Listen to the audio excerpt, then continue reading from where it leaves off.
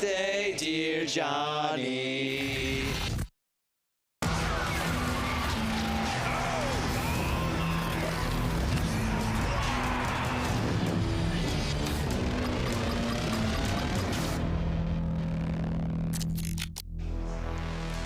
Good morning and welcome to beautiful downtown Norwalk, Connecticut for the November qualifier at NHRL. My name is Luke Stengel. Joining me here in the broadcasting booth is my very good friend and co-host, Mammoth Captain Ricky Willems. Hello, Ricky. They just jump right to the Mammoth every time. I was going to call you Mammoth. Yeah, I'm not terrible. That large. Yes, looks can be deceiving. No, but good to see you. Good to see everyone at home. Yeah. Thanks for joining. Ricky, this is our last chance to qualify for the World Championships. It's amazing, isn't it? There are 133 robots upstairs, and they are hoping to get one of those 12 remaining slots to go to the finals next month. All right, this is the last chance saloon.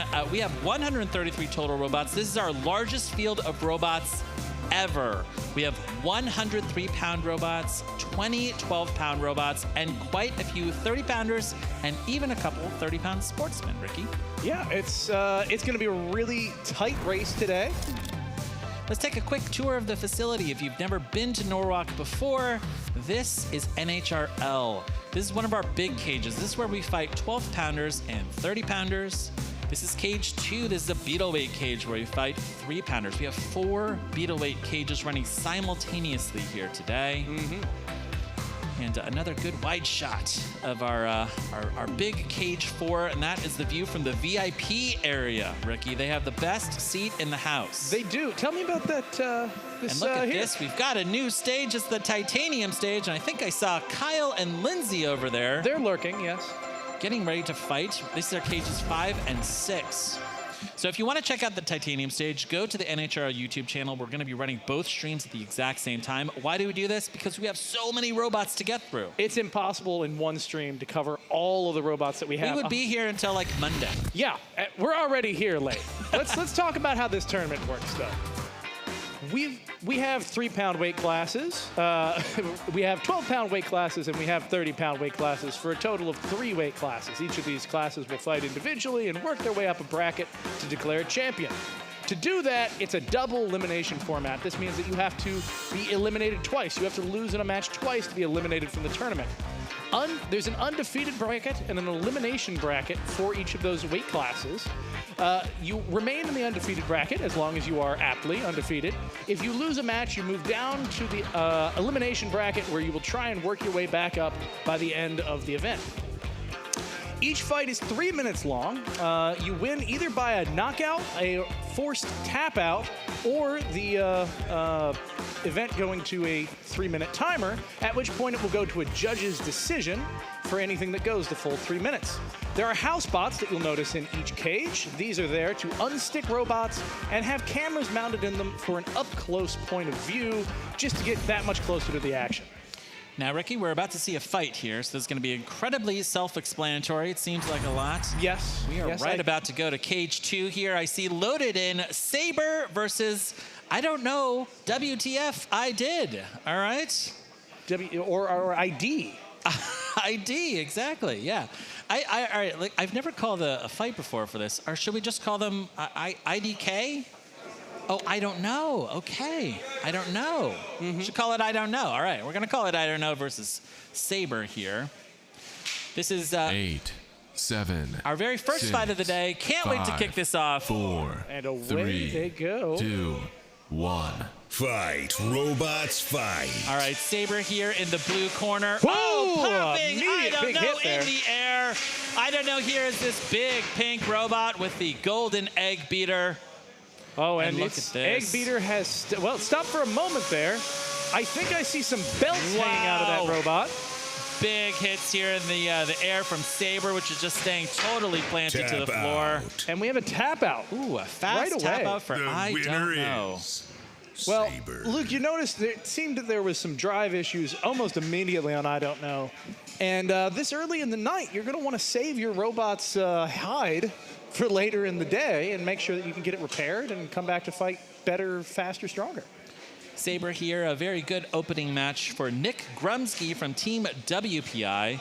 This is going to be a team we're going to be seeing a whole lot of today. Team WPI is one of the most dominant college combat robotics teams in the country, partially because they are just down the street here from NHRL, and they're able to fight here multiple times per year. Yeah, the proximity that they have just gives them such an advantage to be able to come back here, iterate, practice, test, basically every event. Yeah, absolutely. Yeah, you know, Saber has had some so-so reliability in the past, but it seems like Nick has ironed out a lot of that, and we're seeing great performance here in that first fight. It's one of those robots that as they dial in over time, it's not a complicated design, but it's one of those things that you need to have just right, and they're getting closer and closer, Luke. Yeah. All right, I see that we're loaded here into Cage 3. Bulkhead versus Mudslide. Okay. Interesting. These are robots I'm not familiar with, Luke. Do you have the situation? Bulkhead here is run by Renata Kaplan from 8, Team WPI. 7, 6, 5, 4, 3. Mudslide, Owen 2, Miller, brand new 1. robot. Fight, no wonder I'm not robots, fight. Now, Bulkhead, interesting type of robot that we've seen developed here at Norwalk Havoc. Likes to spin around and just thwack the side of its opponent with a spinner that it keeps hiding behind it for most of the match. Yeah, like some minimizer, thagomizer kind of energy.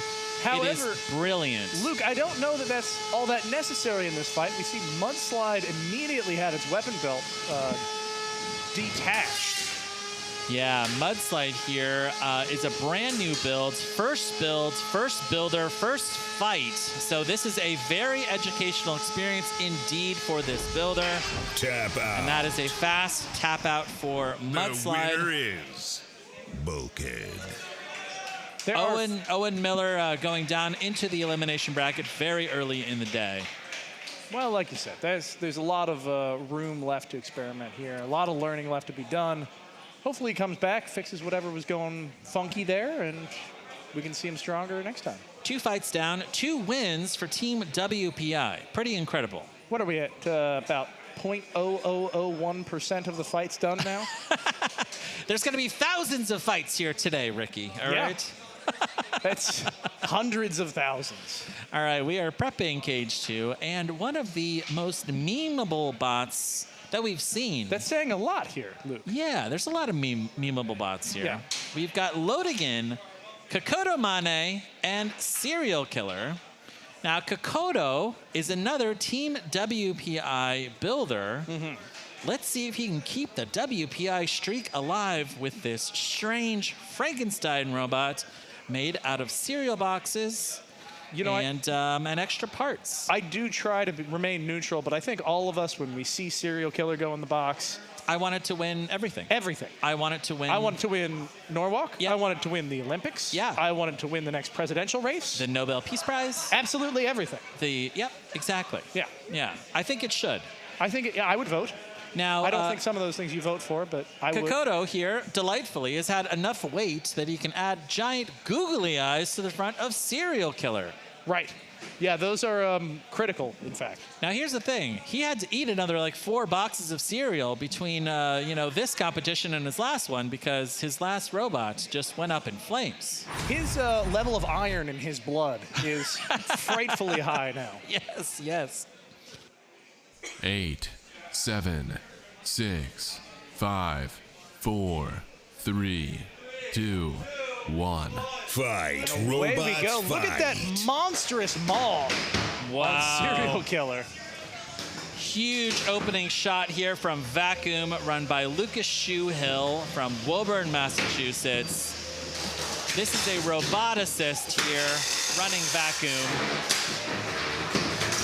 And look at that. Kokoto has successfully captured Vacuum. And Kokoto is kind of dominating the pace of this match. Yeah, it's incredible that a robot like this is able to control its opponent to the And extent that it Lucas has. just knocking off the googly eyes. Lucas, no! I need those googly eyes. However, that robot's still just stomping about. Now, Lots of tasty tire, laying in the arena. Yeah, there's not seeing a lot of motion here from Serial Killer. I think it's one of those things where we have to hope and wish it alive, you know, Ricky? The people at home, if you can clap if you believe. Yes. Oh no, I'm hearing a count out. I think this might be a count out for Serial Killer. I think that is the Knockout. An unfortunate winner demise, but knockout. The winner is Vacuum. All right, Lucas Hill here, taking home an early win against Serial Killer. Kokoto, one of our favorite builders, going down into the elimination bracket early. that's all right. We'll see them again. We'll see them in another spectacular match, I'm sure. Now, interestingly, did you see that D2 plow on the inside of Serial Killer? I did notice that, yeah. Yeah.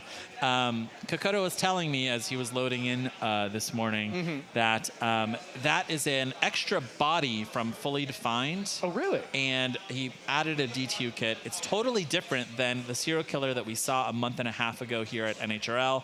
That was made out of his dorm room plastic trash can covered in cereal boxes. Well, so a lot of plastic and cardboard on the first version. This is a pretty significant upgrade. this is one of those places where you see necessity is the mother of invention. If you need, at whatever o'clock in the morning I'm sure it was born, a cereal box robot, sometimes you're going to take apart the stuff that makes up your dorm room and put it together into a cereal box robot. Yeah, I do love that origin story quite a bit. Yeah, I mean, if you also kind of zoom in, you can see that he's got this plastic spoon on the top, and that is kind of articulating these little bits of twine that pull up the corners of Serial Killer's mouth. Yeah, I believe that's a legacy component. That spoon has been in every match for the last 27 years. Yeah, yeah. You got to love that. Yeah. It's amazing.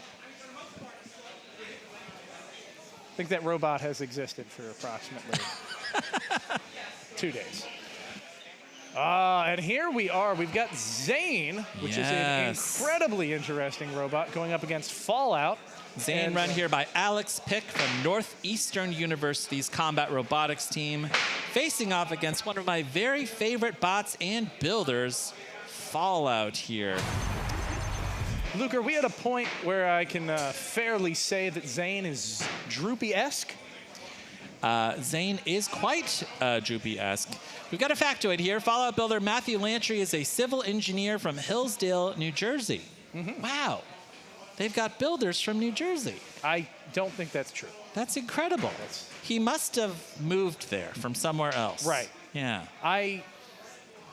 We don't need Jersey jokes on the show. We really don't, Luke. I know you're setting me up. I can see it in your eyes. All right, but I think the more interesting robot here is Zane. Yes. This is a 5-pound bristle bot, like using vibration drive. Correct. Very Droopy-esque. He's got these 2 angled horizontal spinners on the ends of this very long, wide body. It's incredibly menacing. Now, is this also a torque reaction walker? What is that, Ricky? Well, you see, there are some robots, such as Droopy, that can work and kind of waddle their way across an arena simply by turning on and off their weapon motors. I think that Alex would just love any kind of locomotion, according to my like the locomotion looking at his is a tests hope and a last prayer? night. Yeah, Okay. yeah. So if we're able to move out of the square here, Alex, I think that this is a big success. I see nodding and smiling. Oh, look at that. Ah, there we are. Okay. There we go. It's quite a bit more sophisticated than I thought. Right. Alex is talking to me here at I think the hopes and the dreams are more sophisticated than you thought. We'll find out if the robot is more sophisticated than you thought in just a few moments. 7. I love a bristle walker. I love a bristle drive. 3, I love like a 2, unconventional 1. locomotion here. I cannot wait to see this thing. Oh, wow! Huge box rush from Fallout! Wow! And look at this! Knocking off one of those weapons. Incredible! I am speechless.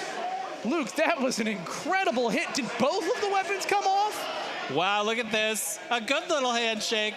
Box rush perfectly executed here by Matthew Lantry. Wow. They have builders in New Jersey, Ricky. Incredible. Those parts got sent back to New Jersey. All right, there's no replay here because it was such a short match. Yeah, Ricky. What were they going to replay? Half a second? That might be. That has to go down as one of the fastest knockouts in Norwalk history. Yes, like a real knockout, like a box rush knockout.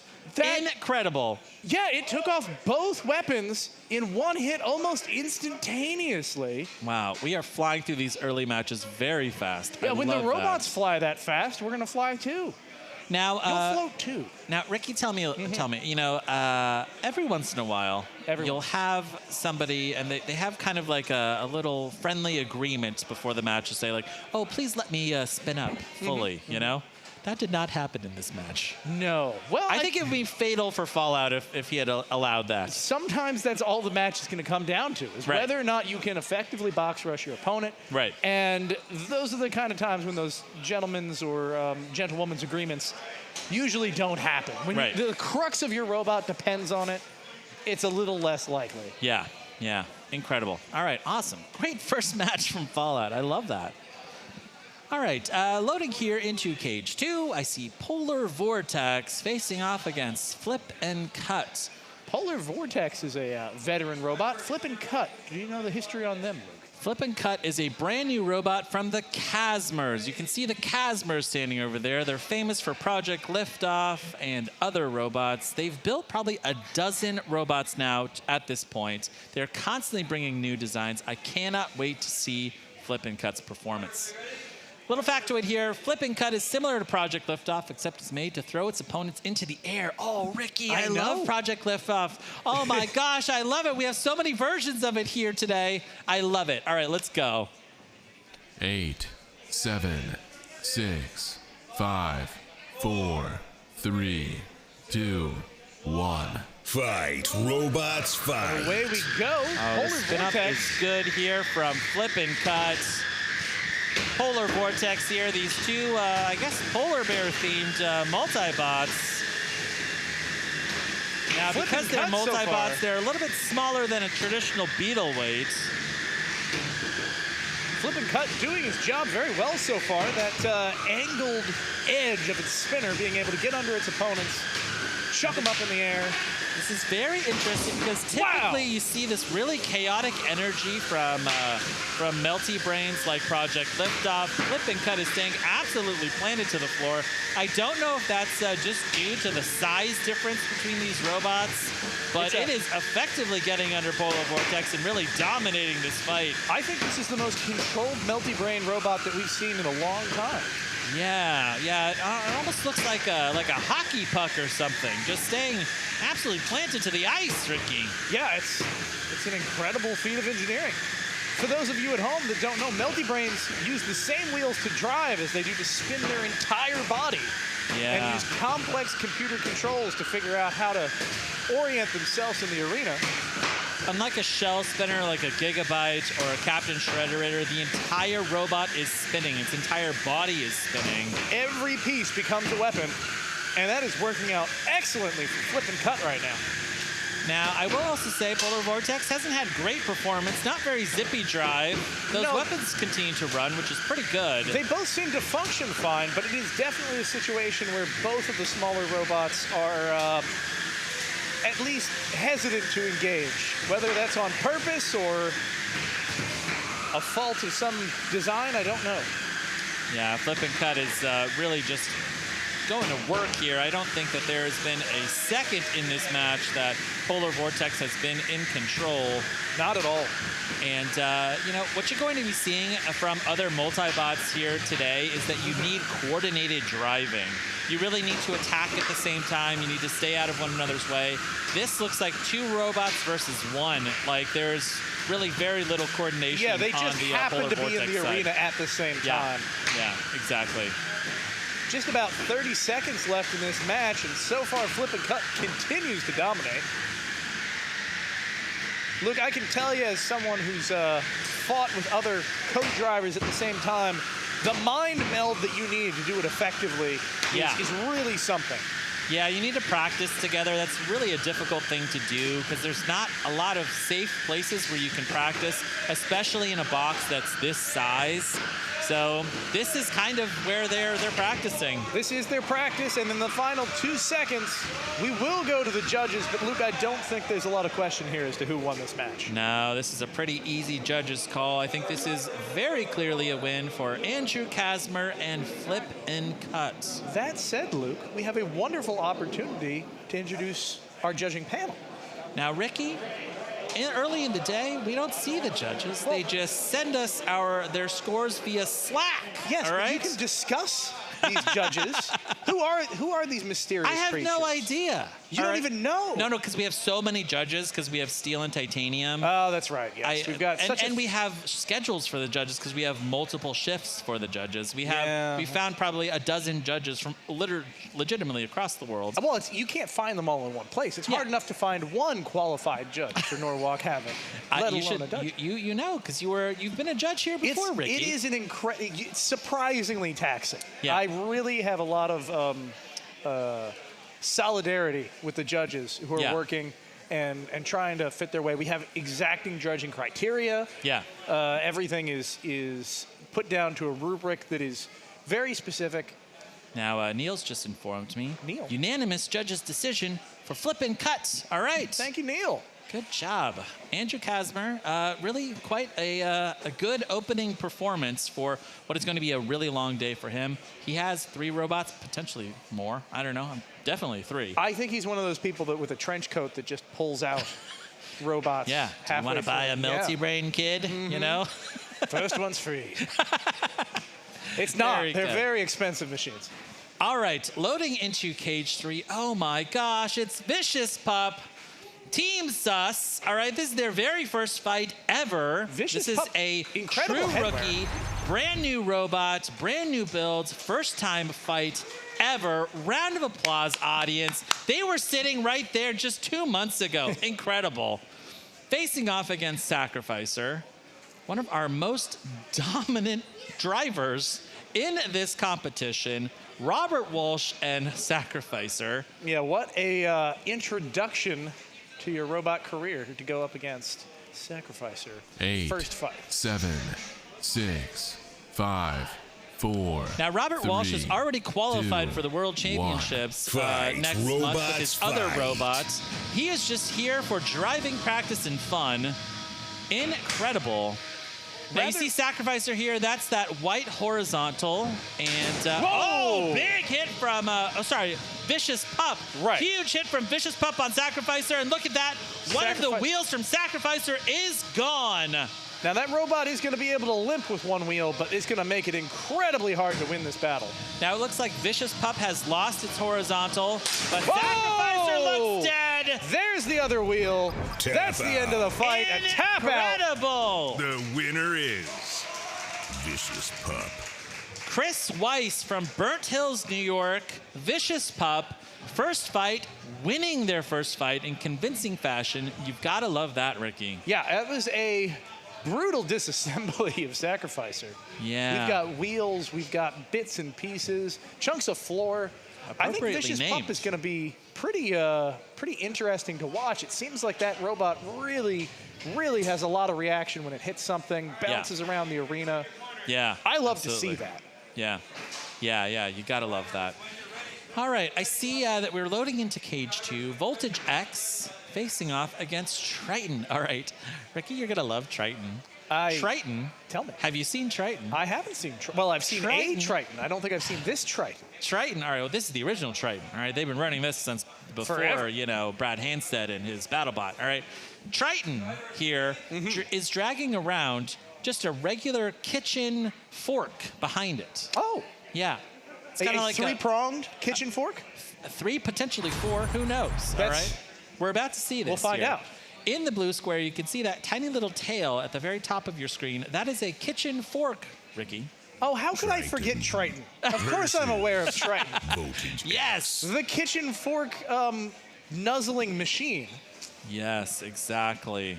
So for the folks at home, we do need to see active weapons on these robots. 6. Yeah, 5, this is called a 4, flail bot, so 3, you know your fork 2, is your weapon 1. because it's a flail. Fight, robots, fight. Facing off against James Geffner and Voltage X. We've seen great performance from Voltage in the past. This is his experimental platform. That is an incredible amount of terrifying noise coming from Voltage X. Now you saw that kitchen fork. Oh, it is. It is a 4-pronger, Luke. They pulled out all the stops. Now Keith Tam here with Triton is hoping that he can jam that fork, but it's gone. Where's the fork? The fork is gone. One of the wheels is gone. Wow. And the match is over. The That is a winner tap is- out.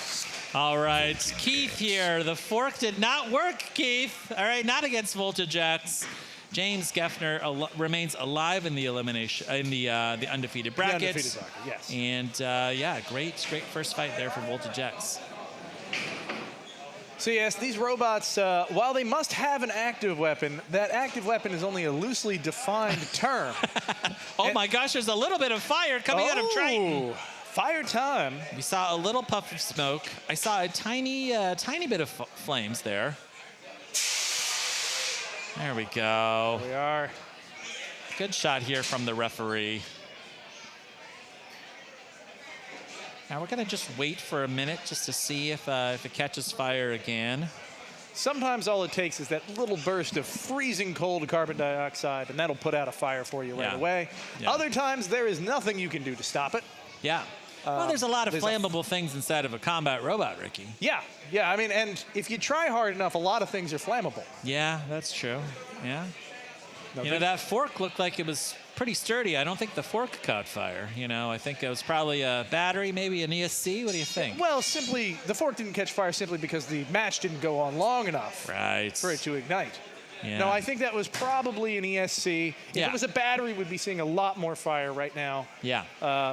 What I imagine happened was that big hit that it took on the wheels immediately locked up that motor. Yeah. The motor controller shorted out, burst in a little puff of smoke. Right. And the battery sitting there fine, happy as a clam. So one of the things that Keith is going to have to do now here with Triton is take it upstairs, take it apart, and really hope that you know, his wires are still in pretty good shape. And yeah, replace that ESC at the very least. Yeah. Definitely find another fork there, Keith. I hope that he's got a whole drawer up there. Yeah, it's a silverware. He might have to resort to a spoon. All right, we got a little factoid here from Gil. Our competitors have traveled 56,759 miles to get here, more than twice the width of the Earth. That is a stunning amount of travel. I didn't know that are we doing it by width or circumference, Gil? Did you just call me Gil? No, I'm asking Gil. He can hear me, all right? Gil, maybe you can send another factoid. All right, look at that. Oh my gosh, our pits are absolutely full. This is where our 133 robots are. I will tell you, I saw last night, Friday, it was already completely full. I had no idea where people were going to find space when they got here today. And people have just like compressed their pit areas just to kind of scooch in lots of practically lots on of top additional of one people. another. Yeah. This is incredible. There's absolutely probably 250 people up there, and frantically working on their team's robots. Pretty amazing. I was wondering where baby robots come from, and this is as close as you're gonna get. Yeah. I love to see full pits. Like, this brings me so much joy, Ricky. Like, these are people who really care about this sport. They've put a lot of time and thought and energy into these really innovative designs, and they are up there fighting for their lives. Right, and they are going to be fighting for their lives late into the night. Yeah. This is a marathon, not a sprint. Every time you end up with builders who are here into the small hours, and we're going to see not just their creativity and their forethought pay off, but their continued efforts and their labors throughout the day and their strategy and everything else that goes into it. Yeah, absolutely. All right, I see that we've loaded into Cage 3. Oh, wow, Team Sus is back. Wow, they're fighting back-to-back here in Cage 3. We saw them fight just now with Vicious Pup. This is their second robot, Trouble Cadet, driven by the kids here on Team Sus. Incredible. Yeah, let's go. Our first kids of the day. I gotta love that. This is how you get them started. Facing off here against William Marchese and Sea Dragon's Roar. Sea Dragon's Roar, William has fans. I love that. Yeah, Eight, it won't quickly 7, become a fan favorite. 6, 5, All right. 4, 3, 2, Sea Dragon's Roar is 1. this big Fight, blue robot robots, here. fight. Mixtape and Ripperoni, folks, not the correct matchup. Yeah. Trouble Cadets here is the multi-bot. These are multi-bot lifters going after the green Trouble Cadets. William Marchese has this very powerful kind of monsoon-esque weapon on the front of it.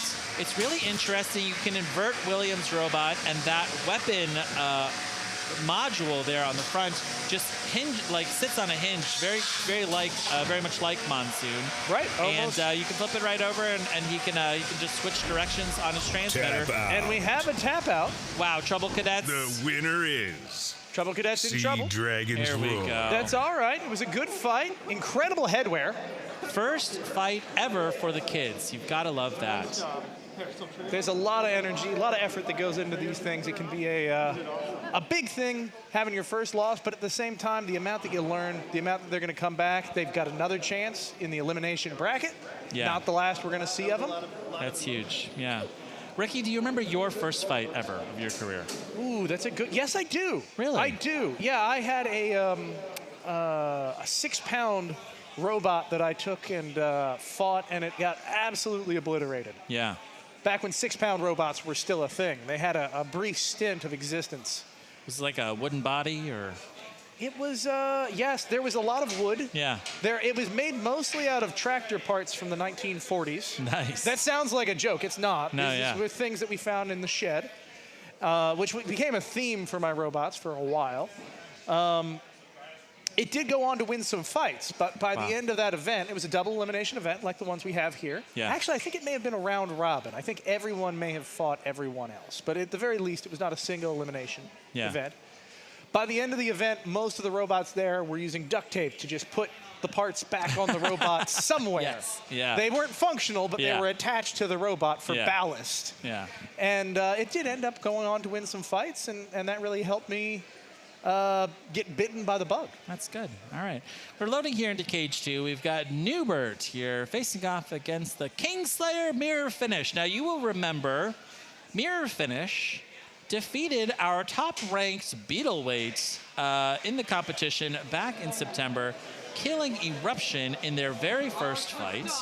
Mirror Finish is a kit bot from Husky Robotics. And, you know, Mike Mullinex here has done great. Let's go, Nubert.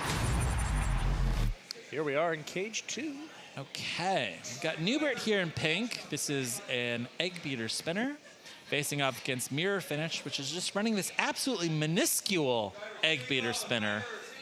Next in Cage 2, Mirror Finish versus Nubert. All right, here we've got Nubert. 8, 7, 6. Driven by Cole 5, Wilson 4, from Avon, 3, Connecticut. 2, 1. Fight, robots, fight. Away we go. Oh! Wow, incredible hit. Huge exchange there in the middle of the box. Just going Wow, egg and beater on another egg one. beater. Cole getting under Mirror Finish. Popping Mike's robot here in the air. That weapon, though, is down. Wow, and they are exchanging blows here. It does look like Nubert's weapon is down. Luke, one of the advantages to that smaller weapon on Mirror Finish is it's going to be a lot more sturdy. And it's going to be able to win those exchanges just through durability. That said, I see some drive issues now on Mirror Finish, I think. Yeah, Nubert here shoving Mirror Finish there into the corner. This is one of these classic examples of one robot having a weapon, the other robot having drive. Really just trying to see if Nubert can break the weapon on Mirror Finish. I don't think that Mirror Finish's weapon has gone down in any of its fights here at NHRL. No, it is an incredibly sturdy robot. Nubert also having some drive difficulties. Still able to move with both wheels, but just barely. 1:50 left here in this match. And both of these opponents still staying very close to one another. It looks like Mike Mullinex can only drive backwards. That's not great, Mike. Getting shoved here into the corner. Now, Mike Mullinax, he works at Roomba. He works at iRobot, makers of the Roomba. And pretty appropriately, you know, mirror finish looks like it's driving about as fast as my Roomba at home, Ricky. Yeah, I think it's trying to clean up the floor a little bit. It's got that air circulation from its weapon, and that dust cleanses. Every time I see Mike, I always encourage him to bring a circular robot that's shaped like a Roomba. I think it'd be very on brand for Mike. You know? I would think so too. We've tried that before at other events. Oh, good sometimes pushing it works here out, from sometimes it Nubert. doesn't.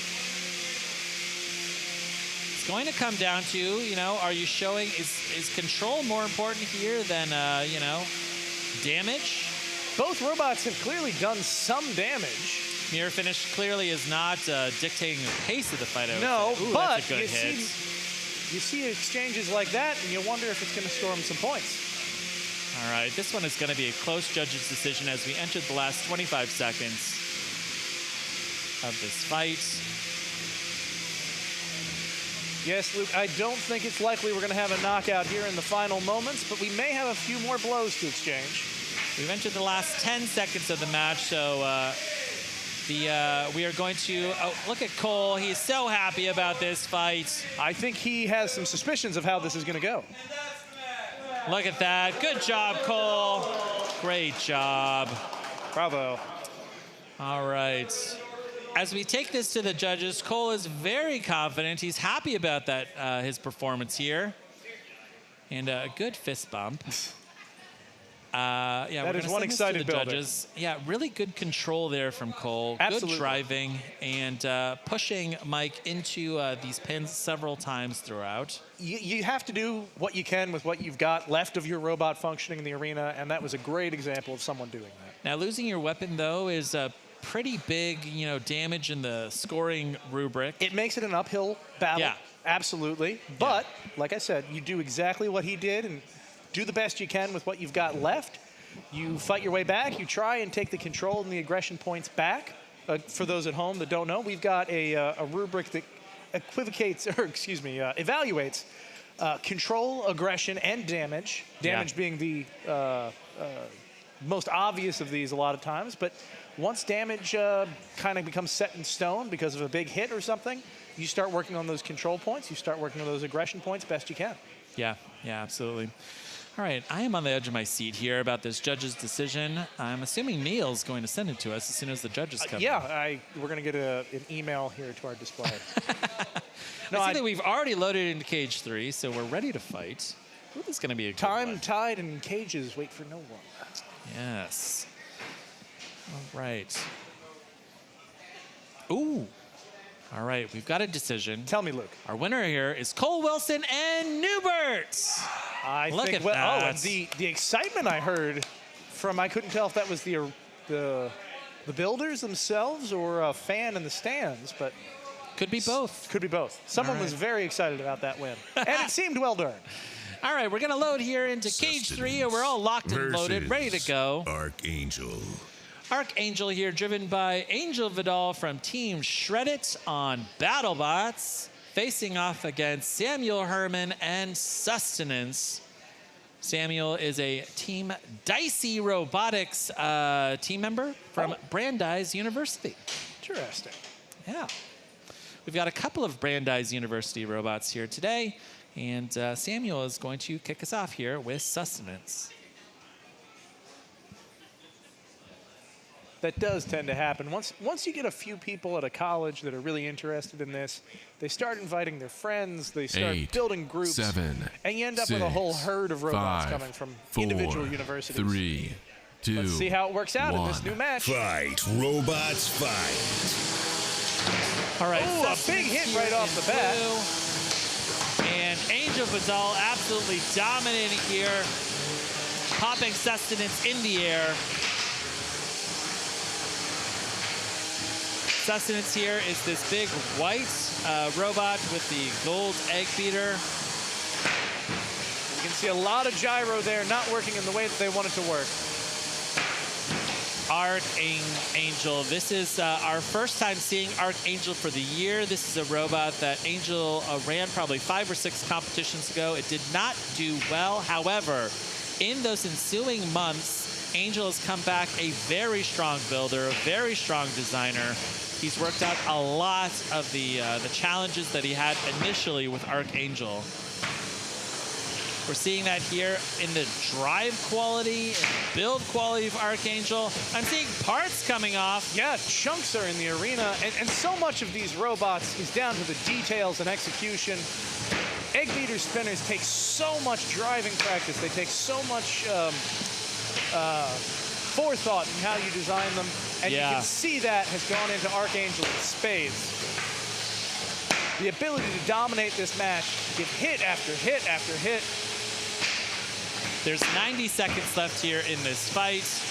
Archangel has just been dominating. Let's see if Sustenance can come up with some kind of strategy. Angel is looking for a knockout here. You can tell he's not pinning his opponent. He's going weapon on weapon. Huge amount of faith here in this custom egg beater on the front of Archangel. This is absolutely a full send driving style. This is hit after hit, nothing left in reserve. This is an Evan Arias style of driving, you know, the captain of Shredded Bro. Wow, look at this. Sustenance is just getting hit every 2 seconds, and there's quite a bit of time left on this match. I will hand it to Sustenance, though. They are still coming the best they possibly can. It's incredible that the weapon hasn't gone down. 40 seconds left here in this fight. Luke, could this go to the judges? I think it very well may. It is incredible to see such great performance and reliability from 2 egg beaters. But you almost look at it as grappling at this point. Yeah. Yeah. Obviously, there are big hits, but the 2 are really just gnawing at each other whenever they get an opportunity. Sustenance has had some pretty chaotic driving as we enter the last 10 seconds of this match. Incredibly good drive, good weapon the entire time. 6, 5, 4, 3, 2, 1. Wow! That's the match. One last big hit before we send it to the judges. What an impression to give the judges at the end of that match. There is stoked. Now, I do think we have a little bit of drive trouble on one side of Sustenance, but it is definitely still moving. It is definitely still functioning. After 3 minutes going up against Archangel, that is something to be proud of. Now you can see that custom egg beater there on the front of Archangel. It's this very cool, like kind of paint splattered design, and facing off against Sustenance, a you know, pretty conventional looking egg beater spinner kitbot. Now, I would say that the driving actually progressed within that single match. Yeah. Yeah. It seemed like there was learning and control and understanding of how that robot operated, how it needed to drive. Dare I say maybe the weapon was turned down a little to make it a little more controllable. I don't know if that was on purpose or not. But those are the kind of things that, as you touched on earlier, you learn in the box. There's not a lot of good ways to learn it outside of a fight. It's true. And to watch someone learn on the fly like that was really something. We've just heard from Neil. It's a unanimous judges' decision for Archangel. All right, good job, Angel Vidal. Well earned, Angel.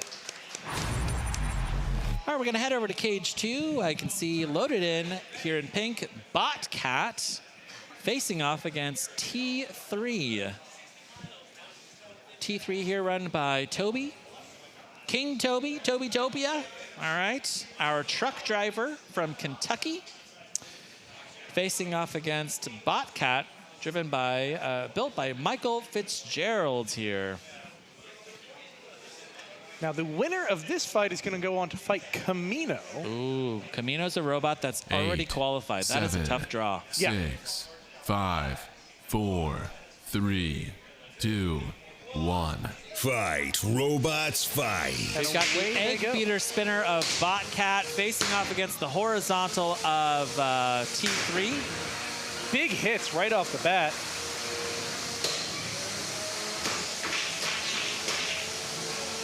T3 really digging in with those hits. You can... Oh, all right, Ricky, fun fact as well, all right? Hit me with it. Toby has put a bounty on his own weapon if you're able to kill his weapon, he'll pay you $50. Wow. Yeah. Oh, wow. Well. Toby's come around to the other side of the cage because Brett has blocked his view.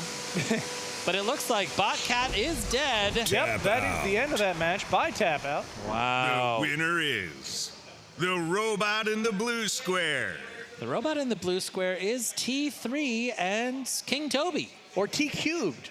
T cubed. Maybe, I don't know. Yeah, we've got squared, Yeah. got cubed.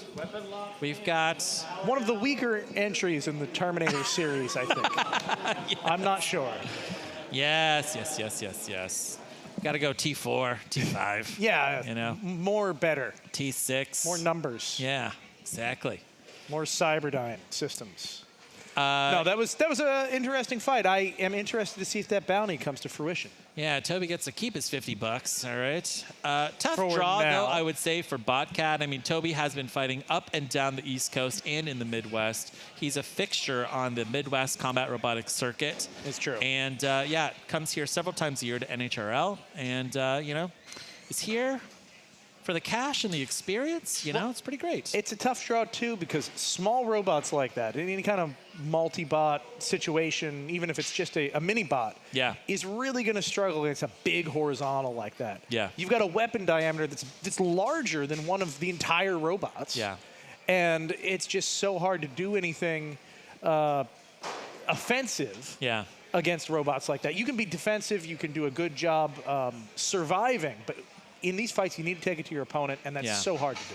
Yeah, when you've got like a little wedge bot in the box, what you're really hoping to do is get under your opponent, kind of Destabilize. pull their wheels off the ground so that you know, your partner can kind of spin up and then come in at a good angle.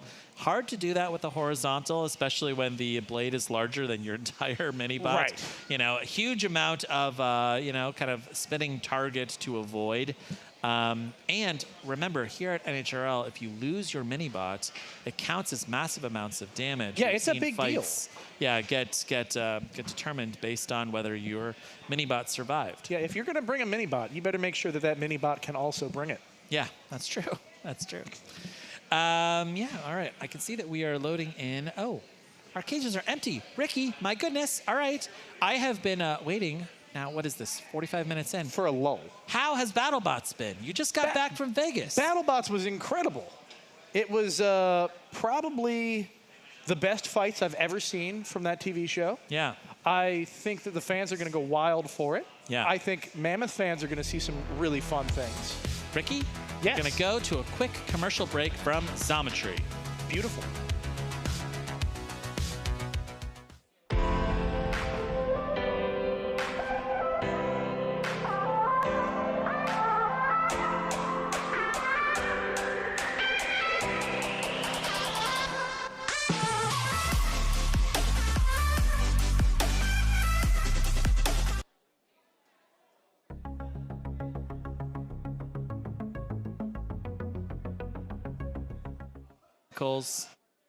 From robotics to renewable energy, aerospace to autonomous vehicles, prototypes to large production runs, Xometry helps engineers bring innovations to life by connecting them to extensive manufacturing capacity, an instant quoting engine, and advanced AI to make ordering parts quick, simple, and efficient. Xometry, where big ideas are built. Thank you so much, Xometry, for sponsoring NHRL. Now, we've got a good live look here at our pits. Now, there are a lot of people here. Every single person you see, all of their robots are still alive. Some of them have been kicked down into the elimination bracket early, Ricky. Yeah. But they have at least one more fight. You Yeah, I know? don't think there's anyone truly eliminated yet. No. That will take some time. Yeah, so everyone's still busy. We've got this slow panning shot here. There are so many people here. A lot of people are experiencing NHRL for the very first time, which is very exciting indeed. Now, we can see here in the immediate foreground, this is Toby, who just won a fight with T3. And we're panning over Ethan Shipley's pit crew, pit area, and he's running like 4 different robots here today, Ricky. Very ambitious indeed. Yeah, it's amazing. You see some teams show up with a team of 20 people for like 4 robots, and then you see some people show up with 20 robots and, you know, only only 1 or 2 people manning the entire group. Yeah. It's and then your different designs allow for that sometimes, but it's still a tremendous amount of work. I'm always impressed to see it. All right. Speaking of Ethan Shipley, his opponent is waiting for him down here at Cage 2, and I do not see Ethan. No, I think he must be working on something important if he's not here cage side. Yeah, there you go. All right, but we are going to instead load into Cage 3. I see, oh, wow, look at this 90s shirt. I love it. The kids are all right, Ricky, all right? They're keeping it alive. That's straight out of a Nickelodeon game show, I think. I want to own that shirt, Ricky. I kind of do. I want Mark Summers of What Would You Do and Double Dare to come up to me and sell me that shirt. Yeah, off his back. That's how I'm picturing that happening. I want to wear that shirt, and I want to go. You want to be that shirt. Yeah, I want to be that shirt. That's want that shirt to wear you. That's like that's the shirt embodiment of my personality, Ricky. You know? I see. It's the shirt embodiment of an entire decade. Yeah.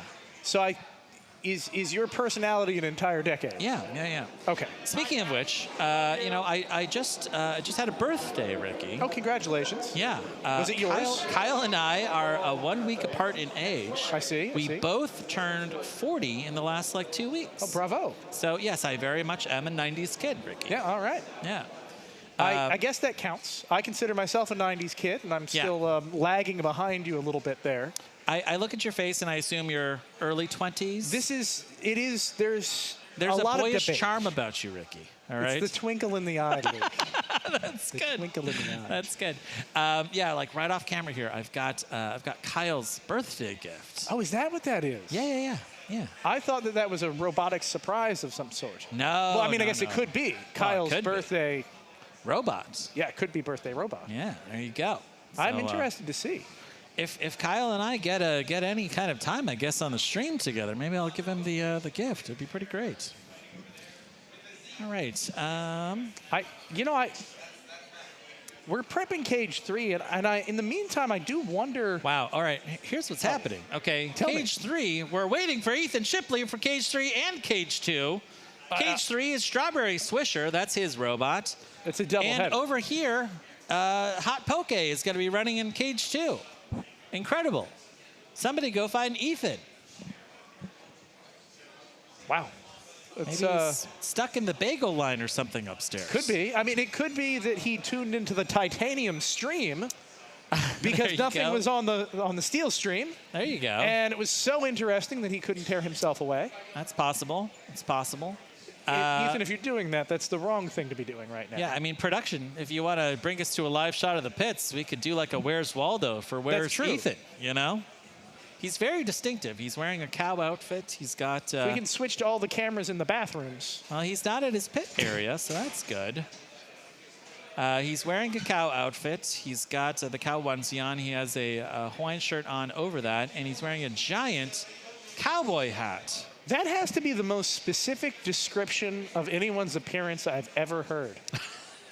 I mean, it's... Can you imagine that coming over the police radio? Right. We're looking for a man in a black hoodie and another person in a cow onesie.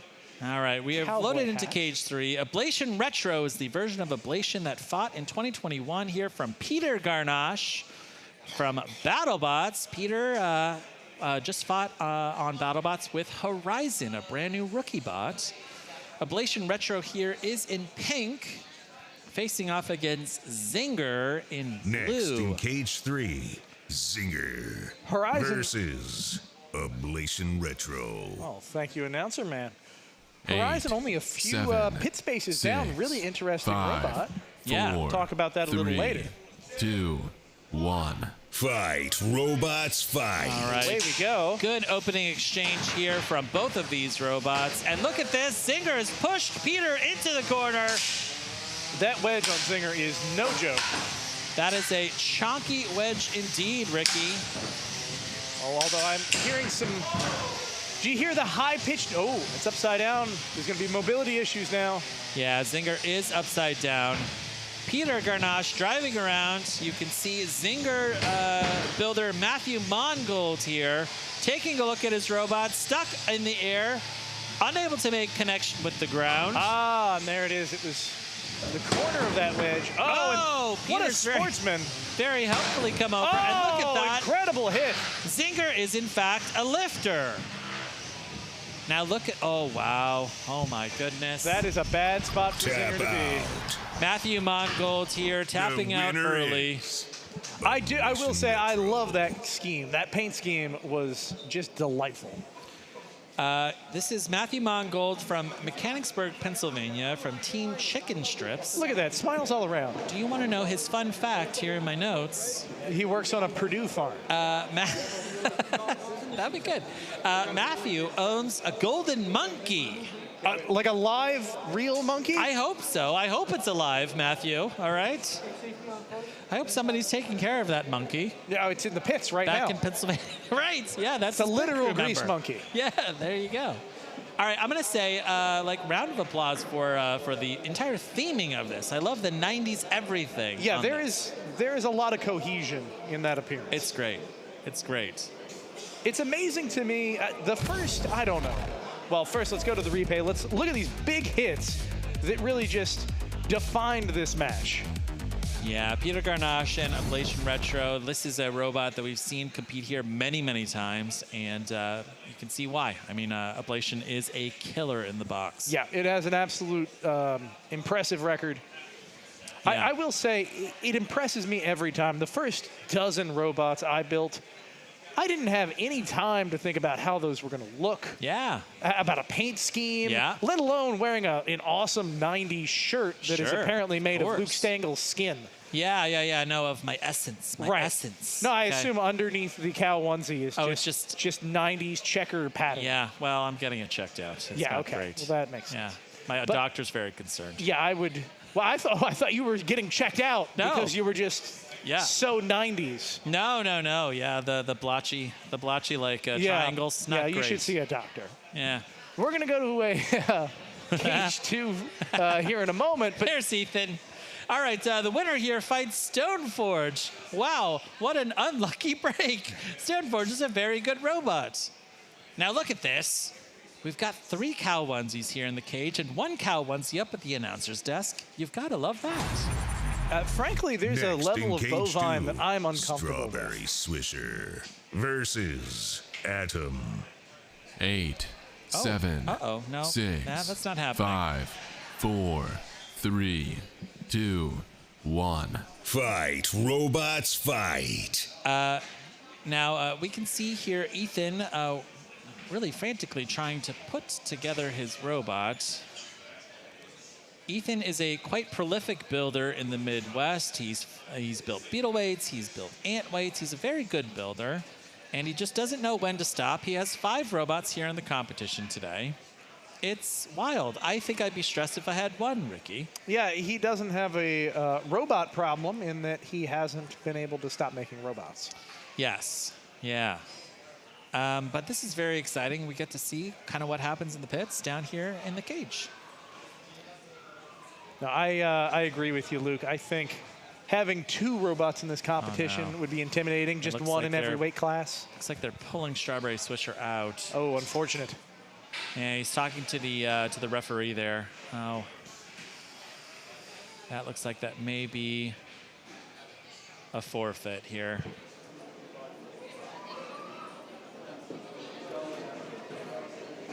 You can do it, Ethan. I believe in you. Oof. Well, let's hope he can get it sorted. They're going to give a little bit of leeway, but you don't get to take forever here, Luke. Yeah, well, I mean, we have such a brutal pace of fights here early in the day. We are really trying to fill these cages as quickly as we can. When you have like 9,007 fights in an evening, yes. You really need to keep up the pacing, and no one likes to see a robot that that gets, has to take a forfeit or be disqualified. Yeah. But that's one of the nice things here about this competition. Your opponent will oftentimes say, you know what, give them more time, please. Right. I want to fight. I don't want to just move through the bracket on forfeits. Almost everyone who shows up here wants to fight and know that they earned their wins. Yeah. Really see both robots fighting at the full extent of their potential. Yeah. And so, yeah, if it's at all possible, we're gonna flex things around and make that a possibility. Now, I see that we are loading in Cage 3. That's quite exciting. With Scab Armour and Effortless. Yeah, I see Scab Armour here loading in the pink square. Wow, what a very spicy factoid from Gil indeed. Scab Armour has lost its last 5 NHRL fights in a row. That seems a little cruel to point out, Luke, don't you think? Yes, Gil, my gosh. Let's see if Scab Armour can redeem itself here. It's this very menacing-looking black and green egg beater spinner here Next from in the Bad Cage Crew. 3, Effortless versus Scab Armour. 8, 7, Effortless 6, here in 5, pink. 4, 3, 2, 1. Fight, robots, fight. All right, Away good they speed go. right out of the box from Scab Armour, taking it straight to Effortless. Ooh, but Effortless has gotten around to the side and hit that the side of that armor.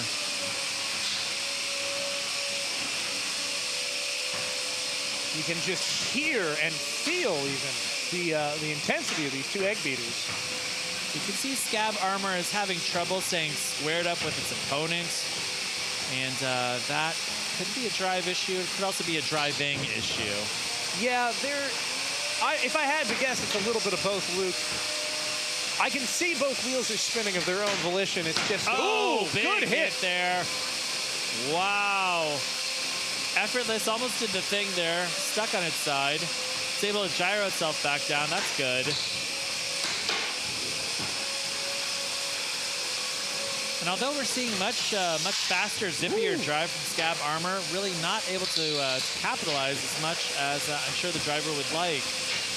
Yeah, the ability to connect is everything with an egg beater spinner, and both robots are struggling in that regard.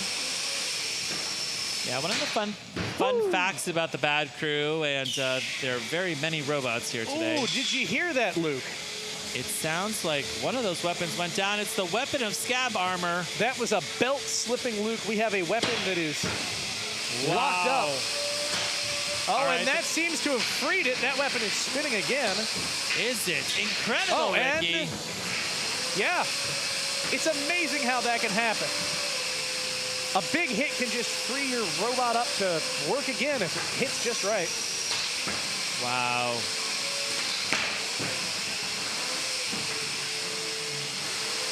These have been pretty even exchanges. And Effortless, seems to have slightly better drive skill here, I would say. And both robots have pretty equal drive quality here. And both these robots able to keep look delivering at that. hit and it has Effortless done the backing thing. up. But a little bit of sports. I don't think that counted as a Brett freeing. A Brett unstick, I don't think occurred. 30 seconds left here in this fight. Well, the weapon is down again, or at least struggling again. Yeah, wow, it's suddenly very quiet inside of the box. Effortless backing up, just kind of idling there, waiting to see if his opponent will come back. Here comes Brett's save, and look at that. It looks like this robot is dead. Oh, no, that weapon is functioning. The drive is functioning. The weapon is functioning. But it is going to go to the judges. Yeah, the last 4 seconds here in this match. This one will go to the judges. Now, Right. there is a lot to be considered there, but I do have a heavy favorite. I don't know about you, Luke. I think they're about the same weight, wouldn't you say, Ricky? Well, there was a lot of impressive, well, really everything from Scab Armour for a lot of that fight, but... That was a weight-related joke, Ricky. Ah. So you have a heavy favorite. Heavy favorite, Ricky. Listen, I know this isn't normal to say, but 11 o'clock in the morning is still kind of early for me. Yes, I know. That went right over my head. You're a night owl, Ricky. We're going to go to the I love replay that. here. Now, there were some really good moments here where both of these opponents got somewhat stuck, And Right. there was really good sportsmanship in this fight. And they took it to the judges. That's pretty good. Yeah, there was a lot of functionality throughout that fight. There was a lot of exchanged blows on both accounts, on both parties. Now, let's see if your heavy favorites won here. We've just heard from Neil that we have a unanimous judge's decision for Effortless. That is absolutely who I picked there. I think there was a lot of stuff that went very well for Scab Armour, but I don't think you could reasonably give them a win in that fight. Yeah, absolutely. Close fight, though. Much closer than a lot of other fights that we've seen here. Right. It was definitely a fight where throughout the match, it could have gone either way if things had turned in the favor of Scab Armour. Yeah. But very exciting. We see Ethan Shipley's come back down. It looks like Strawberry Swisher is working. Yeah, the sheer We're going to number go of to cows. cage 2 here. Now, Ethan is wearing a cow onesie on one side, and Adam, his opponent, is wearing a cow onesie on the other side. And I am wearing a cow onesie, Ricky. I'm surrounded. People at home, send help. Adam here, driven by Bennett Zukas from Apollo, Pennsylvania. Ethan Shipley here, pacing, wondering if Strawberry Swisher is going to perform the way that he'd like it to. Strawberry Swisher versus Atom. 8, 7, 6, 5, 4, 3, 2, 1. Fight, robots, fight. Away we go. Good start here from Adam, popping Strawberry Swisher in the air. Sounds like there's a weapon that's dragging on the ground. And look at this. Is Adam dead? It is at least stuck, Luke. I think it may well be dead, though. Adam is not moving at all. No, that is a robot that is unable to self-right at this moment. That is a robot that's deceased, Ricky. The wheels are still spinning a little bit. If it could somehow be self-righted or externally righted, perhaps. One of the really important things oh no, oh wow. Oh, that was an unforced error from the mini-bot on Adam. It's not gonna matter, Luke. We are gonna go to a count out. 3, 2, 1. That is a knockout. Ethan Shipley staying alive here with Strawberry Swisher. Strawberry Swisher. You see Bennett Zukas there trying to figure out what happened. One of the big things, though, is the geometry of your design, Ricky. You know, when you have very small wheels, you have to get engagement with the ground if you're flipped up on your side or on your head, here in this case. It's one of the challenges. That is somewhere between a design consideration and perhaps, well, we'll go to the replay here first. Away they go. One big hit here. A great hit. Great hits. Now, how did Adam get onto its head? Oh, no, we just got a good shot here of slow motion Ethan. All right.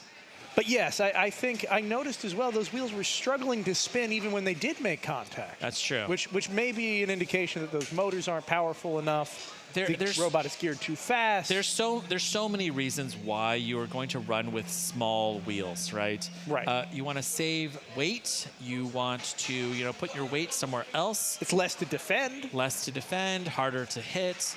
But you run into these weird kind of geometry problems sometimes when your robot does the thing. Yeah, it happens to the best of them. It happened in this fight, and hopefully they're able to do a little something in the pits to make it not happen again.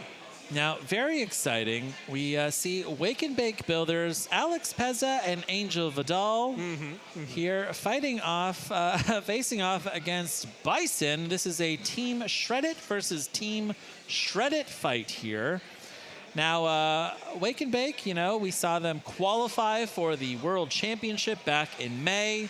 And Alex and Angel have very sneakily, entered their robot here to get in a little additional driving practice without impacting their fight record here with Venti Waspachino. Yeah, it's a bold move. I think it'll work out. I think the box time is so critical here. Yeah, and it's such a leg up. It makes sense that builders are doing whatever they can to get just a little bit more. Now, very exciting. I believe that Angel Vidal is running a lifter on the front of his wedge bot here. Next in cage 3, Venti Waspachino. I see that. Versus Bison. See Alex and Angel 8, here having the best day of their 7, lives. You gotta love that. 6, Facing off against 5, Drew Davis and his 4, son. 3, 2, 1. Fight, robots, fight. Oh, good fast box rush here from Drew Davis and Bison. He knows that he has to get that weapon stopped there on Alex's robot very fast. But look at this. The lifter on Venti Waspachino has caught the mini-bot of Bug there in green. Incredible. This is a dirty little street fight, Ricky. I gotta love that. Yeah, it is down and dirty for sure. I love this chaotic, fast energy. I mean, all of the drivers here are incredibly There's a lot of skilled talent. here in this There's box. a lot of talent. There really is. Collectively, they've been fighting for 5 or 6 years between all of them. I've seen Drew Davis here in Bison qualify for the World Championship every single year that we've run it. Look at this, Angel Vidal clamping onto the side of Bison. That is a good bite. Taking that robot for a drive. You gotta love that. Wow. Wow. Look at that. Catching Bug. Doing exactly what it's designed to do. Wow, this capturing device on the front of Venti Waspachino is doing great. Here comes Alex. Alex stuck up on the rail, hoping to get a save here from Venti, so he doesn't have to burn up his one save from Bert. And Alex is doing fully the thing. What an incredible pin that is. We'll see if we can get a Brett save there, but... There we go. Now, Luke, we do have a time limit on how long a robot can be pinned. That's true. It's 10 or seconds. held. Yeah. Now we have 60 seconds left here in this fight. This looks like, you know, pretty good little cluster here of robots in the corner. Got Venti Waspachino and Angel Vidal grabbing onto the back of Bison. It's like my eye doesn't even know where to go. There's so many things happening at the same time. There is action left, right, front, and center. Wow.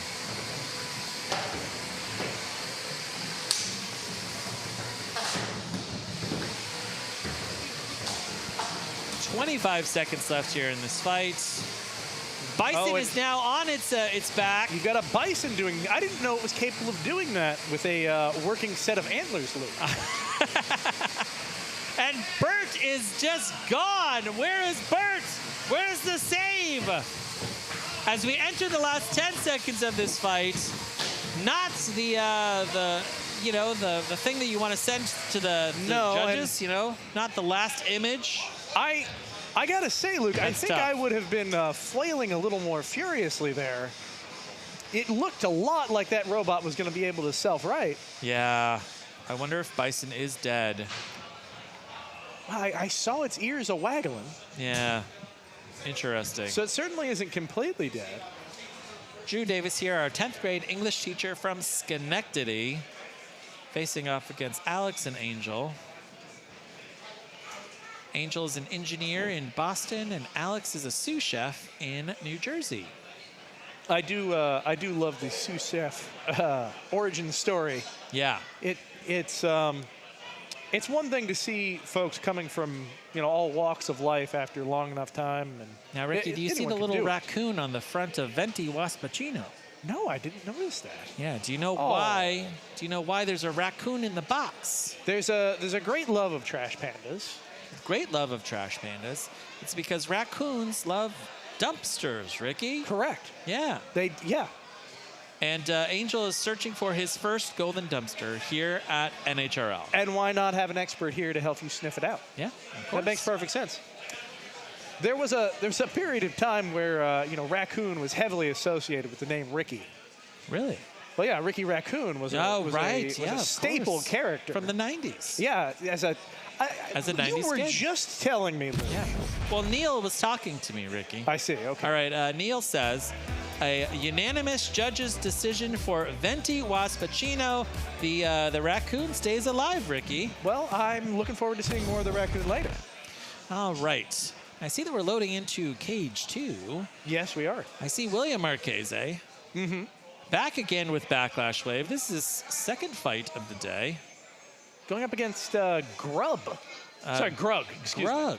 Yeah, GRUG. Didn't mean to mispronounce Yeah. GRUG's name there. Yeah, GRUG, named after BattleBot's co-founder, GRUG Munson. Sort of. Yes. Yeah. Kind of. Yeah. In a way. Yeah. It's interesting the way that those names kind of filter out Yeah. from the builder vernacular. There's Right. a lot of overlap there. Right.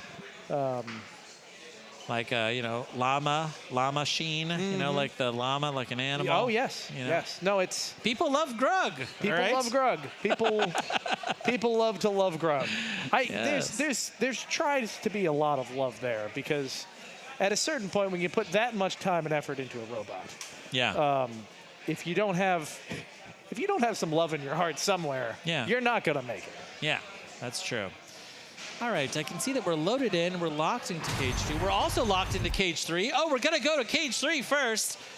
Alex Pezza has stayed here down cage side because he's about to fight once again here with Zip Tied, this cursed creation that's covered in zip ties, facing off against ER Stingray.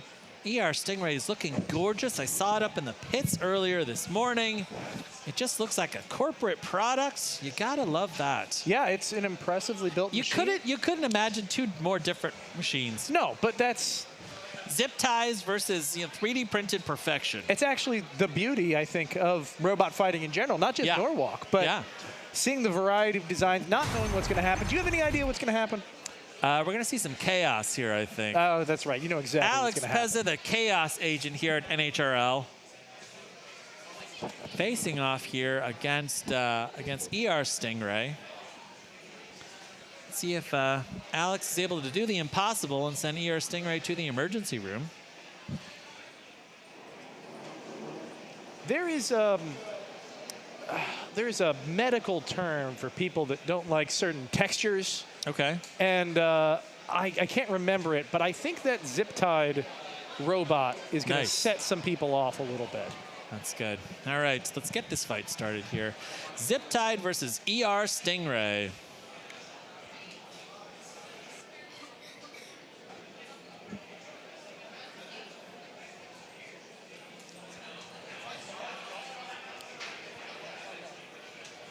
Now, Luke, once upon a time, I had a robot that was covered in brush armor.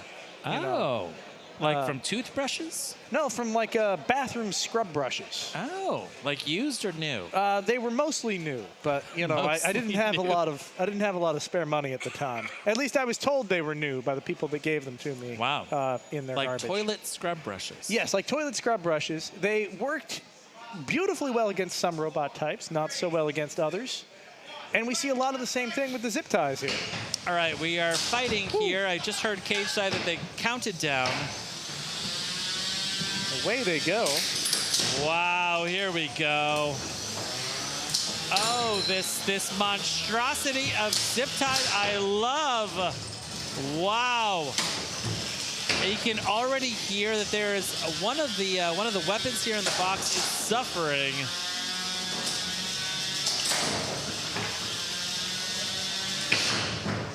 We are Stingray just made an unforced error there, crashing into the side. Yes, this is interesting, right? Because half of ER Stingray is going to have a lot of trouble attacking when the other half is embedded in its opponent. Ooh, chunks coming off of zip tied. My brain is so bent, I'm not sure what the weapon is on zip tie this time around. Oh, there's a weapon in the box. That's why. Yeah, see the little weapon bar? That's from zip tied. EI Stingray is still alive here with some so-so driving. Ooh. Whoa. What was that, Kyle? Or, excuse me, Luke. What was that? Like, ER Stingray keeps hitting the rail and, like, losing pieces of itself, potentially. Ooh, here we go. Gyro.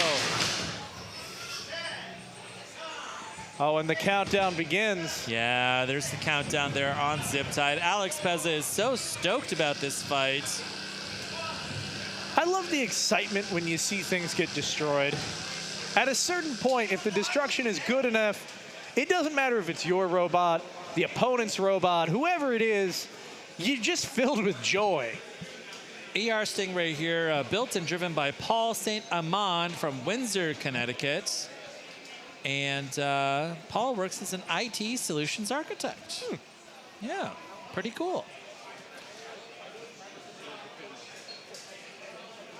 Now, we see one win for Alex and one loss for Alex. He's going to go upstairs, work on his 2 robots, and ER Stingray here remains undefeated. Incredible.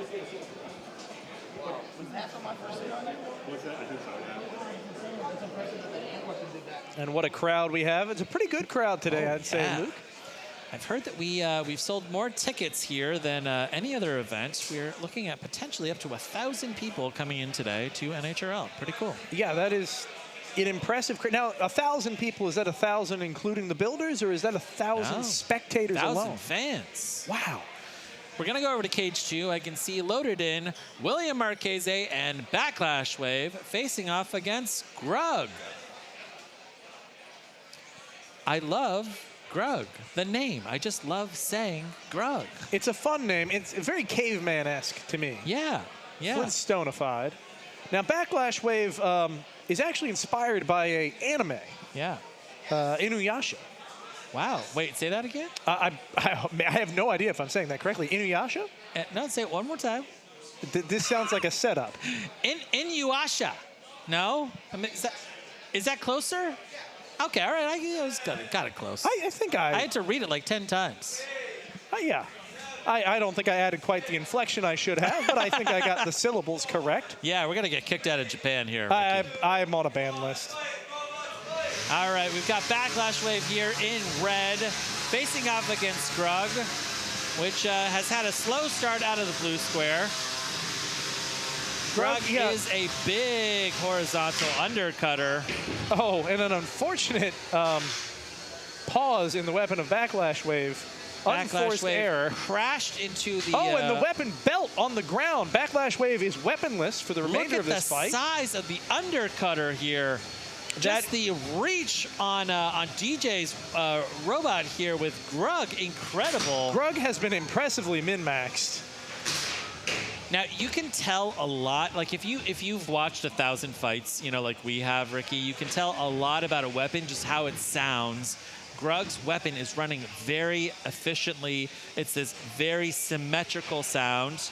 And just the size on it is incredible. You know, using all that experience, I'm going to say that the weapon on Backlash Wave probably not working as well right now. No, it's very based on sound alone. Yeah, it's very silent. Or it's working incredibly well. Yes, right. It's running so fast that it's catching our frame rates there. Right, you know? right. It's actually moving at... But look at this. Is GRUG dead? I don't know that GRUG is dead, but it is certainly struggling. GRUG is not moving. Backlash Wave is slightly moving. Oh, the wheels are trying to spin on GRUG. I saw a twitch. Backlash Wave is still moving. GRUG is dead. Wow. Very slow spin on the weapon of GRUG.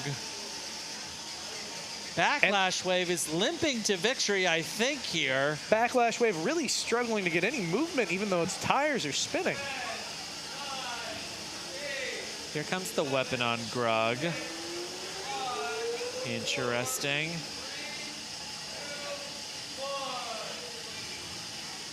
That is a knockout. I think your winner here is William Marchese. Knockout. And Backlash Wave. The winner is Backlash Wave. All right. Well, not exactly an impressive win, but definitely enough to move on, stay undefeated, and fix whatever problems happen there. I think, as GRUG Bunsen would say, a win is a win, Ricky. That's true. Yeah. That's true. There's progression in even the most humble of wins. Yeah. And I mean, you got to stay alive. I mean, like the winner's bracket is easier. It's an easier day to stay in the winner's bracket because you have fewer fights. True. If you go down into the elimination bracket very early, You've got like 11 more fights ahead of you. Right. It's incredible. It's a The it's a tall attrition order, here is to say the wild. least. Yeah. All right, we've got a replay Now here. you can see that weapon eliminated very early. Oh, I didn't even notice there was a mini bot involved with GRUG. I believe that's what that is, right? In the background there, some sort of little blue mini bot creature. Yeah. Had no idea. Now, Didn't really come to play a large part in the fight, so I'll forgive myself, I think. yeah, I mean, that weapon on GRUG was beautiful. It really was. It was, if they can just get the weapon delivery, and that's how we refer to it a lot of times, is some robots are just weapon delivery systems. If they could get the weapon delivery system that feeds that weapon into the opponent up and running on GRUG, Right. you would have a really formidable robot. But that takes time. It takes experimentation, it takes trial and error, and that's the second half of that. The error side is what we saw today in the arena, Yeah, yeah. which is okay. Again, they'll have all day to try and figure out what happened. Hopefully they'll have all day to get some practice, and maybe, just maybe, we'll see them fight their way back up into a championship.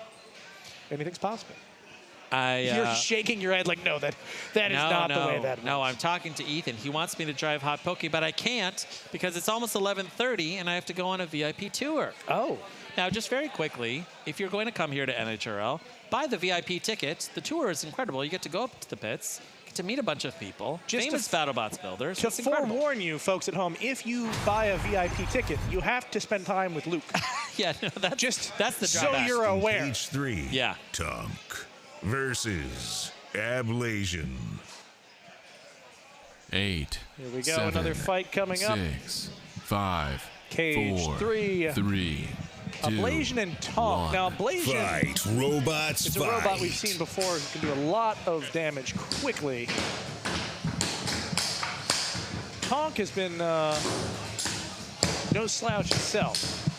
And you see a lot of small interactions, little poking hits, really waiting for one robot to get the kind of engagement that it needs to do heavy damage.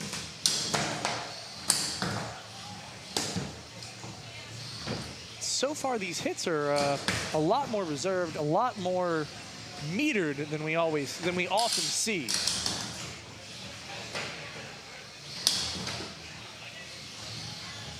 Incredibly one-sided so far. Bert trying to come in here and do the one unstick afforded to our competitors in each match. I'm not sure it's going to make a difference. It will Tap not. out. We have a tap out. The winner is Ablation. Now you can see in that fight a much more reserved Ablation than we usually see. Each of those, I'm wondering if perhaps they're running their weapon at a lower power so that they can survive later into the day. Each of the effects each of the hits very effective. However, not the kind of send the robot across the arena impacts that we're used to seeing. Oh, interesting. Little zap. A little zap, little spark. Interested to see what was going on there. I've heard that can happen. We're going to go to a replay here. You can see Ablation really controlling the entire match. Every exchange, hit after hit. My word, Luke, you've changed. Ricky, how we doing? We're doing all right. Nice to see you, Chris. For those of you at home, we have a wonderful, wonderful Chris here joining us behind the stage on the Steel stream. Now, you are coming, were you coming from the Titanium stream? You were not, right? No, I was coming from the pits where I am working on my 30-pounder Dark Side V2. Oh my! I've heard tell. I've seen shadows. Is it going to be everything that we hoped it was going to be? Maybe, if it can get through safety. Okay. It's a very dangerous bot though, so safety is kind of like one of its. Its safety is in quotation marks. It clearly could break through any container that tried to contain it. Right. Yeah. It's you know, it's the dark side. You never know what's going to happen. We do take safety very seriously. It will have to pass to get in here, but for those of you who haven't seen this robot, it is, and I say this as someone who builds weird robots day in and day out. This is something unlike anything else that you see here at Norwalk Havoc. So I'm hoping it makes it into the arena. I'm hoping we get to see it do some everything you dreamed it could do. We'll put it that way. Yeah, well, I designed it kind of after myself. It's large and it's flailing. And it's not very Limbs mobile. everywhere. Next in Cage 2, 3-pound weight class. Undefeated bracket, round 1. I'm waiting for the day when we have a robot called 3-pound 8, weight class go up against 7, another robot 6, called undefeated 5, bracket. 4. That's actually a really good idea. 2, 1. Fight, robots, fight. And away we go. All right, Cage 2 action. Oh, already. Chunks missing. That looks like 2 wheels. Oh, boy. These robots are getting disassembled in rapid succession. Oh, little bits are being thrown around. I see motors hanging out of the robot piss. Hot Poké is down to two wheels. They kind of have that that lockjaw, tilt to them. So it's actually the way they're supposed to look. But ooh, that 3D printed chassis is it's seen better days. Oh wow! And just a reminder here at Norwalk, you are still in this fight unless you're tapping. Oh, I think we are here at a knockout, folks. Unfortunately, Hot Poké rapidly disassembled in a way it didn't The intend. winner is the robot in the blue square. Knockout. All right. The See, winner we have is Walter. already Cage 3 queued up, but we have a new commentator joining us here at the desk. We'll get you mic'd up. Yeah, I'm mic'd up. Welcome to NHRL Shubham. How are you? Oh, I'm good. Yeah, this is incredible. Thanks, man. So stoked to be here. I am so glad that we have just such a powerful force of joy and optimism here. It helps balance us all out, as we all know. You know, Luke, really cranky. No, people, the energy here is great. I mean, I love it. It's easy to be joyous here in such a great place. So this is your first time here? Yeah, first time here. Initial thoughts? I Before love we it. jump into our next match. Yeah, initial thoughts. No, I love it. There's like kinetic energy. It's like the Wild West here. It is. It's pretty wild. Yeah, it's cool to see all these different people come together to build and fight and help each other out. So it's sick. Yeah. Yeah, it's a diverse crowd of builders. I mean, there's universities, there's high schoolers, there's people that are retired. It's a little bit of everything. Let's take a look at this replay, Cool. and we can see this hot Poké Bowl getting disassembled. That was pretty rough. Yeah, that was like a lightning force attack. That was incredible. Walter doesn't mess around, that's for sure. Yeah. All right, we have, looks like Cage 3 is all loaded up. Great. Let's see if we could take a look. All right, we have over in the pig corner, we have Clyde. And over in the blue corner, I saw Uranus. That's the correct enunciation, I think. It was close, yeah. Yeah. I'm color matching with it. All right. This is a pretty cool matchup. We got like a super wide vert with some great forks. We have one of those kind of articulating top armor, top arm saws. We'll see who can kind of win the Duke Out contest. This is kind of anyone's match. Robots fight. Clyde is doing its thing, corralling. Some type of smoke, evaporation. So smoke can mean 100 different things here, Shubham. It could be a speed controller, it could be a motor, it could be a battery. Oh my God! It could be literally fire. Flame on! Where there is smoke, there is fire. Oh my God! Yeah, Clyde doing its Clyde thing. Oh wow! Already, I saw Uranus. Tap out. Okay. Uranus yep. Uranus is The winner is Clyde. That's fantastic. Oh, thank you. Clyde is a pretty punishing bot. It does such a great job using that wide body to be able to turn on a dime, and it can use those long forks to really kind of corral and pin, and that's the perfect time to drop that flamethrower and start melting bots. I mean, at this weight class, you have a lot of bots that are mostly plastic. So flame is actually a great weapon. Yeah, no, it was, we just saw, that was incredible. Flame dismantled it. Maybe one day we'll get a Clyde and mixtape just to see, like, you know, who's the flame champion. Yeah, I would love that. Yeah.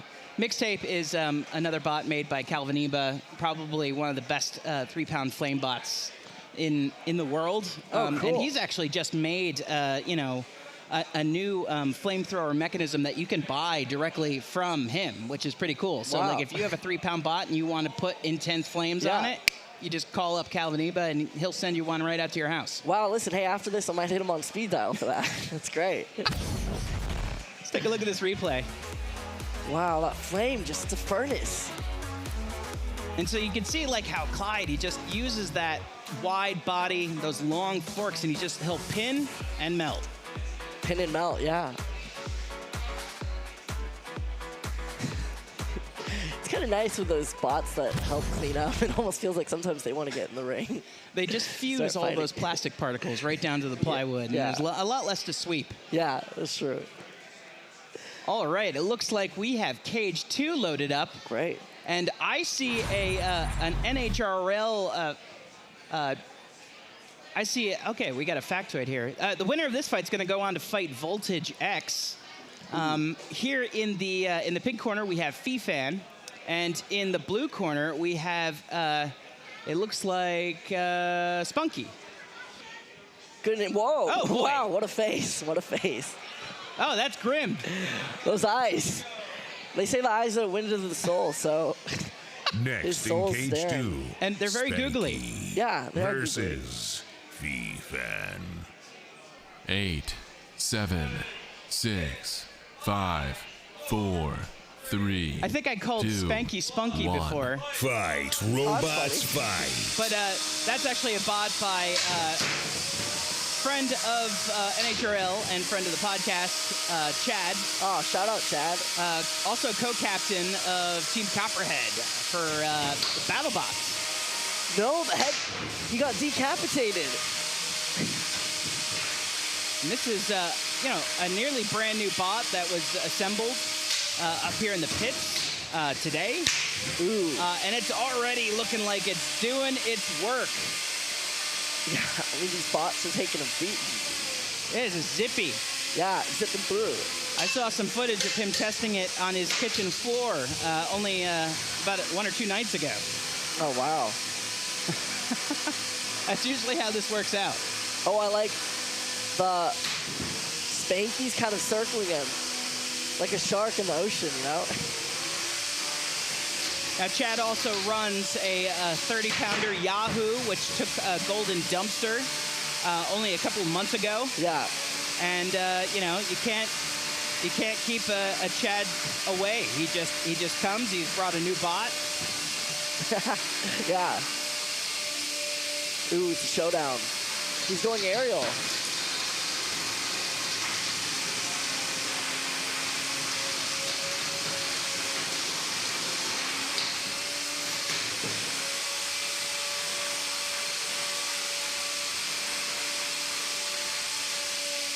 Minute and 20 seconds left in this match.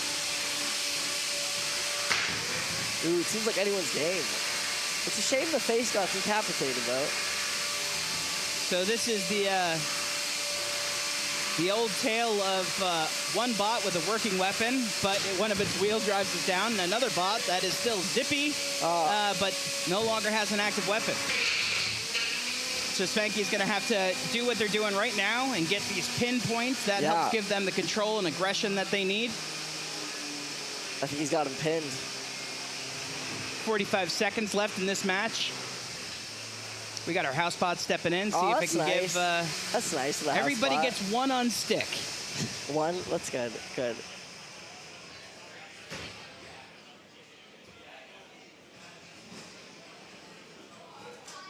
All right. Is Fifan mobile? Are they able to show controlled movement?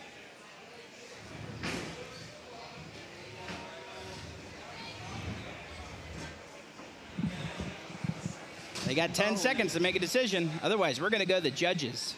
7, 6, 5, 4, 3, 2, 1. And that's your match. I'll take that. This one is going to go to the judges.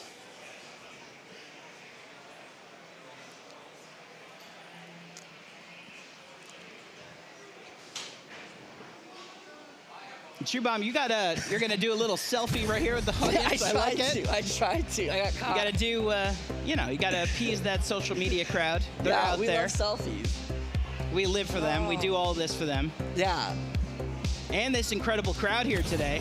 Yeah, the crowd's great. Oh. Got the most attendees that I think we've ever had here at NHRL. Yeah, that's fantastic. I saw earlier someone like traveled across the world to come here. That's great. I feel bad for only driving an hour. Should I feel guilty for that? No, it's a thought that counts, you know?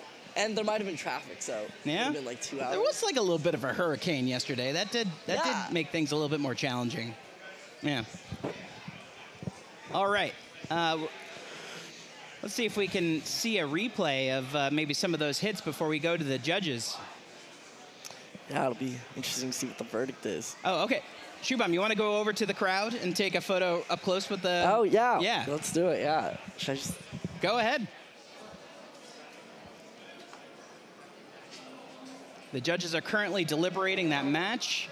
It was, well, it's actually not a really easy decision. We had one bot that lost its drive. We had another bot that lost its weapon, but it's really going to come down to, who dealt the big hits and who was able to capture the control and aggression points. So while they deliberate... Oh, I got word now that we do have the judges' totals coming in, and it is going to be a split decision. And our winner, Spanky. All right. So in the end, it looks like it really did come down to that ground game, the control and aggression that Spanky was able to rack up in the last minute and a half of that fight. Really gave them the edge, and Chad was able to take it. Good for Chad. Good match. Good on match. to the next round, Chad. On to the next. All right, we got a couple of bots loaded into Cage 3 right now here at the Steel Arena. Yeah.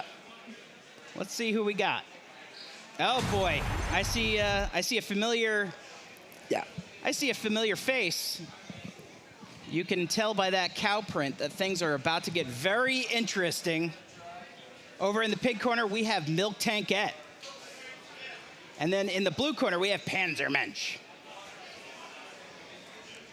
Milk Tankette, obviously the most dangerous bot here at NHRL.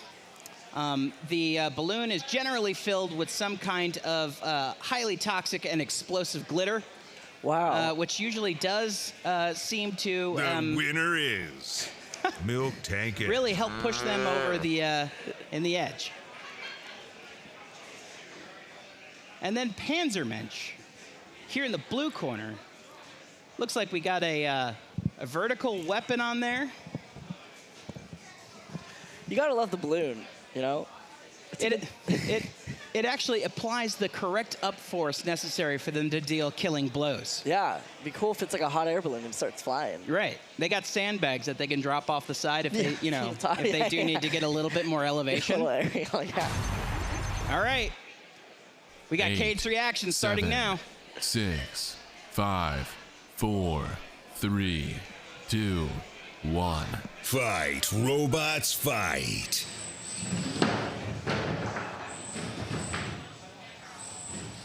All right. Little bit of mobility issue, it looks like, coming out of Milk Tankette. Able to turn around, hopefully. The balloon's holding up. Oh, there we go.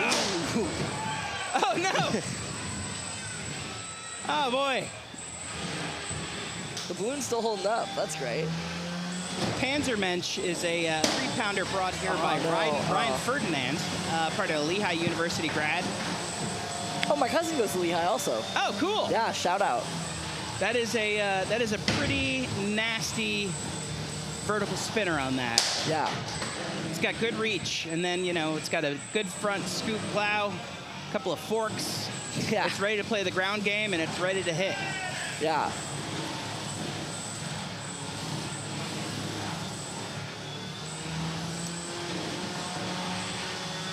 Ooh, it's like a showdown. Who's gonna make the next move?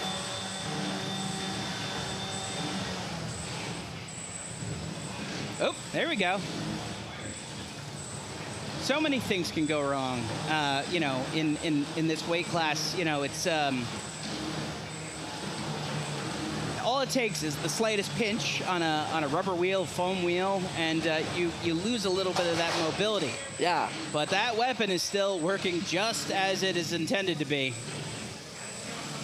Yeah, so many things can go wrong, but just need one to do right. That was a cool Panzermensch move.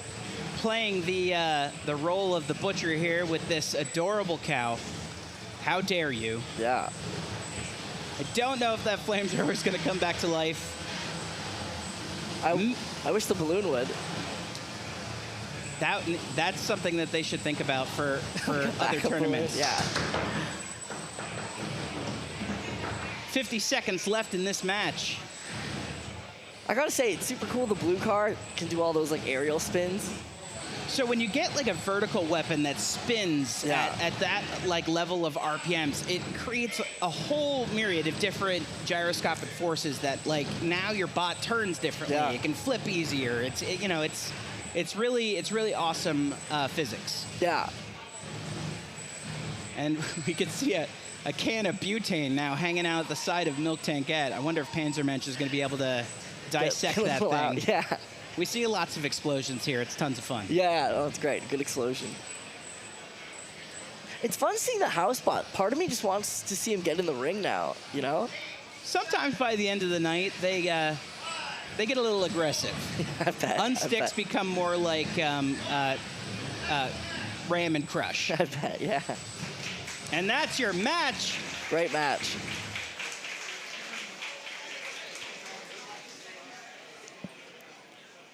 So we made the full 3 minutes in that match, so this will be a judge decision. I'd imagine it will be a quick deliberation. Panzermensch, they obviously have to look at what's going on with their drive for their next match. Milk Tankette, that thing's ready to go. Yeah. Throw it back in the box. Get it ready. Cue up another fight. Just add a new balloon. Yeah. Different color, different round. That'd be fun. They always go with the pink because I think it looks like an udder. Yeah. It's kind of good strategy also because balloons are like birthdays and fun, but then it's like you're coming out of nowhere. They'll have to put a new balloon up on there so they have an udder. Yeah, yeah, they do. They do. Oh, there's Lindsay over at the desk. Oh, and we're back. Woo. All right, they are now cleaning out that mess in cage 3. A Great. couple of other builders, including what looks like Ghost Rider over here in cage 2. Lots of skulls here today. Maybe it's because we're still kind of in the Halloween season. That is true. The spirit stores are always there also, so, you know. All right, while we're still waiting for that judge's decision, it looks like we are prepping cage 4. We got some heavier bots coming in, but let's take a look at this replay first. A couple of those hits there from Panzermensch that really hobbled Milk Tankette. Oof. That was great. All right, judges have arrived at a conclusion. Panzermensch is your winner. Milk Tankette is going to go down to the elimination bracket, where I am certain that they are going to fight their way back up and earn a dumpster today. Yeah, and listen, they've been through it, so they can learn from it, take their, you know.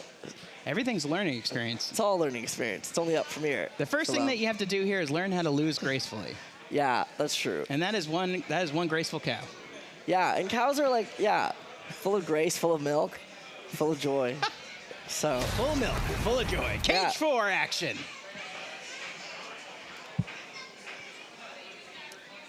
All right, the winner of this fight is going to go on to fight Silk. Awesome. All right, loaded over there in the pig corner, we have Doomba.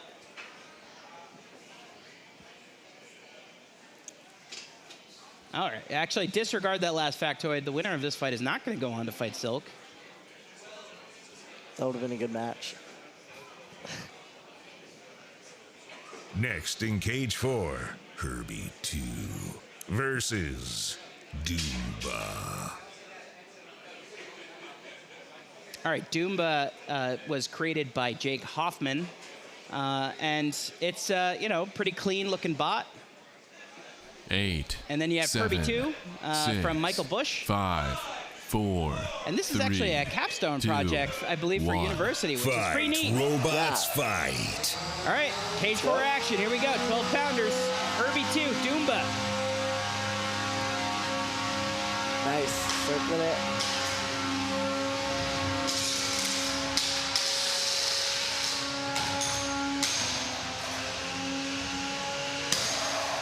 There's a lot of symmetry with both bots. Ooh, first one's open. Oh, no.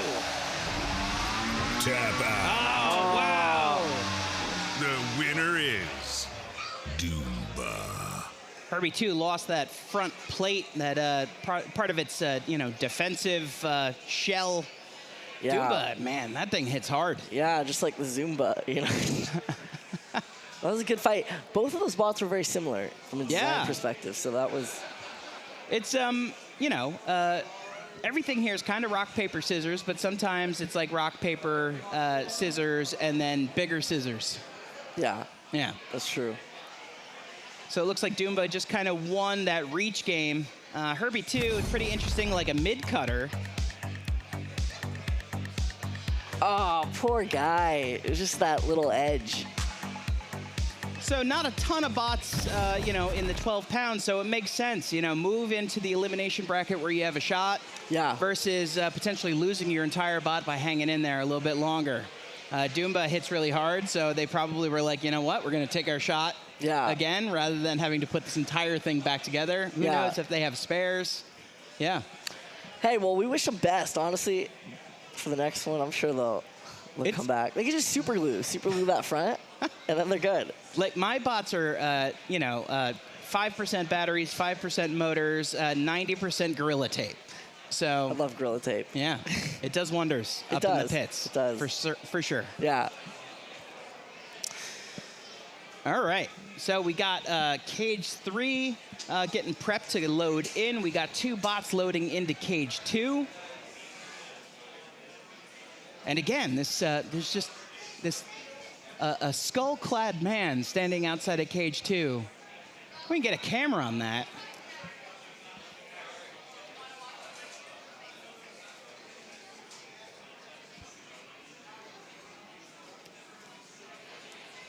Here we're taking a look at the bots loading into cage 3.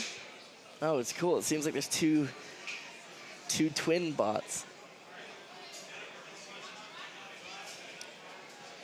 It's like twins. It's like bots versus twins. So when you run multi-bots, you actually get a weight bonus here at NHRL, and so you get to take that extra weight and redistribute it across multiple bots. You could have like a mini bot. You could have 2 bots that are of equal size. Yeah. What's cool about 2 bots of equal size, if one goes down, you're not technically out. Yeah. Right? But if you have like a mini bot and your main bot goes down, you're out. Yeah. Oh. Yeah.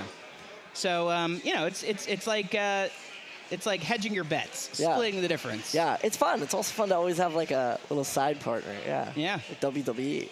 And you know, you get to open up a whole new realm of strategy when you have 2 different bots, two different drive styles. Maybe one plays a defensive game, one plays the aggression game. Yeah, one's bait. Yeah. One's bait. Yeah.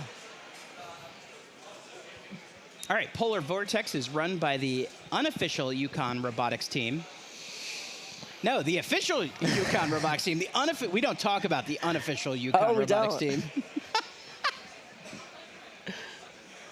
It's cool. We see a lot of university Next, in programs cage come 3, through here. You know, we got Vortex we got some versus folks from Kent upstairs, Sustenance. UConn. You know, we see WPI here all the 8, time. It's 7, really awesome to see 6, colleges and college 5, programs getting into combat 4, robotics because 3, it's just such a cool sport 2, for 1. engineering teams to get Fight, really robots, involved. fight. Yeah, it's so cool. I met Builder upstairs, Northeastern. It's cool Yeah. they start so young.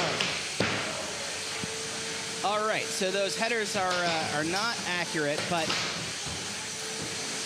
we have Polar Vortex and Sustenance who are currently in there. Polar Vortex is the multi-bot. Sustenance is the slightly larger egg beater, the white one there in the center. I do like Vortex is, you know, it is good. It's kind of keeping two directions on the Sustenance.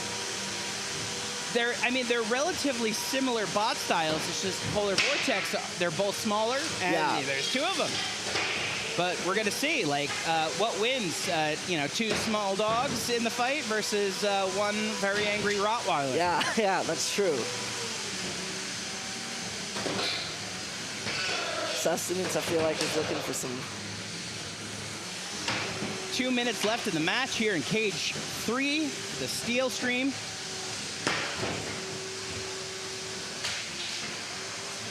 Nice double pin there from Polar Vortex. Polar Vortex. A little friendly fire. Yeah, a little friendly fire. Sometimes, you know, they're like They're riled up. They need to take riled out up some, brothers yeah. fighting Oh, the over house bot's the getting Halloween in it. candy. He's Oh, getting here in we it. go. A little unstick from the house bot, and now we have Sustenance move it again. Oh, Ooh. wow. Great shot. Ooh, some debris.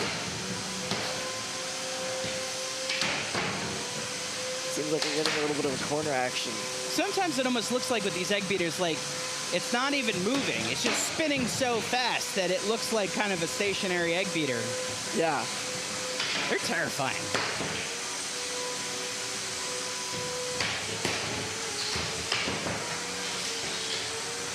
Oh, no, it looked like they were going to use the house bot as like a wall.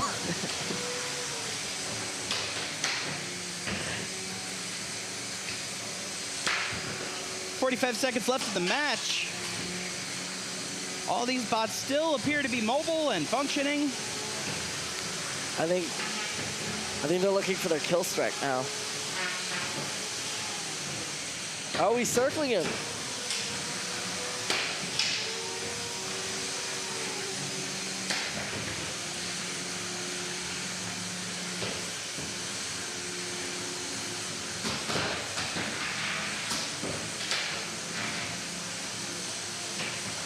All right, coming up on 10 seconds. This one could go to the judges. Ooh, another good shot. Wow. A lot of good final shots.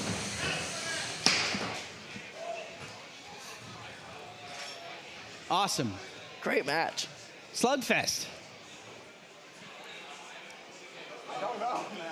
What are you thinking? Oof, there's a lot for the judges to consider. Now, Polar Vortex got a lot of hits, but they also got a lot of hits on Polar Vortex. Yeah, a little friendly. A couple of good pins in there from both teams. You know, it's really going to come down to how the judges feel about that ground game. And, you know, who delivered some of the, you know, more noteworthy hits. It's challenging, especially when, you know, the bots don't have a ton of visible damage. You know, Yeah. there's not wheels missing. There's not a weapon that goes down. So let's take a look at this replay. Ooh. Oh, wow. Double jump. Double nudge. Oh, no. Oh. You got to love weapon hits. Yeah. Just, it gets crazy. Awesome hit there. Yeah, the thing lifted it up. All right. Well, as the judges deliberate, we'll take a look around here. Cage 2 Cool. looks like it is just about loaded in and ready to go. Nice. Some weird stuff happening over there. I Yeah. like it. Loving the skeleton masks.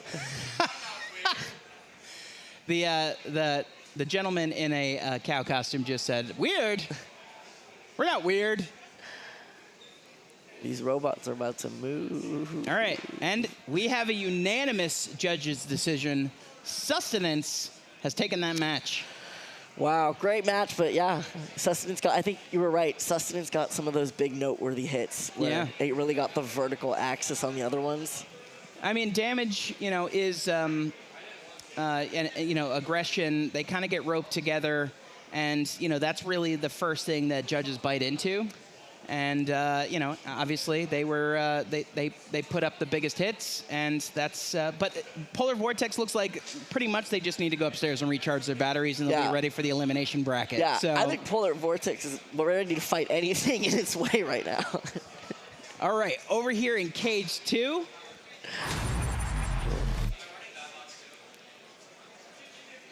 The winner of this fight will go on to fight Silk. Right? All right. Over here in the pink corner, we have Osiris. Kasugai versus Osiris. Oh, boy. And here's the masked man that has been terrifying us here at the desk. 8, 7, 6, 5, 4, 3. Cage 2, 2, 3-pound action. 1. Fight, robots, fight. All right. Skeletor. Look at that horizontal spinner on Osiris. That's got some reach. But is there some... Ooh, oh, my wow. goodness. Oh. Oh, you need that. Oh, boy. Ooh. I don't reckon he has another one. Kasugai it's now they got 2 minutes and 30 seconds to figure out how to get that weapon Yeah. on Osiris. Oh boy.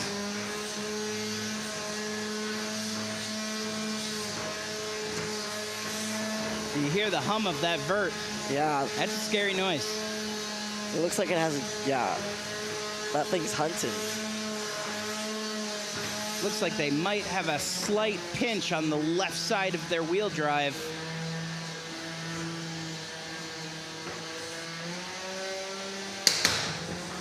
There you go. There's a hit.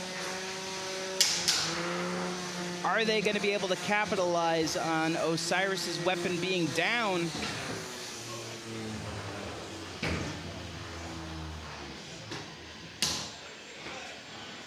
And their vert has stopped. Oh, this is nice. It kind of seems like they're taking a minute just to enjoy each other's company and the fight, you know? It's like we're competitors, but still, at the end of the day, we're all one. Yeah, I think they're going to do a Zen garden in the center here in just a bit. It'd be kind of fun.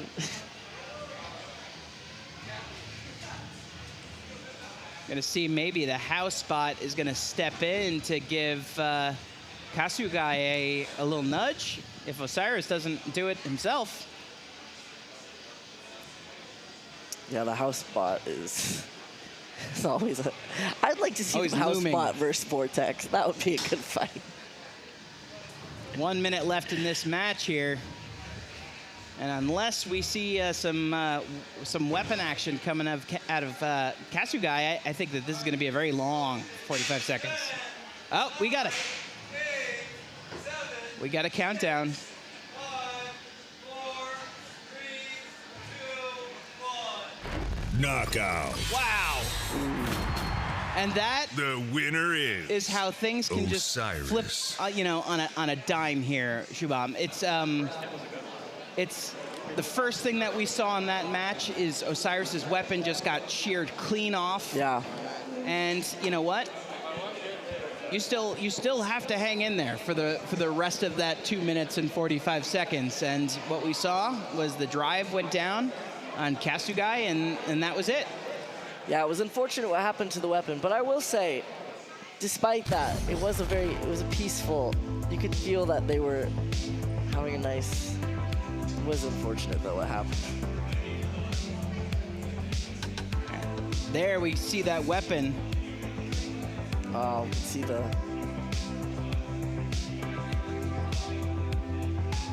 I reckon it would have been a good fight though, had that weapon stayed. Wow. Pretty wild. Yeah. We see a couple of bots loading in here to cage 3. So curious, what was your favorite fight that you saw today? Ooh, that's a good question. I will say the cereal box one, that was fun to watch. Serial Killer, is that? Right, yeah, that's from builder Kikoto Main, Yeah. who delivers bots that are part of a full balanced breakfast. Oh, nice, healthy. Yeah. Well, there's nothing healthy about those cereals that I think he uses. Oh, that's true. That's a fair point. All right, we actually have some Cage 4 action coming at you. Nice. All right, Nightcrawler is built by Pete Covert, who also works in the 250-pound bot Copperhead. I know that team. I was on that team. No way. All right, standing there next to Pete, we have Chad. We just saw Next them a moment in ago in Cage 2, and now 3-pound they weight are class. in Cage 4. Undefeated bracket, round 2.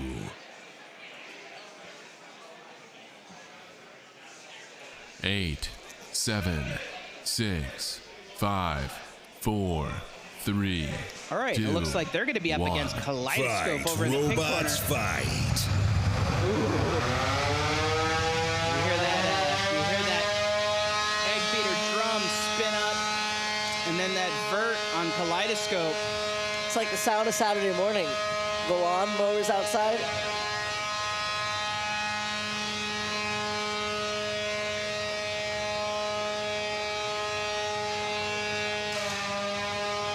Ooh, we have sparks.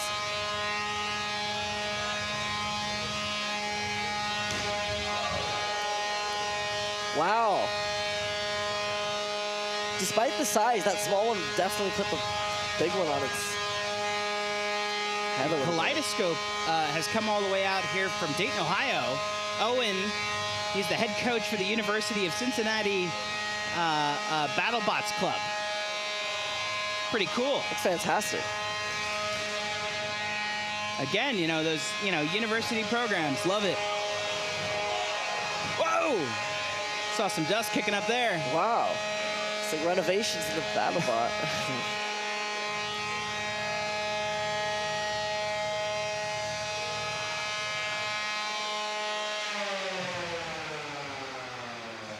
You kind of get used to that noise. The noise of the weapon. But then when it turns off, you're like, oh. Oh, it's quiet in here. Yeah. All right, both of these weapons are still working. That was just again, maybe they're just, like you said, taking a collective breath together. Yeah, together. Now, it does look like Kaleidoscope's maybe having a little issues of drive on their left side. I will say, Nightcrawler looks like it's hungry. It's insatiable.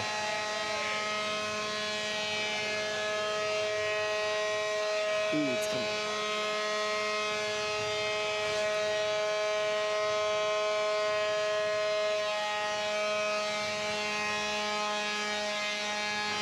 I'm gonna take one more photo.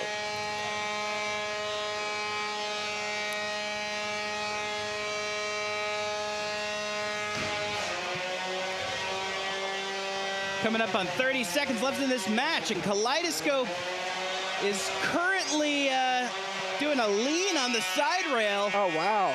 Chewing up that hefty 6x6 barrier that kind of makes up the side of the box.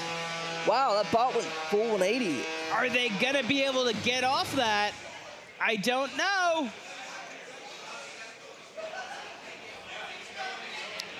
But they might be saved by the bell. On the wall. Nightcrawler just giving them one more lick to put the thought in the judges' minds that this should shift towards Nightcrawler. We'll see. Great match. Great match. It's cool to see two different strategies at play. All right, our judges are deliberating.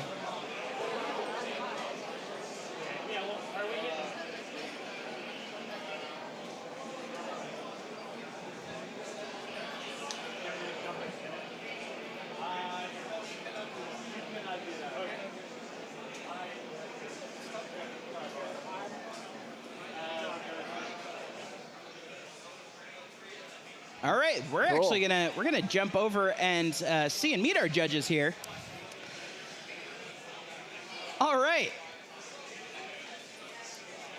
you guys doing? What are All your right. thoughts? Don. How's it going? I think it was pretty dominant. Nightcrawler. Once Kaleidoscope lost one side of its drive, he was able to take advantage.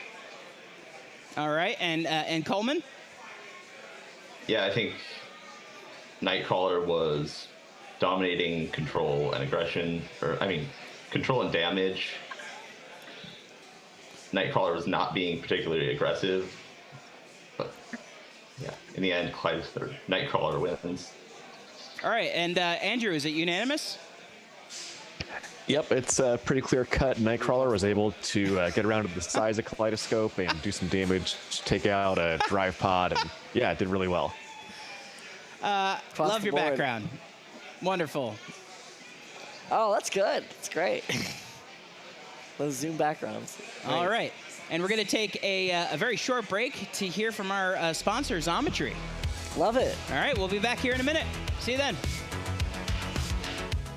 Need high-quality custom CNC machine parts fast? Look no further than Xometry. Get instant online quotes on metal or plastic prototypes and production parts. Parts are produced in days, not weeks. Let our engineering team help you every step of the way. Xometry, where big ideas are built. Get your instant quote today.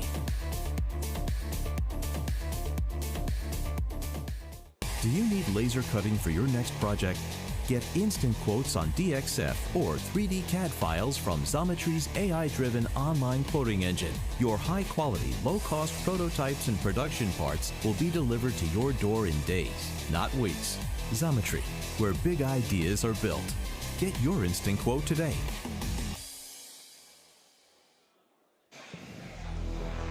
All right.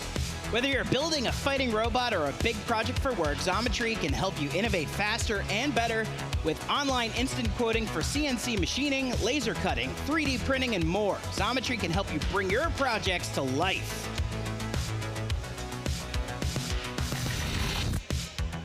All right, and we're back. Back, better than ever. What did you do over the break? Yeah, I felt like I chopped wood, went on a run. Did you go and you hit up the food trucks here? Have you been out and checked out the whole facility here at NHRL? Yeah, no, I love it. It's so fun. It's cool to see the builders.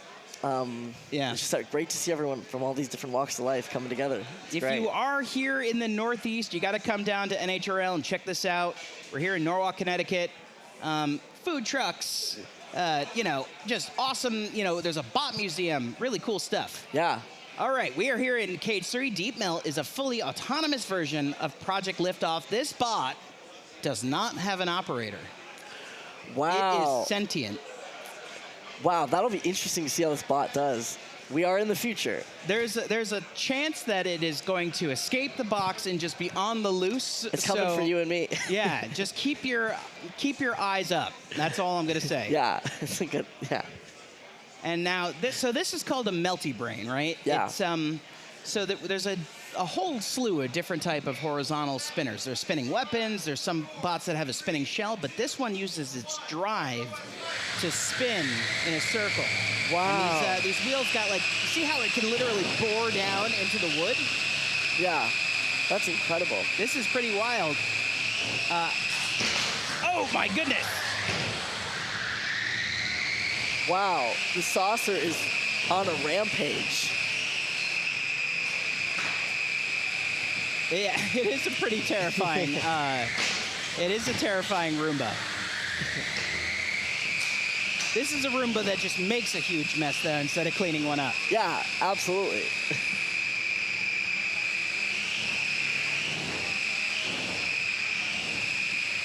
All right, and then Drumblebee looks like, oh wow. Spent most of that first minute of the match up on that mini bot from Deep Melt.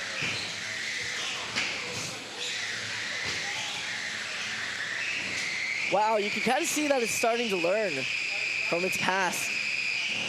Yes, but can it love? That's the question we all ask. I hope it can. Wow, this is quite incredible to see sentient.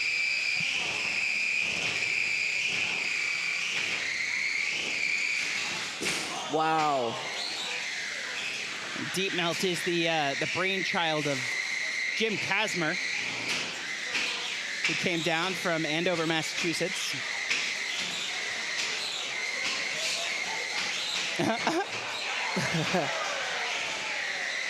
It's like a pinball machine.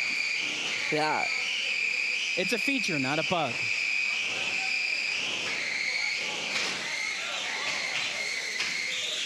I will say the saucer is moving quick.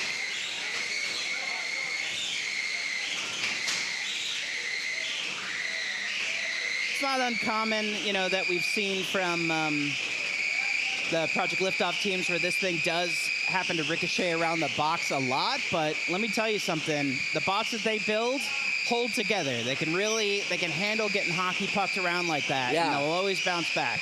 That's good. All right, we're on the 25-second mark.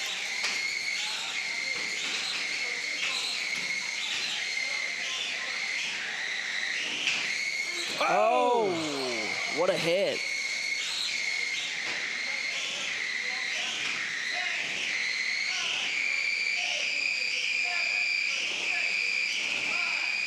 I think there's gonna be one final shot. Oh! Wow. What a way to end the match. All right. Wow, what a fight. Keep things exciting in Cage 3, let me tell you. Wow. That's great. I can't believe there's no operator. That's incredible. You know, it's something that I'm sure is going to be continually refined, but I think it's just such a cool idea. I'd love to see more autonomous bots in the future.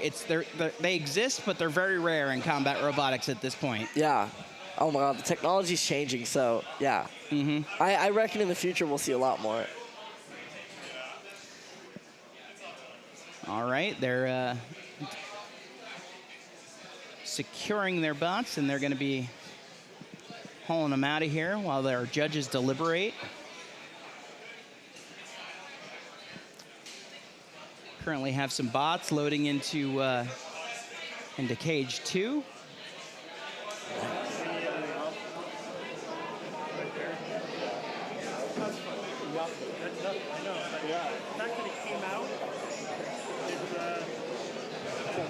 Team Liftoff here, inspecting damage or maybe even lack of damage. Let's take a look at this replay. Yeah.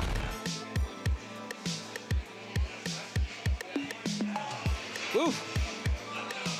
That was the perfect wedge. Yeah, that... to go airborne off your own mini-bot. Drumblebee, you know, got hung up a few times on that wedge. So we'll see if some of that control ended up going. It's cool how it uses the wall as like a... All right, liftoff we have a spring. unanimous judge's decision. This one goes to Deep Melt. Oh, wow. The AI wins. They always do. Congratulations. They do. They do. Maybe one day we will. Probably not. Once they get their foothold, that's it. I know, I know. All right, we're prepping Cage 2. Great. Got some more 3-pound action coming your way. Winners bracket round 1. In the pink corner, we got Beetlejuice. In the blue corner, we have Tuna Roll. Two fantastic names. Beetlejuice builder Kevin Bigini made a non-combat walker kit called Bobbed the Biped Robot. Biped robot. Biped. Not biped. But yeah. Biped is something different. We don't talk about that. Yeah. I'll have to Google that later.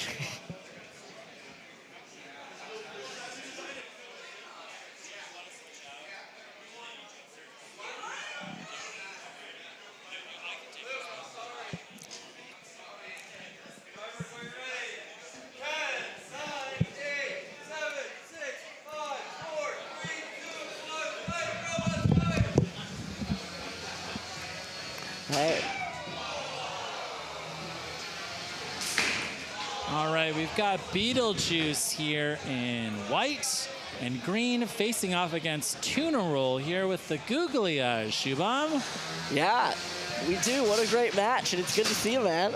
Yeah, Shubham, have you seen robots with googly eyes yet so far this morning? You know what? There was a robot with a skeleton on it, like skeleton face, but it was decapitated. I think it did have googly eyes at the moment. There you go. Yeah. Well, we are seeing a rapid disassembly here of Tuner Roll. Yeah, we are. Ethan Shipley is going to be taking this robot back to Indiana in a garbage bag. Beetlejuice. Oh my God, this is incredible. That's a knockout. Oh. Wow. That thing was coming for her. That is an absolute convincing win here for Kevin Biagini and Beetlejuice. I've got to know, Shubham, what do you think? Like, this is pretty awesome. This is sick. Yeah. I think it's so cool. People coming to build and coming into the community and then just letting loose with these bots. It kind of makes me want to go in the ring a little bit against these robots. Yeah, you know how to build a robot. No, we should just go in, us two versus a robot. Oh, the two of us. Yeah, I don't know if I'm going to fit. No, yeah. Actually, you know what? These robots look dangerous, maybe from the outside. Super dangerous. Yeah. Yeah, that's one of the big reasons why we have these bulletproof cages, because you really cannot run these safely outside of one of these boxes. Yeah, that makes sense. Yeah. This is oh, wow, look at that. R.I.P. R.I.P. Wow. Okay. Maybe I'm gonna take out the battery. Oh, okay, the battery's disconnected. There we go. All right. It's quite warm. All right. Oh, the other one. All right, let's take a quick look here at this replay. Wow, you blink and you missed it. It's warm. It's quite warm. It looks like a tornado went through a Best Buy or something in there, and it looks messy, you know? Yeah. Yeah. Okay, well, Ethan's left us his broken robots here. My goodness. Ethan, are you taking these back upstairs, or are these ours now? Oh, that'd be nice. Put it on a Christmas tree. And this is the start of your next robot. Yeah, this could be it. Yeah, there's the body. There you go.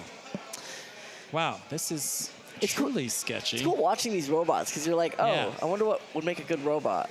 All right, Ethan, take these robots upstairs. All right, this is a fire hazard. Okay. All right, we can't be responsible for this. You know, babysitting your trash. Yeah. Ethan, bring that target bag over here. Yeah.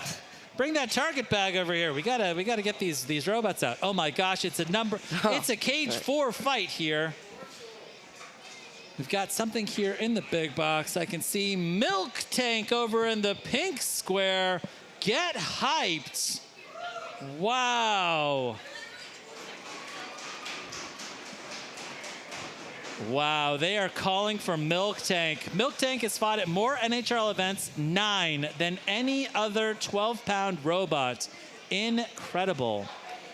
We've got Ashley Beckman here in the cow onesie. We've got a little bit of cow onesie solidarity. 12-pound weight class, undefeated bracket, round 1.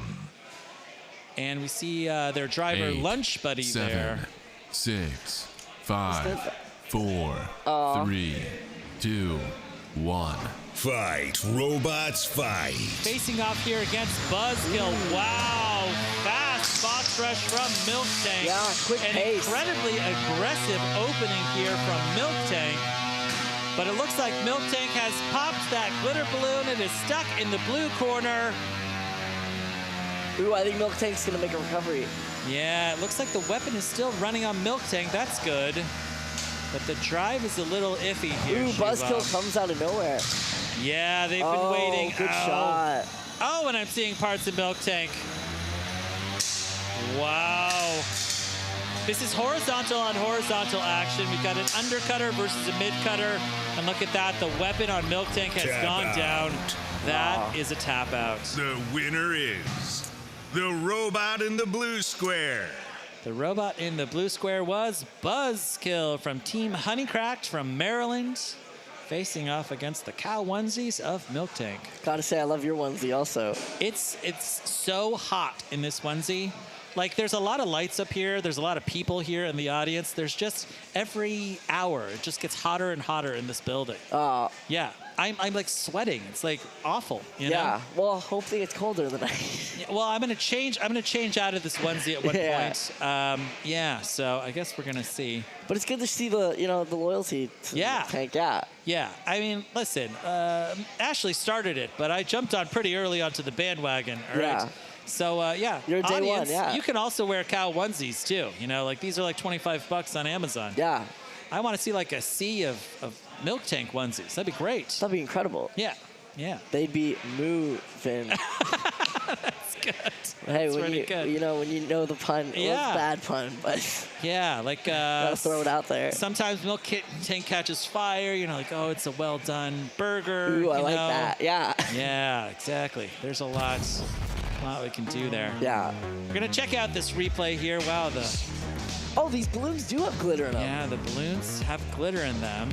It's because a glitter balloon is more fabulous than a regular balloon. Yeah. And yeah, you know they've come to be known for their glitter balloons, which is pretty great. That's great. I want to buy one. Yeah, yeah. Upstairs they have like 9 different types of glitter in like a special bag. You know, you have to like kind of move glitter off to the side because once you get it on stuff, it's just impossible to Yeah. do, Oh, you I know? bet. Yeah, yeah. So yeah, you know they're gonna go here to cage 3. Cool. All right. Erebus builder Mark Kansberg works as an engineer at Ferrero, makers of Nutella. Oh, I love that. Erebus here is this giant black 3D printed robot in the blue square. I got to see it last night. It looks gorgeous. We were walking around together, Shubham, and we got to see Erebus. It's got like this really cool organic top, and it is a combination lifter and spinner, kind of like Whiplash on BattleBots. Oh, I love that. And facing off against Tothic, this is a very tough draw here for Mark Kansberg.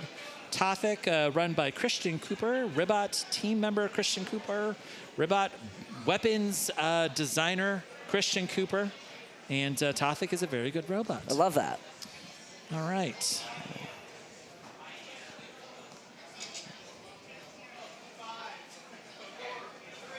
Two, one, fight, robots, fight. I just heard the cage side countdown. And Tothic very quickly has pushed Erebus into the corner, spinning up that weapon, ready to hit. We can see Christian driving backwards into Erebus, really intent on breaking that dual vertical spinner. Incredible. Wow. All right, Tothic is on its head. Let's see if Tothic can self-right itself. That's incredible. Erebus here has successfully gotten under Tothic. Tothic's forks are in the air. This is not looking good for Tothic. In theory, Tothic should be able to self-right itself very easily with that, that articulated arm. The house bot's taking no prisoners today. Yeah, you get one unstick from the house bot. So at this point, Tothic is stuck on its head. Mark Kansberg coming in here to save by trying to pop his opponent back onto its feet. But Mark could also just back off and allow Tothic to die. It's really up to him at this point. Wow. Ooh, a tough ending here for Christian Cooper. Tap out. And that is a tap out. The winner is Good fight. Erebus. All right. Our Nutella engineer here, Mark Kansberg, has come away with his very first, his second win of the day. My goodness, this is winner's bracket round 2. That was a good fight. Yeah, that was great. Yeah, the really interesting thing about that fight is that both of those robots had arms that can go up and down. So theoretically, if you're on your head, you should be able to move your arm back up so you can get back onto your feet.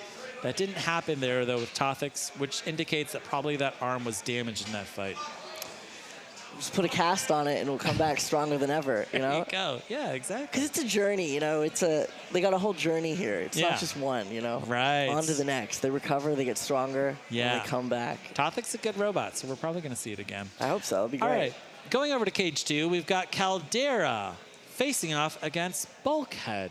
Now, Caldera has been qualified here for the World Championship for quite a few months. Caldera was one of our earliest robots to qualify. Driver here, Glenn Boxall, is here just for fun and getting a little bit of driving practice ahead of December. Fantastic.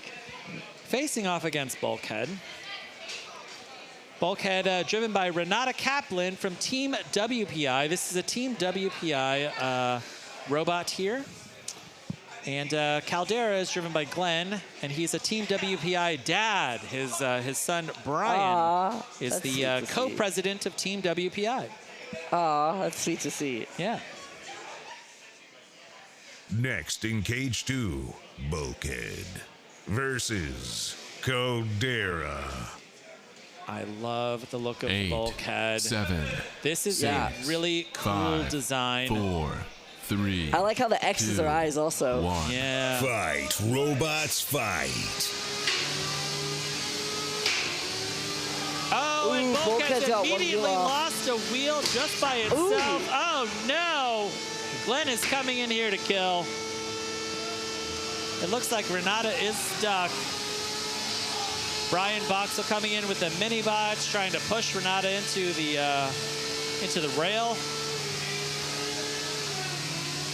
Ooh, it's coming from the back. Yeah. Caldera's looking for its opportunity. Yeah, BULKHEAD here is looking pretty sad. Wow.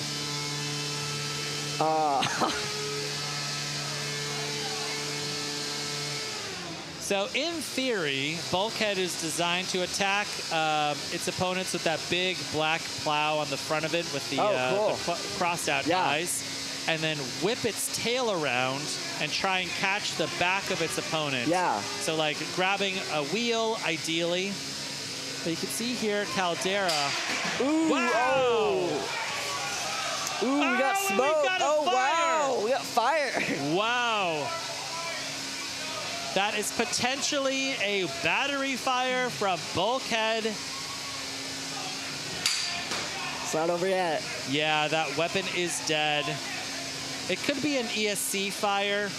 If it was a battery fire, this robot would have gone up and smoked pretty quickly. But we see Renata here is now just spinning in one circle. We've got 80 seconds left here in this fight. It's not over yet. Yeah. Renata, don't give up. Never tap. Oh, I was trying to get a couple hits in. Oh, poor thing. But look at this. Caldera is moving very slowly. Can Glenn translate it all across the box? 55 seconds. Glenn is hanging on here by a thread. The house bot's pushing in. Incredibly, BULKHEAD might be winning this fight. I can hear the count out. I think that this is a count out on Caldera. 3, 2, 1. Knockout. Wow, that's your match. Renata taking down an absolute veteran in this sport. Incredible. Caldera going down into the elimination bracket early. Renata giving a good hug there to Brian Boxall. That's good. And I will say it is nice to see, the father-son bonding. Yeah. That's a great thing, bringing all these people together. And I will say that was a very entertaining one. Yeah. That was a very entertaining match. Yeah, I love to see a really kind of high-energy match, a match that has big hits. Let's take a quick look here at this replay. Renata losing, their wheel very Oh, sure, quickly. yeah, absolutely, man. And yeah, we saw really for the rest of the fight some pretty slow, sluggish driving for both of these robots. At one point, we saw, some pretty concerning smoke coming out of BULKHEAD, but they stayed alive, did not tap out, winning that fight against Caldera. Incredible. Yeah, that was phenomenal to watch. All right, I can see that we've loaded into Cage 3, Effortless, and Backlash Wave. Ooh. Hello, William. How's your day been so far? It's a good battle. Yeah, all right. Thumbs up from William. That's good. That's good.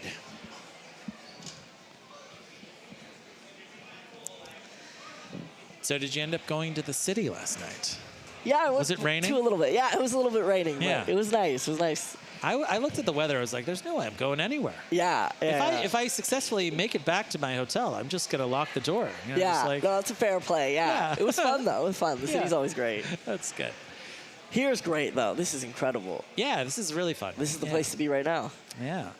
All right, cool. Ooh, we're going to go to cage 1. Great. Oh, no way. I see Killajoule there in blue. Fun fact here from Gil, Killajoule had its best ever event in September, snapping a 4-fight losing streak. In its first 2 outings here, Killajoule had a tendency to lose its weapon. Let's see if Killajoule can keep it on this time. Yeah. 8, Fun to watch. 7, Facing off 6, against Zoe Lambert 5, and Bugsby, which, 4, fun fact, 3, 2, is a walker 1. at this event. Robots Oh, fight. fantastic. We're going to be seeing some walking coming out of Bugsby. It still hasn't exited its pink square. And you can see Zoe Lambert put down the transmitter briefly. Looks like that walking motion isn't working. Looks like a patty. Yeah, Burger it is. patty. It's a burger. It's a burger-themed robot.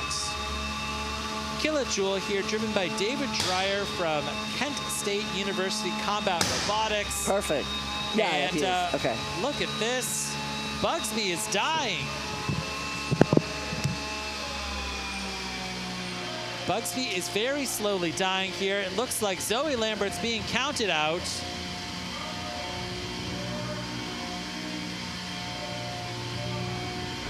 Knockout. Wow, that is a knockout on The winner Bugsby. is Killajoule.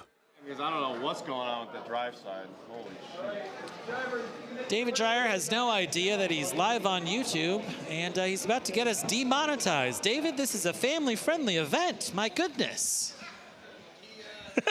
I missed that in the exchange. No, I'm joking. Oh, It's darn. fine. Oh, all right. I don't believe you, but I'll. I probably missed something very juicy. Well, okay, so Bugsby has now become a walker. Okay. Earlier this year, of course, it was running wheels. And when I talked to Zoe Lambert this morning, she said she was a little concerned about the mobility on those walking legs. Reasonable. We saw basically no mobility out of Bugsby. Unfortunate. All right, we're going to go over to cage 3. 2 incredibly mobile robots. We've got Backlash Wave here, William Marchese. Well, you say that, Luke, but in our last fight, Backlash Wave had some trouble moving. I believe in William. All right, Backlash Wave is based on builder William Marchese's 1-pound bot, Wind Scar. These are some very creative names. It's another anime reference, It must Ricky. be. It must be. Yeah. Next in cage 3, Backlash Wave versus Effortless. Oh, I 8, love the confidence, 7, the 6, name Effortless. 5, you know? Yeah. 4, 3, 2, 1. Fight. And away we go. Robots fight.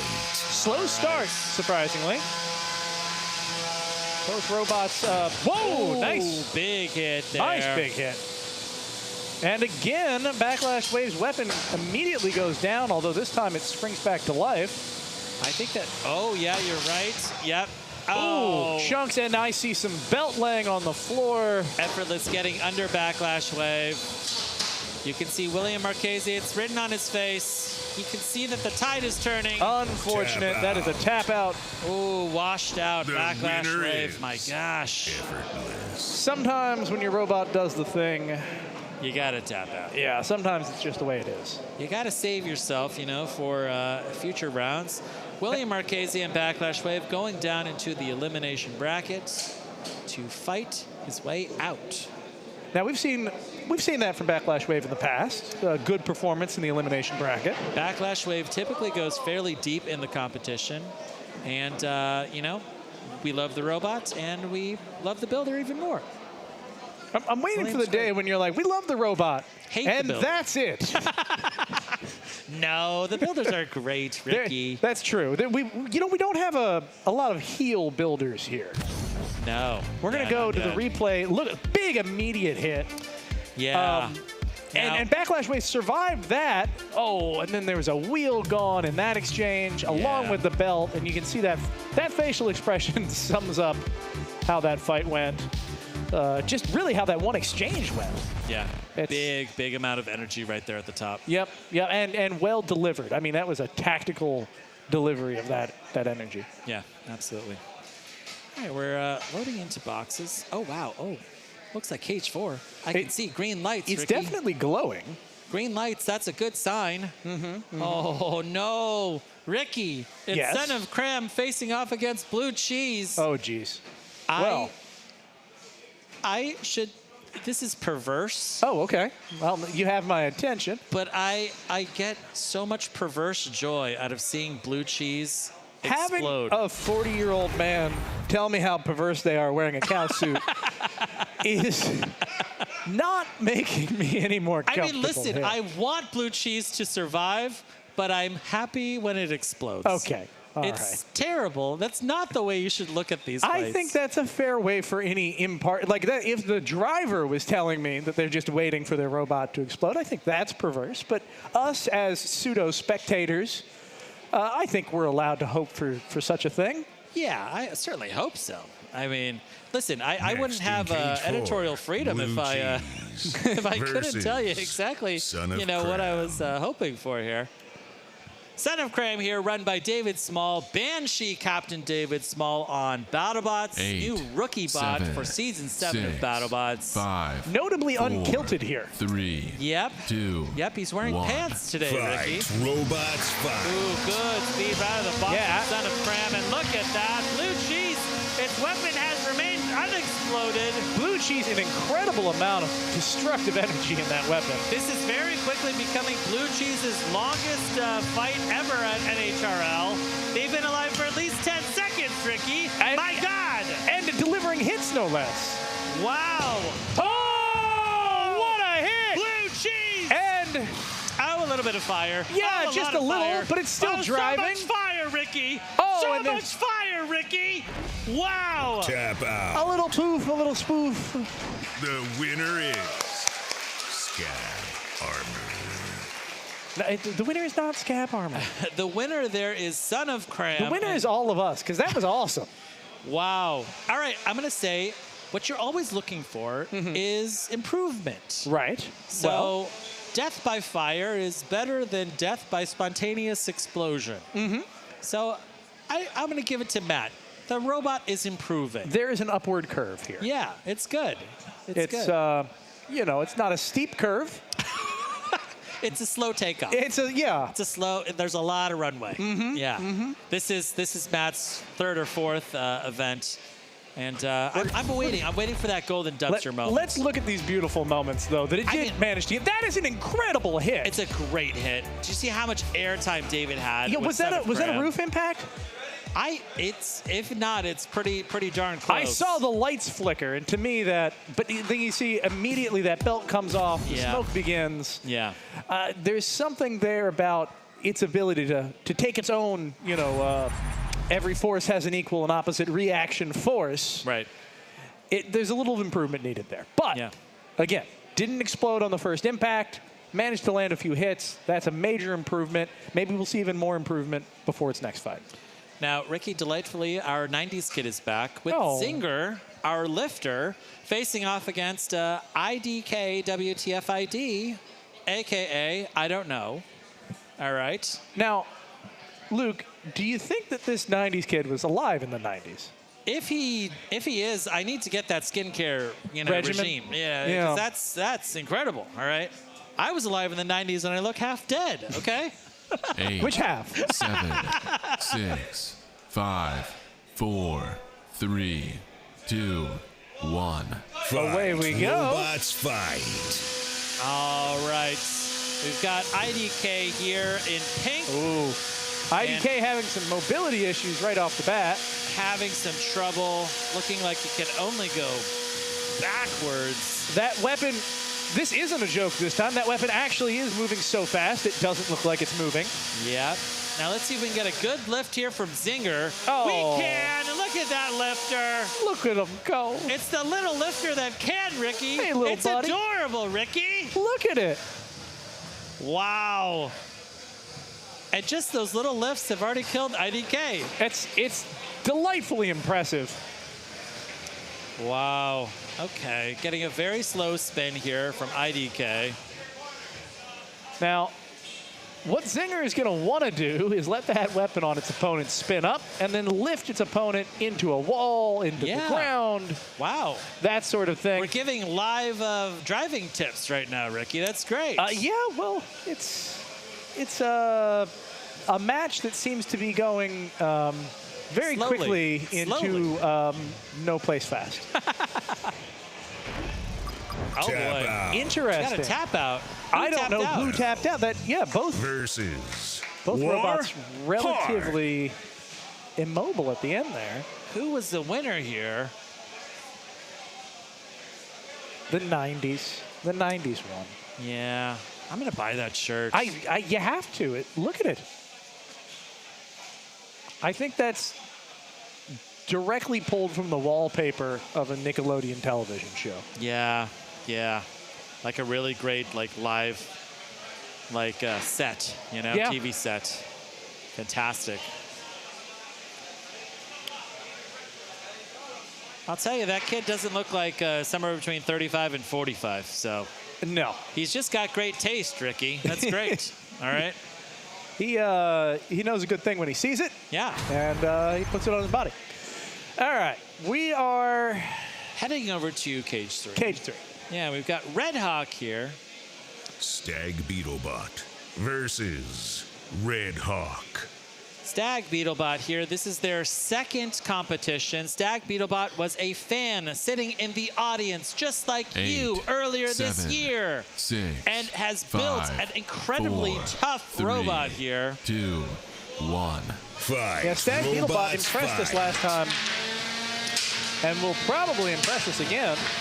Now, the big thing you're going to be looking for is wheels here in this fight. Red Hawk is looking to eat those 4 wheels on Stag Beetlebot. Stag Beetlebot has foamy wheels, which Red Hawk loves. Yep, they are chewy and delicious, but they do take a beating. So you'll see chunks get pulled off, bits by bit. But you can see like that black kind of debris coming off of Stag Beetlebot. Those are the wheels. now, Stag Beetlebot, you may not be able to tell at home, but it does have a small vertical spinner in the middle of the front of its robot. Ricky, let's count the wheels. We're down to 3. And that little vertical spinner is dragging on the floor. You It's can hear doing it the best it skipping can. all around inside of the box. Stag Beetlebot really going to need to control this match if it wants a chance to win, and it... Has he wedged the Minibot under? No, I believe he's wedged the weapon of Red Hawk into the wall. Interesting. Using up, depleting the one unstick of Red Hawk. Oh, this is a street fight here. Wow. Stag Beetlebot's able to get under Red Hawk's weapon, which is not great for a horizontal mid-cutter. No, but also it takes a lot of driving to do that, and Stag Beetlebot is delivering. Yeah. Yeah, Stag Beetlebot's really, great on drive. Like, it is absolutely capable of shoving its opponents around inside of the box, getting its opponents into the corner, and apparently here, getting under Red Hawk. Got 70 seconds left here in this fight.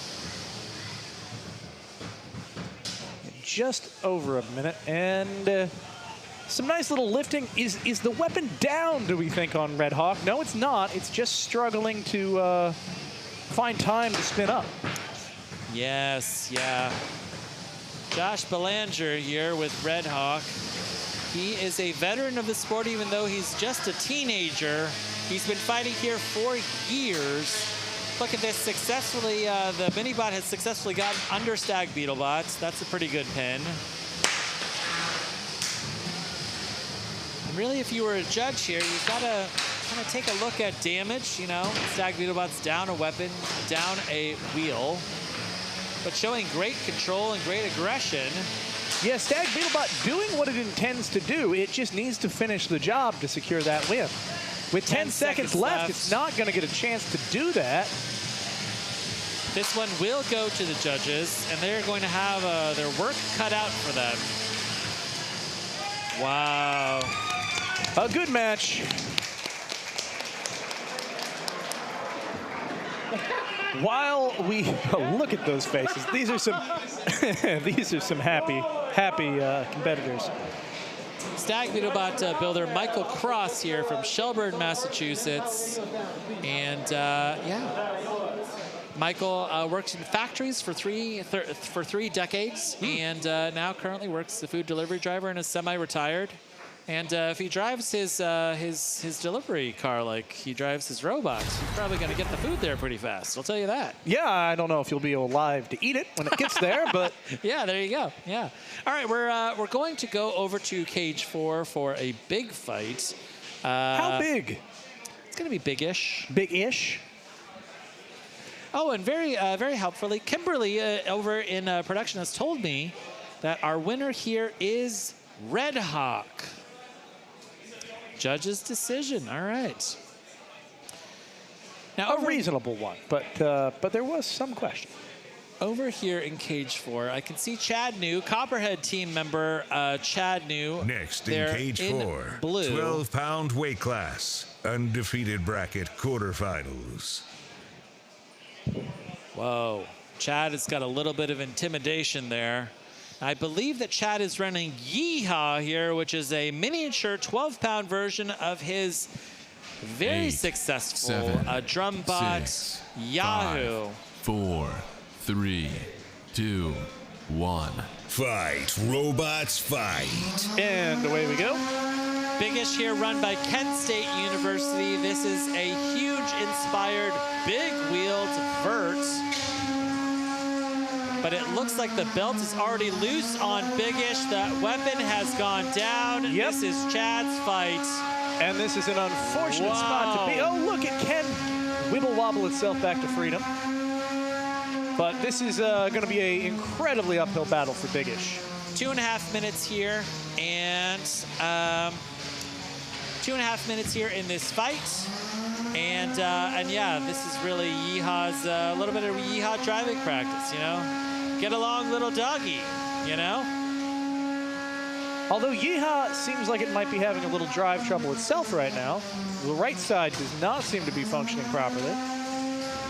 That sound, that beautiful symmetrical sound is from... It's from Yeehaw's Yeehaw. Yeah. drum. Yeah. It's just absolutely gorgeous. You know, I hadn't noticed the monster truck. Could that be a finger on the scale here? Could be. If the monster truck was brave enough to get in there, you know? I don't know if I would be. I'm not sure that the monster truck can steer also, as an observation.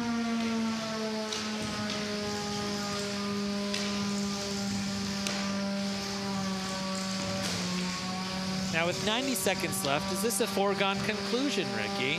It's hard to say. It seems to me that Yeehaw is struggling more and more as the fight goes on. Biggish, of course, has not done any damage and is hard to maintain any control, but Yeehaw's just stopped right now. Right. Well, with 60 seconds left to go, I think the Yeehaw is pretty ahead on the points. I guess this is the perfect time for me to read the little note that production sent me. This is a message for all the builders. If you're here in the audience, all builders need to have a representative in the pits at all times, Ricky. All right? All times? Pit control needs to be able to find you. That makes sense. And get you queued up for your next fight. 30 seconds left here. I love these little notes like, oh, you know, you left your lights on in the parking lot. Builders need to have a representative in the pits. The owner of a monster truck forgot to install their steering The pizza's controls. been delivered, you know? Yeah. Yeah. 20 seconds left here in this fight. A valiant attempt from Biggish, but looks like Yeehaw has escaped the count out. This one will go to the judges. Not a super convincing win for Chad, but a win nonetheless, I think. I think you're right. I'm eager to see it verified, but it depends as well. I mean, I think I saw both sets of wheels moving there. One was just having traction troubles. That is a problem that's fixable. That's good. Oh, my. Weapon spun up once again. I think Chad's just making sure that it's running. before we open up this cage. All right, we're going to take this one to the judges.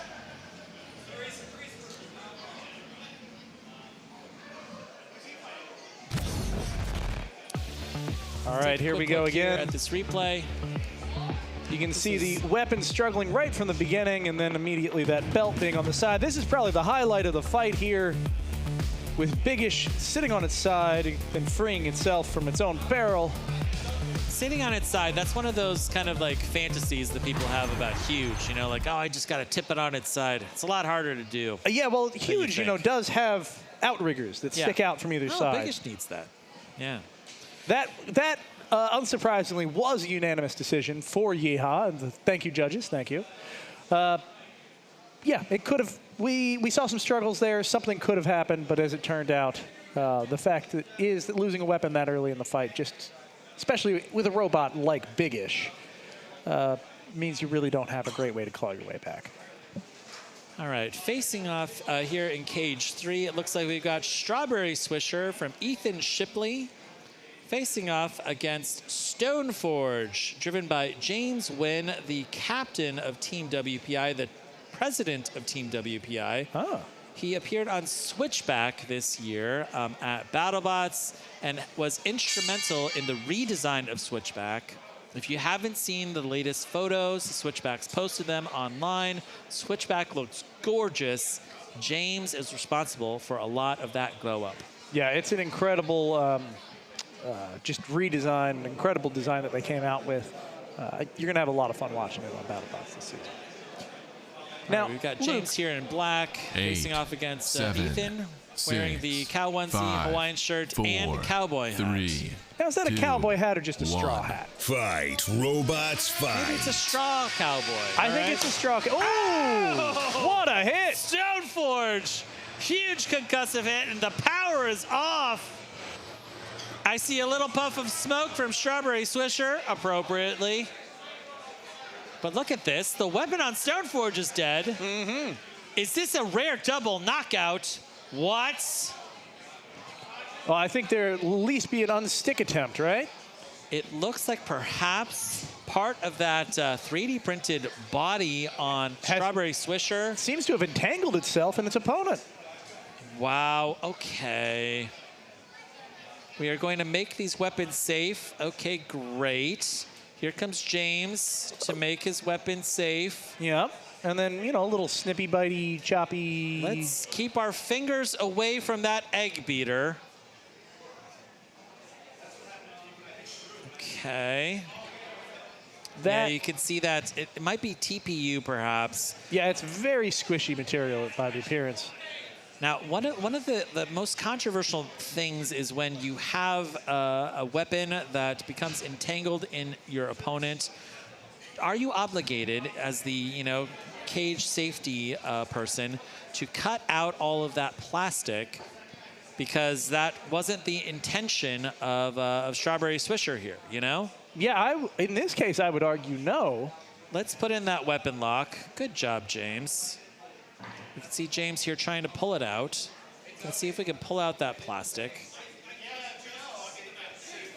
This is one of the most exciting but sketchy parts of live robot combat. Yeah, I'd like to see a pair of vice grips on that yeah, weapon, I would desperately love to see that too, Ricky. Oh no, that's the weapon. Oh, I see. Right okay. There. Yeah, got it. All right. Well, then that's reasonable. James can hear us. All right. It looks like James has successfully gotten the plastic out of his weapon. We're going to be locking up this cage once again, and we're going to restart the match. I guess kind of rewinding the clock to right after before that hit. Yeah, that huge hit. Mm-hmm. Yeah. Yeah, you're right. Right after, I suppose. Yeah. Not the right after where it became entangled. Yeah, slightly after the right after. Right. Right. Now, it is nice to have a safety concern and then have your roboteers prove to you that they were actually being safer than you realized. Yeah. That's much better than the other way around. So thank you, roboteers, for obviously they're ringside. They're going to be able to see better than we can. Great to see that they're being responsible. Safety is the foundation of this sport. Safety is the foundation of NHRL. We take safety very seriously here. We're going to restart this match, and we might see another huge hit here from Stoneforge.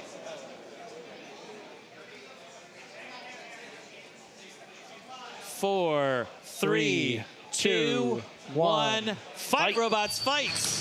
Oh, another big hit there from Stoneforge. And no movement. Strawberry Swisher's dead.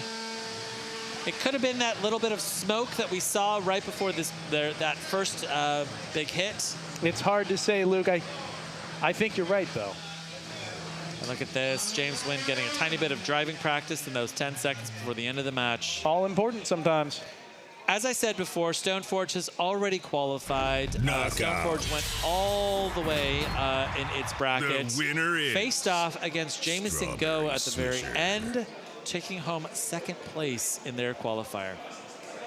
This is a very good robot. It is. You know, we keep talking about this. The excitement that we're building, at least in my heart, for the finals, is really it's mounting. I will say that this year we've had better robots than ever, obviously. They keep getting better and better. Let's take a look at this replay. It's a short one. A big hit. Stoneforge just kicking Strawberry Swisher in the face, getting stuck. A little bit of smoke. That could have been smoke from anywhere. Yep. With robots this small, it really just comes out of, whatever. It's magic. Yeah, it's magic. Smoke. Yeah, there's no rhyme or reason necessarily. You can make an educated guess, but you never know. The championships are going to be the best of the best. Absolutely. There's a lot of times where you see somebody and you're like, wow, I wish that I could see them face this other person who was here earlier in the year. In December, we're going to see the best here. Incredible. We've been watching we've been watching Norwalk grow year after year. This is the first year where I can really say we've got the best of the best here. Yeah. We've got fantastic fights. Yep. I mean, it's not the first year I can say we have fantastic fights, but it's the first year I can say pretty much without a doubt in my mind. It's the most competitive beetleweight competition on the planet. On the planet. On the exactly. planet. Yeah. Not just across the country, not just in North America. You cannot call yourself a champion until you come through NHRL and win a golden dumpster. It's not possible. We're at that point. All right. Let's take a look here at this factoid. Kamino is named after a planet in Star Wars. Gil, are you not a Star Wars fan? Do you not know what Kamino is? Kamino is the clone planet, okay? All right? A planet. It's not just a planet. Wow. 8. Amazing. 7. We got to 6, clean up that 5, factoid. 4, 3, 2, 1. Fight, robots, fight. Away Now, we Ricky, go. as you'll remember, King Toby here with T3. Oh, huge hit. Huge hits. He's promised a $50 bounty to the first person to kill his weapon. Which And he looks may like be it paying may be out. Aaron No. Taggart here and Kamino. No, that weapon is still spinning. Wow. The weapon came back. This weapon is unkillable, Ricky. What happens when an unkillable weapon meets an unstoppable wedge? Wow. Toby here, our truck driver turned combat robot builder. He fights all over the Midwest. I like to think of a big rig pulling up and just dropping combat robots out the side. Huge hit. Kamino's now on its head. You can see that weapon on Kamino still running. It's still very, very dangerous. Toby's got to be careful. Wow. Or not. Just Why go be weapon careful on weapon, when you can Toby. be murderous? I guess weapon on weapon is like when you can really trust that your weapon is going to stay alive. Basically, I'm not seeing a lot of movement from Kamino. I am seeing a Brett interaction there. Oh, Wow. what hits. Huge hits here from T3. T3 must just be intentionally trying to break that weapon at this point. It's got free range of its opponent and still is hitting the front wedge. Wow. Why? Incredible. I love it, but why? Every single time that Toby continues to make engagement, he keeps this fight going. Oh, Oh, that is a bent wedge.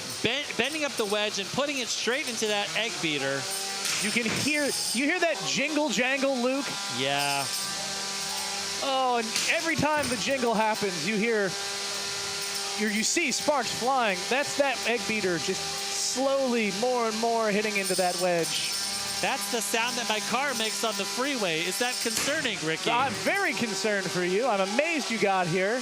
I'm glad you did, but look, the weapon is down on T3. What? It happened. Has Aaron done it?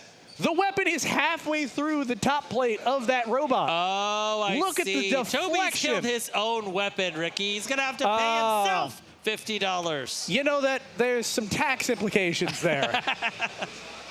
Yes, let's hope that the IRS is not watching this live stream. Toby, you might be committing tax fraud here by paying yourself. As we enter the last 10 seconds, we're going to limp here to the end. Toby's drive is great. He's punched through his own top plate, which I'm going to say technically not a weapon kill. I think he killed it himself. Yeah, I think you're right. Wow, look at that. We got to hand it also to Toby. That fight could have been over very quickly. Yeah, Toby kept it alive. You know, Camino, not a lot of movement from Camino for most of that fight. That was super destructive. It really, yeah. Especially, it makes me so happy to see a horizontal doing well. I feel like if you bring a horizontal to, you know, an egg beater fest. I'm sorry to interrupt you, but look at that hit. Wow. So Camino really did get some really good hits in here. Yes. It just couldn't stand up to the longevity of T3's attacks. Yeah. I think when Toby pulled up that plow, that was really the turning point in this fight. I don't think that was the turning point. I think that was the seal the deal moment. That was the seal the deal. Yeah, all right, got it. Yeah, I think the turning point was as soon as the drive started to go down on Camino. That's true. That he could have stood back. He could have said, you know, I'll limp my way to victory. Instead, he put on a great show for the entire 3 minutes. I'm gonna ask. I gotta know from Toby whether he's paying out that bounty here. I don't know. I'm really interested to see too, because he cut probably 2/3 of the way through his own top plate. We've got a unanimous judges decision here for King Toby and T3. Oh, well, bravo, King. There we go. All right, we're gonna take a quick break here for a word from our sponsor, Xometry. Oh, Xometry.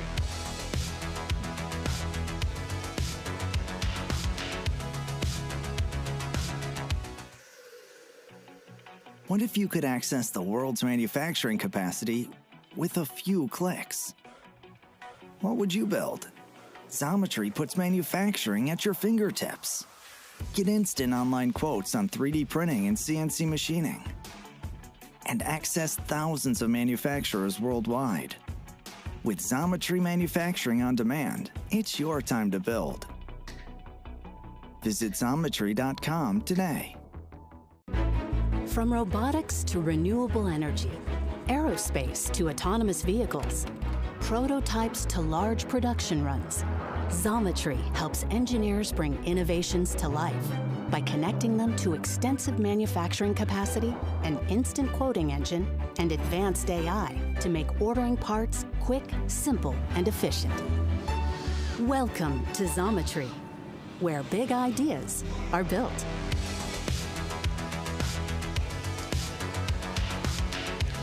Whether you're building a fighting robot or a big project for work, Xometry can help you innovate faster and better with online instant quoting for CNC machining, laser cutting, 3D printing, and more. Xometry can help you bring your projects to life. Thank you, Xometry, for sponsoring NHRL. Yeah, and you know, before we get too deep here into the competition when the floors are completely destroyed, it's worth pointing out how nice the Xometry logos. Like spruce, all the boxes look great. The new visuals, the new paint jobs, the new logo. But I kind of like seeing the Xometry logos interspersed around the arena. It's fantastic. Yeah. All right. I can see loading into cage 3. We've got the Casmers here. But we're instead going to go to cage 1. They keep you guessing, Luke. We've got Cappuccino here facing off against Alex Wang. Next in cage 1, I like Cappuccino versus Alex Wang. Now, 8, Alex Wang 7, here, 6, built and driven 5, by Alex 4, Wang. All right, 3, he's just 2, named his robot after 1. himself. Fight, robots, fight. Here we go. big hits right out of the box. This silver robot here is Cappuccino. I believe that Alex Wang could be dying here in the corner. It's hard to say for sure. Alex, no, where's your robot? Alex, you can't go into the arena yourself. I can see what I believe is Alex Wang's minibot. Is that right? I think so. It's Tap out. Tycho Rebound style. The winner is Cappuccino. Wow. Boy, the voice of God put some stank on Cappuccino. I just love the way that he said that. Yeah, that's the kind of thing that you want to whisper you to bed at night. Yeah. Yeah, could you imagine if you like ordered Starbucks and they were like, here's your cappuccino. You're gonna wake up in the morning. You're gonna have a cappuccino. Wow, that's good. Listen, you have a second career here, or well, no, I should say like maybe a 14th or 15th career. And have you read the book, Luke? Yeah. And voice acting here, Ricky. That's great. Thank you. Thank you. All right, Cappuccino. I'm gonna go next to cage 3. I can see an awful lot of Casmers here standing cage side. We see Flip and Cut facing off against Archangel. Angel Vidal there in the pink corner with Archangel. Oh, I see. He's perfectly hidden by the shape of the box right now, but facing off against Andrew Casmer and Flip and Cut, which is another variation of his very popular, very hard-hitting robot Project Liftoff. This is Archangel's first NHRL appearance since November 2021. It's been a year for Angel bringing this design. In the ensuing year, though, he's brought a lot of other designs. Right. He has not been taking time off, but this is a revival of a classic robot, at least classic by modern day standards. Next in cage 3, 3-pound weight class, undefeated bracket, round 2. And you got to understand, too, a year is a long time in the combat robot world. 6, Absolutely. 5, 4, Flip and Cut here is 3, this circular robot 2, in red. 1. Archangel Fight, is this robots, custom light blue egg beater getting flipped head over heels here. Not once, but twice. Now, as you mentioned earlier, Flip and Cut's design is to pop robots up into the air, flip them into the air, and he's doing a wonderful job of that. It's got sides that are angled such that they get under a robot and wedge them up into the air very quickly.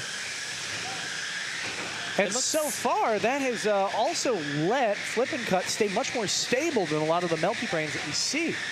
Yeah, it's a really interesting concept to make a melty brain that doesn't go flying around inside of the box, but instead stays planted to the floor.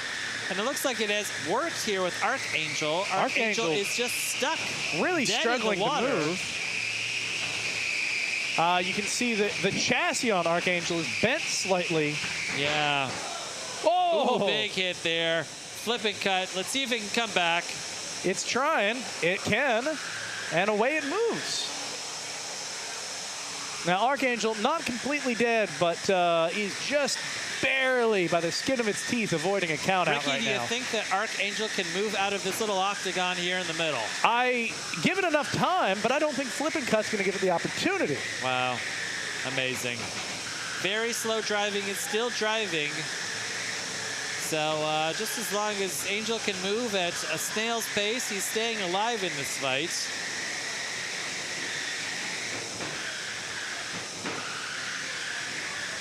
I am very interested to know about the design of Flip and Cut. That's one of those robots I'm going to have to see in person in the pits. Yeah, it's incredible. I'm a huge fan of the Casmers. They make absolutely gorgeous robots. I love their innovative thinking, their ability to just crank out new designs left and right. It's very clear that there is a huge amount of, oh wow, look at this. Flip and Cut has maybe embedded itself into the rail. This is going to take a lot of breading to free this robot, if it's possible at all. And there it goes. Here we go. Let's go, brats. Now let's see if that melty brain can melt. Ah, it can. Wow, what reliability from Flip and Cuts. 30 seconds left here in this fight. Archangel just slowly turning. Flip and Cut can just run down the clock here if it wants to. I'm sure that Andrew is trying to do the math on whether he's got another big hit in him or if he should just allow Archangel to take it to the judges. To the judges it will go as we have the last 5, 4, 3, 2, 1. That's the end of the match. Seconds. Wow. And although it is technically a judge's conclusion, I think it's a foregone judge's conclusion. You can see it here now that we've slowed down Flip and Cut, how that's working. They're like little...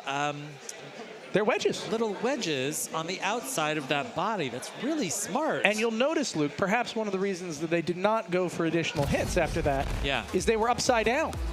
Interesting. Yeah, that's interesting. So you can see here, for a Melty Brain, wow, what a hit. For a Melty Brain robot, though, the amount of control that they exhibited is really stunning. You don't see this out of full body spinners, let alone Melty Brain full body spinners. I just love that they've figured out how to basically harness physics to keep themselves planted on the floor. Well, it's interesting, too. You know, a lot of Melty Brains are one-wheel drive robots. Right. Whereas this is a two-wheel drive. It does have 2 wheels, and I don't know for sure, but I imagine if it needed to, it could drive in a traditional manner if something went wrong or what have you. So there's, I think, looking at it, there's a lot of backup plans built in to its design, and it seems to be paying off. Yeah. Let's take a look. Oh, wow. Are we going to go to the judges, Neil? We are. We are? We're going to go to the judges. We're going to see faces. Wow, we've got Don Dorfler, Coleman Christie, and Andrew Russell. Don, let's start up here at the top.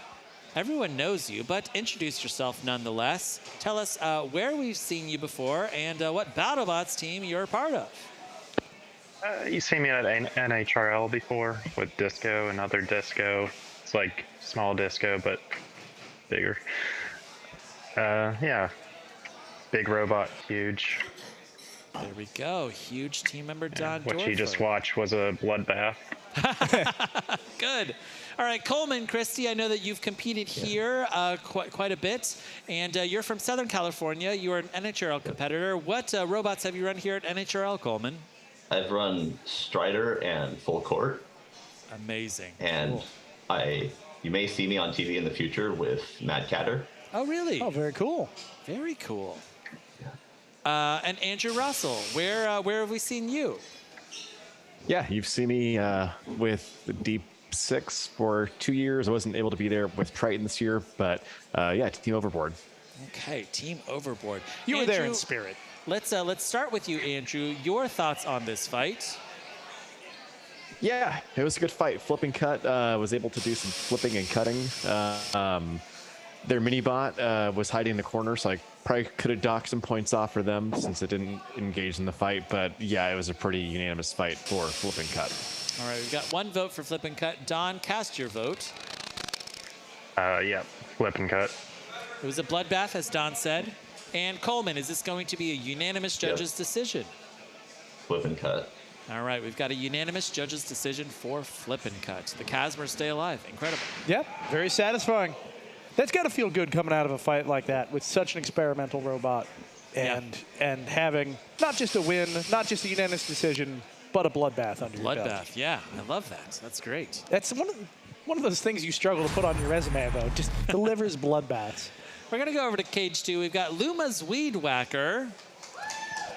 Luma's Weed Whacker is here in the pink corner. Luma's Weed Whacker 3 has tally marks on its chassis for each of its knockouts. All right, can we zoom in on the chassis? How many do we have there? I can see some. You know, so does every new robot. Yeah. Oh, there you go. Facing off here against Ablation, we've got Peter Garnache from Horizon on BattleBots, our NHRL judge, the tallest combat robotics builder, I think, in the sport. He's about 7.5 feet tall, Ricky. Yeah, it's stunning. He's mammoth size. Cage 2, Ablation versus Luma's Weed Whacker 3. All right, Luma's Weed Whacker 3 here in neon yellow. 8, 7, 6. A horizontal 5, versus 4, a vert. 3, 2, 1. We'll see if the horizontal can overcome the type disadvantage. Generally speaking, vertical spinners will outmaneuver horizontals, but It's really comes down to driving. Wow, big hit there. Big pop in the air, and I can already see part of the bottom of Luma's Weed Whacker getting caved in. Luma here stuck up against the glass. Really barely spun up at all there. Yeah. We're going to have to see if the weapon comes back when it comes back down. I saw it switch. Peter was waiting. Waiting in the wings. Incredible. I don't even think, I think that he's bent the body straight into the path of that weapon. Yeah, if there's a chance of that weapon working, it is very small. Oh, no. Oh, the side is getting caved in.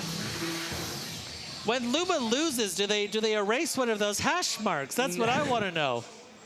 I think a lot of hash marks were just added, Luke, involuntarily.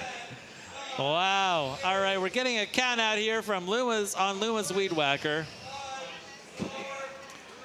Peter Garnache stays alive here in the undefeated bracket.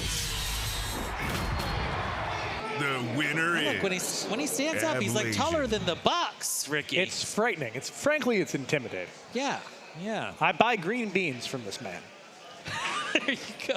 I think he has to sit on the stool so he can get them all into the frame. You know what I mean? Yeah, there you go. He wants, otherwise it's just torso. Yeah. I will say, very fun fact, we just launched our newest version of our website, Peter Garnache's Combat Robotics Handbook. If you want to build your first combat robot, is on the website. Go and check it out. Oh, wow. Yeah. He built a handbook to pass off his knowledge to his college team. Right. And he's made it available free and published it online, and we have a copy of it on our website, so that's pretty cool. Well, that's excellent. All right, you can see, if you want to be a great builder like Peter, read the handbook. You can see that here in this replay. Luma just getting shoved around inside of the box. Tough fight for Luma. Yeah, all right, we've got a good shot of the crowd. Hello, crowd. Happy lunchtime. Look at these we have exciting, so many happy people, people sticking with us for the entire morning. You gotta love that. This crowd's been here for 3 days. Yeah, here we go. Hello. Yeah. All right, we've got another good shot here. Live shot of the pits. Still, more than 100 people alive in the bracket, working very hard up there to get ready for their next fight. At this point in the day, almost everyone has fought at least once. Some of these people are finding that they just have to charge their batteries and get it back in. Others, really, really tough first fight.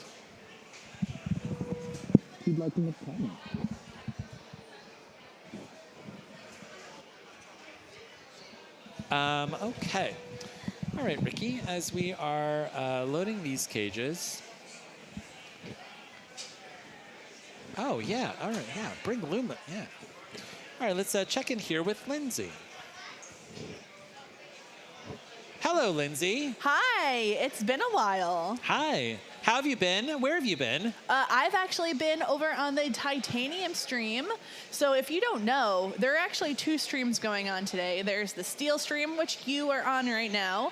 And then there's the Titanium stream, which you can also find on YouTube, which is just concurrent fights. It's all 3-pounders, but there's no delineation between who fights on Steel, who fights on Titanium. So if you're interested and you want to check out double the fights, bring up a second browser. Go watch Titanium. But yeah, that's where I've been. But now I'm back, at least for a little while. Awesome. That's so cool. I'm going to be heading over to Titanium myself. I can't wait to check it out. Exciting. It's Lindsay, fun. do we have super chats, or are you just popping in to say hi? I'm popping in to say hi and to encourage you to A, like this stream. Yeah. Subscribe. Yeah. And if you do pop in a super chat, I'll be able to read it at some point in today's stream. So go for that. And if you're watching at home, join the chat. It's fun.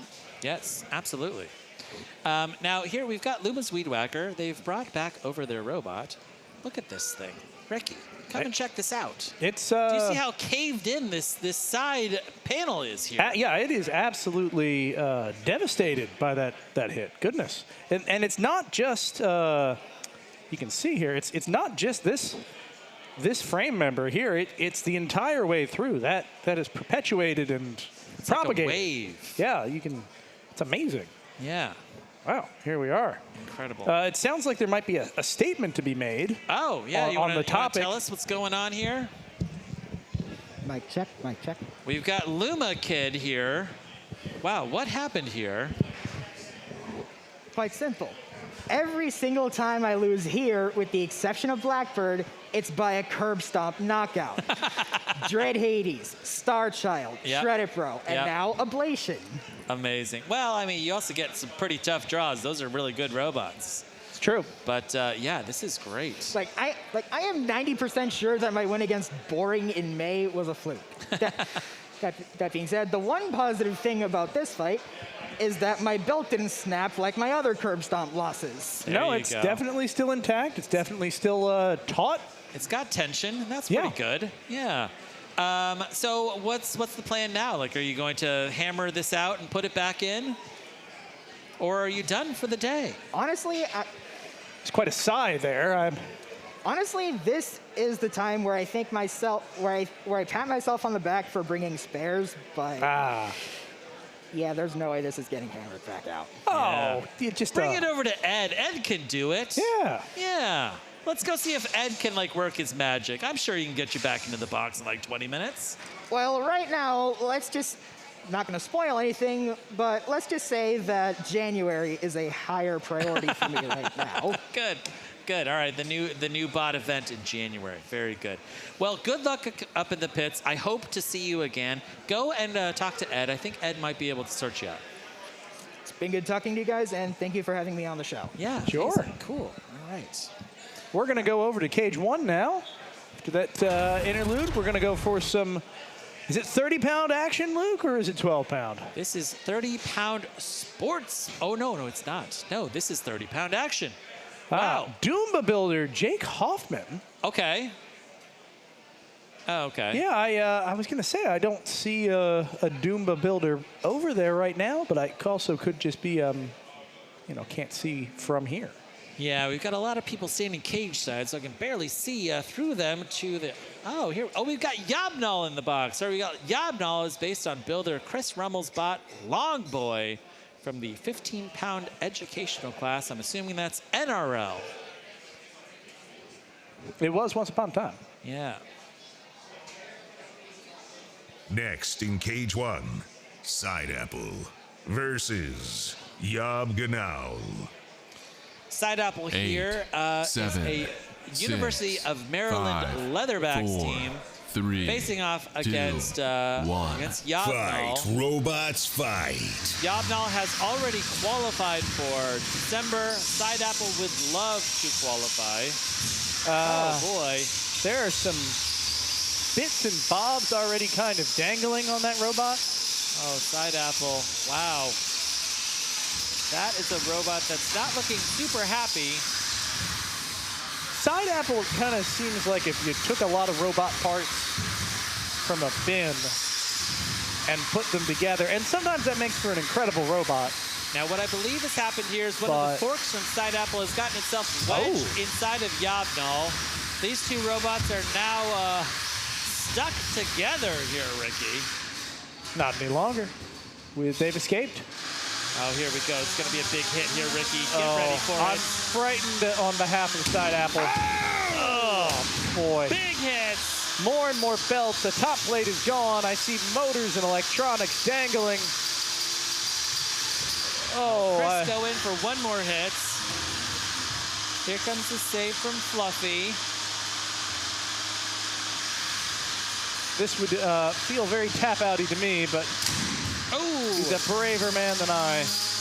University of Maryland doesn't tap out, Ricky. They just like to scoop their robot pieces up into a trash can and bring them back to Maryland. They have a small army of robot builders, so it makes sense. Yeah, I think a tap out's coming. I think a count out is coming if a tap out doesn't. Yeah. Side Apple. Okay. And Side there Apple it is. did tap out here in this fight. YOB GNOL just looking absolutely bulletproof. Great job here. Tap out. Love the new animations. The winner is... Yeah, they're good. YOB GNOL.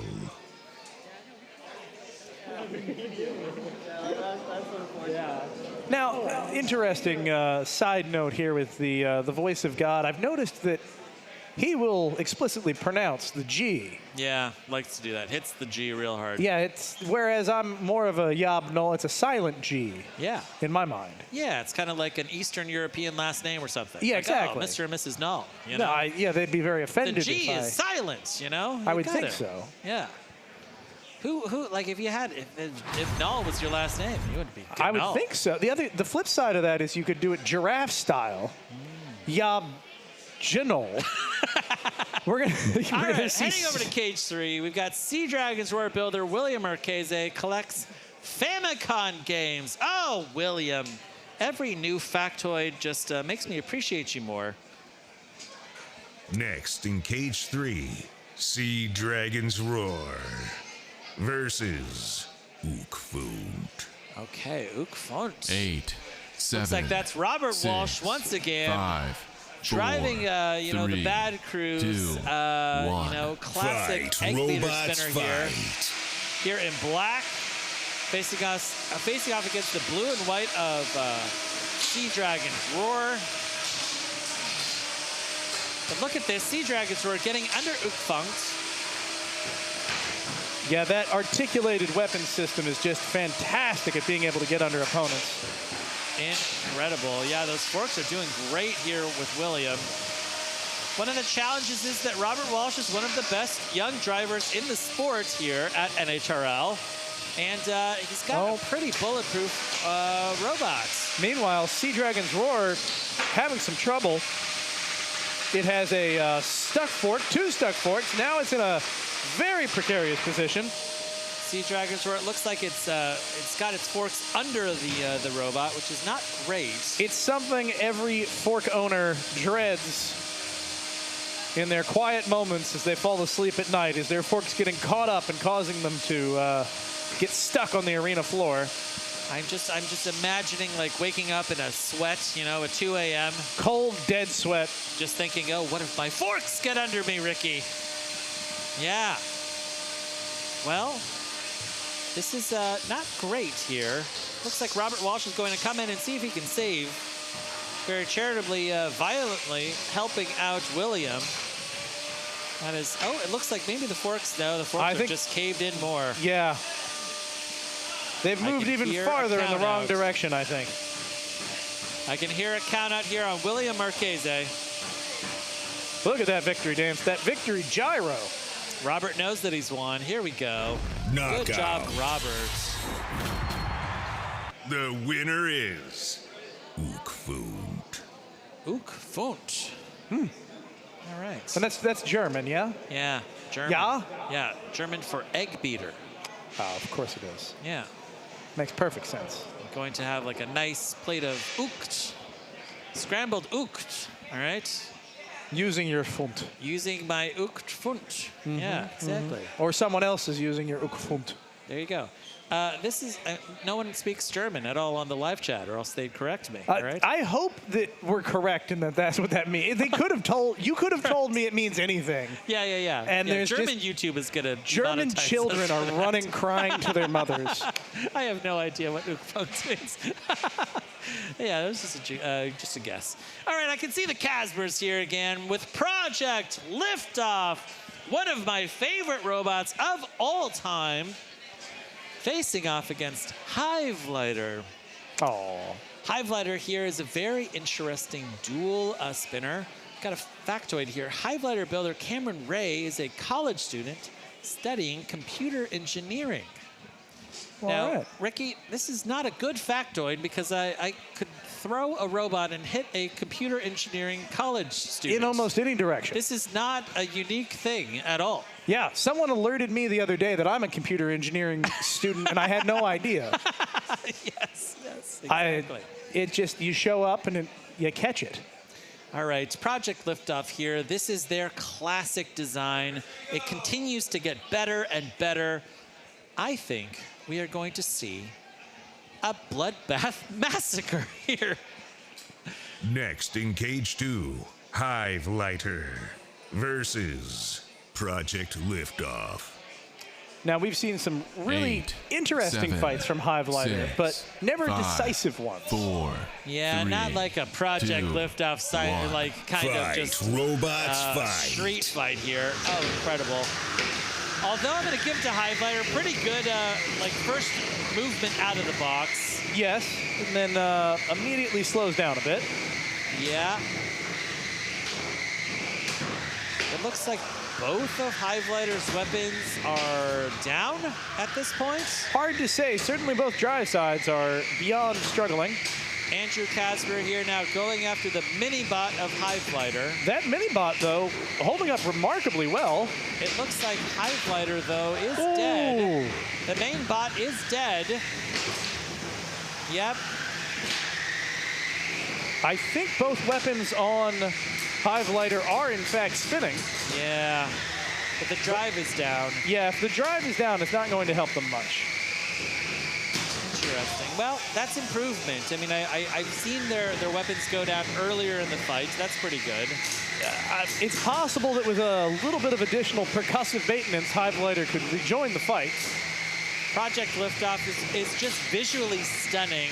Just to see it moving around in the box, it's so weird, it's so uncomfortable. It spends so much time in the air, and it hits so very hard. It really does. I mean, that is the full 3 pounds force at however many miles per hour that tip speed is. It's got to be hundreds. We have a very generous referee here, not calling, for motion on Hive Lighter.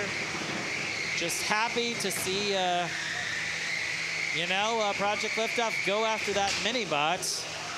But Hive Lighter's drive is down.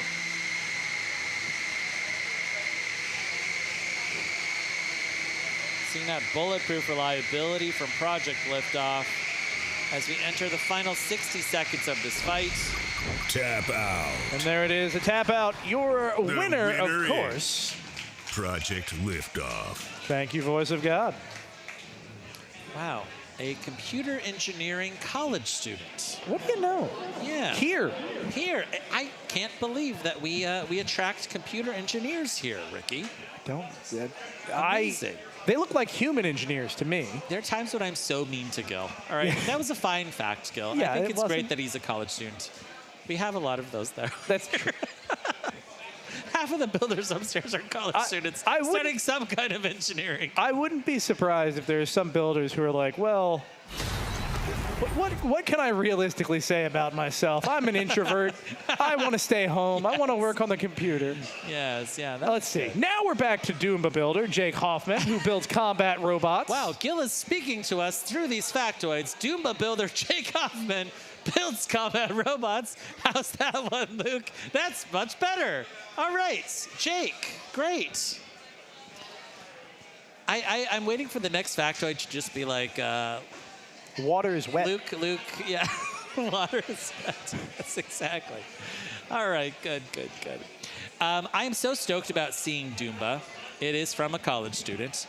And he's probably studying some kind of engineering, I'd say. Mm-hmm. I got to see it last night. It's a totally redesigned Doomba. If you've seen it fight elsewhere, this is brand new.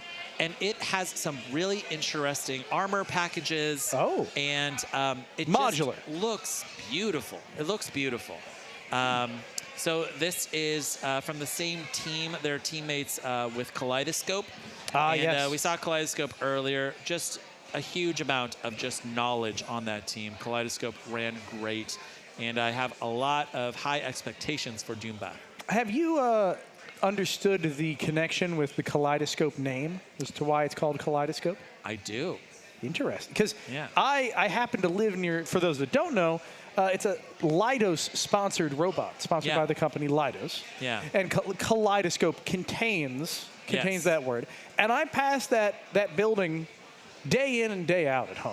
And I've never really noticed that building was there. But after coming here, after watching a fight with Kaleidoscope, hearing that factoid every time I drive by there, I realize, oh, look, they sponsor that robot. Yeah, that's pretty cool. Look into that. 7. Here we go. Cage 4, ready for 5, fighting. 4. I 3, see Zach. 2. No, this 1. is Phenomena versus... Robots fight. This is a 30-pound sportsman fight. This is not Doomba. This is Magneto versus Phenomena. Phenomena here is in black and green appropriately from Team Bone Dead Robotics. Brandon Bennett Young appeared on Mammoth. That's correct. This is a Mammoth pit crew member here. Facing off against Zach and Magneto. Zach was telling me he's been running Magneto here at various combat robotics events on the East Coast for years. Magneto is a absolute veteran of a robot. It has been doing cool things since before cool things were cool. I'm thrilled to see it here at Norwalk. Now, somewhere in this audience is Claw Viper Captain Kevin Milcheski. He's flown out here from Seattle to check out NHRL, and Phenomena is a Claw Viper inspired robot in the 30-pound sportsman class. So, Kevin, enjoy this fight. You know, Brandon is a big fan of your robot. One of the most delightful things that I saw about Magneto, do you see that blue right there? I do see that blue. That is blue rope, Ricky. Yes. I didn't know that you could use rope inside of a robot, a combat robot. Absolutely. It actually uses an incredibly similar design to the BattleBots Flipper Blip. Yes, that's true. Which that's also like uses space-age rope. This is rope that you get from like a marine supply store. Absolutely. Yeah. No, rope has its place, and we're seeing it right now, how effective rope can be.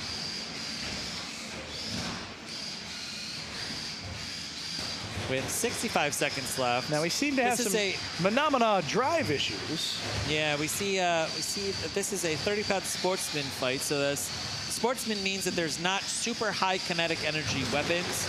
These are designed for control. These are mostly lifters, sometimes flippers, occasionally a very slow-moving weapon. But you're supposed to come out of one of these fights with your robot basically intact. If you've broken something, then you've usually broken something, rather than your opponent. Right, exactly. And this is how you're able to run rope from 2004, Ricky. Oh, wow, you think that's... look at that! Oh, what a show. Zach could have left Phenomena on its face. That's not Zach's style. 15 seconds left here in this fight. Oh, interesting. I'm seeing that chain spinning, but the gear's not moving. I'm thinking that's a sheared keyway, perhaps. Should have gone with rope, Ricky. Yeah. Well, it's funny. There is some rope sitting in the Phenomena pit upstairs. Got it. That may or may not make an appearance. Inside of this robot or a different robot? I believe it's an attachment for this robot, but I'm not sure. There's a rope attachment? I believe there is a rope attachment. Wow. Interesting. There is certainly a rope That's frowned upon in like a 30-pound full combat, but I guess... But not here. Sportsman. It's fine. Sportsman's the Wild West, Ricky. Anything could happen. All right, this one's going to go to the judges, and I'm sorry. No. I think there's not much question here. We did see a lot of flips. Now, Ricky, you're like the judge who really loves the last 30 seconds of the fight. That's true. That's you true. like to see how the fight ends. And let me explain that for a moment. Because it's not that the last 30 seconds matters more than the other 30 seconds. It's that the last 30 seconds is usually a reflection of everything that built up to that last 30 seconds. To this point, to make your point, the judges have decided unanimously Magneto. Well, there you go. Pretty good. That's also what I would have decided, I think. Yeah. We're going to go to check Lindsay in with now. Lindsay. Oh. I think that matches Nito. Oh, wow. I have super chats for you. Listen, I would cut away from you, Lindsay, but you're too magnetic. I see what you did there. Yeah, it's turnaround's fair play. It would be fair play if I could pronounce it. You know, talking's hard, especially when you do it all day. Mm-hmm. Anyway, let's hear about them interneters. Yeah, so we have some super chats here from the internet. Look at these snazzy new graphics. I love them. This is from Outside of the Box podcast. Aww. Best commentating in combat robotics. Oh my goodness. And everyone who loves the sport should be watching this right now. Go serial killer. Amen. I will say Outside of the Box podcast, really excellent podcast from our friend Christine Giver. Mm-hmm. And Christine went to BattleBots, so I think she's saying that we're better commentators than Chris and Kenny. Hey, I mean, I'm not going to say I agree, but This one's from Curtis Honeycutt. So happy for another great NHRL event. Best of luck to all builders today.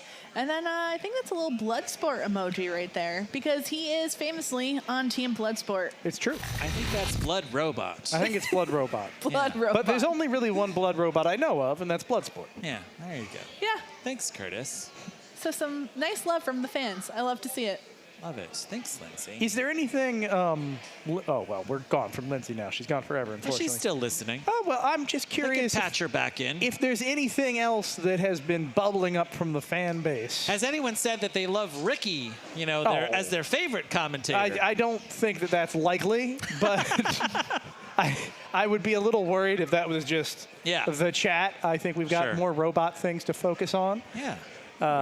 But what a nice thought. Yeah, thanks, Christine. No, I'm wondering, are there new favorites? Are there exciting moments? Are there things that just, have everyone on Twitter?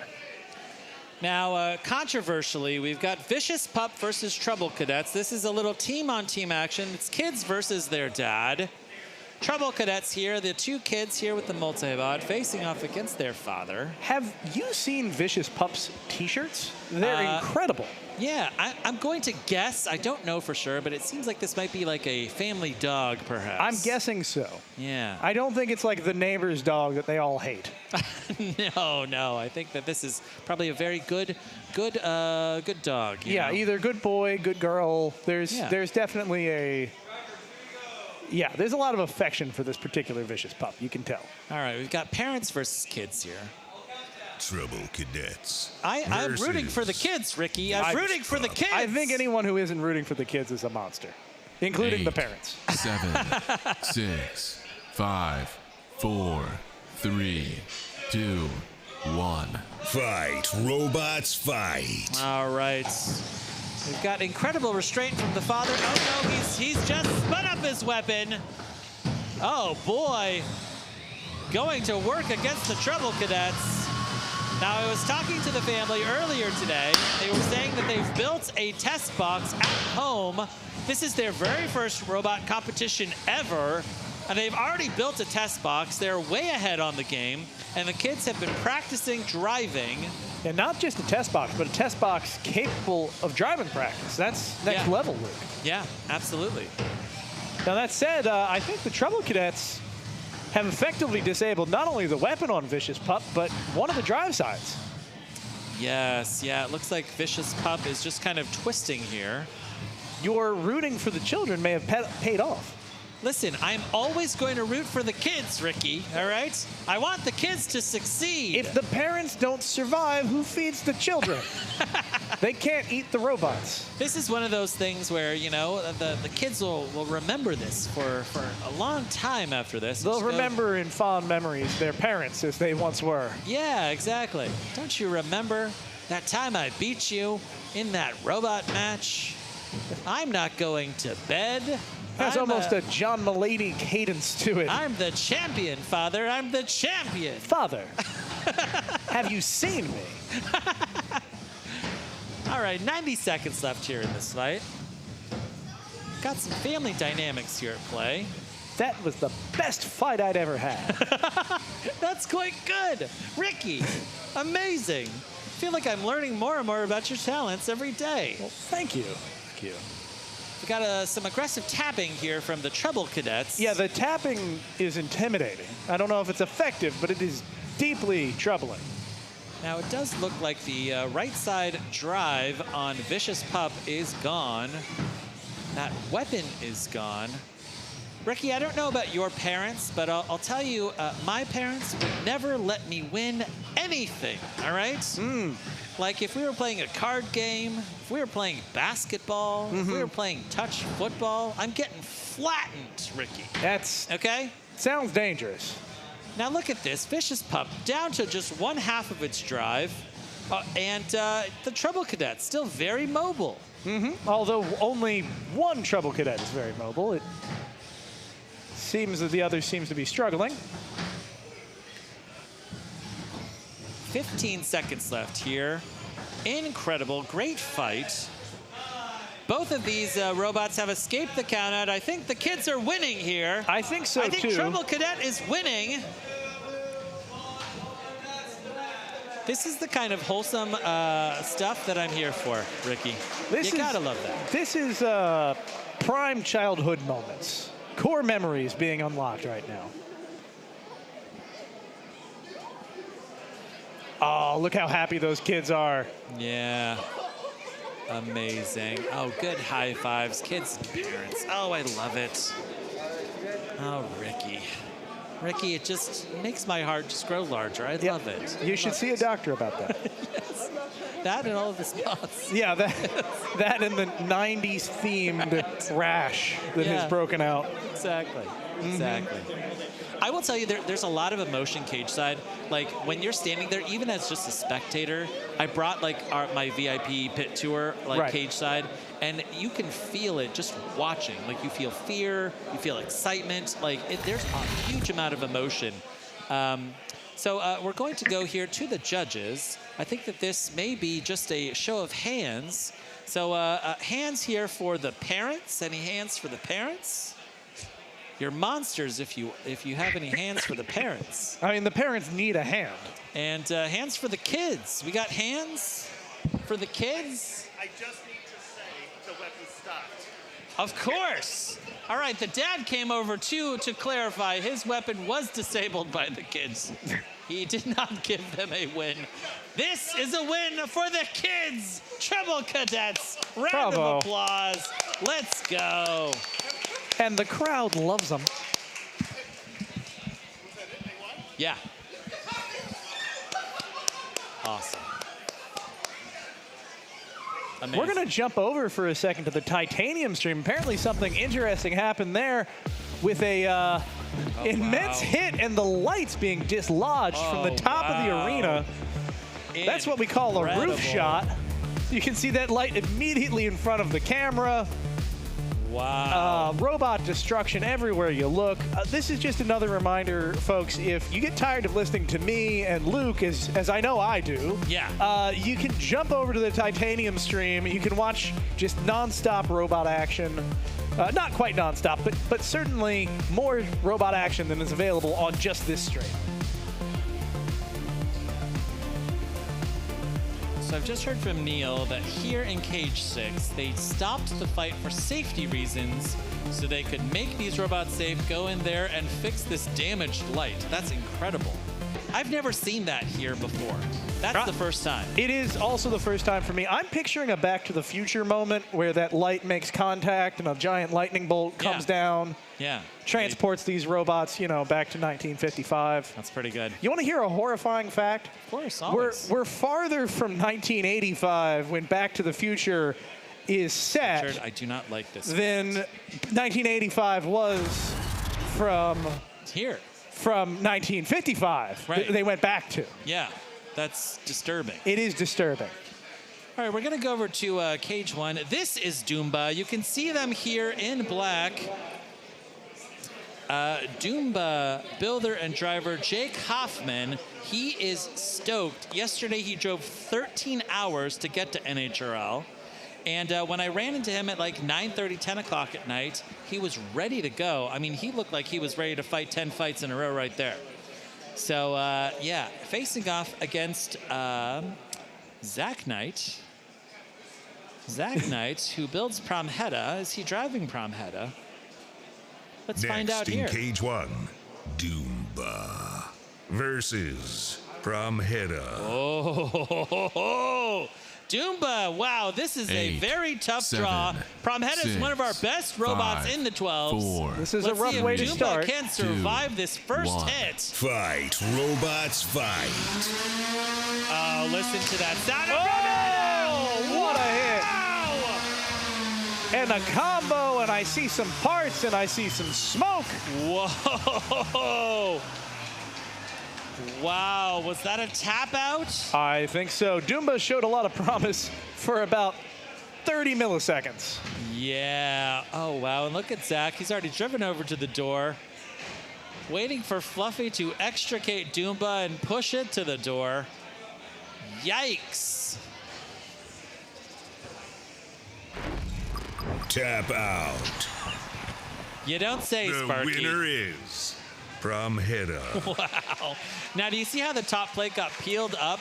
That's an incredible amount of energy being dumped into the top of Doomba. Right, and an incredible amount of bite that is required to do that. And the reason they can do that is because of that speed right off the draw. Yeah, absolutely. Zach Knight showing why he's one of the very best 12-pound builders here at NHRL. Look at that hit. And then that second hit that did the damage you were pointing out earlier. Lines it up, smacks it in, and the smoke is immediate. The damage is immediate. I think that was a controller receiver sticking out from the side of that robot. That's the kind of surgical precision that I expect from Zach Knight. Yeah, tremendous amount of experience there, tremendous amount of skill. Yeah. I don't expect anything less. Yeah. Which, that gets to be something as well. I mean, if over time, the expectations mount, and you have actually extra nerves for a lot of people going into these sort of fights. Zach is cool as a cucumber. He's used to winning, you know, like he's got a really well-balanced robot. This is essentially the bite force in the 12s this year. It does help the fact that he has such a record behind him. That's gotta be soothing in some way. Yeah, absolutely. But I mean, it's also really well earned. I mean, he's fought every single competition here this year, and he's built a true super team up there. Yeah. Half of the 12-pounders are his team. So YOB GNOL, Blue Cheese, you know, these really big hitters up there. All of them formidable opponents. Yeah, absolutely. All right, we're seeing a good wide shot. This is the view from the VIP area. Now you get to stand cage side, which is very cool, and watch these big box fights right next to cage 4. I believe that cage 4 is locked. Looks like we might be seeing yet another fight with Big-ish. But first, let's check in with Lindsay. Hello, Lindsay. Oh, hello. I am back again with 2 more super chats. And the first one has to do with what we just saw, which has, Ricky, as you were asking before, has all of the chat ablaze. And this is from our friend Ian. Permetta be like, all right, I won. I'm out of here. All right, Ian, a.k.a. Lane. Love it. And then the second one. I don't know if you were digging for love, Ricky, in the chat, but you got it. So that's that Okami. Okami fan too. Formerly known as CHD Returns. Who's I been see. In the chat FKA was something I was unfamiliar with. Yeah. As soon as you asked for what everyone's favorite part of the day was, everyone said you, and I'm not even joking. That was clearly Luke's setup. How does that feel, Ricky? Flattering. You can't. The rest of me is already bursting with like glowing colors, but it's coming to my face now too. Just. You've been such a great addition to the team. I appreciate the warm welcome that you guys had. This isn't fake. I sent a text to the group talking about coming and helping hosting, and I immediately got oh no, you're in. You're you're part of the family. You can't leave. Yes. The welcome was immediate and profuse, and I still appreciate it. I mean, listen, I'm a huge fan. Myself, I get to sit next to Ricky Willems. How awesome is that? That's fantastic. All right. I will never know that privilege. Yeah. Let's check in here with Cage 4. All right, we got a good factoid here from Gil. The original builder of Big-ish, Brendan Steele, was recruited to work on the 250-pound robot, huge on BattleBots. Incredible. It's true. I saw him at filming this year. From what I understand, he was a very valuable addition. But I will point out that there are a number of people that refer to him only by his internet handle of Business Cat. It's the best, Business Cat. If I had that name, I'd probably go with that as well. Yeah. So he's handed off the reins of Big-ish to his university, Kent State.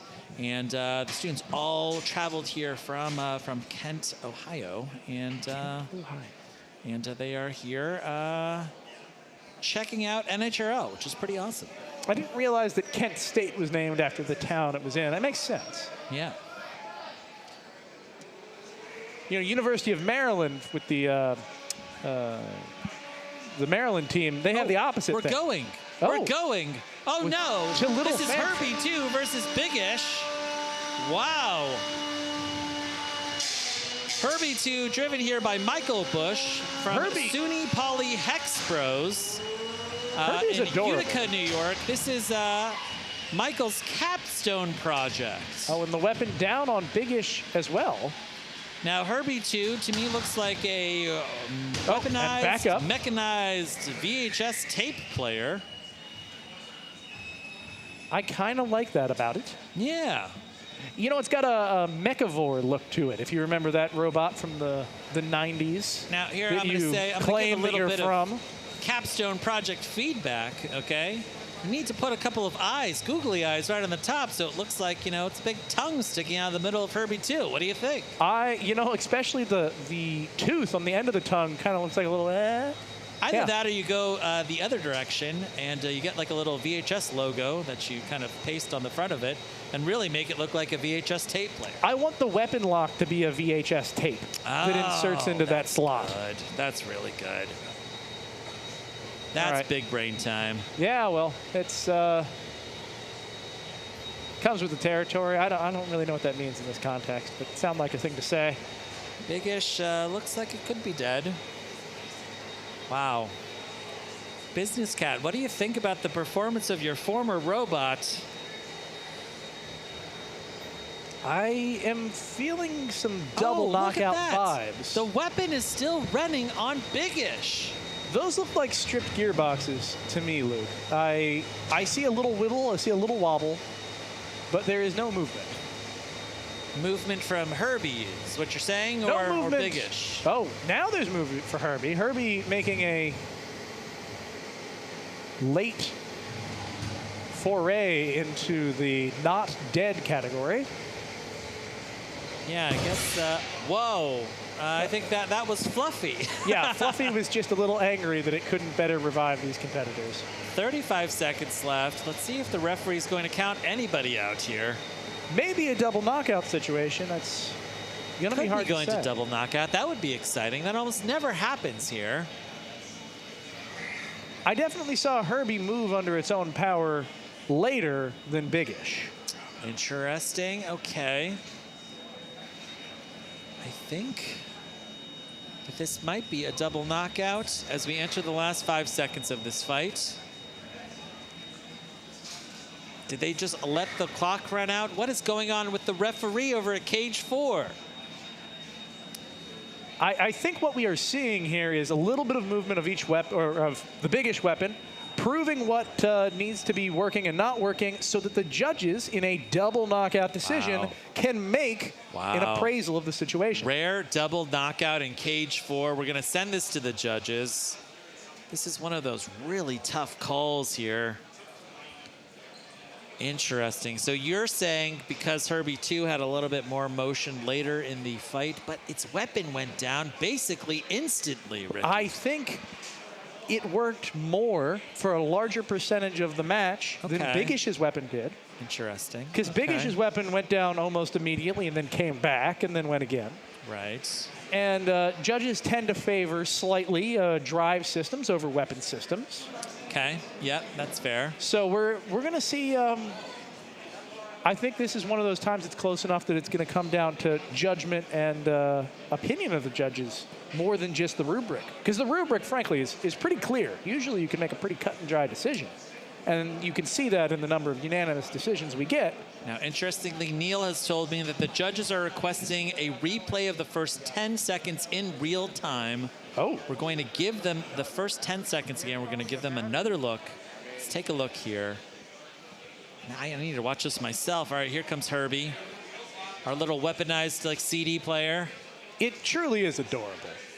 Wow, all right. And Bigish just Where's nowhere to be Bigish? seen. Bigish is gone off Bigish is camera. getting a Here coffee. we go. The weapon was down on Bigish for those first 10 seconds. Yes. Not great, Ricky, not great. No, not at all. This is the 10 seconds that they wanted to see? I think so. I think they wanted to know, was that weapon down and why wasn't Bigish moving?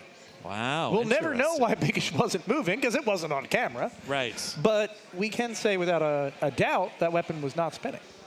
Okay, we're going to go to the judges. I'm going to start here with Don Dorfler.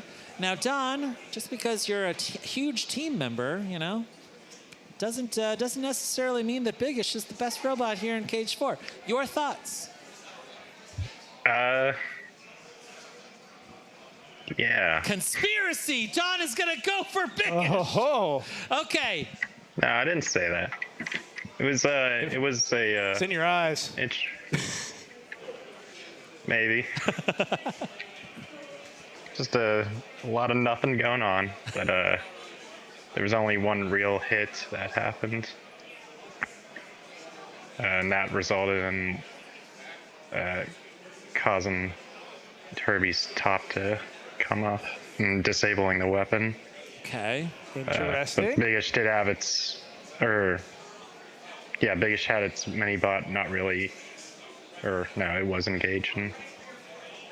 Interesting. But yeah, it's going to be pretty close, 9-8 to Biggish. Interesting. Got a 9-8 split for Biggish. Just Don, before we move on from you, can I have a visual of your completely objective third-party shirt that you're wearing? I don't know what you're talking about, Ricky. All right, let's go to Andrew. Let's see if it's going to be a unanimous decision or a split decision. Andrew, your thoughts? Yeah, I thought we missed part of that fight because Biggish did not even get out of the box. Yeah. So I requested that replay. Reasonable. Yeah, not a lot of stuff happening in that fight, but without too much explanation, I went 9-8 for Herbie number 2. Oh, split decision. Our first split decision of the day. Coleman Christie. Heavy is the head that wears the crown. Which is the winner here, Coleman? Herbie 2 or Biggish? I'm gonna have to go with Biggish. Wow. My. It seemed that they were doing more damage, and they had a small amount of aggression with the mini bot. Herbie was not moving at all at the end. Biggish was at least spinning the weapon, if that counts for anything. I don't know. So we've got a close split. No, it's Judge's decision. Possible some things should have happened before the clock hit 0, but I'm not gonna say things. Gotcha. Now, Coleman, would you say that was also a 9-8 split? I did score it 9-8. Wow. All right, so 9-8s across the board. Just amazing. One in one direction and two in the other. Yeah, absolutely. All right, we've got a decision there for Biggish. Okay, good. All right, where are we going next? Which fight are we going to? Cage 2. Oh, wow, this is going to be a good one. Another beetle weight fight. Backlash wave here. William Marchese facing off against Sad Octopus. Sad Octopus, brand new robot. First builder, first build, first fight ever. No, second fight. Second fight. Okay. But a brand new robot to this competition. Family team, robot to watch, absolutely.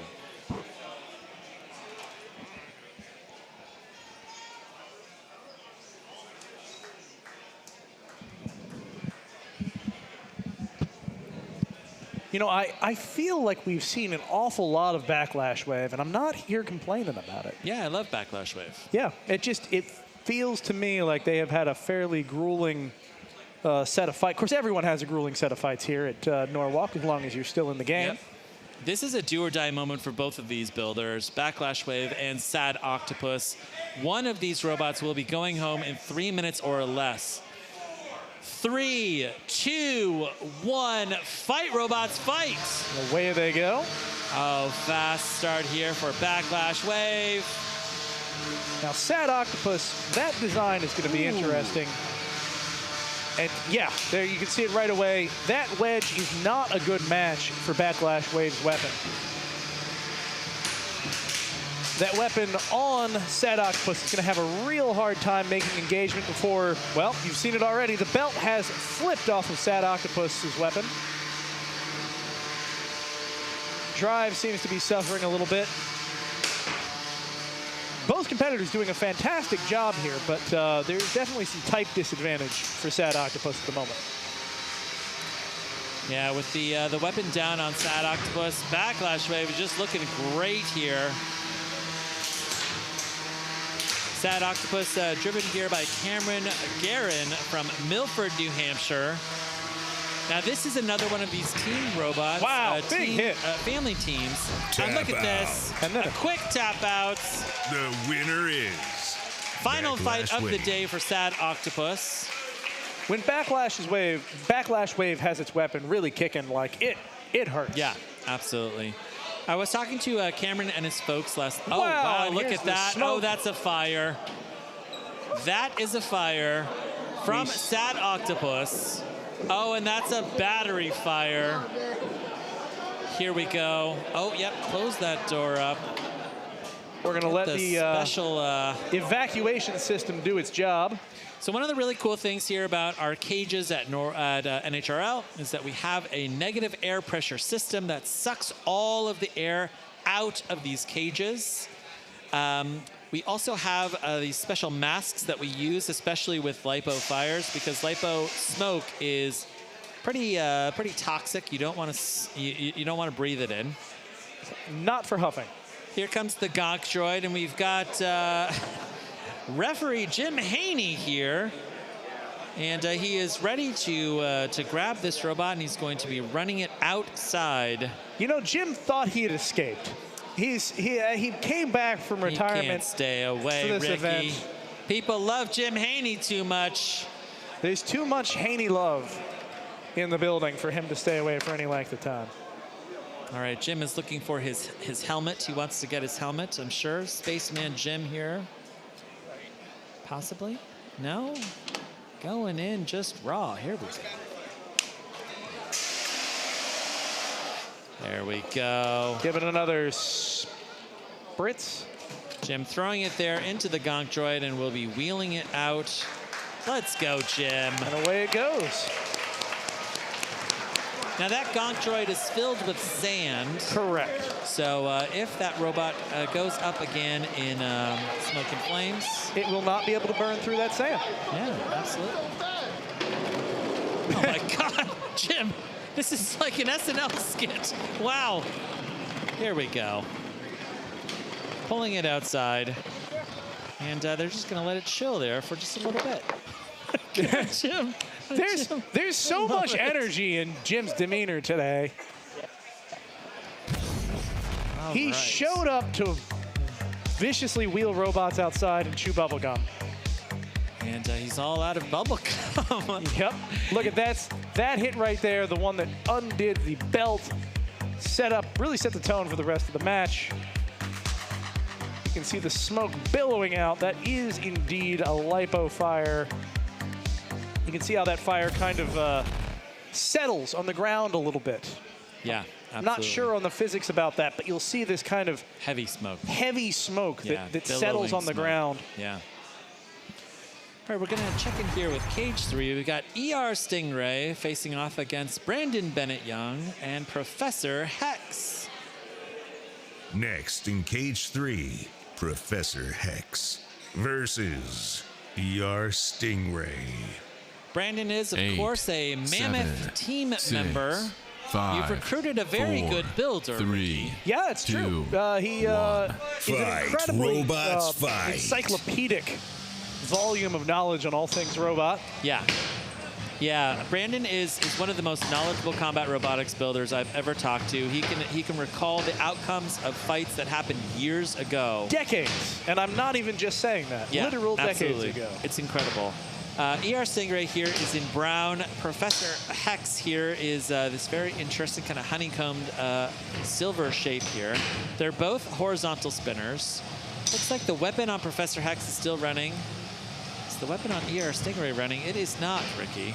No. Professor Hex is a very durable robot, and we have not seen that sort of durability out of ER Stingray quite yet.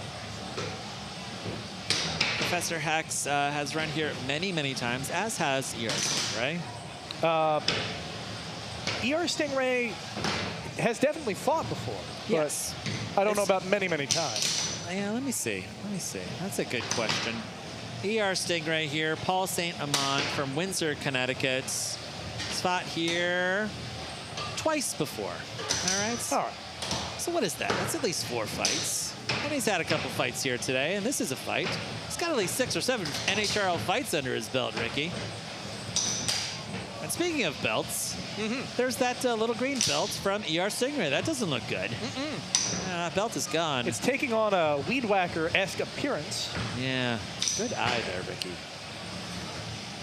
Professor Hex knows that, you know, he's ahead on the points. Brandon can just basically pursue, just continue to show aggression here. But as we enter the, you know, back half of this match, they're really quite a bit further ahead than ER Stingray.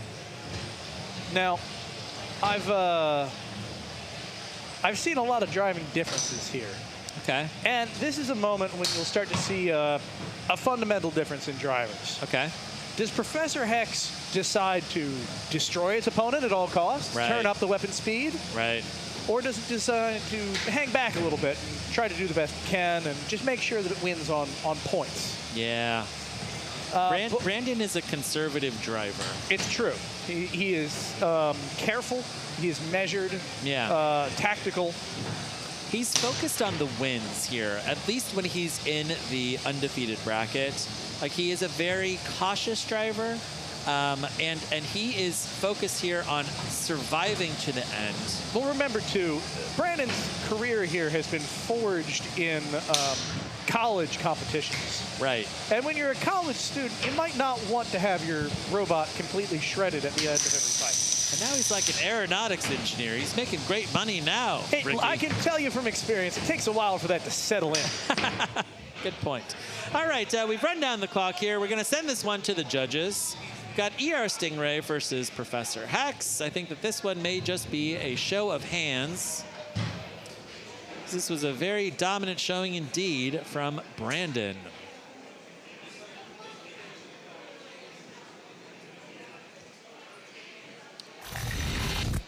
All right, maybe we could just do a show of hands. Any hands for ER Stingray, the brown robot in there that got shoved around? Any hands? Okay, any hands? No hands for Brandon, Bennett Young, and Professor Hex. 1, 2, and 3. Unanimous judges' decision. All right, there we go. They might just be wanting high fives. I don't know. There you go. All right, we're going to take a quick sponsor break here and listen to a quick message from Xometry.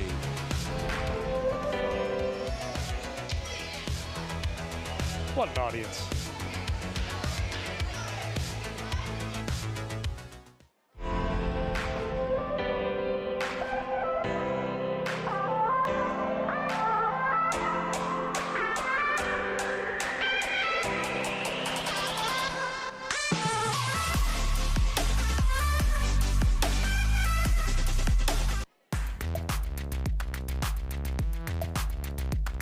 Any manufacturing technologies, materials, and finishes.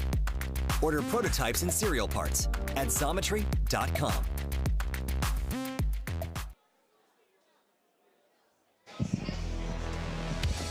From robotics to renewable energy, aerospace to autonomous vehicles, prototypes to large production runs, Xometry helps engineers bring innovations to life.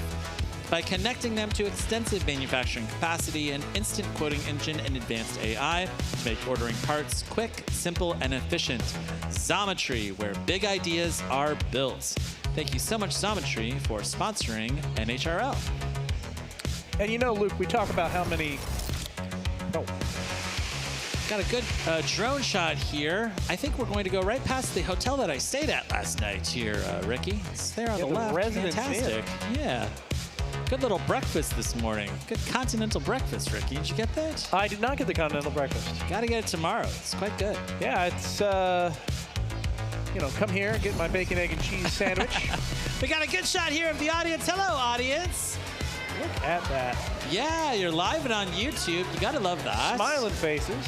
I love that we have such full stands. And, yeah, I want to see some signs in the audience later today. What do you say? Yeah, I've maybe been some Ricky signs, you know? Ricky, you know? I want the weird part of the night signs. Good, yeah, that's good. That's what I'm waiting for. All right, we're going to head over to Cage 2. I can see Walter here facing off against Chest Pop. Now, this is Elimination Bracket Round 2. One of these builders will be going home in 3 minutes or less. Now, chest pop is a typical beater bar spinner, egg beater spinner. Walter is a horizontal. 3-pound weight class. This is one of those fights that can go either bracket, way. round 2.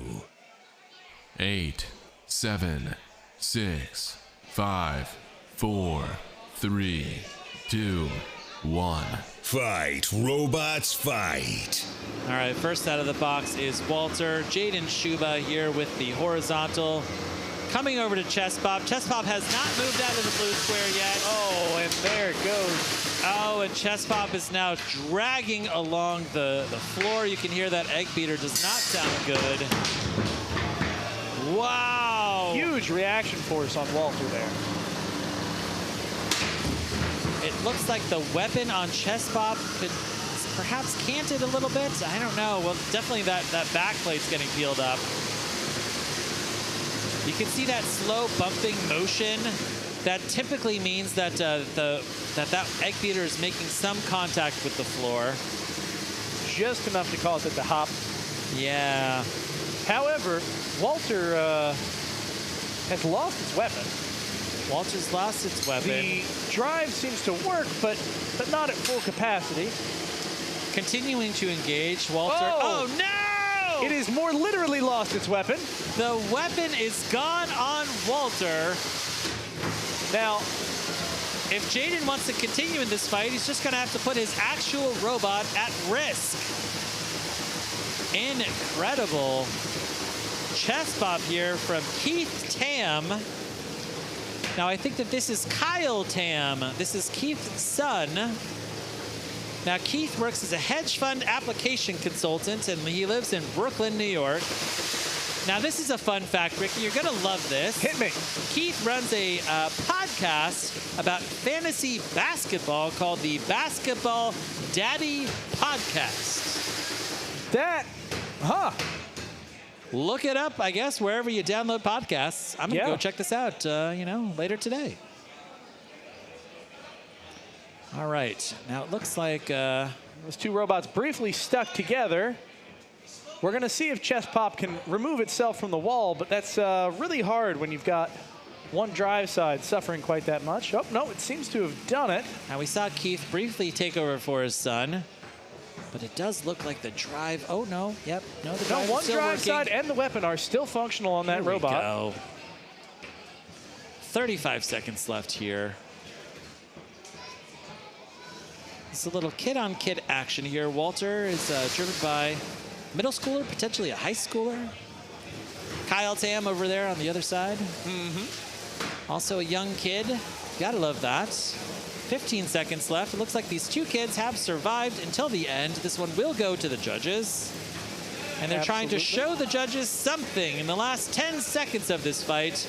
Incredibly destructive. Walter lost its weapon, and Chest Pop really having some problems with its geometry. Wow, good round of applause from the audience. If you like that fight, go and subscribe to the Basketball Daddy podcast. I mean, I don't know if you're going to get more of those fights on the Basketball Daddy podcast, but if you're enthused about the idea, definitely check it out. Yeah, absolutely. An entire podcast about basketball daddies. Fantasy basketball. Fantasy basketball daddies. Yeah, fantasy. Fantasy daddies. That's right. All right, let's take a quick look here at this replay. Listen, I live for making you break, Ricky, you know? All right? Yeah. Thanks. All right, yeah, so we see that Walter lost his weapon in pretty brutal fashion here. And Chest Pop's weapon continued to run, just bumping along the floor. Now, do we think Chest Pop is just a more energetic, like, chest buster, alien kind of situation? I hope so. Yeah. Maybe it's a basketball reference. I don't know. Oh, that I don't could watch be. basketball. No, I have no idea. I think they're round. All right. Let's start off here with Andrew Russell. Andrew, your thoughts on this fight. Walter versus Chest Pop. Tough one to call. Yeah, it was a pretty close fight. It wasn't necessarily really dominated by one bot or the other. The damage on Walter's weapon being entirely removed was enough to let me confidently go for chest pop in that fight. All right, we've got 1 vote for chest pop. Andrew says that he's confident. That's good. Coleman Christie, your thoughts? Yeah, that was a close one, but the damage to Walter's weapon does sway it towards chest pop. All right, chest pop will advance. Don, will this be a unanimous judge's decision? Yep. All right, unanimous judge's decision for chest pop. That victory has to feel great. Yeah, absolutely. Yeah, this is their first time fighting here at NHRL. They fought elsewhere, but like coming here, kind of coming up onto the big stage is something that they noted in their kind of pre-intake form. They were really, really looking forward to. So a win is a win. You gotta love that. Yeah. An exciting one at that. Yeah. Like, because that's their that was a losers bracket fight, right? Yeah, absolutely. So yeah. that could have been their go-home moment. Yeah. And they have narrowly avoided it. Okay, we're going to go over to cage 3. I can see it loaded in. This is elimination bracket round 2. Nubert facing off against Larry 2.0. Now, Nubert's fight I saw earlier. Luke, did you watch the Larry 2.0 fight? I also missed Larry 2.0. I think I was on a VIP pit tour for that one. Yeah. Next in cage 3, 3-pound weight class, elimination bracket, round 2. 8, 7, 6, 5, 4, 3, 2, 1. Fight, robots, fight. Nubert here, driven by Cole Wilson, while Larry 2.0, driven here by Kyle Henry from Team MDRC. And Nubert here is the conventional egg beater facing off against Larry 2.0, which looks like to be a custom horizontal. But that horizontal not running right now. Ricky? Not at the moment. Now Cole Drive Wilson, side also you know, seems to be having some trouble. Yeah, Cole, you know, landing some good hits here. Does look like the drive is impaired on Larry 2.0. The drive look at is that. certainly One of the impaired wheels now. is gone from Larry 2.0. Tap out. Oh, that's a tap out. The winner is Nubert. Cole Wilson and Nubert giving a good thumbs up to the audience. Good job. So, I don't know if there are humans named Nubert, but I enjoy the Larry, the Walter, potentially the Nubert. Nubert is named after a non-playable character from Deltarune. Yeah, according to the Deltarune wiki, the running gag is that everybody loves Nubert for no apparent reason. And the team captain, Cole, is 13. Hello, Cole. Oh, Cole Give us a good wave. Hello. This is our best performance yet. Here, wait. Let's get you mic'd up, Cole. Here we go. There we go, Cole. This is our best performance yet. We're currently 2-1. We took a brutal loss to Spartan in the titanium stage. Yeah, awesome. Well, you're doing great, and can't wait to see you fight later today. Yeah, we did not expect this. The robot was not in the best condition. We thought we were gonna go 0-2, but look at us. We've got 2 wins now. We knocked out a horizontal spinner. So, amazing. Yeah. All right, let's check out this replay win. here. And you can watch your own fight in slow motion, Cole. That's pretty exciting. Ripping off a wheel and advancing here in the elimination bracket. Gotta love that. All right. Yeah, Cole's having a pretty busy day. I mean, already 3 fights, and it's only like 2 o'clock. That's pretty darn amazing. good day, too, though. Yeah, absolutely. Okay, I see that we are loading into cage 2.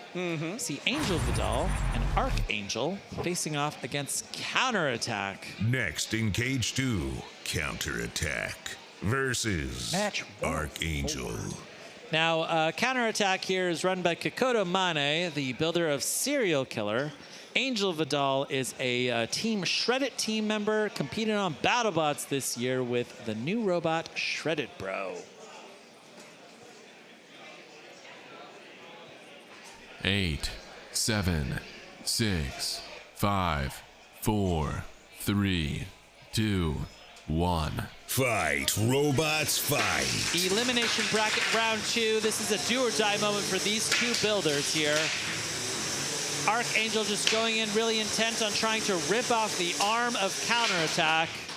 And look at that, counterattack's weapon, its little arm has been stuck there and to the side. However, the motor driving that arm is just about detached. Yeah, that arm is looking sad. It's so floppy. I can't believe it. Oh, no! Oh, a bold move. Wow, spinning that weapon straight up into that little beak on counterattack. Amazing. That is a bold move. I support it, but goodness. Wow, Now, you can see the top of that mini-bot just has battery wires sticking out the top.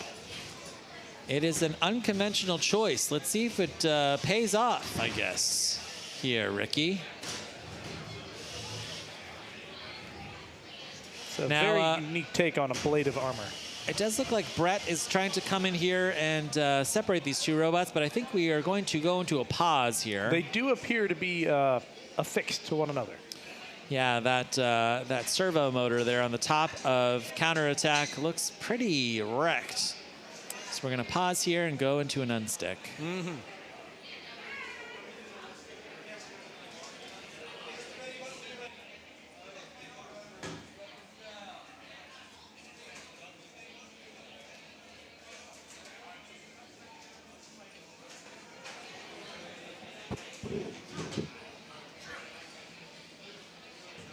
Okay, getting the safety crowbar, moving over here. Maybe the safety pliers. Oh, wow, okay, that was pretty easy. Wow. Oh, that arm is looking floppy. That's not good. Unfortunately not. Okay. Locking, closing up this box, locking it, and we're going to restart this match here in just a second. Now, there's more distance here between these two competitors during this restart than there sometimes is. Yeah, yeah. Interesting to see how that may or may not affect the outcome of this fight. Yeah. That's more time for Archangel to spin up. And spin up it has. Angel the doll here is fully spun up. Counterattack, though, leaving no breathing room. Immediately on its opponent. Look at that image. That's just, remember those wires that I mentioned? Wow, the wires just got sucked into the weapon of Archangel. The minute 20 left. I think we may need to pause this match once again. Wow, there's so many things that can get entangled on counterattack. You know, you've got these exposed wires, not designed as an entanglement device. You've got this floppy arm, not designed as an entanglement device, but still entangle nonetheless it has, Ricky. It's true. It's, and there's a fine line to walk here because you want that to, you want that wire to come in there, or you want that weapon, rather, to go in there, load down your opponent's weapon. You just don't want it to get stuck in a way that requires the match to be paused. Wow, okay. Got that wire just, you know, swinging freely there. Yeah, you can see there, that's an ESC that's been disconnected, or perhaps a BEC that's been disconnected. Now, with that ESC disconnected, oh, wow, they're just going to take it right out of the box? I don't think that's the way it works. I think you leave the trash in the box. Yeah. It's an exposed battery. Okay. Oh, yeah, okay, that's a good point. So, I mean, listen, the safety crew here, you know, they really do have final discretion on everything. Yes, and it's one of those things where I don't think counterattack is sitting back and saying, why did they remove my completely vulnerable, not very functional mini-bot from the match? Right. So I think this may be a everybody wins except the Pyromaniacs kind of moment. 2, 1, fight, robots, fight!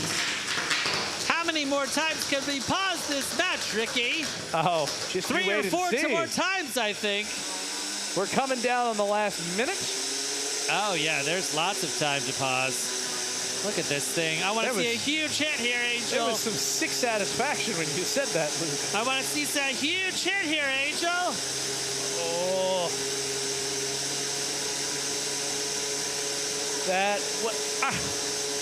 We're counting this as a pin countdown. This is a pin countdown here. Counterattack can only hold that pin for 10 seconds.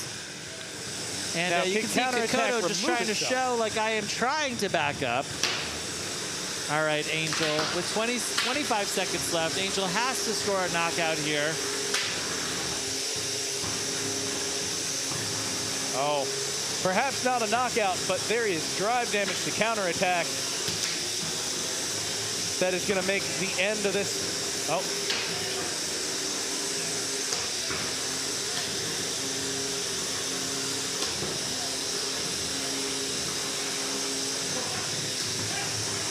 All right, mercifully, this is going to go to the judges. But only just barely. Yeah, okay. This is Elimination Bracket Round 2. One of these builders will be going home very soon. It's true. It's going to be up to the judges.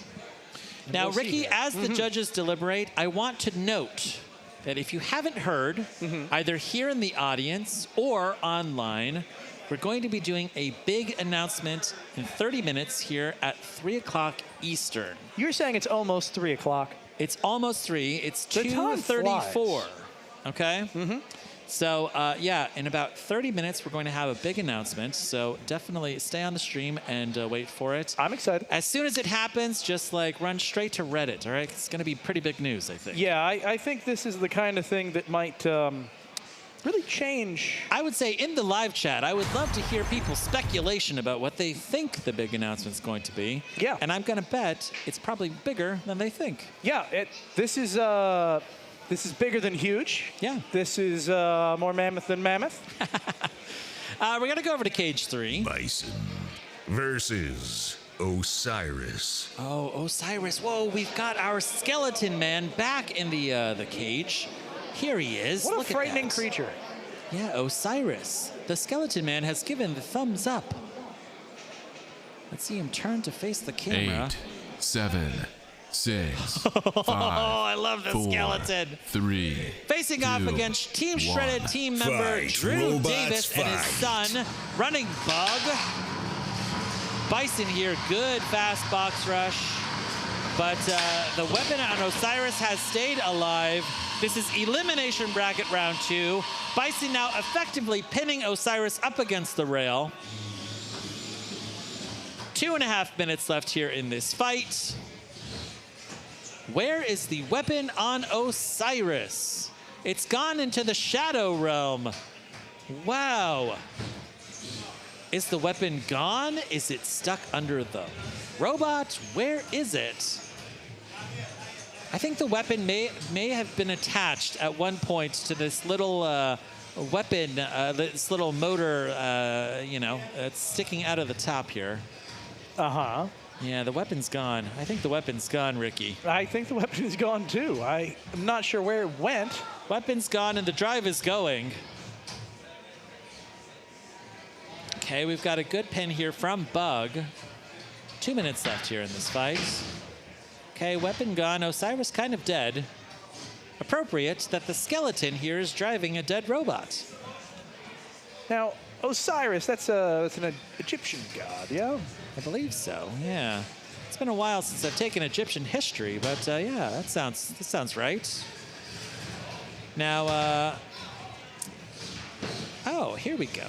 So Osiris here, built by Eric Novick from Arlington, Massachusetts. And Eric works as a design engineer. He's friends with Anna Zolnikov from Ripperoni and Jonathan Schultz from Huge. It's a good crowd to run with. Fun fact, he used to test robots for Dean Camden, founder of Segway and First Robotics. Aha. Yeah. Pretty good. Yeah, so here, the builder of Osiris, he also plays Dungeons and Dragons quite a bit. So I think that's where he gets his love of ancient mythology. And spooky. Yeah. Oh, yeah, absolutely. Knockout. It's a knockout on Osiris. Bison stays The winner alive. is Osiris. Is it? Was that the winner? I don't know. Drew. Don't believe so. Okay. I think Osiris lost that one. I'd love to get confirmation on that. It's kind of like a slow ending. Yeah. Okay, good. Well, excitingly, I see another cow onesie here. Standing cage side. This is great. All right. Osiris was the winner. Interesting. Incredible. Okay. Wow. How did that happen? Okay. All right. My word. Have you noticed the accoutrement versus to Brett? Venti Waspachino. Yeah, the top of Brett seems to have some kind of spinning disco ball. Mm-hmm. I Party in love the box. that. We got to turn on the light, though, with that the disco ball, don't you think? I think we need to turn off the lights in here.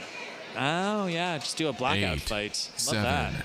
6, 5, 4, 3. Kasugai 2, here from 1. Ethan Shipley Fight, facing off robots, against Venti fight. Waspachino. Little 2-on-1 action here.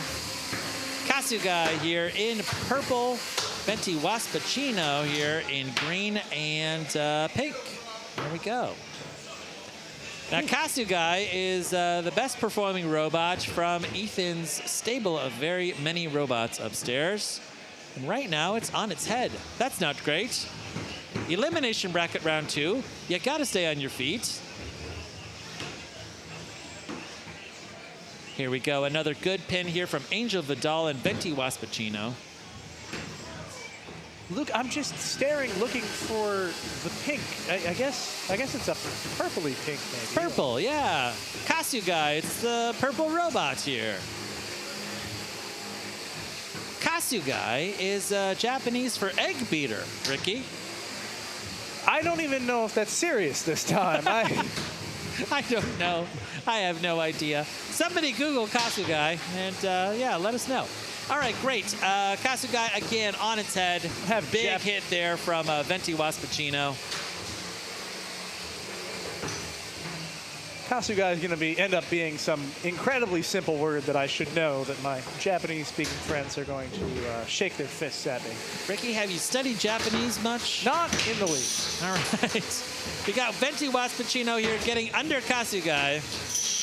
You can hear like metal on metal, and I think that's egg beater from Venti Waspachino making contact with the dying weapon, the struggling weapon here of Kasugai. Oh, see, shows. Wow. I'm getting word that it is in fact Korean. That makes sense. It's Korean characters next to it. All right, I'm an idiot. That's fine. Thank you, Gil. I appreciate that. Wow, another good hit from Venti Waspachino on the back of Kasugai.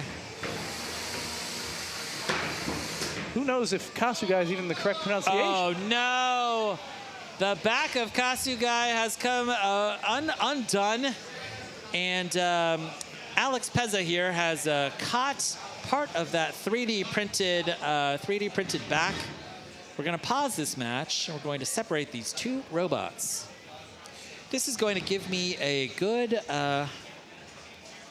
chance to Google what Kasugai is. Let's see. I'd enjoy it if whatever word it was actually just, the flipping chair string of characters. Yeah. The angry table flip. That's all right. Okay, Gil. All right. Kasugai is a city in Aichi Prefecture, Japan. All right. And they're also known for making Japanese candy. Where is their Korean connection other than Ethan Shipley, the word of Ethan Shipley here? All right. Wow. Okay. Japanese candy manufacturer.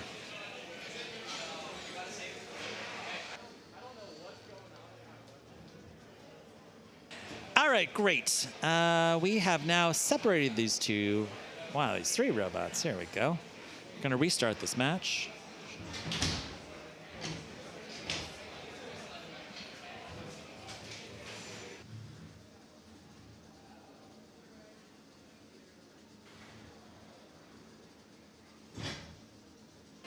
All right, we're going to resume this match here. All right, fight, robots, fight. 30 seconds left here in this fight. Venti Waspachino facing off against the candy manufacturer of Kasugai. The Japanese candy manufacturer of Kasugai, Gil. 15 seconds left here. And as we enter the last 10 seconds, both of these robots have escaped the countout. This one will go to the judges. With basically a dead candy manufacturer here in Kasugai. And let's see who is going to stay alive here. This is Elimination Bracket Round 2.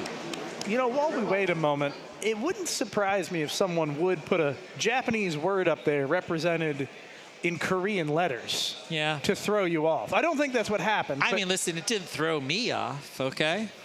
I just looked at the word Kasugai and, you know, a thinking person. That's clearly a Japanese word. A learned man. Yeah, exactly. Obviously, you knew. Now, Ricky, I mean, I don't know why this is important, but I am also half Japanese myself. I had no idea. I see quite a few Japanese words in my daily life. They just, you know, appear before you and you happen to know. Yeah, all right. We're going to go to the judges. They're going to tell us if they think it's Korean or Japanese, you know? Oh, good. All right, we just got word from the judges. Oh, wait. We have their beautiful faces here. We might as well. Okay, let's do a round of hands. All right, here, round of hands here for Kasugai. Japanese candy manufacturer Kasugai, Aichi Prefecture. Okay, all right. Yep. Round of hands. Round of hands here for Venti Waspachino. 1, 2, what? All right, 5 hands. That's great. Unanimous judges' decision here for Venti Waspachino. Incredible. Thanks, judges. Now, I don't speak Italian, but I want to know what that means. Let's see, Waspachino, you know, it's a... I think it's a traditional, like, well, you grind cannoli up wasps, and you kind of brew it in your cappuccino machine. Okay. And then you get a tall one from Starbucks. Right, It's and on the secret that would make menu. it the Venti. Yeah, the Venti. Yeah. Venti Waspachino. Okay, all right, well, now I understand. All right, we're going to go over to cage 4. This is another big fight here. I can see a team member from Team Honeycracked. Ooh, facing off against Minimizer. Okay, Sean Becker here with Minimizer. One of my favorite robots. Minimizer has already qualified for the World Championship. Sean is here testing out some new concepts on the robot. Carbon fiber body, ablative armor, beautiful Stegosaurus styling here. Basically, everything is brand new on this robot, and he wants to get in a few matches before December, where he really hopes to take home the Golden Brett. We can see Sean Becker there. He flew in today from Southern California 8, to 7, fight. 6, 5, 4, 3, 2, 1. Fight, robots, fight. Facing off here against Buzz-Kill. This is undefeated bracket round 2 action. Minimizer has this big heavy plow on the front. Oh no! Minimizer doing exactly what it was designed to do there and swinging its, tail section around. Wow, what a hit. Huge hit there from Minimizer. That's exactly what it wants. It wants to whip around that tail and destroy the side of Buzz-Kill. I think that it may have happened.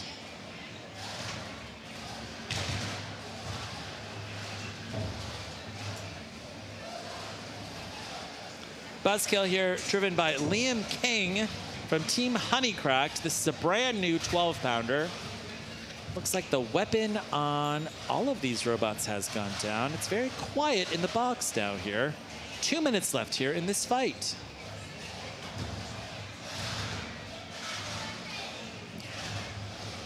Sean Becker here, he's produced a really interesting YouTube video talking about the physics behind Minimizer and his smaller robot, Thagomizer.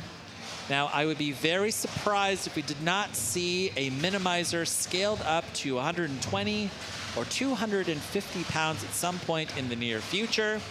This is the exact kind of interesting, innovative thinking that I love to see in combat robotics. When it works, this is just brutally effective, and it's so interesting, it's so strange. Ricky, as a fan of unconventional designs, I'm sure that you love Minimizer as much as I do. Minimizer is one of those ideas that I wish I'd come up with first so that I could put it on BattleBots. Yeah. And not feel bad about ripping someone off. It's different enough that it throws a whole new spin in the way a fight can go, but it's similar enough that you can have a reliable and effective robot right out of the box. One of the things that, like, I really love to see in a combat robot is a design that is somewhat controversial with the fans. You know, like when they look at this, you know, I guess a not quite as cultured and uncultured fan might say, oh, that's a tiny little tombstone. No, it's not. This is brand new. This is brand new. And pretty effective, too. Oh, wow, 35 seconds left. Oh, no, Sean. Sean, are you moving? 30 seconds left. Sean appears to be limited in his mobility at the moment. This little Stegosaurus, it's dead. Oh, no, 20 seconds left. Is Sean about to get counted out? 15 seconds. I'm listening for the, I think that they have escaped. I think that Sean has escaped the count out here. This one will go to the judges. That's the end of the match. We're going to send it back to the judges. Incredible. Round of applause here. Amazing. Bravo.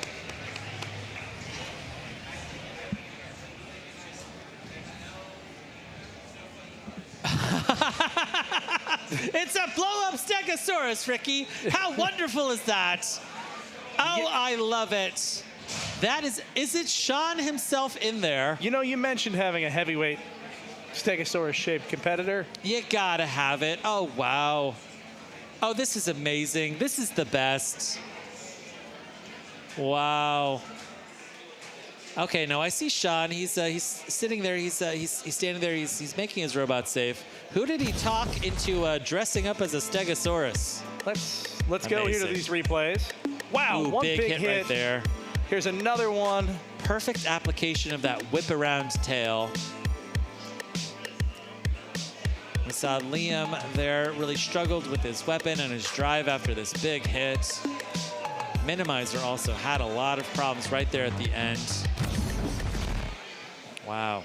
Okay. I just saw a Stegosaurus go by. That was wonderful. Things that you only see here. Oh, and yay! We're doing the wave here. Okay, great. All right, we're not going to do a round of hands here. This is hard. Let's start off here with Don Dorfler. Who do you think won this fight? Buzz-Kill versus Minimizer. First minute was pretty great. It seemed like Minimizer was definitely winning the clashes. For that, I give Minimizer 3 points for that. But like after that, it just seemed Buzz-Kill was able to control the match. And then it made it pretty close. And then once Minimizer died, it just sealed the deal for Buzz-Kill. Okay, we've got 1 vote for Buzz-Kill. Coleman, give me your thoughts. Yeah, I thought that was close, but Buzz-Kill was in control for most of the fight and did more damage to Minimizer. Minimizer barely escaping a countout, but yeah, I'm going to have to give it to Buzz-Kill. All right, we've got 2 votes for Buzz-Kill. Andrew, your thoughts? Yeah, this is going to be unanimous for Buzz-Kill. For the first minute, it was a little closer. Thagamizer or Minimizer was able to still actually have good control of the fight, even with just 1 drive side. But once both weapons were down and Minimizer was not moving for the last 30 seconds or so, it had to go to Buzz-Kill. All right, we've got a unanimous judge's decision for Buzz-Kill. Minimizer going down into the elimination bracket early for the 12-pounders. Yep. Amazing. Yep. All right, I can see that we're loaded to cage 3 here. Red Hawk X from Mark Bellinger facing off against Komodo. Belanger. I keep saying it wrong. Belanger. Here we go. Okay. So the builder of Komodo, Miles yeah. Sims, he's an engineer, and this counts as a fun fact, does design aircraft seats. Yeah, exactly. I was talking to him. He recently got a new job, but he's still designing aircraft interiors. He moved recently to Georgia, to Atlanta. And yeah, you know, it's a big airplane hub. I was going to say, I think they have Boeing plants down there. Yep. And I guess if you've ever sat in an uncomfortable super economy seat, just write an email here to Miles. Next in cage 3, Red Hawk X versus Komodo. All right. 8, Now, 7, interestingly, Komodo 6, is inspired 4, by Minimizer. 3, We're going to 2, basictle see 2 1. back-to-back fights with this robot robots, design. fight. Pretty amazing. Interesting. Now you can see Komodo has taken a little bit of a different approach with this. Big Wow. hit there. The front wedge is just gone from Komodo. Wow. Yes. Red Hawk X. Oh, and you notice the strategy change here. After that wedge has been removed, Komodo is going on full weapon-to-weapon in every hit. This is one of the things that I really like about this whip-around design. You can have it both ways. You can start with that big, chunky plow, but you can turn yourself into a conventional horizontal if, for some reason, and look at that! Red Hawk X ripping down off a wheel. From Red Hawk. Mark Belanger here has considerably less mobility. Miles Sim just going, doing circles here around his opponent, trying to rip off that other wheel. Komodo is doing great. Really amazing, the driving coming out of Komodo right now. Wow, look at that. Getting under Red Hawk X once again. Cutting away at that wheel. You can see that bumping motion there on the left-hand side of Red Hawk X. Wow. I thought that I saw a belt go flying, and I think it may have been a belt from Komodo. I do see the Komodo weapon slowing down. Look at this, Komodo pushing Red Hawk X up against the rail. And it's switched back again now to using the rear end of this robot to control the match. Now with a minute left, really all that Miles has to do is basically stay alive here. Although I suppose, well, I don't know, a weapon on going wheels. down, a Yeah, plow that's being true. ripped off, that's a substantial amount of damage. That's a good point. Yeah, that's a good point. This is considerably closer than it seems here.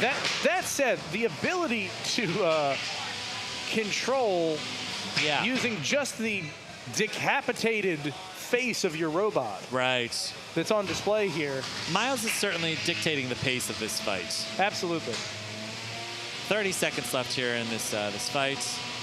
Miles just taking us on a little cross-country tour here. Yeah, we're going around town. Yeah, going to the pink corner, going to the blue corner, landing inside of a pin. That's not great. 10 seconds left. Both of these robots have escaped the countout. Looks like Mark is just sluggishly there in the blue corner. 5 seconds here. Oh, and a belt? A belt from earlier, I believe. All right, that is the match. This one will go to the judges. Brett very helpfully pushing over the plow from Komodo. Now, I will say, one of the kind of interesting things about Miles's line of work. Oh, here, let's take a look here at this replay. Wow, ripping off that plow very early in this match, but Komodo returned it with a ripped off wheel, then went to work just eating away at the bottom of the other remaining wheel, and really slowing down Red Hawk X in the box. Yeah. One of the interesting things about Miles Sim's, his line of work is that he's obsessed with weight.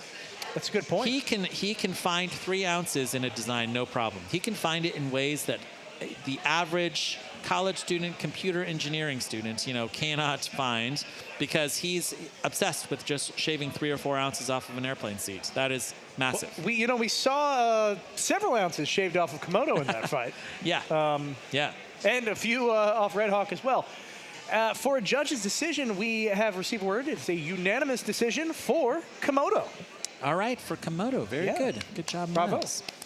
All right, we're going to do one more fight before we go to our big announcement here at 3 o'clock at the top of the hour. So this is going to be Cage 2 here. Steven Bogus and Wormhole facing off against Zinger. From our 90s kid here, our 90s themed lifter. You got to love that. A 90s kid themed builder. No, I think he's from the 90s. All right, well, yeah. It's possible. Yeah. I need this shirt. It's the best shirt I've seen all day.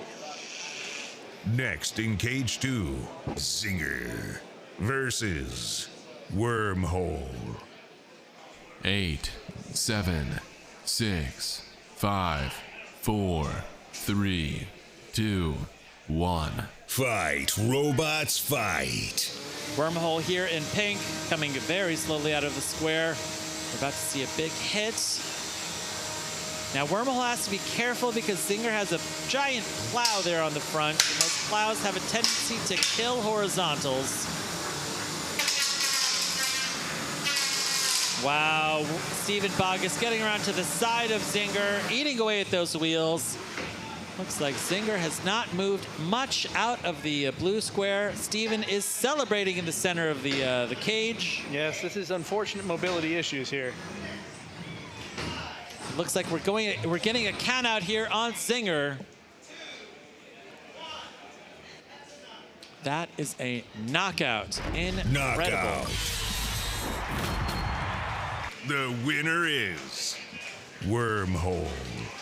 All right, Steven Bogus here is triumphant, staying alive in the elimination bracket. Zinger going home early.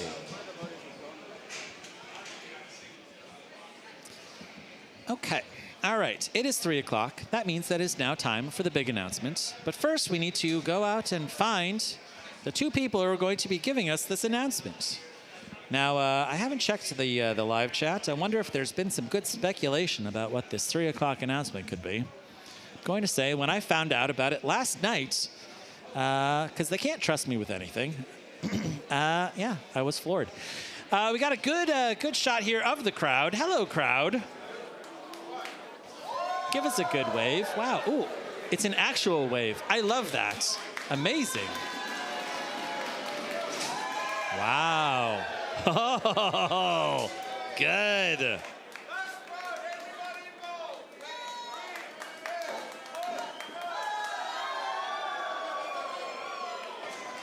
All right. Got a good live look here at the pits.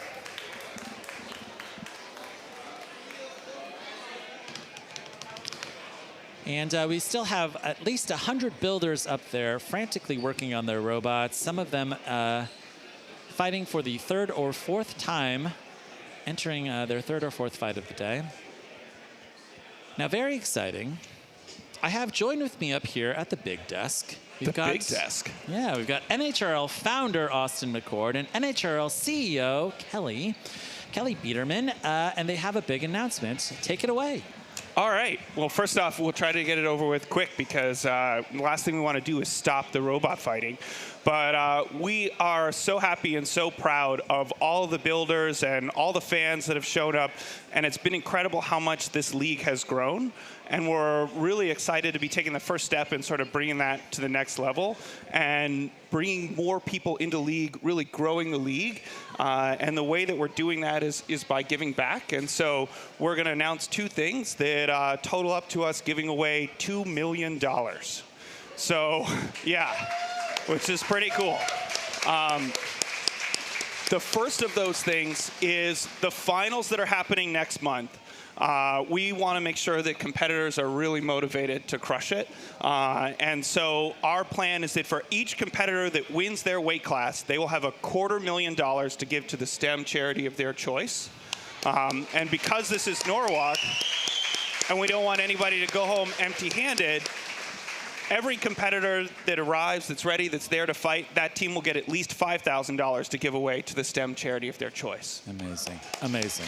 But Kelly actually has the more exciting news about what we're doing to help grow this sport.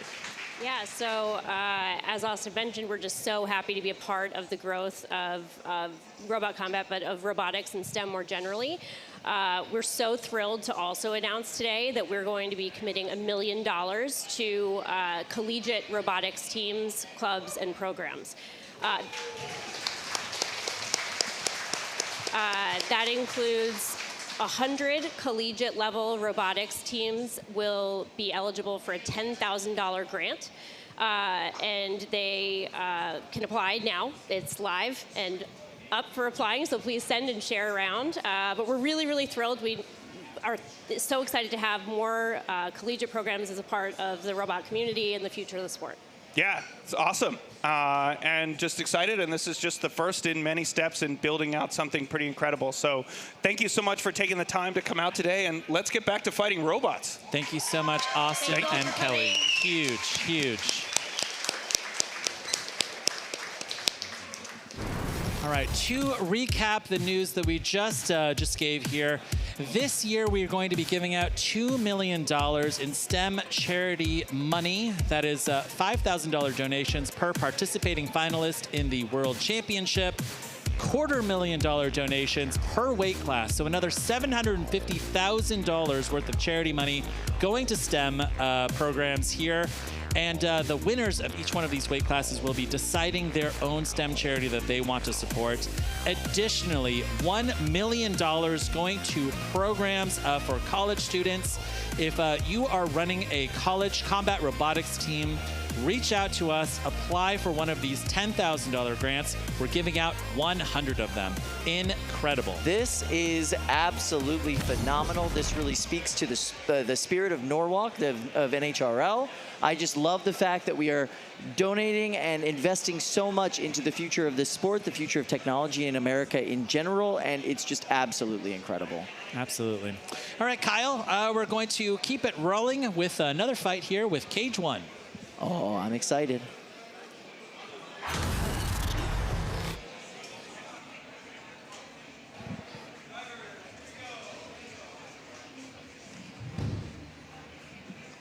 All right, so it looks like we are loaded into Cage 1.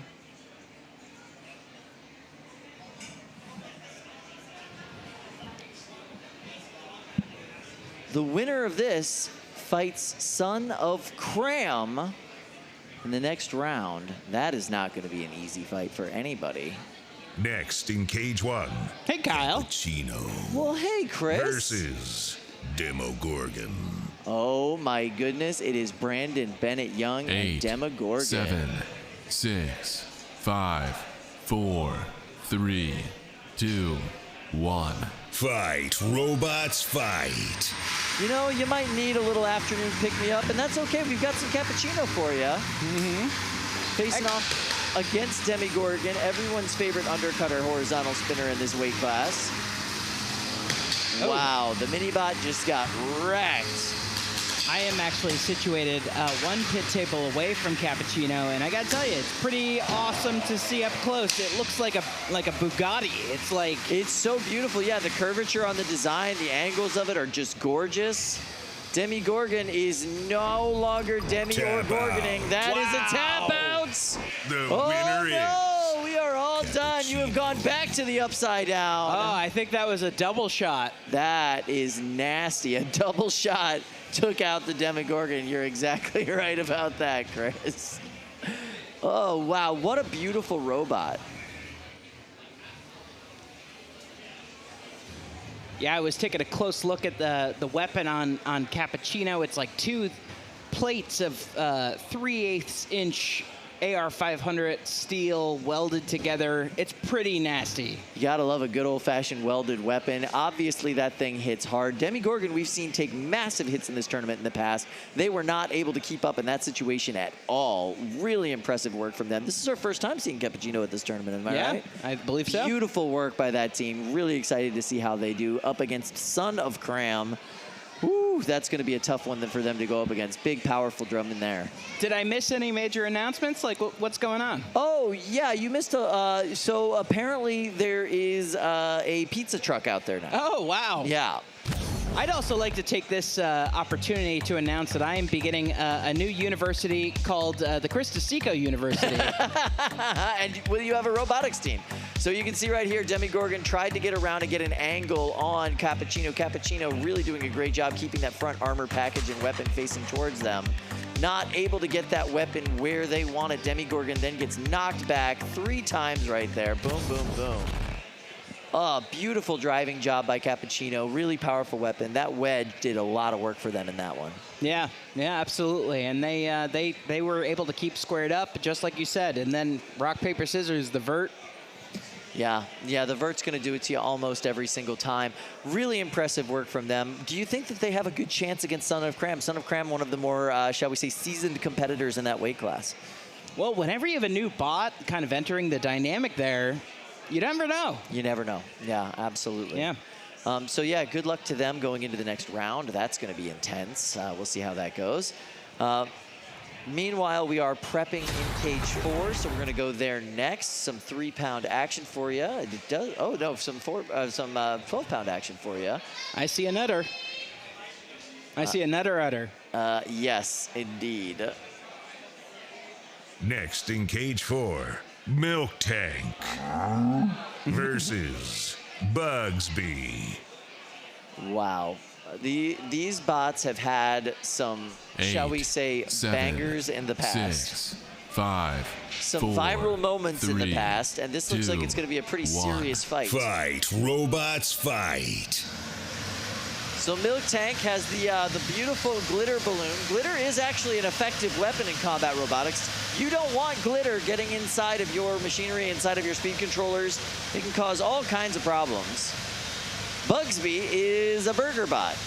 It's a bot that looks like a burger. Once again, we have the old burger versus cow challenge here. Yeah, burger versus cow challenge, and the winner is dinner. Every time. Look at that burger bot spin. Now the spin is happening, the spin, but not the drive. What is going on with Bugsby's drive? I don't know if Milk Tank really wants to capitalize on the lack of mobility from Bugsby. But they might go in balloon first. Balloon, yeah! Glitter bomb! Take that, Bugsby! Oh, wow. Glitter Special to the orders face. don't upset us. Yes, that sesame seed bun took all that glitter to the face. Bugsby, you'd expect them to get counted out at this point, but instead they're just spinning to win. You know, that's all you can do at this point. You can just spin, hopefully win. Look how, I mean, Bugsby is just stoic.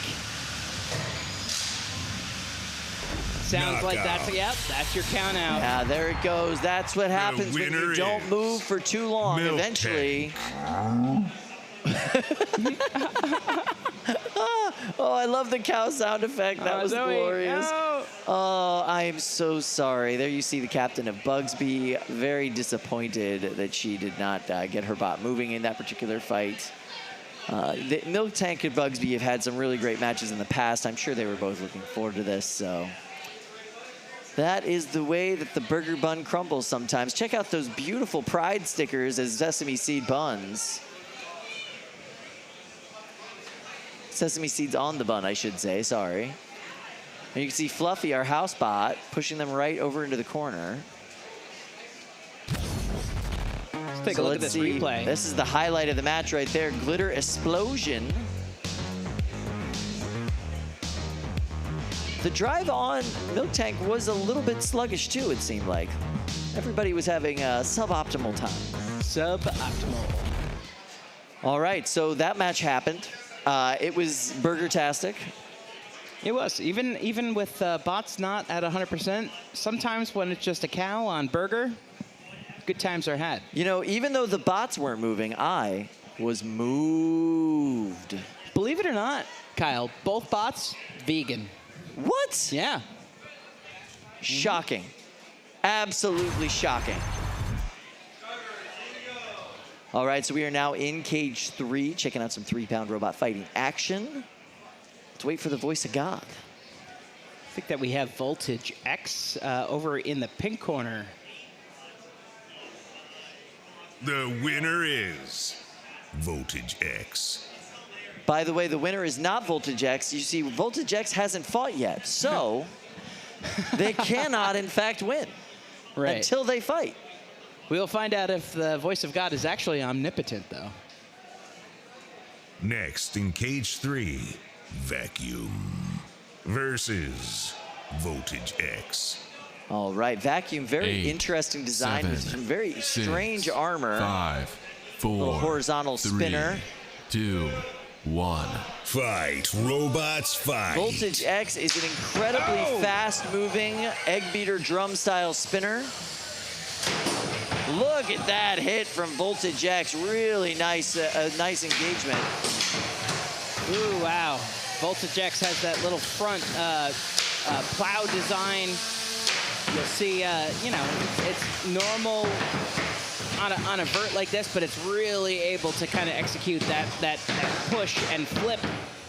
Yeah, Wow. just the right angle to deflect that weapon energy upwards on vacuum.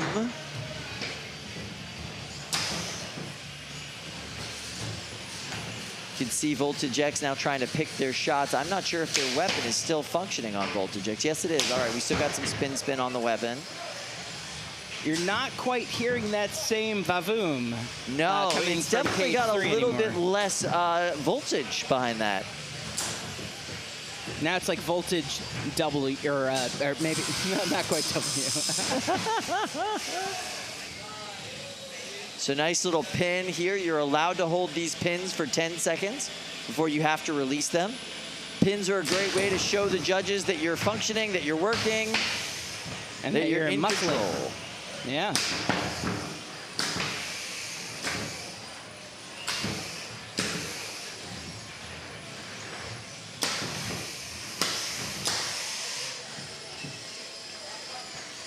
And the bots are doing a little pirouette.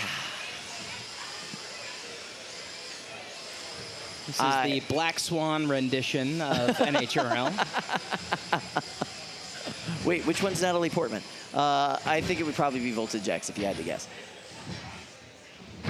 And so there we go. We get the gentle separation from Bert the Brick. But it looks like we may actually have to call for a safety broom separation for these two bots.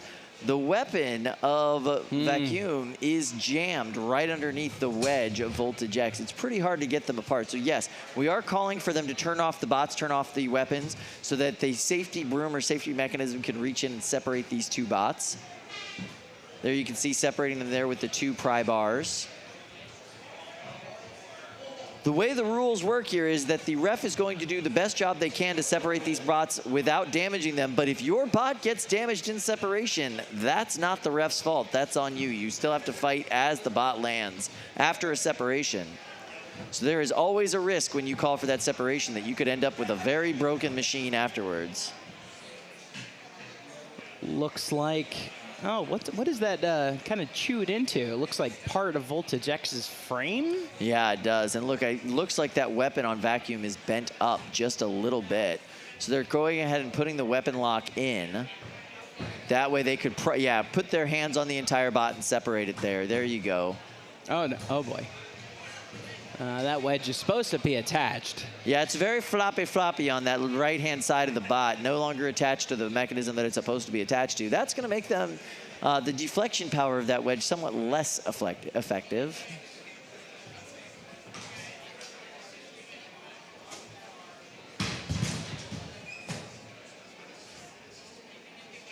So a little bit of test spin after the door is closed. It looks like the weapon is still working on Vacuum. That's good.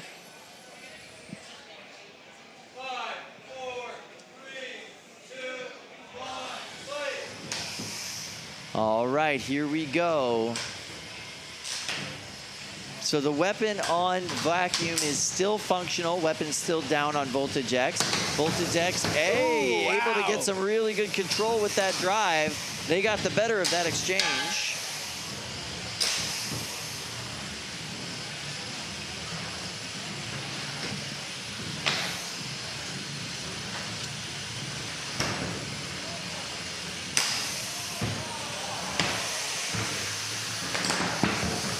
Wow, nice work there by Voltage X, using Vacuum's weapon against them, shoving the weapon down into the floor and actually getting it to pop up. Nice work. The final seconds of the match here. And this will go to the judges. I'd say that's going to be a really easy call for them from my perspective, but we'll have to see. Really nice work, guys. Very good, a very good job. Both teams put out a really excellent performance. So many cow onesies today. It's almost becoming the standard uniform of NHRL. I feel underdressed. But also, it's not cool in here. That's got to be uncomfortable. Maybe they're very breathable. I don't know. You gotta ask Luke. Gotta ask. He's been wearing his all day long. Well, the last 2 weeks he's been wearing it, getting ready for today. Yeah, he was helping you work on your bot wearing it. Is that right? I hope that he would avoid any open sparks because I'm sure that those things go up. They're probably, yeah, not very flame retardant in any way, shape, or form. I agree. No, that's probably true. All right, so we have a unanimous judges' decision for Voltage X. I have to agree with that 100%. Thank you very much, judges. So Voltage X will be moving on in this bracket. Vacuum will be going back down. Well, you never know what could happen in the elimination bracket. It's always a good time in the elimination bracket, and this elimination bracket is getting pretty well stacked for this tournament. All right, and we're gonna go over to Allie. Yes, I've got everyone here. We know that Voltage X is moving on in the winner's bracket, but I want to hear both of your thoughts on this fight. That was a blast of a fight. I don't know if I could get over how aggressive you were, just slamming that drum into my disc. That was awesome, man. That was probably my favorite match I've ever had. It was both equal. He got some really good hits on me. I was also really good at controlling aggression. He got stuck in my actually bottom plate. That was epic. He did some serious damage. I still got control and aggression, but he got rid of my titanium wedge, took off the things. That was just an awesome fight. I would do that again any day. Well, congratulations to both of you on a great fight. I can see you shaking. I want to let that adrenaline settle down. Okay, he's very happy. That's good to hear. Congrats to both of you guys on a great fight. Wow, that's awesome. Thank you so much, Allie. That was really great. It's good to see the competitors congratulating themselves after the fight and really like telling the other person how much they enjoyed the experience. Telling somebody that was the best fight I've ever had, I really enjoyed that with you. That doesn't happen in many other sports, you know? No, rarely like in MMA when you see like people in a bloody mess like congratulate each other. Yeah, hey, I really liked that whole damage that we did to each other's occipital bones. That was phenomenal. We should do that again sometime. Good job. My nose will never look right again. What is going on in Cage 2? This is absurdity. It might have to do with the fact that a rather absurd gentleman named Kokoto Mane is putting his bot Serial Killer into the blue corner. Let's hear a little round of applause for such a strange and absurd bot. It's absolutely ridiculous. Underneath all of those cereal boxes is a real bot, by the way, a bot with titanium and steel and all of the things. Chubby Unicorn is an amazing bot. They've put out some really great showings lately. They defeated Shred It Bro and Project Liftoff in consecutive fights back in April. That was their best showing by far. This bot has been, like, talk about an improvement story. The first time we saw Chubby Unicorn, they were middle of the pack bot, and now they are definitely one of the top-notch competitors, somebody to watch at every single tournament they are at. And next in Cage 2, Serial Killer versus Chubby Unicorn. And then let's not forget to mention 7, the great team 6, behind Serial Killer. 5, They're great. 4, 3, 2, 1. Fight, robots, fight.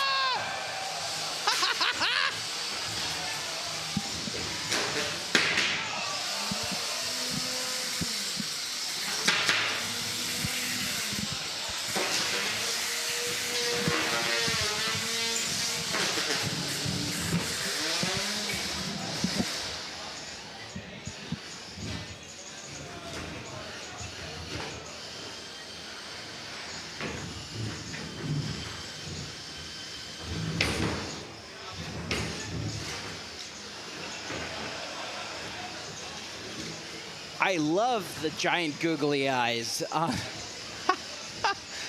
the front of Serial Killer. It really gives it a lot of personality, and it's not just the brand recognition I see plastered all over the top of it either.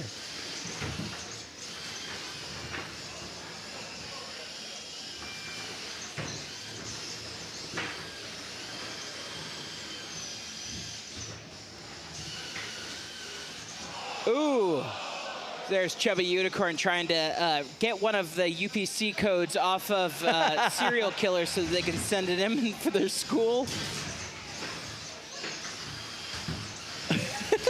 We got Brett. Brett's trying to get a little into the action as well. Minute and 30 seconds left in this match. Elimination bracket round 2. Wow, Serial Killer holding it together pretty well for this match, I have to say. Look at that. Where is Chubby Unicorn? It is under the mountain of cardboard. It is now part of a complete nutritious breakfast. Oh, I love it. I love it. I love Serial Killer. It's got old school Megatento vibes. Yes, very much so. Swallows its opponent. Very much so. Swallows them and chews them up and spits them out, and I love it. Absolutely. It's even got googly eyes, like old school Megatento.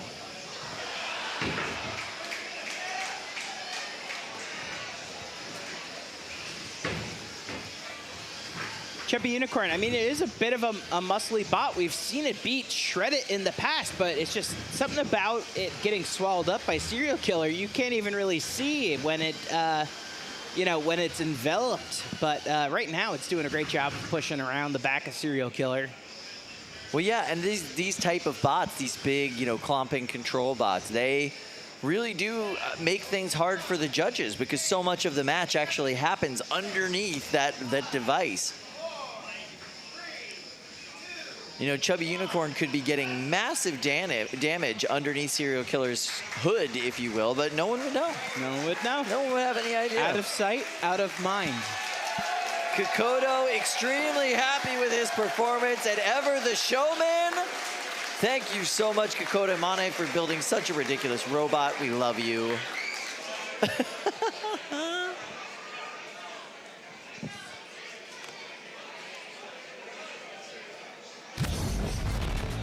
All right, so we're gonna check out some replay action.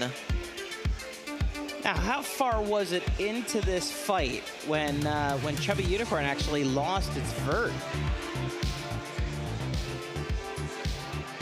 I think it was one of those exchanges right there. We couldn't even see what happened.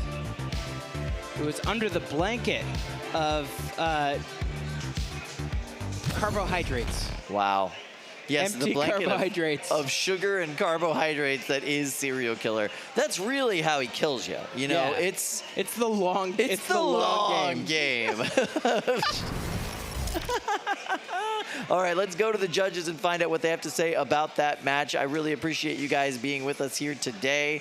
Jack, let's go ahead and start with you. What were your thoughts on that ridiculous exchange? Jack, you're on mute. You got the mutes, my friend. Every time it's the first time. It was incredibly back and forth throughout the entire fight. Control was pretty heavily split for me, and so was damage, but Chubby Unicorn was the one that was actually making most of the engagement, so I gave it to them. Fair All right, enough. we got one vote for Chubby Unicorn. All right, so let's go ahead and talk to Daniel. Are you there? Do you have the mutes? Yeah, sorry, I had to get my sound coming from 2 different places. I'm going to go the same way. While Serial Killer might be the deadliest cereal box I've ever seen, I got to give it to Chubby Unicorn in this fight.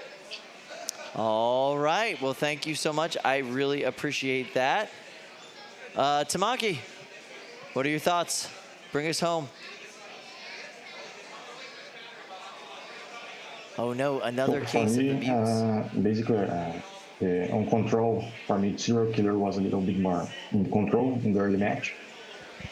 And the fact that Chubby Unicorn weapon wasn't working, I would go with Serial Killer.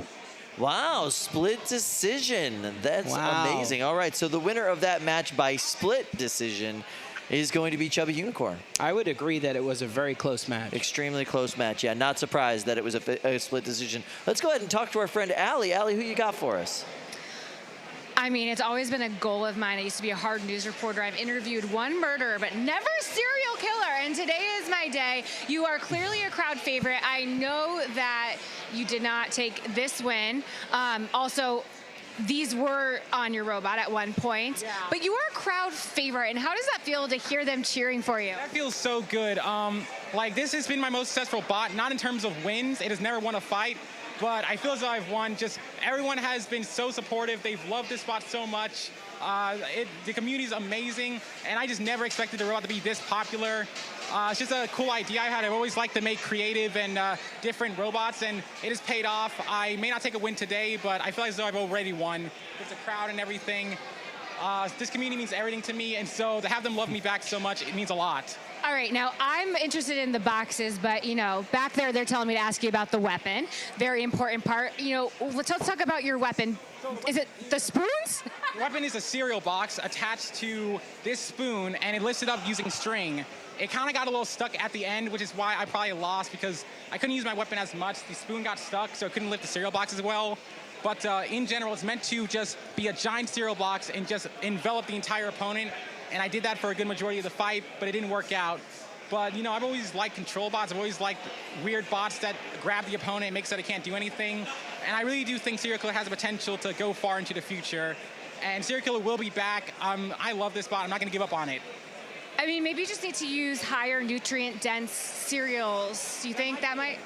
Also, they asked me in the back, do the googly eyes on the shoulders help during the match? I don't know. Maybe. Possibly. Given your record, I'm going to go with no. Apparently not, no. Well, good luck to you. It was great talking to you. I can't wait to catch up again. Everything. I appreciate it. Bye. Kokoto, that guy gets it. Yeah. He really gets it. The bot did not necessarily win the match, but it won our hearts and minds. And Kokoto, he's winning at life. Let's just be honest. That guy's having a great time and just enjoying everything that he's doing right now. I really respect that. I really respect that. I think that he's the embodiment of coming here and winning, or winning at building fun and engaging robots. Absolutely, yeah. All right, so we're gonna go over to cage 3. Let's see what we got going on in there. Next in cage 3, Ablation Retro versus Underbite. All right, 2 heavy-hitting robots right now. So this is Ablation Retro. 8, over in the blue corner, 7, and Underbite 6, in the pink corner. 5, 4, 3, 2, 1. Fight, robots, fight. Round 3 of the winner's bracket. Oh! 2 zippy bots here.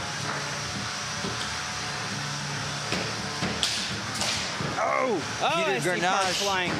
Peter Grenache, he is a mechanical engineer for Hexbug. I've heard of that. Oh wow, that was an immediate tap out.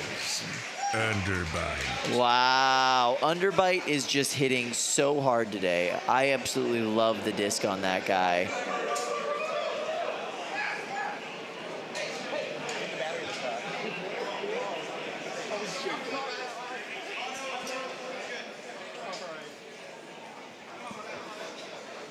So it's Joshua Kermai from Milford, Connecticut. He's running a mini-bot called K9.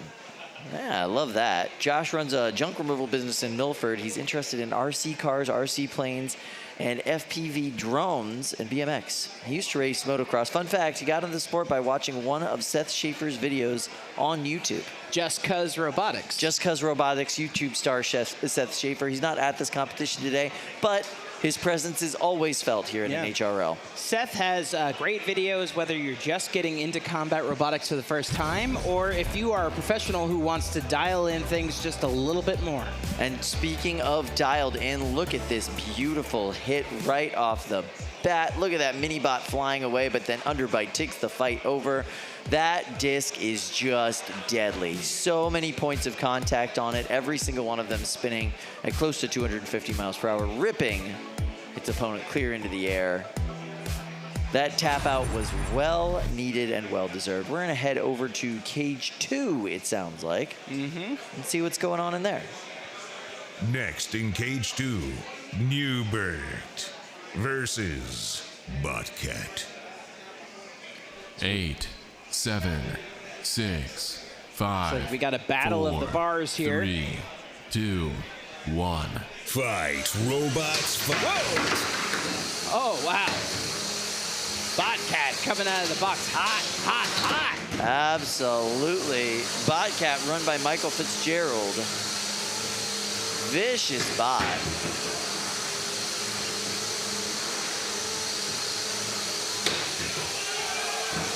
Wow, these two bright yellow gold beater bars are knocking each other end for end. Woo. Neither playing around. Absolutely not. Nubert kind of in control of this portion of the match, but I don't know how long that will last. Nice hit there.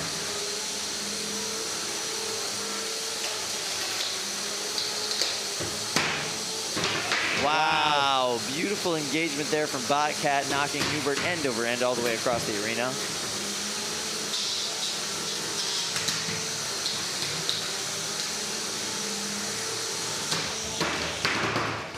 These hits are massive in this fight. That actually shut down the weapon. Both bars go down at the same time.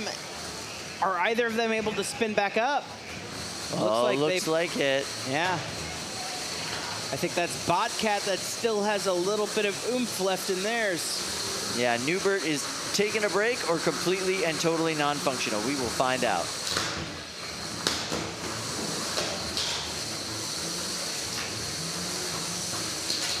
Yeah, that egg beater on Nubert looks like it's sitting a little low at this point.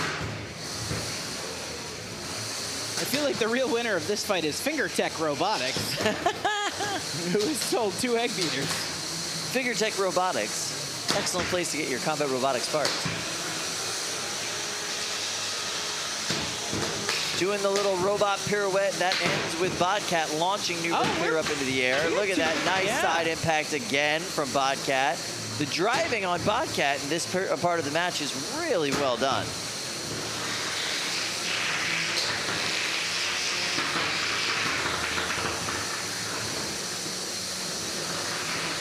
All right, we got 2 egg beaters spinning again, but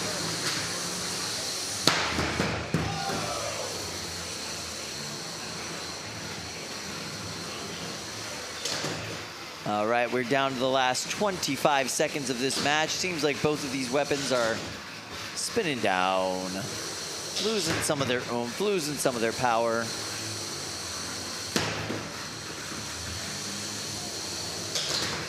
No one's winning this fight with damage, so it looks like they're going to have to do a little bit more control, a little bit more aggression at the end, show the judges their dominance, and hope they win that decision. awesome. Nice work, everybody. A nice duel. All right, so let's see what our judge friends have to say. We'll check in on with them, but before that, let's do a replay. Nice hit there. Got a couple of egg beaters here, crossing swords.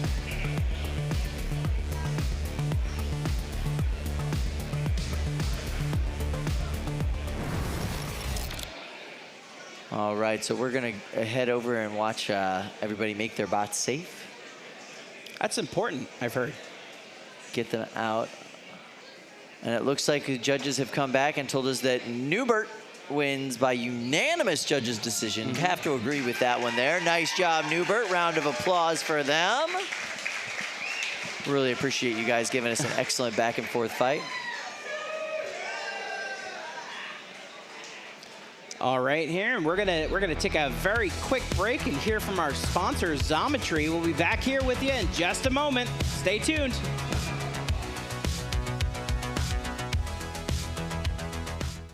Need high-quality custom CNC machined parts fast?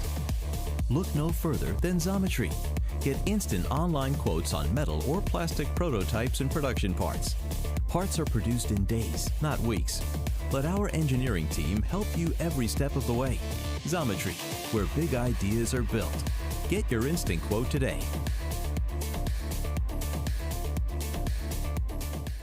Do you need laser cutting for your next project? Get instant quotes on DXF or 3D CAD files from Xometry's AI-driven online quoting engine. Your high-quality, low-cost prototypes and production parts will be delivered to your door in days, not weeks. Xometry, where big ideas are built.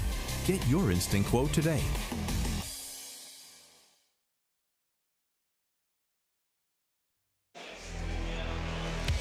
All right, welcome back. With low prices and fast lead times, Xometry's a secret that makers and engineers can use to bring their ideas to life. Visit xometry.com, XOMETRY.com, and use the code NHRL25 for $25 off your first order. Be sure to check out Xometry's newest laser cutting offering, now with improved pricing and lead times. Thanks, Xometry.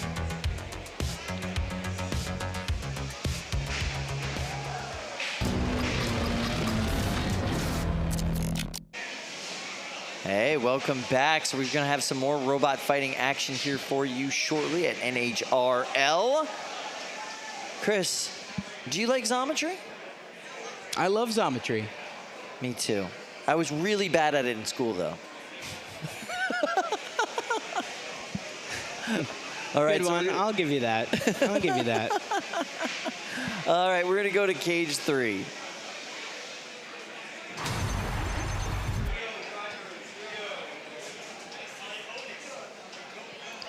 All right, let's see who we got in here. Next in cage 3, B-Dozer versus Catch-22. 8, 7, 6. All right, so 5, B-Dozer, Catch-22. 3, 2, 1. Fight, robots, fight. This is some elimination bracket. Round 3 action.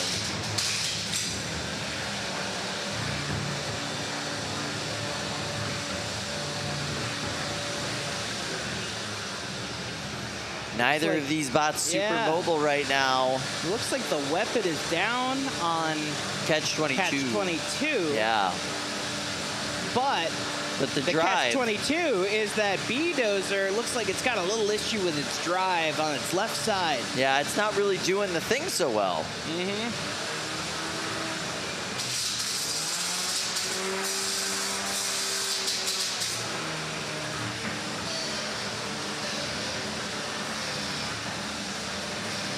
Catch-22 attempting to use its back armor as a plow to kind of push around B-Dozer.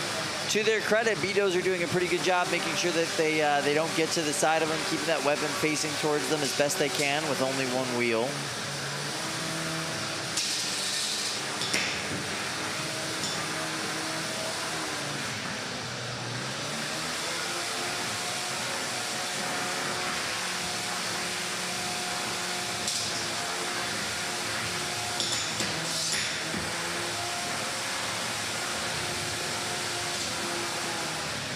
Minute and 25 seconds left in this match. Elimination bracket round 3. Wow. So one of these bots is going home.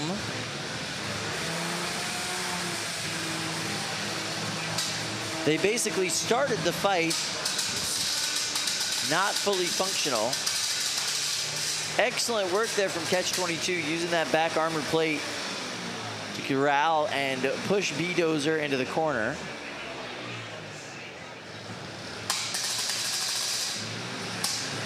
A little pin and release strategy. Pin him in, give him a little bit of a release, head back in for the pin. At this point, weapon down, it's all about control, control, control. Yeah, trying not to suffer any damage and show those judges that you are fully in control of this fight. Not hard to be in control of the fight when you're up against a one-wheeled bot.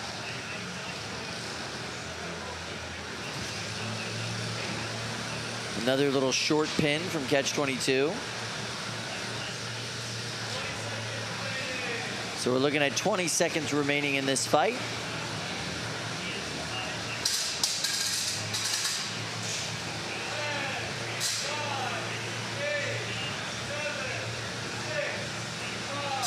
You hear the countdown from our ref. And this one will go to the judges. All right, so we'll see what our judges have to say about that.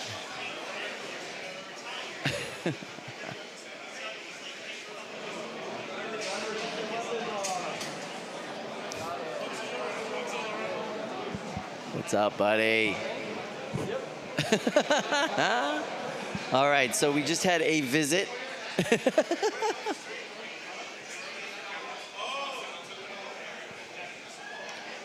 All right, so we have a unanimous judges' decision for catch 22.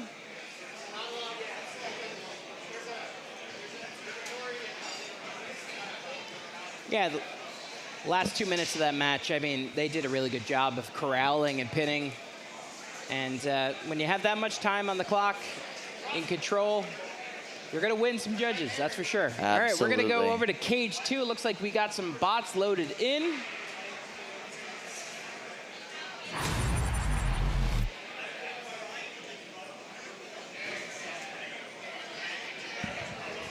Next in cage 2, Camino versus Mirror Finish.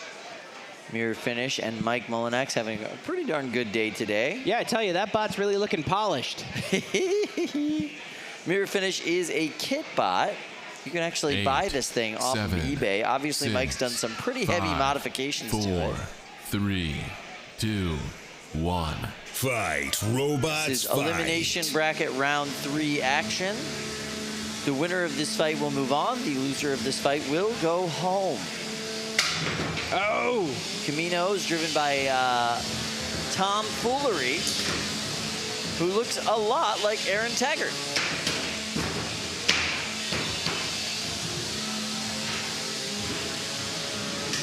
Heard of a pen name, but I've never heard of a bot name. You know, we just read what you enter as your bot when you register. Yeah, so if you're out there and you want to make a bot, you can feel free to mess with us as much as you'd like. Yeah, totally a good idea. It's the right way to get noticed in the sport for sure. Nice job self-righting there for Mirror Finish. Looks like Camino's really struggling to stay on their correct side. They're trying to flip themselves over in the corner there. Wow, nice hit from Camino. Launching Mirror Finish off, and nice, that exchange as well. Camino's weapon is ridiculously powerful right now. I definitely see part of an armor package there in the opposite corner of this box. It looks like someone has lost a good chunk of something. Yeah, the weapon on Mirror Finish now seems to not be working, and the tap out button has been hit. Mike says, no more for me. I'm saving my bot for the future. So Camino will be moving on in this bracket. Mike will be going home. Oh, hey, audience, how are ya?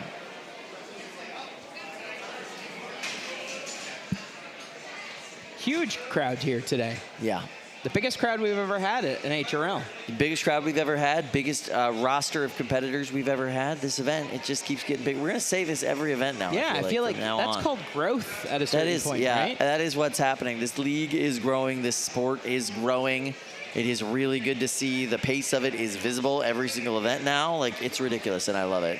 Also, we have a lot more younger competitors showing up now, too, which I love. There is nothing that makes me smile more than watching a grown man cry because he just got beaten by an 11-year-old girl. It's just hilarious. No, it is true though. Like we have university teams, obviously a bunch of them.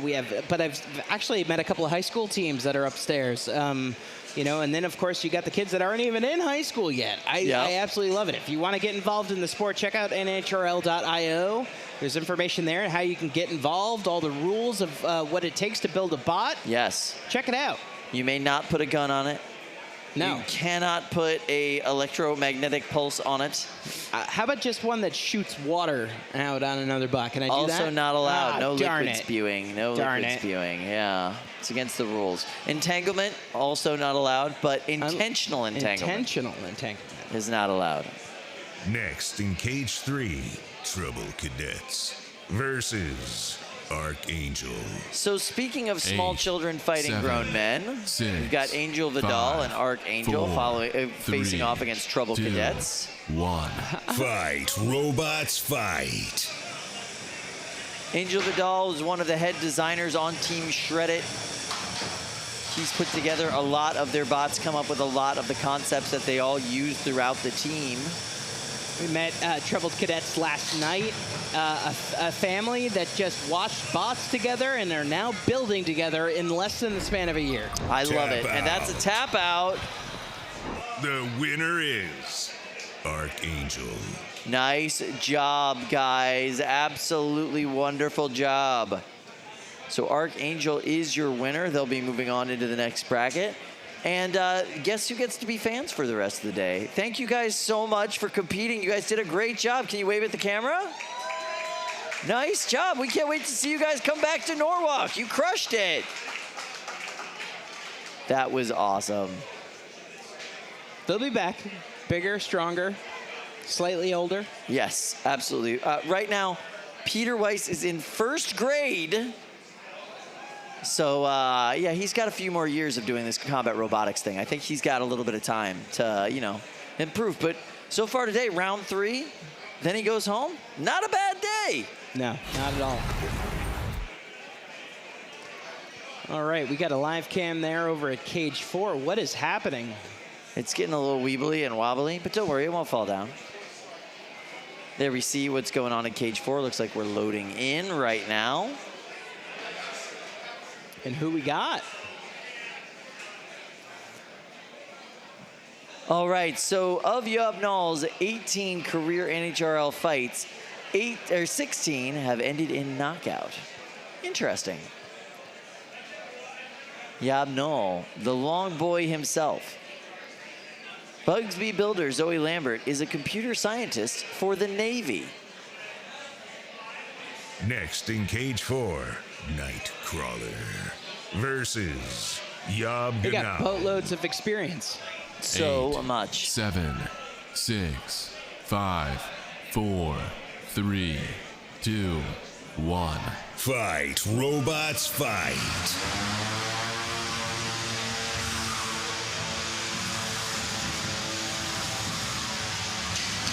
So there you see, ooh, nice. So there you see YOB GNOL, who is the longer of the two bots, the wider of the two bots, versus Nightcrawler. Nightcrawler is a tight, little compact machine with a ridiculously powerful weapon. I mean, absolutely insanity as far as how much output that weapon has. The driver has always struggled with drivetrain issues, but he said that he's got that pretty well dialed in for this event.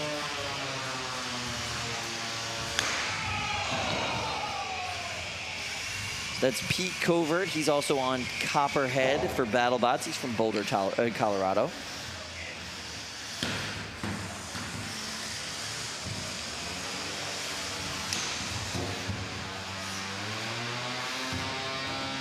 Two minutes left in this match.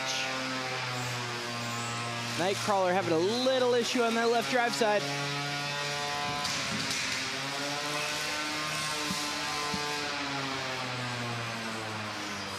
I like that Nightcrawler, like in scale, looks like it could be a 3-pound bot. It's just so tight and compact. Tons of power in that bot. We do now have a tap out. The winner is YOB GNOL. The long boy himself wins that match. YOB GNOL will be moving on. Nice work, sir.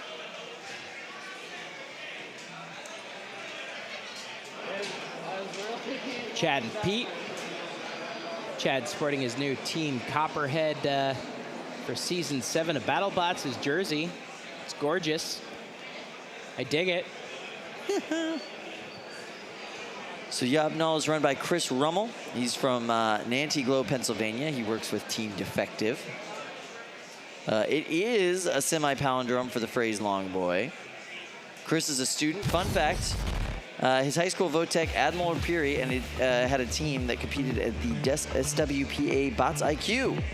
Wow, very cool. All right, so check out this replay. You can see Nightcrawler get knocked back there. Really powerful hits coming out of YOB GNOL. Now let's go over to Cage 2 and see what we've got going on. We got two bots loaded in. Next in Cage 2. Are we building sandcastles today? Kitty versus Crash Fest. 8, 7, 6, 5, 4, 3, 2, 1. Fight, robots, fight. All right, so we've got Chainsaw Kitty It's going to, Chainsaw Kitty is a brand new bot from Keziah.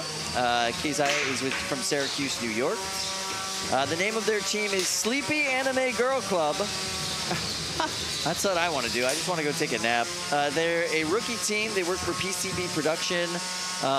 Absolutely really great design for a brand new bot. They're doing a really nice job here today. They're going up against a former champion in Crash Fest, and Robert Run. The only control bot, non-kinetic weapon in this 3-pound class. 3-pound class is just dominated by these powerful spinners. Oh, wow. Oh, wow. It looks like they were asking if Robert wanted to tap out, and he said no. So the ref is now forced to count out.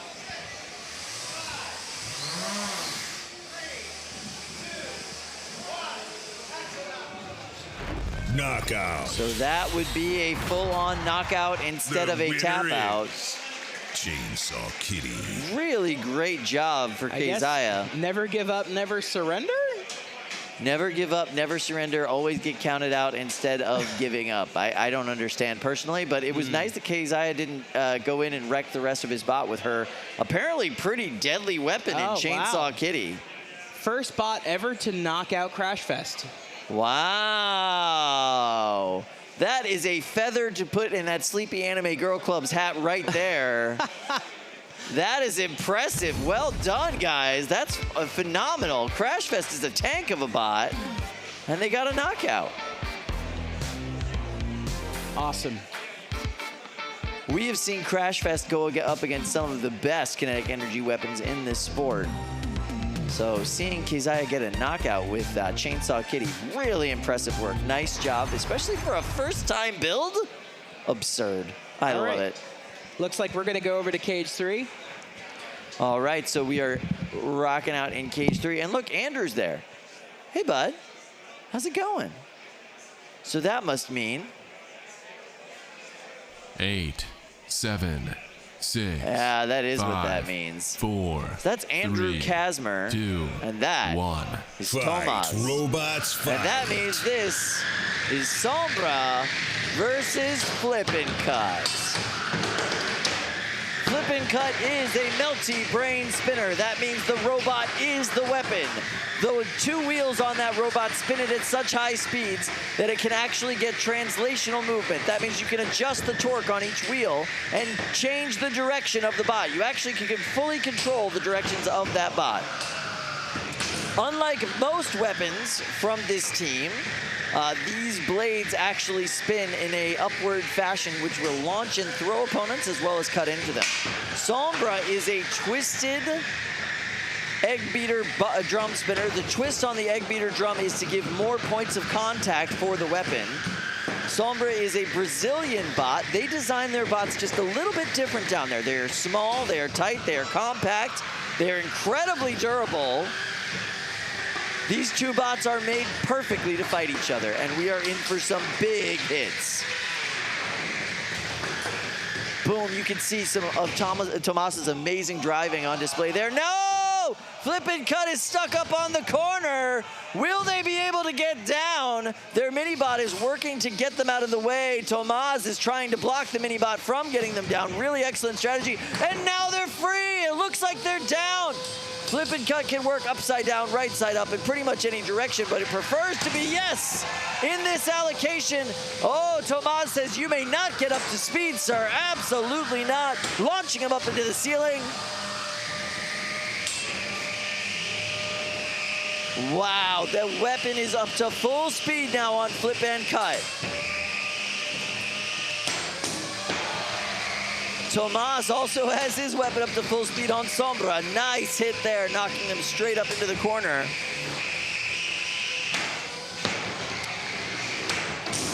Woo! That was a ceiling hit right there. Beautiful work by Tomas. Now Tomas is stuck up in the corner. Brett coming in to give him a little bit of relief. But it seems like the Kasmer is staying close by, waiting to get their hit. Boom, that's what's going on now. Tomas has got his bot upside down, trying to get that weapon up to speed so he can continue to go after flip and cut. It is imperative for Tomas that he qualify his bot for the December finals. He needs to win this match if he wants to stay in this bracket and continue on.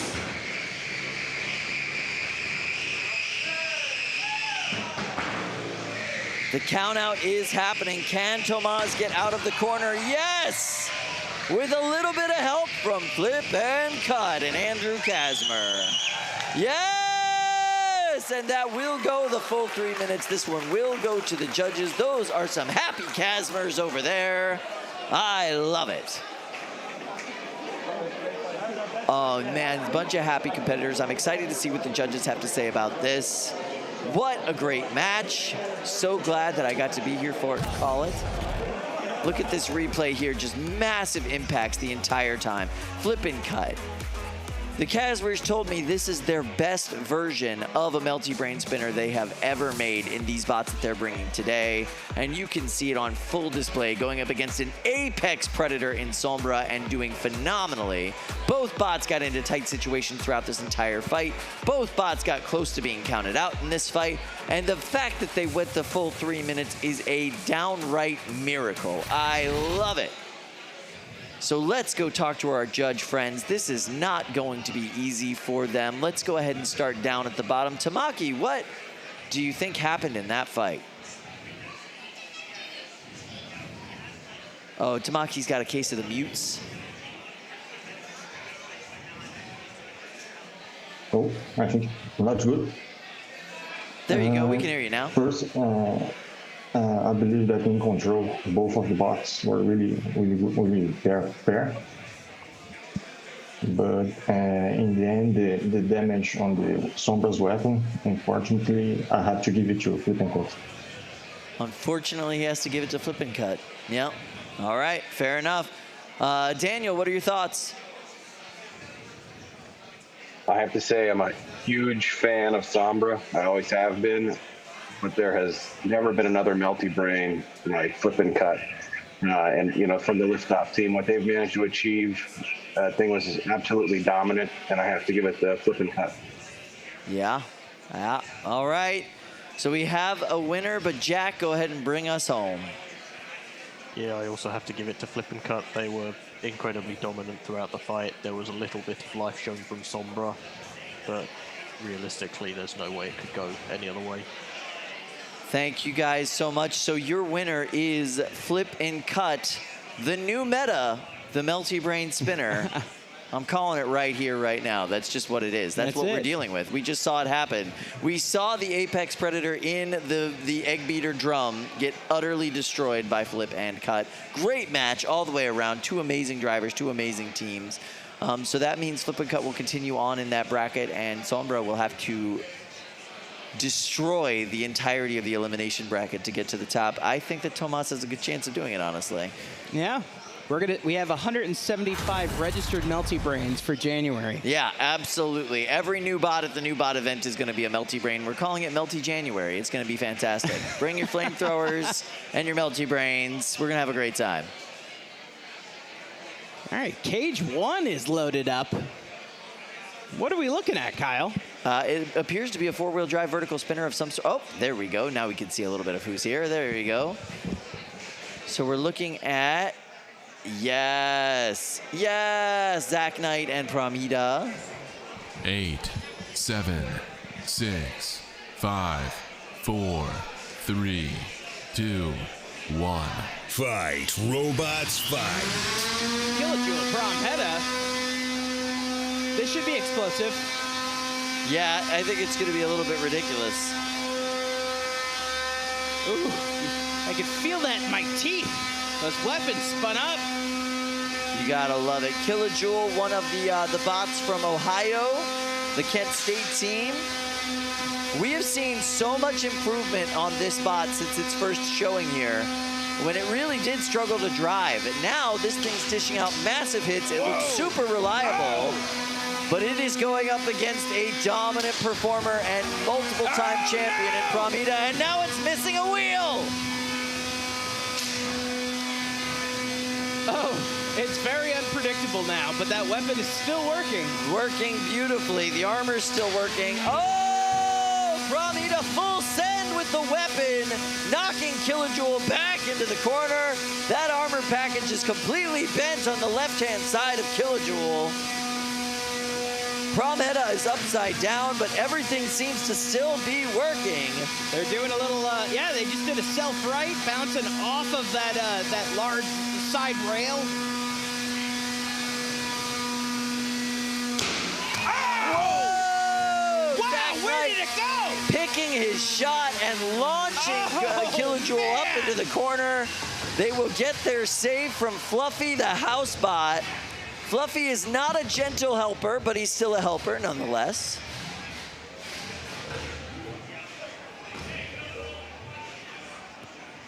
Oh no, Killajool very stuck. Difficult to get out. Fluffy tries his best to be gentle, but he's just so, well, fluffy.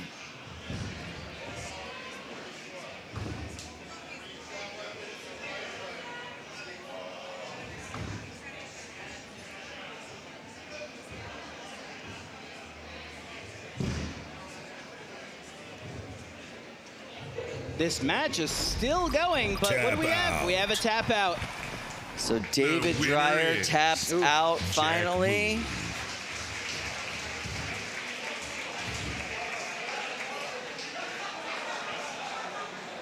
Wow. So he was on the pit crew for Biggish back in March for our new bot event. This is a single team competitor from Kent State, from Willoughby, Ohio. We have so many competitors flying in here from so many places for this event. Like 40% of these competitors for this event had to fly here. This is the destination for combat robotics in the United States and the world. And David pretty happy with that performance. I mean, he did great up against a multiple-time champion in Zach Knight and Pramheta. Let's take a look at this replay. Look at that. Yeah, that was one of those first big hits that started opening up that armor package. Yeah, you can see that's where the wheel went. Yeah. All gone. Bye-bye wheel. And parts of the ceiling, too, it looks like. Yeah, a little bit of the ceiling came down, maybe some of the lighting, and then that's where they ended up for the rest of the match, just stuck up in the corner, some piece of their armor wedged in so tight that even the 300 pounds that is Fluffy could not get them down. He wears it well, though. Fluffy? Yeah. Yeah, you know what? He does. He's pretty nimble for a 300-pound fella. Look at this crowd. Hey, everybody. Hey, how everyone. You doing? We got a packed house here today. We got a packed house here today. They're enjoying all of the food trucks outside. Let's go ahead and check in with Lindsay, see how everybody's doing at home. Hey. We have a super chat. I don't know if you saw the match that happened with War Hard and Spartan over on Titanium, but it was insane. And we have a super chat to refer to that. But so basically, Spartan got disassembled by War Hard. Oh no! Like an entire part of the chassis. It looked like a whole half of the robot was completely just removed from the rest of the bot. Johnny Sumpas was not able to pull through there. Warhard took it, but Okami Fan 2, formerly known as CHD Returns, said Spartan is probably the best bot to have never qualified for any finals, and I think I have to agree. Yeah, that was Johnny's whole goal today, was to try to qualify for the finals. But going up against Jonathan Warhes is a tough one for anybody. That guy, whoo. I mean, that bot is hitting harder than I think ever. That was an incredible fight. If you haven't seen it, I definitely recommend you go and watch it. Yeah, I want to see the Battle of the Johnnies. That sounds phenomenal. This is why you got to watch both streams. Like, amazing things happen. You never know when you're going to get a viral moment. You never know when you're going to get an explosive fight. It could happen here. It could happen at the Titanium stage. It's just amazing. You know what I will say about the Titanium stage? Chairs are more comfortable. Yeah, and that is true. It's a lower center of gravity, Kyle. Right? It's nice. Next in Cage 2, Ablation versus Red Hawk. What is the deal? 8, 7, 6, 5, 4, 3, 2, So this is Ablation and Peter Garnache going up against Warhawk. Peter literally just put his feet up before this fight started. I don't understand the thought process, if that's mind games or what. But one thing you never want to do is take the Red Hawk team less than seriously.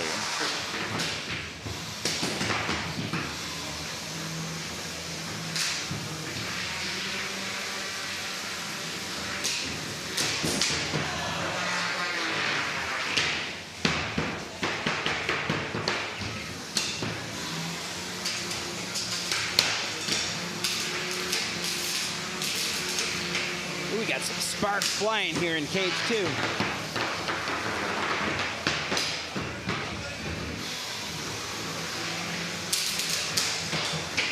Peter's just sitting, he's chilling, he's driving his bot. Meanwhile, John Belanger is ripping that mini bot apart. Oh God, that's awful to look at. Yeah, it's really gross. That's graphic.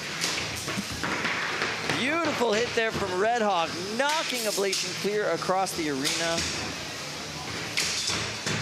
John Belanger doing a great job keeping his bot out of the way so he can get that spin up and then coming in aggressively once that bot's up to full speed. That mini bot is in so many pieces. That is disgusting. They're somehow kind of held together with its entrails. It's ugh. Yeah, it's dead already. Just leave it alone. It's already dead.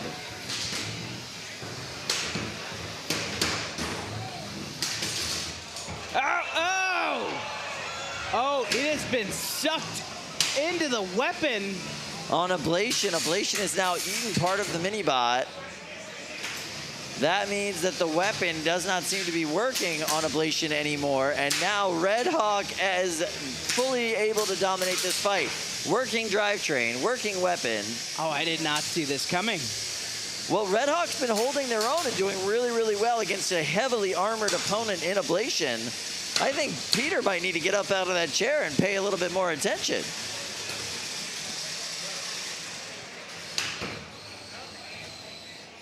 Weapon sounds like it might have gone down on Red Hawk with 20 seconds left in this fight. That would turn this into a pushing match. But it does look like the drive side on Ablation on the right-hand side is down. The countdown is happening for the end of the match.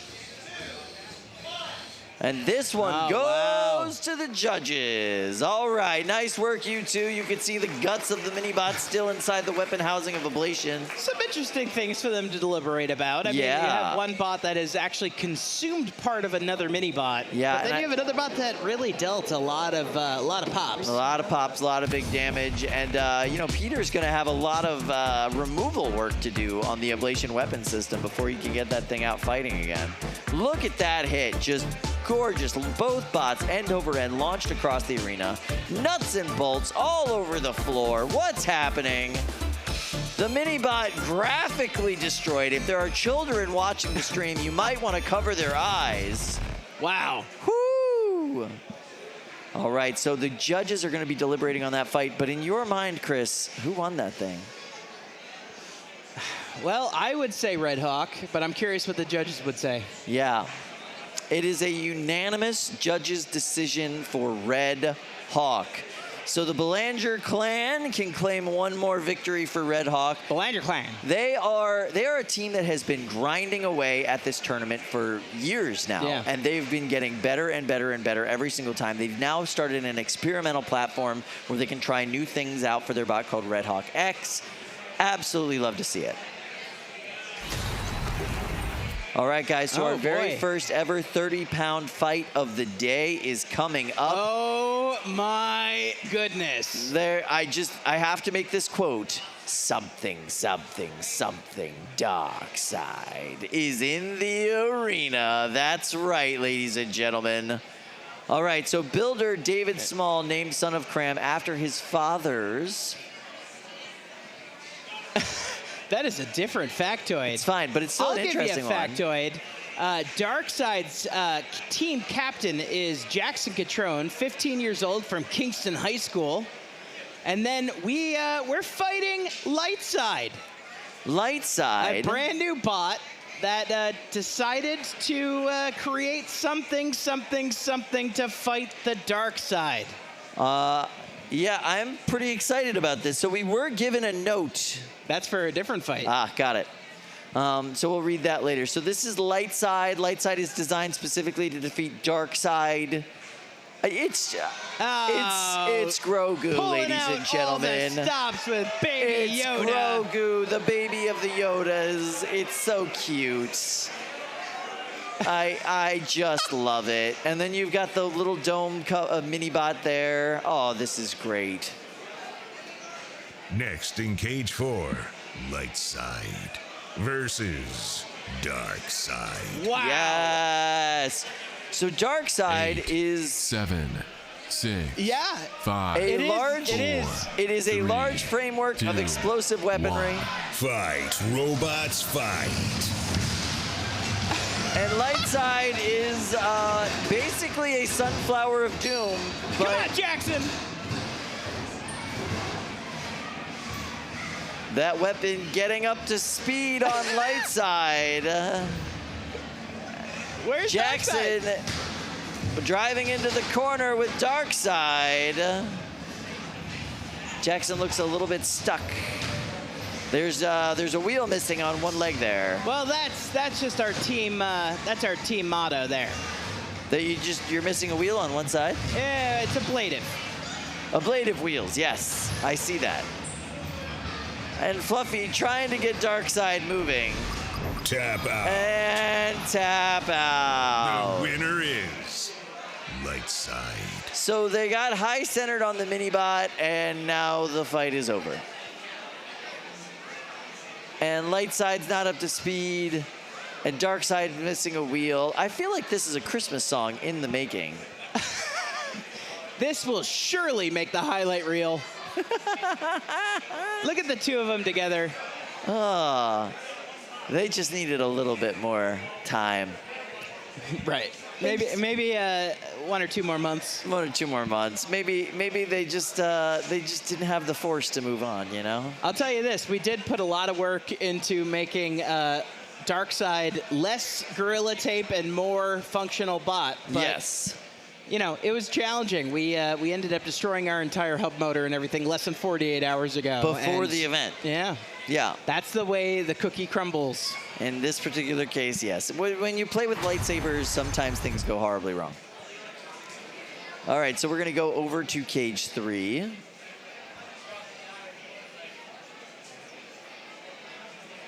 All right, so Factoid, Pine Victus earned its first ever NHRL victory today versus Counter Attack. I saw that fight. It was a good fight. Next in Cage 3, Uch Funt versus Pine Victus. 8, 7, 6, 5, 4, 3, 2, 1. Fight, robots, fight. Uch Funt, one of the premier bots from the Saber's team and the Bad Crew. Powerful vertical spinner. Pine Victus is looking vicious right now. Look at that weapon. Double disc spinner knocking Uch Funt up in the air 3 times in a row now, 4 times in a row. Really doing a great job finding its angles and coming in and getting that hit before Uch Funt is able to get that weapon up to full speed, but now Uch Funt's had a bit more time, so Pine Victus has got to be careful coming in from the side, getting flipped over onto its head, upside down. This is the time for Uch Funt to capitalize if they can.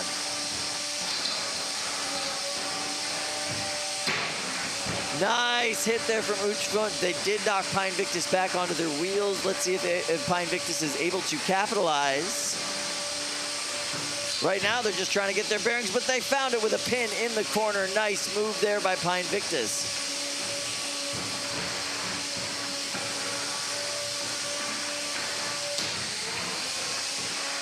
Pine Victus seems to be stuck in the corner now. Uch Funt says, hey, I'll help you out. Smack you right in the back. Coming at him, grinding away at that side armor plate, putting them up in the side of the box, doing the thing. Oh, boy. And this is the unstick. Everybody gets one. You get one unstick from Brett the Brick, and then you're done.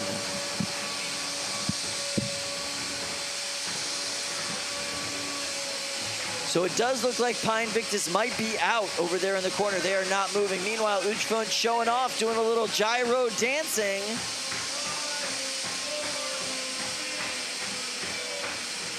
Oh, boy.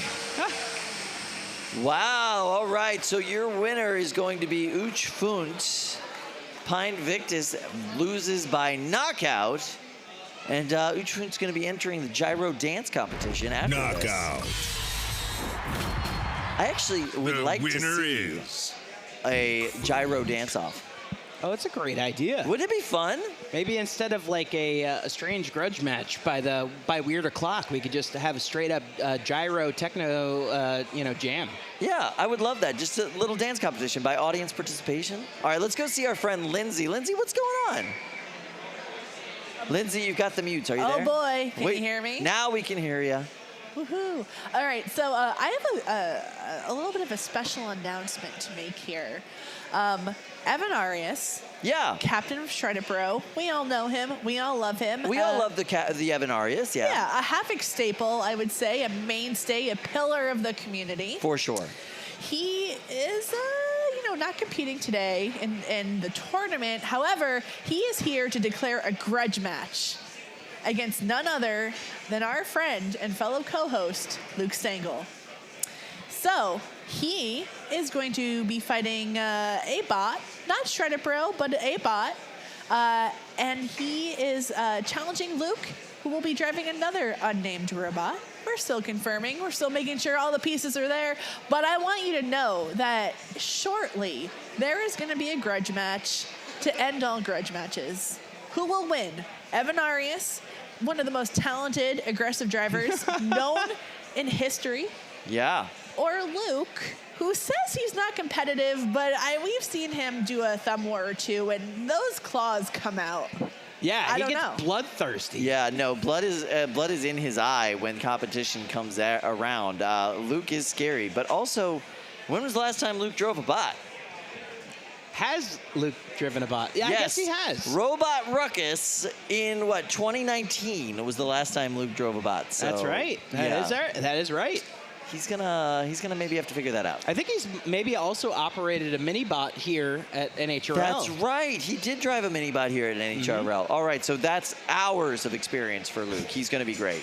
He's gonna be great against literally one of the most aggressive combat robotics drivers of all time. So he'll be fine. I can't wait. I can't wait either. That's going to be a lot of fun. I'm excited about it. It's going to be a lot of fun. All right, so let's go over to Cage 1. That means we've got some big bot action going on. Everybody likes it when the big bots get after it. Who's going to be fighting in Cage 1? Looks like maybe we have some 12-pounders loaded in.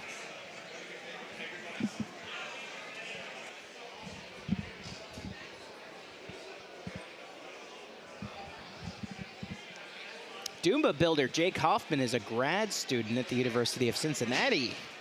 That's a good factoid.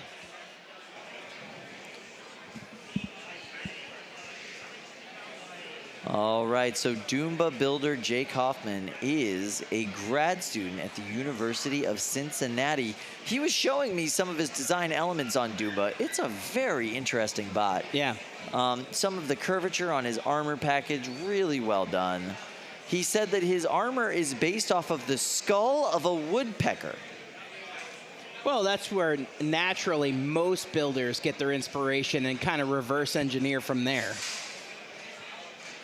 All right, so I do have an announcement that I was asked to read for everybody. This is for the audience that is here. So the next bot coming up in I believe it is going to be Cage 1 is Cage 4. Or Cage 4, sorry, is called Flame Out. There is this a noise. This is important, everyone. This is a noise Very warning. important. We need your attention. So you likely will need earplugs for Flame Out. Our folks in the audience, this is serious. I've seen this thing outside. Everyone, please listen. I want everyone to practice doing this right now because this robot can blow your eardrums out. So if you do not want to put your fingers in your ear, there are earplugs just outside of the stands area. But please cover your ears. This is not a joke. This is very serious. I would like for you all to please have hearing when you leave this tournament. If you are not currently wearing earplugs, go get some. There are some just off to the side of each one of our bleachers and through the middle passageway. There are some out there. If not covering your ears, please, please, please get earplugs. This is not a joke. This is not a meme. This is for serious. This is Flame Out, right? Yes, this is Flame Out. Flame Out is a bot built and designed, well, designed and built by Austin McCord, founder of NHRL. Austin has a habit of building things that push the limits of safety, push the limits of logic. We're going to jump to a different fight first so that anybody out there who wants to get earplugs, go get them. We have them out there in the main area. In the meantime, we're going to go to Cage 1, but prepare yourselves for the loudest fight you've ever seen in your entire life. Please, please, please, especially if you have small children, grab earplugs, grab headphones for them, grab something to cover their ears. It is not safe at all. And as somebody who's done a whole lot of heavy machinery work and carpentry work and has lost hearing because of it, I implore you, put on earplugs. All right, so we are going to Cage 1. Next in Cage 1, Milk Tank versus Doomba. So this is Milk Tank versus Doomba. This fight will not hurt your ears too much. But the one after this fight will be damaging to your ears. Please take your earplugs while you watch this fight. Milk Tank ready with that glitter udder. Doomba is... the glitter has been expelled early.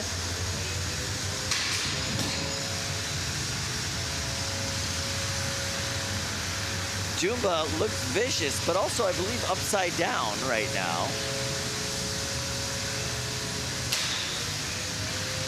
Having a little bit of trouble driving upside down. Just kind of flopping. Milk Tank able to get in and choose its shots, but not really able to get past that really, really well-bent UHMW armor package.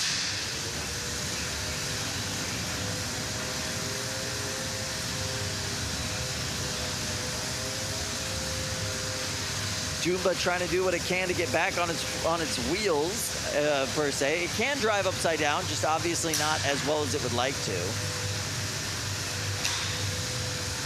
And Milk Tank is just choosing its shots, coming in, taking a little hit, taking a little break, coming back in, getting another hit. Oh! That was a nice aggressive shot from Milk Tank. Crossing swords.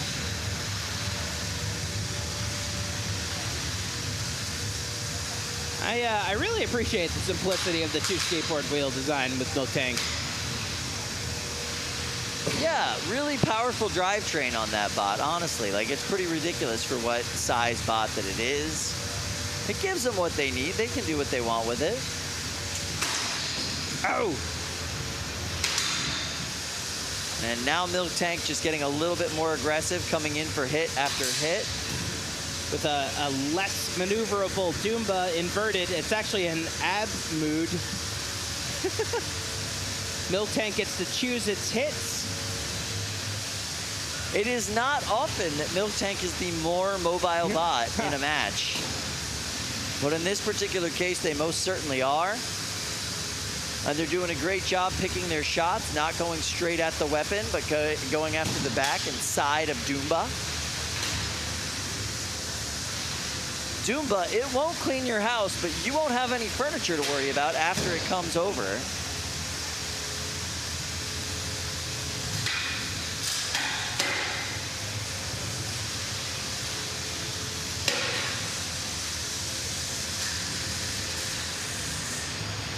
And it looks like the weapon is spinning down on Milk Tank. We're down to the last 9 seconds of this match.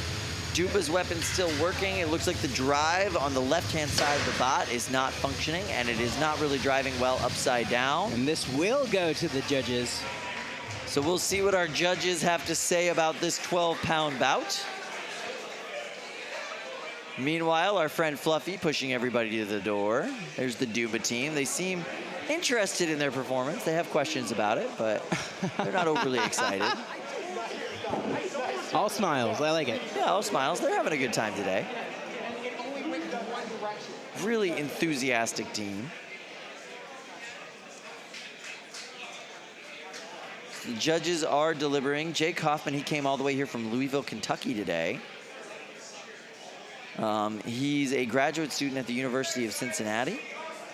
And he likes to power lift when he's not doing combat robotics. Wow, all right.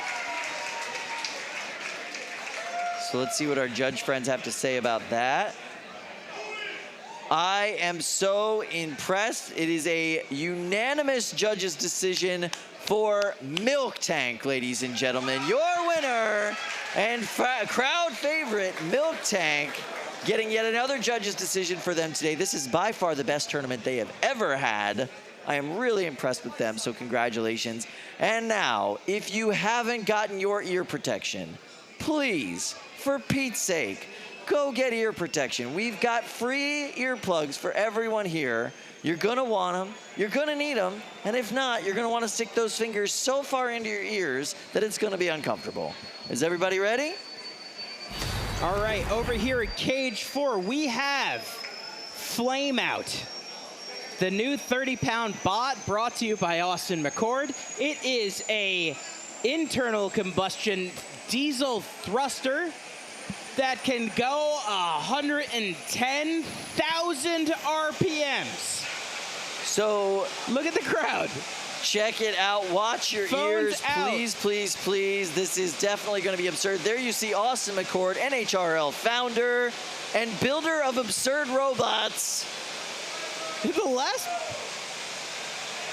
Next in Cage 4, Flame Out and Lil Rolly versus the Beast. The Beast. 8. Oh 7, my goodness, 6, Kyle, here 5, we go! 4, 3, 2, 1. Fight, robots, fight. Oh, here we go, Kyle! Woo! All right, so the Beast has been brought here by Caleb Hecht from Tempe, Arizona. Able to get a nice hit on Little Rolly. And staying as far away as possible from Flame Out. Flame Out has become the corner of the bot. Oh no! Flame Out is in the air! Oh, will they get an unstick? Flame Out seems to have flamed out. The turbine is no longer turbining on the jet. Oh, wow. I mean, you could feel the air coming out of the box. Yeah, it's kind of ridiculous at this point. But now, will they get an unstick? Yeah, oh, that jet's starting to fire up again. Why? The question is, why? Why not? Fair point. So is Fluffy gonna go over there and try to loosen them up, or is Fluffy not currently able to? Fluffy might be afraid. I'm also a little afraid. Yeah, I mean, you know, Fluffy is made out of steel. Steel melts. I smell something melting. Yeah, I don't know what that is, but it ain't good. Austin trying to get his bot working again, but unfortunately there's just no mechanism to get it off of this corner. Seems to be hung up on that AR-550 dustpan. Yeah, is that what that is? That's what I was told by a few of the henchmen. Yeah, that is the top armor on Flameout. And Little Rolly is no longer really a factor. Here he comes. Here comes Fluffy. I'll tell you this, Kyle. I've been kind of deeply immersed in the world of combat robotics for several years now. This is by far the craziest weapon I've ever seen on a robot. Yeah, and the Beast, to Caleb's credit, did a really great job neutralizing it almost immediately. He just went head first into it while it was spinning up, which is an unsafe idea. And knocked them off onto their side. And now he's just here toying with Lil Rolly. Lil Rolly. He's just rolling. He's a little guy. It's like a little axe backwards. Yeah, it's just Lil Rolly. He can't hurt you. He's just rolling around, you know. It looks a little bit like that thing that you would put checks in at the bank that sucks it up into the tube. Yeah, the little tubey thing. Yeah, totally. I've always wanted one of those, but to deliver drinks to my chair. Oh, that's smart. Okay. Like, hey, person in the kitchen, grab me a bottle of Fresca. It's guaranteed to explode by the time it gets to you, though. Oh, that's probably true. So the last bot we saw from Austin was packing liquid nitrogen, and now we see another bot that is dealing 110,000 RPMs of hot air. And making this entire room smell awful. All right, so you can see that is the weapon up to full speed. The Beast comes in and says, "You're done now." And flame out's flame, flames right out. Nice work from the Beast surviving that rather odd predicament.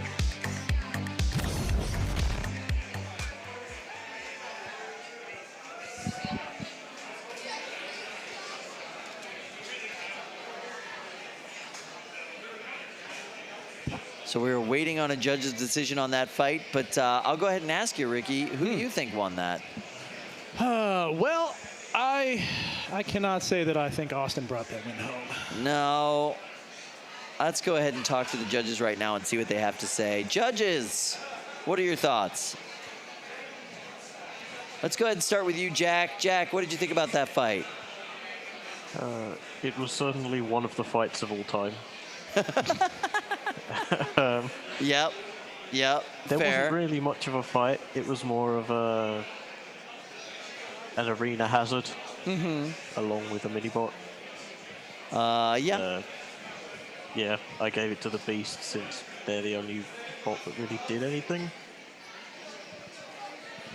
Yeah, nope, fair. I can't argue with you there at all. All right, so Daniel, let's go ahead and ask you, what did you think about that one? I don't want to talk bad about the bots, but I'm going to give it to the Beast. Fair enough. All right. Fair enough. Will all it right. be unanimous? Tamaki, what are your thoughts on that fight? So since the weapon stopped and was kind of a sprint match, but I'll give it to the Beast since there was most control and damage. Tamaki, I gotta ask, has this inspired you to build a jet-powered bot for a Brazilian competition? Oh, that would be really interesting. I want to see it. Sounds promising. It sounds promising. All right, so we're gonna go speak with Allie, who has the Beast. The Beast. I would call you by your first name, but the Beast is so much better. Yeah. And you know, you had Austin, who is the reason we're all standing here. He's got this fire-throwing, I mean, the smell down here, we can't even describe it. We had to wear these earplugs. Just a utterly crazy bot we've never seen before. And you just beat it. Of course. It's the Beast. Oh, very confident. You know, I did speak with Austin right before he ran upstairs, and he said he would speak to us later, but he's like, I have so much more to give. That's what he said. We just ran out of gas. I've got this. But if you had to face him again, what would your strategy be if it made it out of the corner? Well, I've heard that they can actually turn themselves around and use themselves as a projectile. So hopefully just use our super fast drive system to avoid and strafe, send themselves into the wall, and then hit them on a counterattack. Really good strategy. You know, were you anxious going into this fight at all? Yeah, we had no opportunities to really drive the robot at all. And something happened with the weapon. We have to figure out exactly what. It still kind of works. I didn't want to push it. We have a lot of fights coming up. Emulsifier is a really, really, really tough opponent.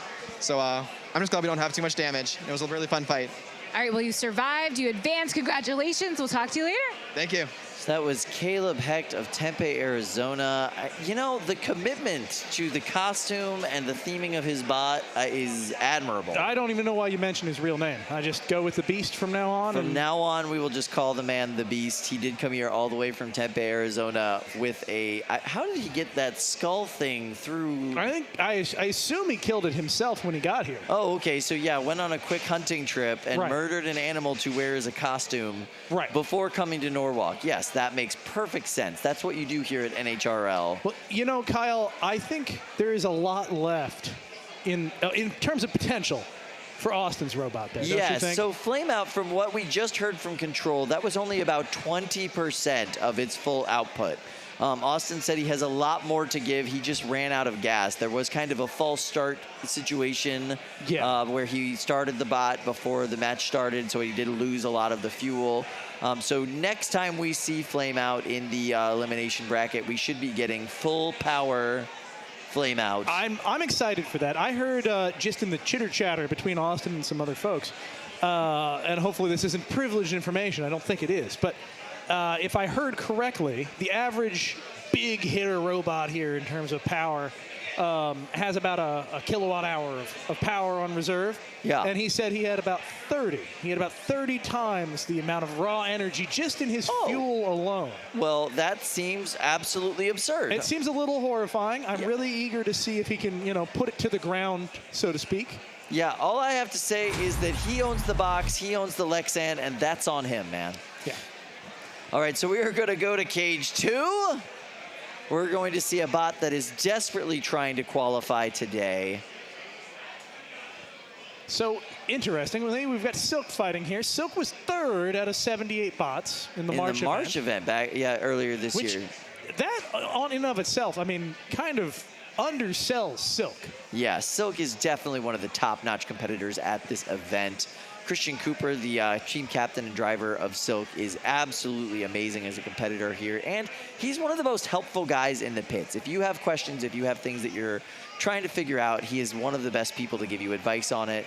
There have been multiple times I've walked through the pit and was like, oh, did he bring a new robot? No, he's just helping them, or he's just over there helping them. Absolutely. Next in Cage 2, Deep Melt versus Silk. So Deep Melt is getting its biggest challenge thus far. Deep Melt is, of course, the fully autonomous Melty Brain robot from the Casmers. So fully autonomous means that no one's driving Deep Melt. Yeah. They literally just hit go, and it does the thing. The driver has nothing but an on and off switch sitting on their controller. So once it gets up to speed and knows where it is in the box, it's able to determine where the walls are and hopefully where its opponent is.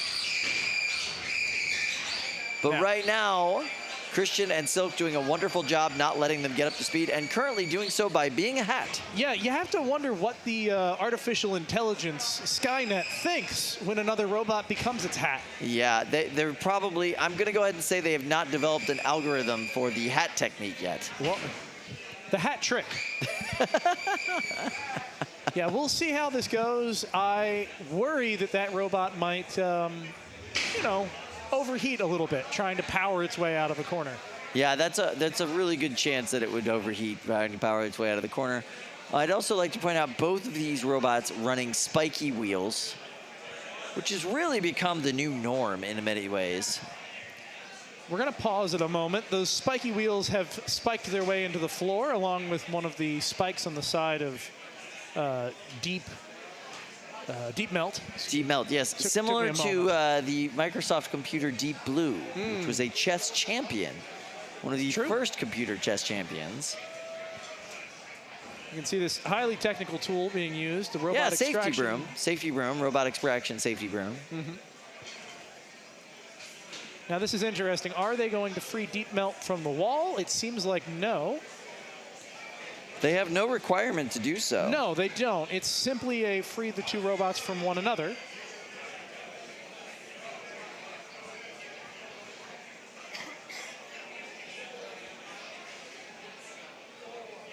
In 3, 2, 1, fight! Oh, and the robot is free from the wall as well. And Absolutely, spinning. and getting up to speed as best it can. Silk doing what it can to stop that progression back up to full speed. Now, Kyle, the mini-bots here are all traditionally driven. Am I right? Yeah, mini-bots are all traditionally driven. There's actual remote controls driving them. I would think that the mini-bot would really be a key player here. You know, So far, we haven't seen that mini-bot be able to really get under Silk in any meaningful way. Coming down on a minute now. We've got Brett staring down the situation. Oh, and there's the mini-bot. Mini-bot doing exactly what it's designed to do. This time, the hat technique not quite as effective.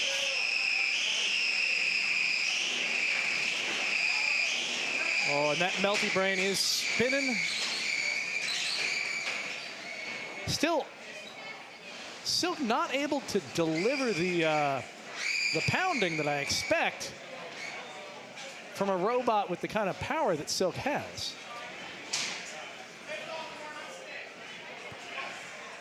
Yeah, they've already... Wow, that's getting up to speed pretty quick now, the deep melt. A lot of power in that robot.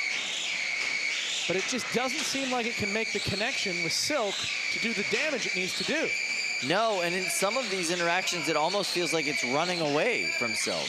Well, it needs to for a moment to spin up. True, true. I assume that's a programmed behavior, but we'll never know. No, and this is like version 1 of this programming. The Casimers explained that to me yesterday. Well, that fight has come to a conclusion. We will go to the judges. Amazingly, both of these robots, for being such damaging robots... Yeah, they're looking relatively unscathed. Yeah, you could charge up the batteries and throw them back in a match if you had to. So a little bit more programming to do on the deep melt. I do like that the Casimers were like, you know what? We finally got translational movement for a Melty Brain down. Let's immediately ignore that and go directly to making it fully autonomous. Love it. Yeah. So we have a unanimous judge's decision for Christian Cooper and Silk in that match. No surprise. You know, maybe part of it is you don't really have to accept any blame when you lose with deep melt. That's true. Yeah, you can really just push it off your blame. Andrew Casper didn't do anything wrong in that match. Sorry, it's just the robot overloads. It's brilliant, really. So Christian Cooper will be moving on with Silk. He said that he doesn't know why he brought Silk here today. Silk is qualified. He's just trying to get Tothic qualified today. But somehow, he talked himself into bringing Silk as well. I mean, more time in the cage can be invaluable. Agreed. You've got a wonderful crowd here that loves to see Silk. Yeah, top-notch competitor.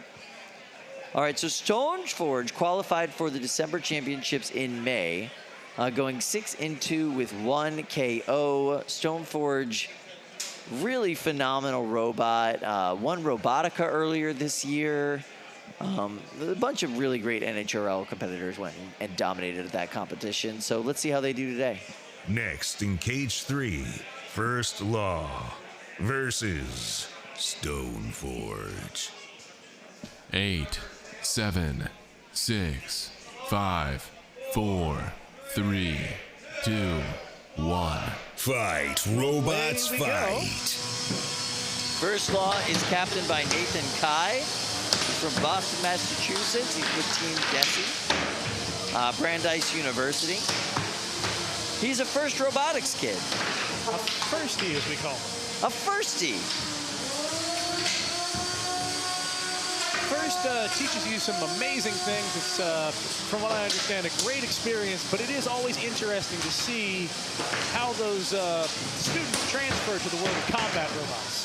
Yeah, some things transfer well, some things most definitely do not. Stoneforge, however, is a battle-hardened combat robot. I mean, this thing has been through a bunch of tournaments at this point.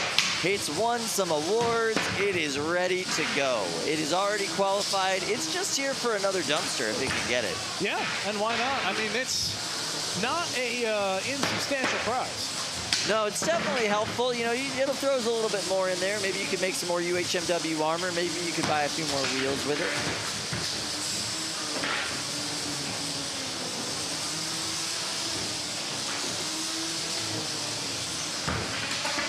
Nice pin up against the wall there from Stoneforge.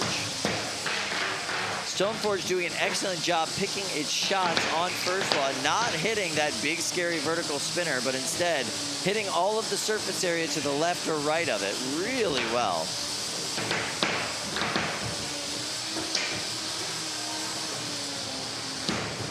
Both robots remarkably intact at this point in the match. Yeah, despite the fact that Stoneforge has gotten some really impressive hits, First Law is holding together very, very well.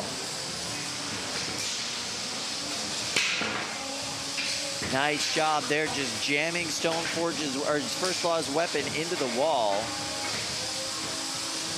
And with those spinners, that is generally what you want to do as your primary strategy. Get that robot to break itself.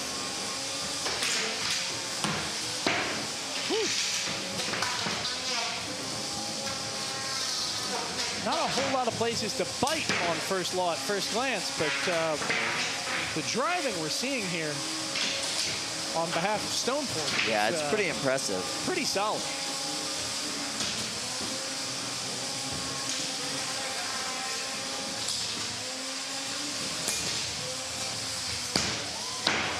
Nice hit there.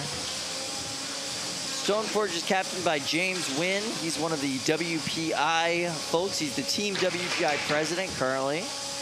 He likes baking, disc golf, and powerlifting. I did not know that.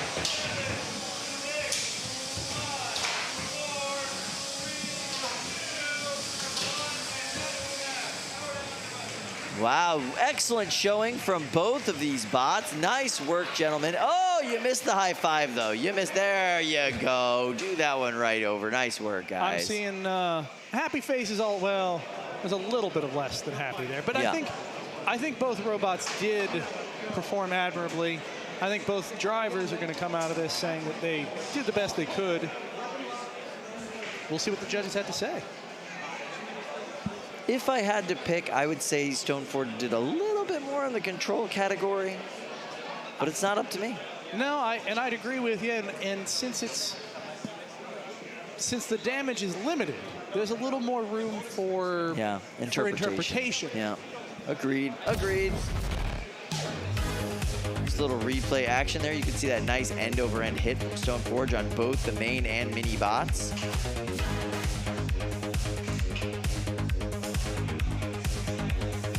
Beautiful pop there from Stoneforge. Yep, and it sounds to me, Kyle, I'm getting word now that the official decision is in line with our first impression. You have a unanimous decision for Stoneforge. Yep, not surprised about that. Unanimous decision for Stoneforge. Excellent work to James Wynn. They will be moving on in that bracket. Yep, after this fight, though, or rather, thanks to that fight, we're going to move over to our sponsors. We're going to get a word from Xometry, and we'll be right back. Awesome.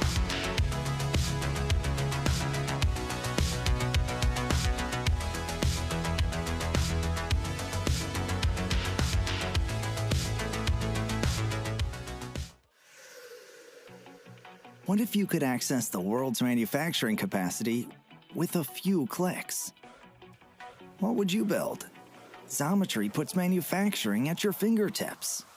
Get instant online quotes on 3D printing and CNC machining. And access thousands of manufacturers worldwide. With Xometry Manufacturing on Demand, it's your time to build. Visit Xometry.com today. From robotics to renewable energy, aerospace to autonomous vehicles, prototypes to large production runs, Xometry helps engineers bring innovations to life by connecting them to extensive manufacturing capacity, an instant quoting engine, and advanced AI to make ordering parts quick, simple, and efficient. Welcome to Xometry, where big ideas are built.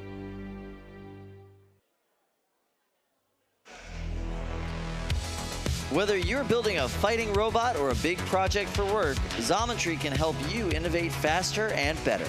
With online instant quoting for CNC machining, laser cutting, 3D printing, and more, Xometry can help you bring your projects to life.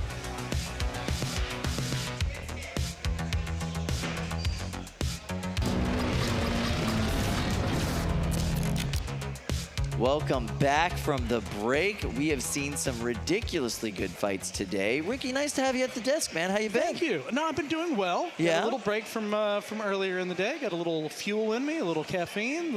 Have you spent any time over at the Titanium stage today? I haven't yet. Wow, this is so interesting. Normally, by this time in the tournament, you've been at the Titanium stage for like 15 hours. Right. Running every single fight by yourself. Right. It is... As much as I love the Titanium stream, not managing the entire thing is, you know, there's something to be said for that. And I get to spend more time here with the folks on the Steel stream. It's nice. It's nice. Yeah, I spent a little bit of time there earlier. I got to hang out with Lindsay and Allie. We saw some amazing fights, and the chairs are so comfy. You beat me to it, but the chairs look incredible. I want to show up with a smoking jacket and a bubble pipe. A bubble pipe is where it's at. At least one, maybe two. I think that is a phenomenal idea. That is giving me costume ideas for next stream. I love it. Yeah. Get you a little captain's hat. Yes! Captain Kyle. I love it. And you get to hang out there with the OG metal Brett the Brick. Right, the first of the first. The first of the Brett the Bricks. Well, metal Brett the Bricks. The first of the metals. Yes, exactly. And it's a really cool place to be, like all the way around. Check it out. Right now, though, we're going to go to Cage 4. That means we're getting big bot action. So Demigorgon builder Brandon Young is an aerospace design engineer. That's what I hear. Interesting.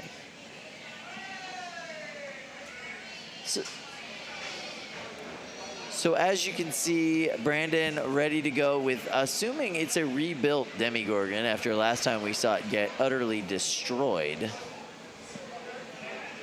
Brandon is one of those fellows that I think just goes home and robots, occasionally has to eat and or sleep, but generally speaking is either roboting or aerospace engineering so that he can go home and robot. Yeah, I think you're right. Next in Cage 4, Blue Cheese versus Demogorgon. 8, 7, 6, 5, 4, 3, 2, 1. Fight, robots, fight. And away we go. An incredible hit there. Wow. What Cheese happened? Where'd the bots go? So much energy in the weapon of Blue Cheese. So many upgrades to Blue Cheese for this tournament. The weapon is one solid piece now, and that there is a tap out. A one-hit KO. Blue Cheese. Yes. Blue Cheese has been involved in one-hit KOs before. Yes. But not from this side. It has experienced a one-hit KO. Yes. Yes. But it's nice to be on the giving end of the one-hit KO. It's a very giving robot. It's been looking for an opportunity, and now it has it. And to take down Demigorgon is no joke. small task. Yeah, absolutely. Yeah, so Blue Cheese is captained by Matt Luther, who's from Derry, Pennsylvania. Not a far drive for him at all. He's with Team Defective. He's an HVAC technician. So, you know, this is the kind of place where you can be a HVAC technician and you can utterly destroy an aerospace engineer in one hit. This isn't Milk Tank. You don't have to make cow jokes. I wasn't trying to make any cow jokes. Every time I hear utterly, it haunts my I see. I see. No, that's just a part of my normal vocabulary. Oh, all right. Well, there was no cow jokes happening there. I'm having flashbacks to Luke sitting here in the onesie and... Oh, yeah, no, that's not where I'm at today. It's a lot. Okay, I'm all business today. See, I put the noticed suit on. that. You're a finance manager. That was the plan, yes. Something about hedge funds and... You know, I recently had a birthday. I figure I needed to act a little bit more professional. Right. Professional at the stream, so... You just put on a little suit action. Yeah. You know, suit up a little bit. I don't know what this movement is, but yeah, well, it's what you do when you're wearing a suit. Okay. You know. I don't wear enough suits, I guess. All right, we're going to go over to Cage 3. We're going to see what's happening in there.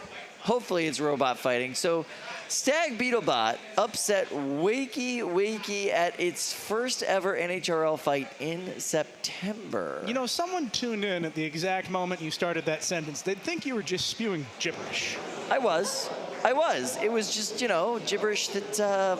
calculated gibberish. Yes, means something to the people involved in this community only. Very narrow audience. Very, very narrow audience to believe, to understand all of these things. Now, you know, though, we shouldn't undersell the amount of awesome viewers we've got. Yeah, we've got a bunch of amazing viewers. So we've got Stag Beetle Bot, I believe, since we had that lovely factoid. Stag Beetle Bot is by far the best, shall we say, modified D2 kit I have ever seen. Really? It's incredibly well put together. Normally the modifications on a D2 kit make things get a little squirrely, a little weird. Red Hawk this thing holds up real well. I think it's incredibly well 7, calculated. 6, 5. And here we go. 4, we'll see how well it calculates 3, against 2, Red Hawk X. 1. Fight, robots, fight. And away goes the match. Woo! Now, we saw some very similar matches earlier. That tiny spinner on the front of Stag Beetlebot. Almost a token accessory. It is not necessary for Stag Beetlebot to do a lot of damage and to control this match. But if it breaks, it's an immediate disadvantage with the judges. Yeah, absolutely. You can see Stag Beetlebot trying its best, but those wheels are just getting disassembled. Yeah, by I mean, Red Hawk X is doing everything it was designed to do. And that's a tap out. The winner bit by is bit. Red Hawk X. So that would be Red Hawk X, driven by Mark Belanger from Team Red Hawk. He's an engineer. He likes ATVs, flying, and snowmobiles. He also enjoys a good hike and apparently ripping the wheels off of D2 kits, which, let's be honest, we've all enjoyed ripping the wheels off D2 kits at some point in our lives. Yeah, usually there's a lot of zest. There's a lot of passion in the ripping process of the D2 kit wheels. Of the yes. D2 kit, which is, it's funny because I talk to D2 kit builders sometimes. Yeah. And I say, what's your favorite part about this? It's like, oh, when I get to fight one and completely destroy it. Yeah. And sometimes they mean the opponent, sometimes they don't. Absolutely true. All right, so we're gonna head over to cage 2. That means more 3-pound fighting action. Jack Move is 13-12 in fights that end in KO and 14-8 in fights that go to the judges in its entire time. That means that we are going to see Drew Davis, and it looks like Drew has got a little bit of help. Next in cage 2. That's an incredible Archangel career versus Jack Move. Far more fights 8, than 7, Drew comes 6, to every 5, one of these tournaments. 4. He does. 3. And he 2, sticks with similar robots. 1. He does. Fight, He's got robots, like 3 fight. main bots that he rolls with every single time.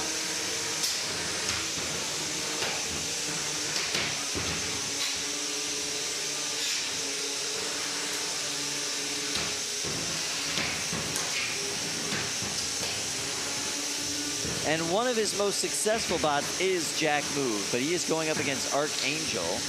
Archangel is a new bot by Angel Vidal. Archangel is a return of an old bot. Archangel is the return of an old bot? Yes, this is a bot that was in retirement since 2021, or since 2021. Oh, interesting, because he's been playing with his Hurt Caboose for a while. Exactly. And Angel decided to revive this robot, bring it back into the fray, and it's been doing a good job. I don't know how much is new, since the last time, or if he just dusted it off and threw it back in the ring. But it's been having a pretty good run today. That's great. Good for him. As I've mentioned, though, a year is a long time in the world of Norwalk. A lot can happen in the meta. A lot can happen. So much development. Yeah, absolutely. Yeah, the competition you were up against a year ago has all progressed since then by a lot. It's really only the folks like Jameson Go that can show up here with the same bot that they built back in 2019, and they're pretty much doing the same things, and they're just improved on that. Yeah. Right, and also there's driving improvements to be made. You don't have to drive the same robot to become a better driver inside the box. Yep, absolutely. Look at that gyro dancing on the part of Archangel. Jack move, on the other hand, really just measured hit after measured hit here. Oh, Jack move upside down. Not where it wants to be. Oh, Archangel doing the thing, stuck up on their side. Though it would be a shame to get your one unstick right now, but there it is, the one unstick. And it looks like one half of their drivetrain is down. Kyle, do you recall the name of the mini-bot for Jack move? I do not recall the name of the mini-bot for Jack do I. It's one of the more effective mini-bots here when it's working properly. Yeah, it's really well driven. Those forks work great.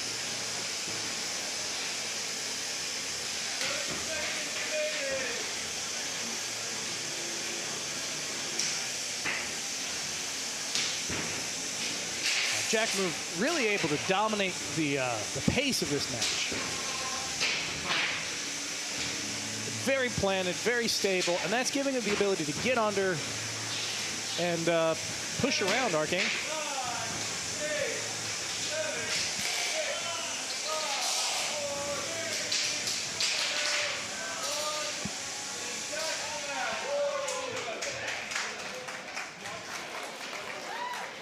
Wow.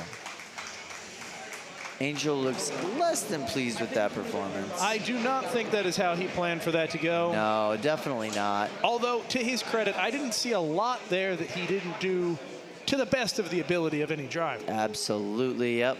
All right, so unanimous decision. Jack move is your winner. Unsurprisingly, but good to know. Yeah, absolutely. Drew Davis did bring my favorite bot of his this tournament, Bison, which I've been really enjoying watching them perform. But in the meantime, we're going to go over to cage 1. That means big bot action. Everybody likes a big bot action. Next in cage 1, Son of Cram versus Cappuccino. All right, so builder David Small named Son of Cram after his father's 12-pound bot, Cram. 4, which makes sense. 3. It would be weird if it was named Steve. 1. Yeah, very weird. Robots fight.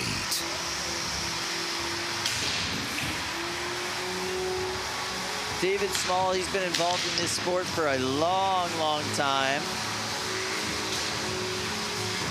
I believe Small Robotics is his team name. And ironically, a competitor at BattleBots this year. Yeah, with a 250-pound robot named Banshee. Really cool Tap piece. out. And there's a tap out. Looks like Son of Cram. The winner is Son of Cram. Doing the victory dance, moving right along. I like that most of David's bots have like mythical names to them. It's a fun way to go about it. He has a 3-pound flipper bot named Kelpie. Oh, so cute. It is I believe it's the first ever full-powered pneumatic 3-pound flipper. I've heard about this. Yeah, it's pretty impressive.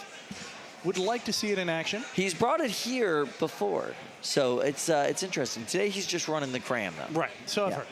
Yeah, gotta qualify.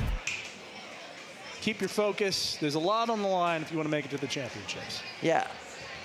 Next in cage 3, Professor Hex versus Project Liftoff. Wow, Professor Hex has had a rough draw today, and now going up against Project Liftoff. And from what the Casmers tell me, the best version of Project Liftoff that has ever existed. Yeah, I've been watching this robot fight. It is a robots fight. Look at how fast that thing is up to speed. It's ridiculous. It is a horrifying amount of speed, a horrifying amount of kinetic energy. Professor Hex is an impressive robot, but whoa! But the drive side is already down. 2 drive sides are already down. That is going to be the end for Professor Hex. It's just so much energy. The winner is Project Liftoff. Project Liftoff, I believe, is a TPU chassis. That is correct, and when you have a horizontal spinner like Professor Hex, landing these big hits of its own, and it hits something made of TPU, it's like you're hitting a wall of rubber. Yeah, you can punch it as hard as you want. But you're going to break your arm the harder you punch. Right. And that's exactly what we've seen here is after those big exchanges, that force goes back into the body of Professor Hex. It breaks the motors because of the force just put on the wheels because you're bouncing backwards so hard. And you're going to see it, boom, an Boom, yep, intense right hit. there. Yeah, it was One wheel. Professor Hex that got that hit, too, and they were the ones that went flying. Absolutely. Good point, good point. And I mean, the best driving that Brandon could possibly do there, there's just It's only still so going to do much the you same can thing do. every time. That's so interesting. Yeah, the Casimers are such a strange team. They show up and they seem like they're experimental. They're trying new stuff. They're doing some weird things, you know, but then they end up dominating all these fights. We'll get to that later, but it is an impressive approach that they take.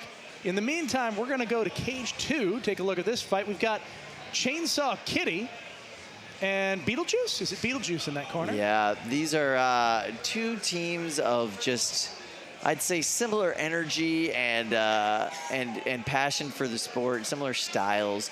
Chainsaw Kitty making their NHRL debut today and doing a phenomenal job. Really impressive. Yeah, we are still in the winner's bracket. Yeah, absolutely. Just doing a really great job. They've taken out some top-notch competitors. It's been really cool to see a new build do so well. Next in Cage 2, Beetlejuice versus Chainsaw Kitty. And these two teams, these bots really complement each other well. I'm excited to see how this goes. 4, 3, 2, 1. Fight, robots, fight. Chainsaw Kitty off to a quick start, big hit. A quick start into a big hit. That front wedge is bent. Yeah, it's not happy. But that robot is still functioning. Yeah, Ariel Smith is the captain for Beetlejuice. They're from Pittsfield, Massachusetts. Team Pandemonium. They've been doing very well at this tournament, the past 2 events that they've been here. But they are dominating this fight. Boy, let me tell you. It seems as though Chainsaw Kitty has done the thing and they're already getting their first ever self-right. They only get one, but now that weapon's up to speed. Sometimes that's all you need. There's a good, wow! Wow. Roof shot, wall shot all at once. I see some belts on the ground, but both of these robots seem to be functional. Wow, another one. Shiminy cricket. Yeah, not sure whose belt that is. Might be, no, I'm not sure, but it seems like the right side drive on Beetlejuice is no longer driving. Yeah, but the left side and the weapon going. That's all you need. Meanwhile, we have little to no movement from our competitor here, Chainsaw Kitty. No, they are stuck. Look at that beautiful top plate, though. That's a nice thing to look at. That is incredible art. And the one unstick, of course, has been used, so this unfortunate position is not going to be recoverable. No, I think so. Yeah, they are done. Keziah Sky, excellent day in the undefeated bracket. Beetlejuice. Still a great chance to compete down in the elimination bracket, but yeah, it will wow. not be the last we see of Chainsaw Kitty. No way. Chainsaw Kitty for a debut bot, debut competitor here at NHRL. Just an amazing performance today. True rookie. This is their first bot, first ever competition. So congratulations to them, and we'll see them more today. Look at that hit. Oh my gosh, that's vicious. Wow. The energy imparted there. These robots both have so many places where if a good connection is made, there's so much energy exchange. Tap out. Beetlejuice is really designed on those big hits. The winner is Spectre. That's not true, by the way. Spectre did not win that fight. No. They weren't even involved. I'm not even sure they're in the building. I'm pretty sure they're not. Great bot, though. Yeah, nothing bad to say about them. Nothing bad to say about them. They just weren't in that fight. We're going to go to Cage 4. That means big bot action. Everybody likes a good big bot. So Dakota is named for the Dakota DC-3 transport aircraft that was vital to the Indian Air Force. Okay, good to know. Good to know. Now, pardon me for not knowing the linguistic history here. I don't remember the exact Native American language. Dakota, I believe, means friend. I believe that's the root of that word. Or interesting. The meaning of that word. I don't know that I would name any combat robot friend. Unless I was trying to trick my enemy, in which case, just come over here. Come on into my corner. It's fine. Don't worry about it. Next in Cage 4, Spectre versus Dakota. 8, 7, 6, 5, 4, 3, 2, 1. Fight, robots, Away we fight. go. Oh, that's some drive side issues from Spectre. They do not seem to be working the way that they want to. And that is a drum getting up to speed on Dakota.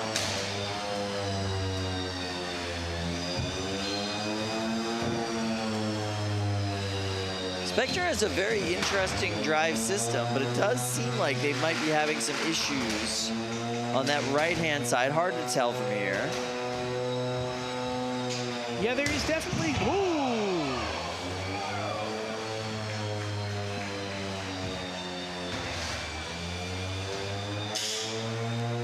Now we also have a weapon down, of course. Yeah, that's not up to speed. What an interesting Now we have weapon. 2 weapons down. Yeah, you can see that weapon is made by fusing 3 sets of laser cut steel together. Yeah, it's such an interesting way to do it. Saves a little bit in money, I'd imagine. Yeah, it's quite a bit cheaper to have those pieces laser cut separately and then put together like that. It also makes for some really interesting dynamics in terms of the sharpness and durability and failure modes for that weapon. I see, I see. And then the drive system on Spectre, it's an omni wheel and mecanum wheel. I can't really see from here, but an omnidirectional moving wheel. So it can move in any direction, front, left, right, diagonal. I suppose not any direction. It can't move up and down. True, but, yes. It is not a Wonkavator, if you will. But it does afford the robot some really interesting behaviors. You can see it kind of sliding around. If the robots were working at their full capacity, what you would see is the driver always trying to keep their weapon facing the opponent. Right. Right now, I think it's a little bit helpful, but the main trouble with this style of wheel, Kyle, is that they're very bad at pushing. Yeah, because they have rollers within the wheel, so they have no way to gain any sort of traction. Right. You can, I forget the math, but I want to say it's either 1/3 or 2/3 maximum pushing power compared to a conventional robot. That's just not enough thirds. No, it could do with at least 1/3 more thirds. It could, yeah. Might be a little bit more effective, but yeah, that would be very difficult. Now, that said, you come down to a nuzzling match like this, and it gets debatable whether that extra pushing power would really help you. Yeah, it does seem like neither bot is really able to get the upper hand on the other. We're now down to the last, 2 seconds of this match, so this will be going to the judges. We'll see what they have to say about this. Now, contrary to the way I judge most matches, this is going to be one of those things where they really need to look at the entire fight. Yeah. You know, the first 30 seconds probably made the biggest impression in the judges' minds because that's where the most action happened, and that's where the damage occurred that caused the rest of the fight to be this nuzzing match, as you put it. Yes, exactly. Yeah.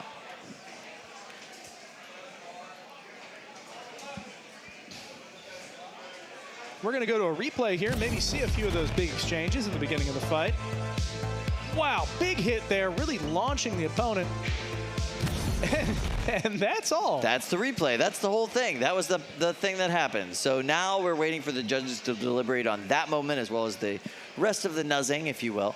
And then we'll see what they have to say about that. In the meantime, it does look like we are loading into another cage, so we'll be ready for that shortly after we get our judge's decision. That said, the judge's decision is ready to go. Oh, what did they say? What did they say? It is a split decision, Kyle. What? Yeah, apparently it was closer than we realized.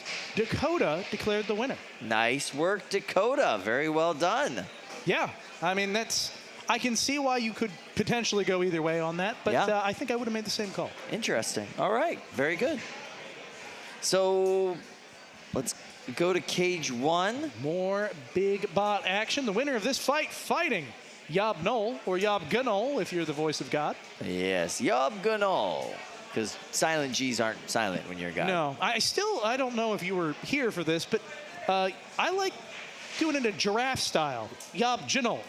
Oh, I like that too. That's good. Yeah, I mean, it rolls off the tongue. Right. Yeah. It's like the GIF versus the GIF difference that everybody likes to debate all the time. Right. 7, There's no debate. 6. Really? 5, I'm going to leave it at that. 4, 3, 2, 1. It's an obvious answer. And robots, fight. All Here right. we go. So we got Yeehaw versus Buzz-Kill. Yeehaw and Buzz-Kill. Yes, I believe Buzz-Kill is another honeycracked robot. That is correct, yes. In fitting with the theming. I see some sparks just coming out of that robot for no apparent reason a moment ago. No, yeah, it's almost as if the blade is grinding away on the bottom of something on that robot that they shouldn't be grinding away on. There may well be a bolt coming loose from the bottom of that robot, inserting itself in the plane of the weapon. Oh, good. So maybe even stripping the head off of that bolt, Right. making it difficult to remove. That'll be bolt fun. will never be removed again. Oh, good. That's what we like to see. You see some nice pushing power there from Yeehaw. Yeah, Yeehaw effortlessly spinning its wheels. It's completely traction limited here, not power. But it's very hard to push your opponent when part of your opponent is under your robot. And that's what you're seeing here. Buzz-Kill is able to kind of turn that weapon, even when it's not spinning, into a wedge. Or at least a spatula. So Buzz-Kill is captained by Liam King, yes, of Team Honeycracked. And of course, Yeehaw, captained by Chad New of Yahoo fame. Now, Yeehaw having some drive side problems on the right side. For sure. It does seem that both sides still work. They're just, maybe there's a little screw loose there. Seems to be I'm not seeing a lot of movement from Yeehaw here. That may be an indicator of some major problems. Yeah, absolutely. Oh, and here it comes back again. Kyle, I'm going to go out on a limb here. We saw a lot of pushing. That robot may be either thermal throttling or overheated or out of batteries. But it doesn't want to do anything anymore. It just wants to take a nap. It's a sleepy little firecracker. Buzz-Kill trying its best to be a control dot. Not really the right shape for it. It doesn't really have the right drivetrain for it, but it's doing its best. When everything goes wrong, everything becomes a control bot. Yeah. It's just a matter of whether or not you're good at your job.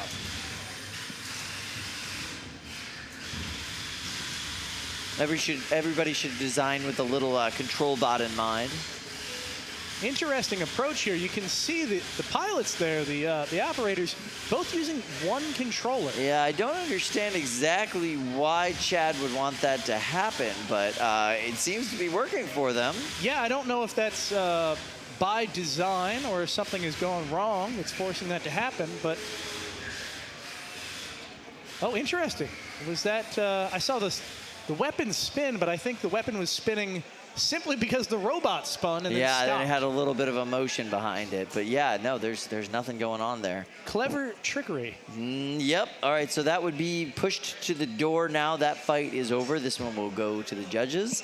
We'll see what they have to say about that one. Chad looks less than happy. Yeah, I don't think that's how he wanted that match to go, especially with the success these robots have seen in the past. Yeah, for sure. I mean, he got to hold on to a controller with his friend together. That was nice. It's a bonding experience. Yeah, exactly. So that's a unanimous judge's decision for Buzz-Kill. Excellent work. Liam, that was a nice exhibition you'll be going on in your bracket. Now, I'm also told that that controller actually comes apart into two pieces they can wear as friendship bracelets. Fascinating. Oh, that's kind of like the Nintendo Switch, but like for grown-ups. Yeah. I love it. Or children. Or children. Yeah. Yeah. Fair. Yeah, Yeah. I think it's optimistic to say that it's mostly adults pulling apart Nintendo Switches to... Oh, you did it the other way around. I did do it the other way around, yes. So it would be a Nintendo Switch intended for grown-ups, but really anybody could do it. Anybody could drive it, and it's fine. We're going to go to cage 3. Let's see what's happening. we go. More 3-pound fights. We've got Spartan and Clyde. Clyde, another human-named robot. This is actually the name of my great-grandfather. Spartan is 16-6 in terms of KO fights and 2-7 when it goes to the judges. This tells you it's either going to knock you out or it's going to lose in the decision, which makes sense. I mean, Spartan is a very hard hitter, but that's really all it does very well. Yeah, absolutely. Next in cage 3, Clyde versus Spartan. 8, 7, 6, 5, 4, 3, 2, 1. Peter's getting into it, fighting stance. Oh! That is a lot of fire. Johnny Sumpas is trying to get around to the side. He's chopping away at those wheels. Sounds like that flamethrower is trying to engage again on Clyde. And there it is! Yeah. No problem at all.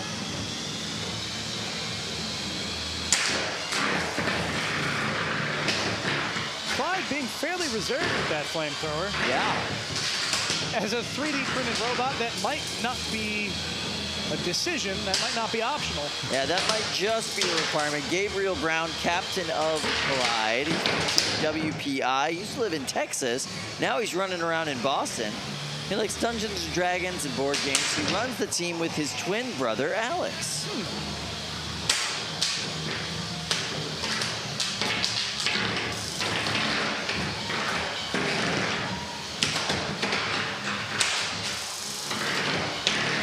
And that fire is sparking back up. It does seem to be going in a lot of places on that bot it's not supposed to go. It's true. Clyde has also seems to be struggling on one of its drive sides and has lost most of one of its forks. Yeah, not helpful. Not where it wants to be, but still managing to control the match exceptionally well, considering. And you can see the aluminum tape on the back of Spartan is starting to come off.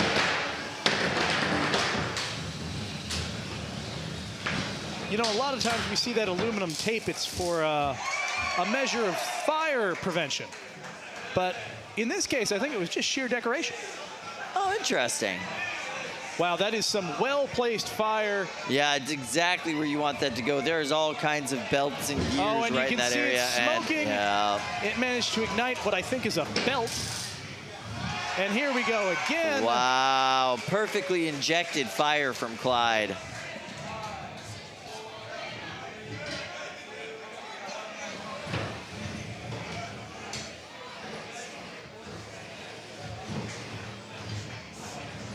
Yeah, we are not seeing a lot of movement from Spartan here. I think that fire may have done its job.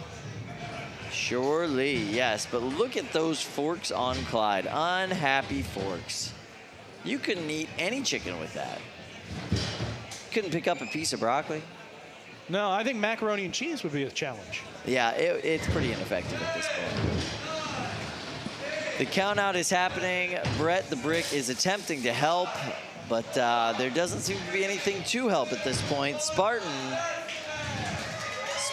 might be going home. Yeah, this was an elimination bracket. Johnny was desperately hoping to qualify for the December finals today. And there are the hugs. Johnny's an all-around just class act competitor. Everybody here really likes him. So While the judges figure that out, yes, cage 2 indeed. Let's see what's going on over here. Uch Funt and Red Hawk. Now we've seen, Red Hawk has various iterations. It has not storied history. It has a famous history here. Yeah, absolutely. And well deserved. I mean, it's still in the winner's bracket. This is round 4 of the winner's bracket, so these are 3 undefeated fights in a row. Yep.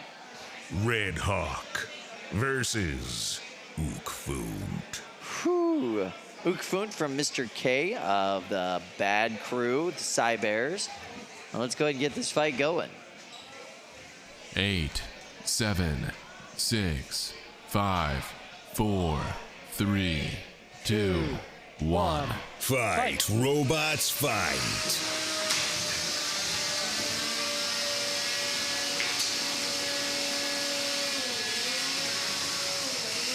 Wow.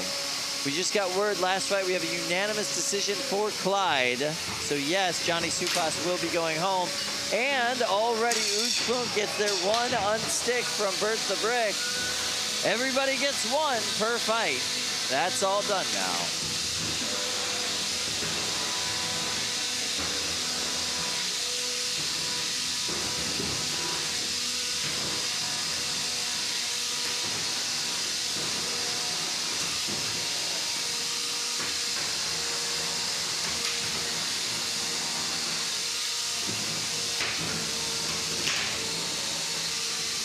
That's an entire wheel missing off of the side of Uch Funt.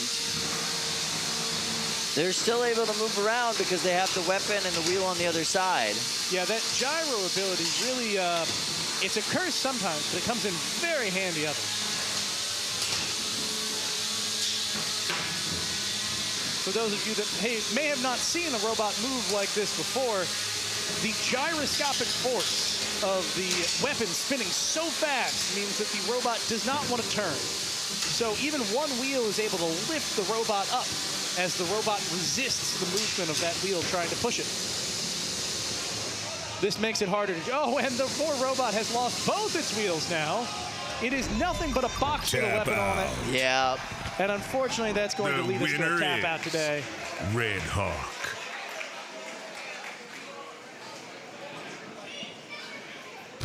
Two of our younger competitors in this match. Mr. K will be going back down. Red Hawk will be moving on. Look at this hit here. Bam. Nice weapon-to-weapon impact. Whew. All right, so we are already ready in Cage 4 with some big bot action. Let's go check that out. Some exciting robots. I believe Godzilla itself is in the arena. Really puts in perspective, this arena is actually 700 feet tall. Oh, fascinating. No, it is a model of Godzilla. I have not seen, vaca is Portuguese for cow. Interesting little factoid there. Next in Cage 4, 30-pound weight class, undefeated bracket, round 1. So when I talked to the team behind Milk Tank and Milk Tankette, they said that they wanted to dedicate this one to their Brazilian friends. 8, 7, Hence 6, the Portuguese name 5, for their bot. 4, that makes sense. 3, and also 2, Portuguese flag, 1. or Fight, Brazilian robots, flag stickers fight. are all over the bot as well. And this Wow. robot struggling to spin up right off the bat, but... Yeah, that's a real challenge. But I do like the Godzilla figure. Yeah, the Godzilla figure is... And it's functional too, Kyle, believe it or not. The Godzilla figure allows the operator to know which way of the robot is pointing forwards. Yeah, that would... If Godzilla's coming at you, then the robot's coming at you. If Godzilla's facing away from you, then the robot is running away. That would make sense. That would make sense. Now check this out. That is a Sombra-style tri-blade drum. Cutting up to speed on Vaca. Oh, nice chonky hit. That mini-bot doing exactly what it's designed to do. Now, granted, it's only going to be allowed to do that for a few more moments until they have to either separate or are separated by the house bot. Yeah. Or perhaps the danger broom. We'll see. Nope, they're separated now. And of course, there are no bonus points for it, but it does count as damage if that balloon explodes.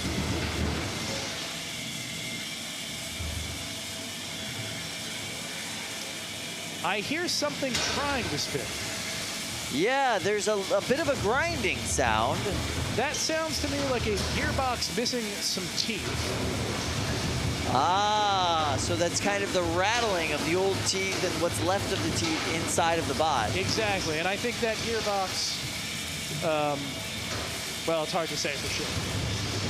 But I think that gear is what used to power that particular Godzilla-themed robot. Yes, so the weapon is no longer weaponing, is what you're saying. That is Yes, my roundabout way of saying. Fascinating. So is it better for the gearbox to keep running it when you hear that sound, or maybe not so much? Well, it's not good for the gearbox. It's not good for the motor, but when it comes down to it, and you're in a situation like this, if it spins a little bit, you're going to try to keep spinning it until it no longer spins a little bit. Yep, nope, that makes perfect sense. Now is not the time to worry about a $14, motor pinion or a $20 motor controller.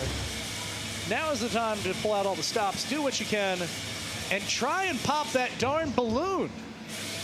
Oof. I mean, if they do, they're just going to end up with glitter inside of the bot. And I don't know if you've ever tried to get glitter out of your house.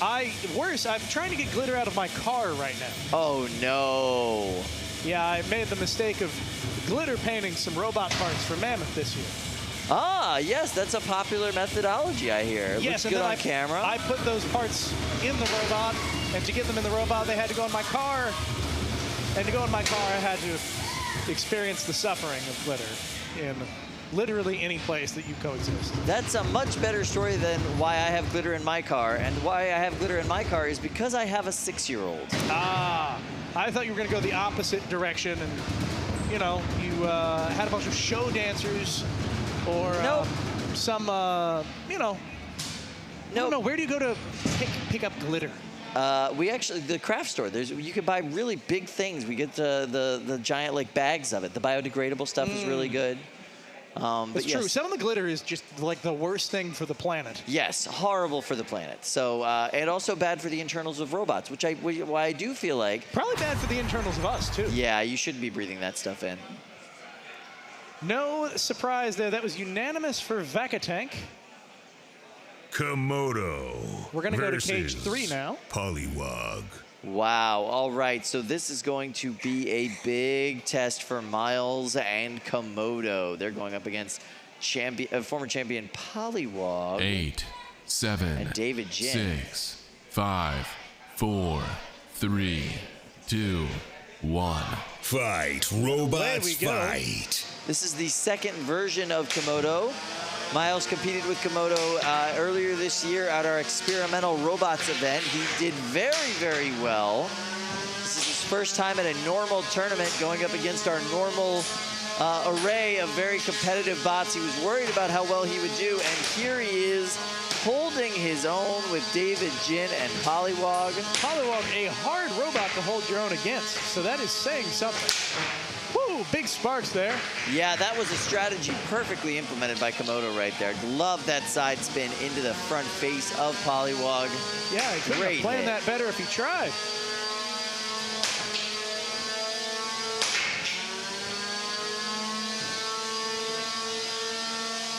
Kyle, you can see when these two robots collide, there are puffs of smoke. Wow! Wow. Both of them launched end over end at each in opposite diagonal corners of the box. Just an incredible amount of energy here. Now trying to get their bearings before they come in for more of an attack. You can see Miles and Komodo trying to find an angle that does not go straight into that weapon on Poliwag. That drum is small, but extremely powerful. Very powerful, very fast. Oh, you can see bits of Poliwag's wheels are now becoming ablated, just disintegrating on impact. This is showing you Komodo's able to get around to the sides, get under that robot, do the damage that it really wants to do. Just impressive driving from Miles and Komodo. You don't see people literally going circles around David Jin often. No, David is a fierce competitor, driving circles around someone with his level of experience. Really impressive.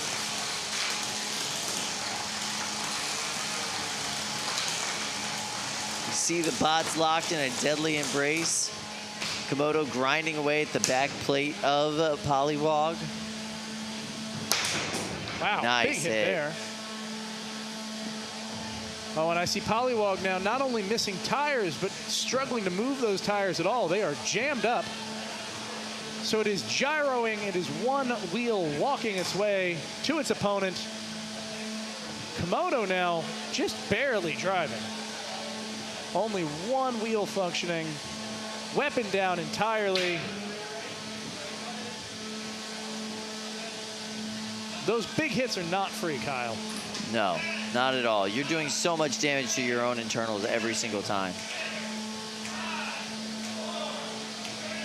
This fight is going to go to the judges, and it is going to be a really interesting decision. Yeah, you got to judge the entirety of the fight, not just the end there. But oof, you also don't want to end the fight in that condition. No, that is not an impression to leave the judges with if you can possibly avoid it.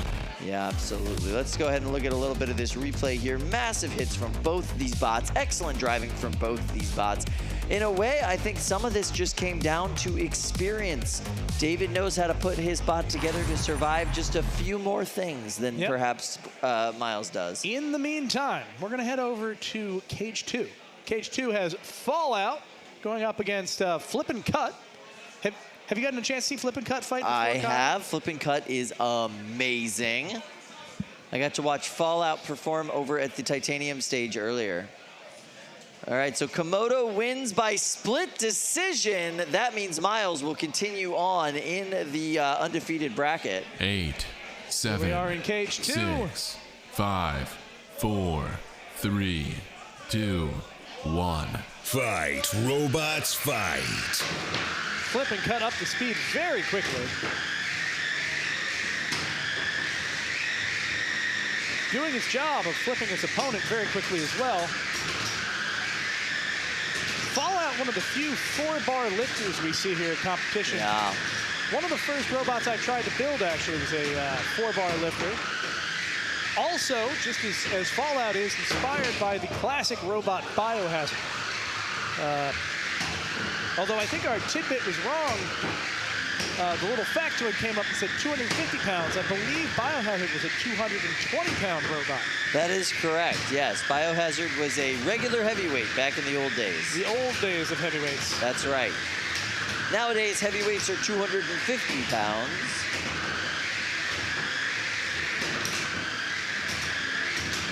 Just to keep everyone on their toes. You gotta correct those factoids when they come in.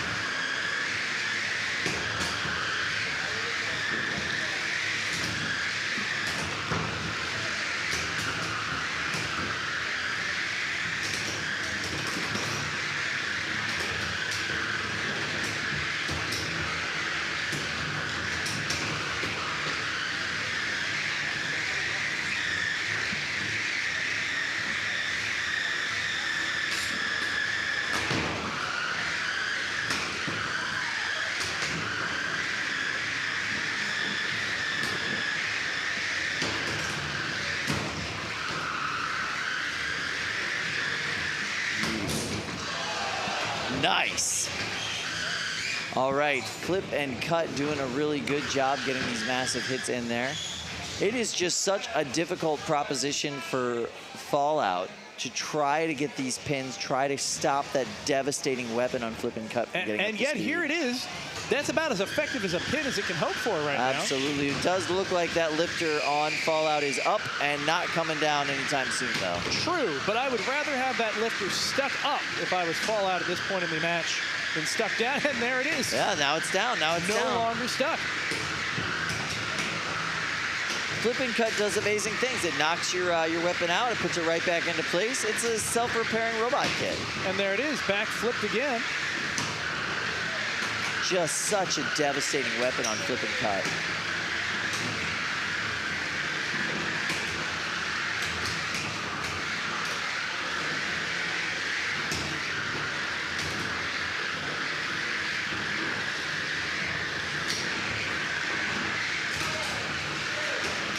Flip and Cut getting to the end of this match.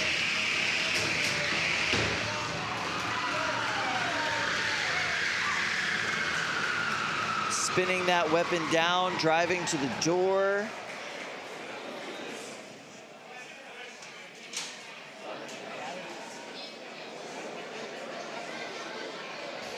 Wow. So we're gonna wait on a judge's decision to see how that went. Now, Kai, you don't realize till it's in the hands of the builders the relative thinness of Flip and Cut. Yeah, all of the Project Liftoff line right now are tiny. Yeah, it can't be more. It must be less than 2 inches, maybe 1.5 inches tall. Yeah, they basically look like ultimate frisbees, right? It's a similar size. So that is a unanimous judge's decision for flip and cut. Casmer's really having a banner day here. We're going to take a quick break, and we'll be right back. Hi, audience. Look at that stunning crowd.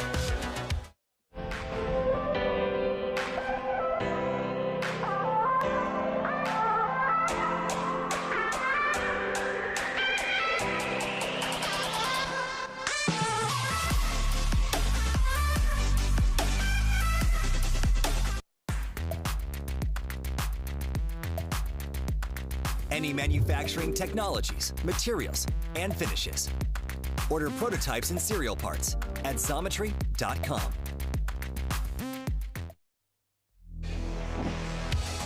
From robotics to renewable energy, aerospace, and autonomous vehicles, prototypes to large production runs, Xometry helps engineers bring innovations to life by connecting them to extensive manufacturing capacity, an instant quoting engine, and advanced AI to make ordering parts quick, simple, and efficient. Xometry, where big ideas are built. Yeah.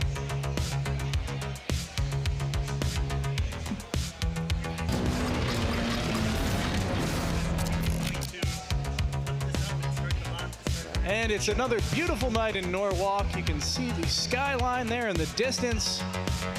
Norwalk, really a pretty town if you get the right point of view. Even if you don't, it's still not bad at all, but some of these shots are just incredible. And All we're right, back. guys, we've back. We've finally managed to get on screen at the same time. Yeah, I love it. Thanks for having me, guys. Absolutely. Absolutely. So we're going to go to Cage 3 next. We're going to get some robot fighting action. Now, I will say this fight is going to be interesting. Effortless. Yeah, there's a lot of history to this fight, isn't there? Erebus. I'd say With the recent players. history. Yeah, that's true. A lot of build-up, perhaps. 8, Yeah. 7, 6, 5, 4, 3, 2, Calm before the 1. storm. Fight, robots, fight. And away we go. Off to a slow start. Neither of these robots the quickest off the draw. Definitely not, no. Wow. So Effortless is coming over into the corner. Erebus really having a hard time getting out of their corner. They both have similar designs. Yeah, they both got the vertical egg beater spinner action, but the Erebus does have the... Oh, wow. It has a lifting arm, so that's an articulated articulated vertical spinner. Yeah. That is right. Yeah, they're able to move that up and down and get that kind of where they want it. And I believe while Effortless is a full egg beater style spinner, Erebus has 2 tiny little vertical discs. Yeah, often referred to as a drisk within the community. Dressed, yeah. Not bad usage of the weapon there from Erebus. Erebus really looking like a tank, but having some drive troubles. Yeah, that left side seems to be struggling in some way. It definitely still does something, but I also see big chunks coming off that left side. Oh, wow. So Effortless has a gyro, right? That's a gyro? Well, because it has a weapon spinning at the front, that serves to create gyroscopic forces. Yeah. So they haven't added a gyro. Yeah, but But anytime you got a vertical procession weapon, you're going to get a gyroscopic effect. Yeah. Now, that said, we've seen robots show up here with gyroscopes to offset the spinning of their main weapon. Oh, gotcha. So that they have a mobility advantage, which is always really interesting to see. Yeah, no, that's a great combo to have. Let's see, still not a lot of movement from Erebus. Yeah, not at all. Interesting design on Erebus. I really like the way that they put this bot together, but yeah, a lot of struggle with that drive side. Yeah, it's the Batmobile of Beetleways. It really is. Vertical. That's great. Oh, and I didn't realize it's got little glowing eyes. Yeah, I saw that earlier, like little LEDs to help it have that evil demonic look. Yeah, like it's always staring at your soul. Because they say, what, the eyes are the window to the soul? So there you go, trying to get that weapon behind them and get some impacts downwards onto the top chassis of Effortless. It's kind of a last-ditch effort. It does seem like Erebus should be counted out at some point here pretty soon. Yeah, I think the moment is approaching. Now, with Effortless, engaging, there's a little bit more wiggle room there. For sure. But it seems like Effortless has said, please give me my win. It is time now.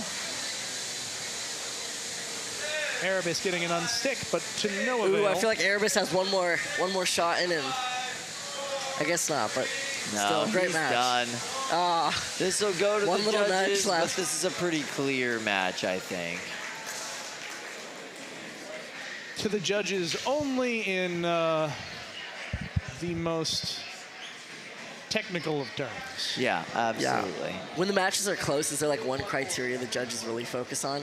Well, the different criteria are weighted differently. Gotcha. Which one? Yeah. So there's different amounts of points that can be attributed to each, to control, to aggression, and to damage. Gotcha. But damage tends to be the one that leads everyone's The most mind. weight. Gotcha. Yeah. Yeah, especially in the more American competitions, we really like that around here. That's true. Yeah. And I feel like you can see it. You can see the damage. Yeah, it's the most especially visible. In the match. Yeah. It's also, you got to realize the judging criteria help drive the designs and help drive the way the fights go. Yeah. That's right. So we want to see damage. Yeah. So if you're creating a rule set, you're going to weight damage because that's the kind of entertainment you want to provide. Yeah. Yeah, and then you design backwards. Yeah.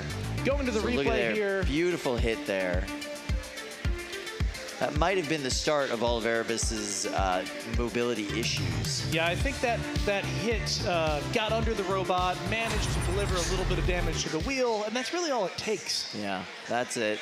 All right, so we're going to head over to Cage 2 next. Now, this is an interesting fight here in Cage 2. So the winner fights first drink of the day. Loser is eliminated.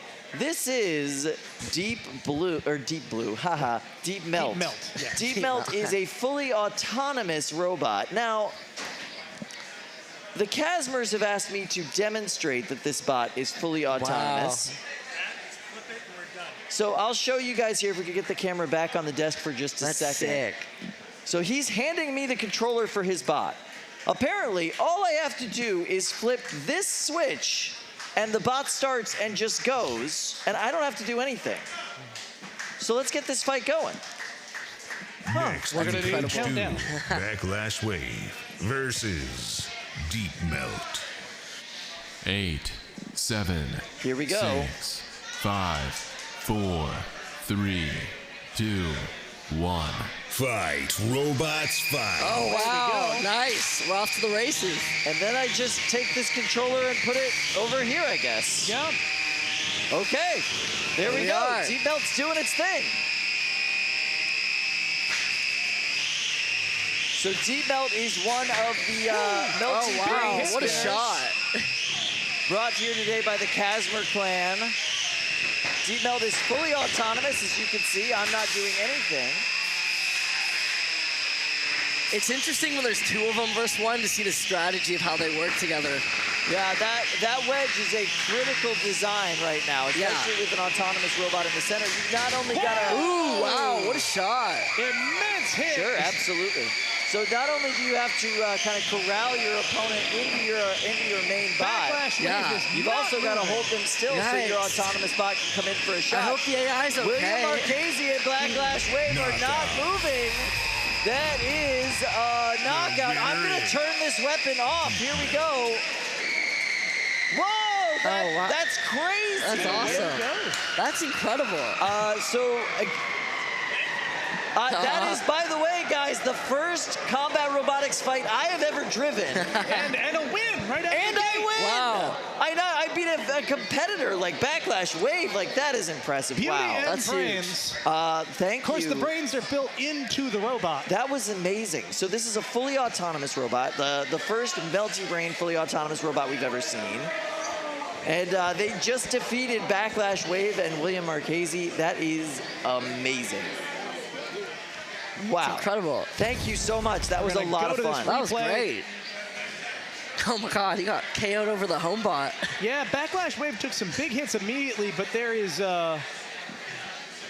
Yeah, there you can see it. Just completely disabled, waiting. Doesn't look like it took a lot of outward damage. But sometimes those sort of impacts can just tear up the internals of a robot. Yeah. Heck, sometimes it's just a wire comes in. Yeah. That's all it takes. It'd be fascinating to see because the AI robots played a couple rounds to see how it learned since then. It would be, I don't know if it's a robot that learns progressively or if it's just an algorithm that it has and it uses fight Yeah, and it plays. fight. Be interesting to see, but that's great. Yeah, I Great would win. love to see, you know, its computational power at home. Yeah, under the hood, under the hood. I was the speaking with the Casmers earlier, and they said they were just hoping it could tell the difference between its opponent and a wall today. That's really all they're focusing on. So we are getting ready to go into the Cage 1. Warlock has the best ever event in March, going 2-1 with 2 KOs. Baby Yoda. Yes, there it is, Baby Yoda.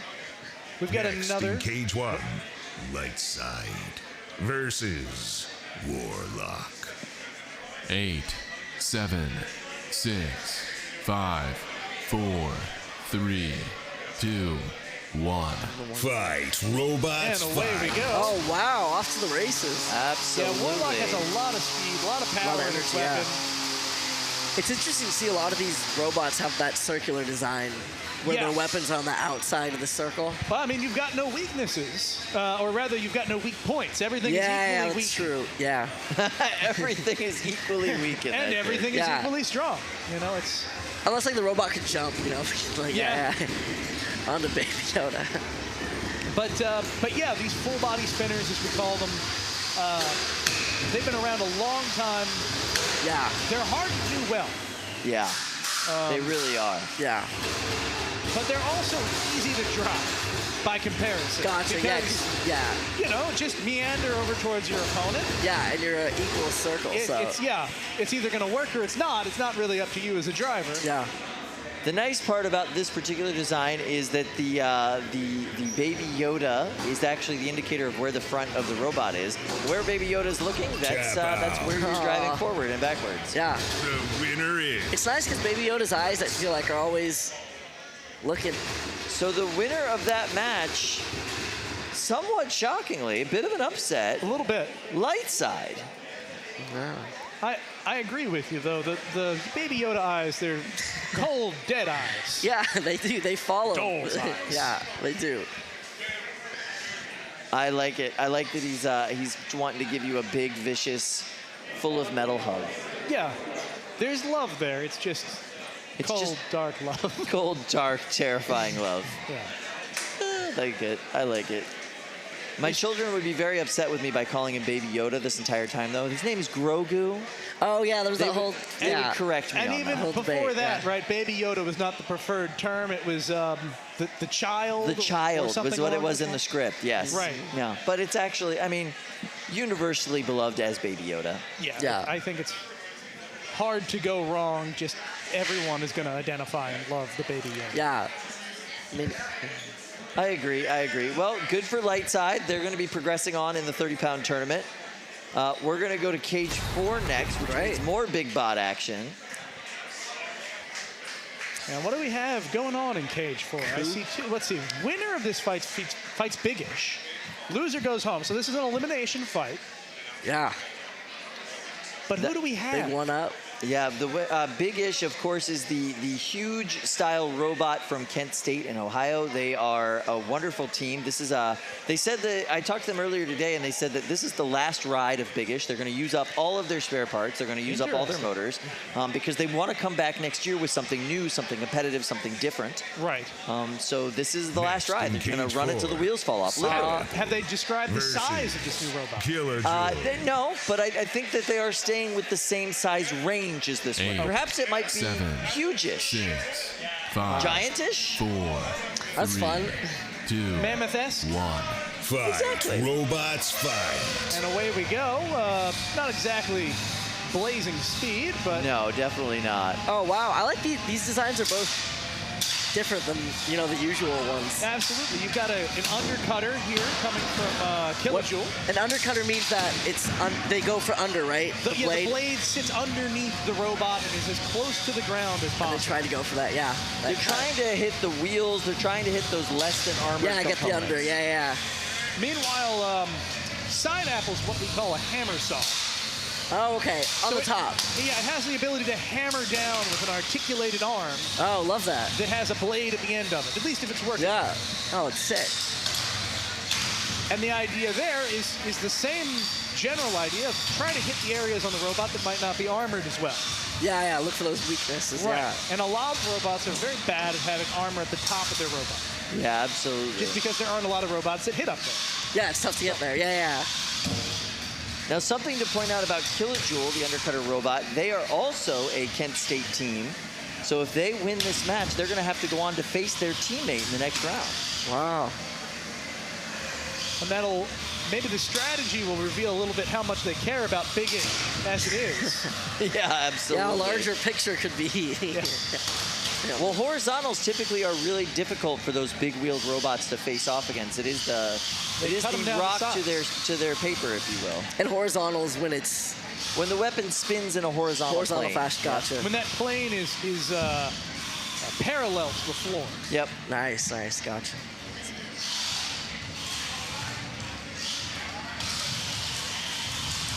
We're coming up on a minute left in this match.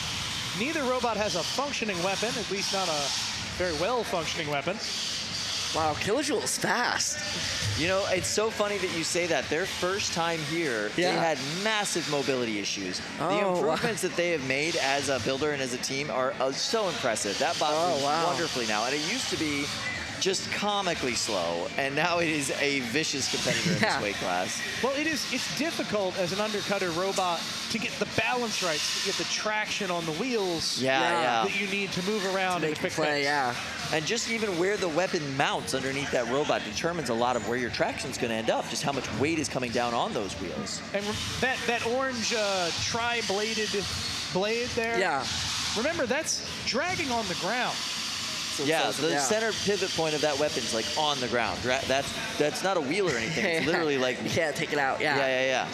Ooh, 10 seconds. Yeah, we're coming down. This is gonna be a judge's decision. Yeah, and both the weapons are dead. The bots are not in the best of shape at the end of this fight. But the speed, we gotta see this is the speed of Killajool. It's great. Side Apple's doing a really great job in this fight. I'm very impressed. They stayed the entire way. Yeah. They make it all the way to the judge's decision against a top-notch competitor like Killajool. Well done. Well done. Yeah, great match. So this will go to the judges. We are going to have a grudge match after this, guys, and it is a contentious grudge match.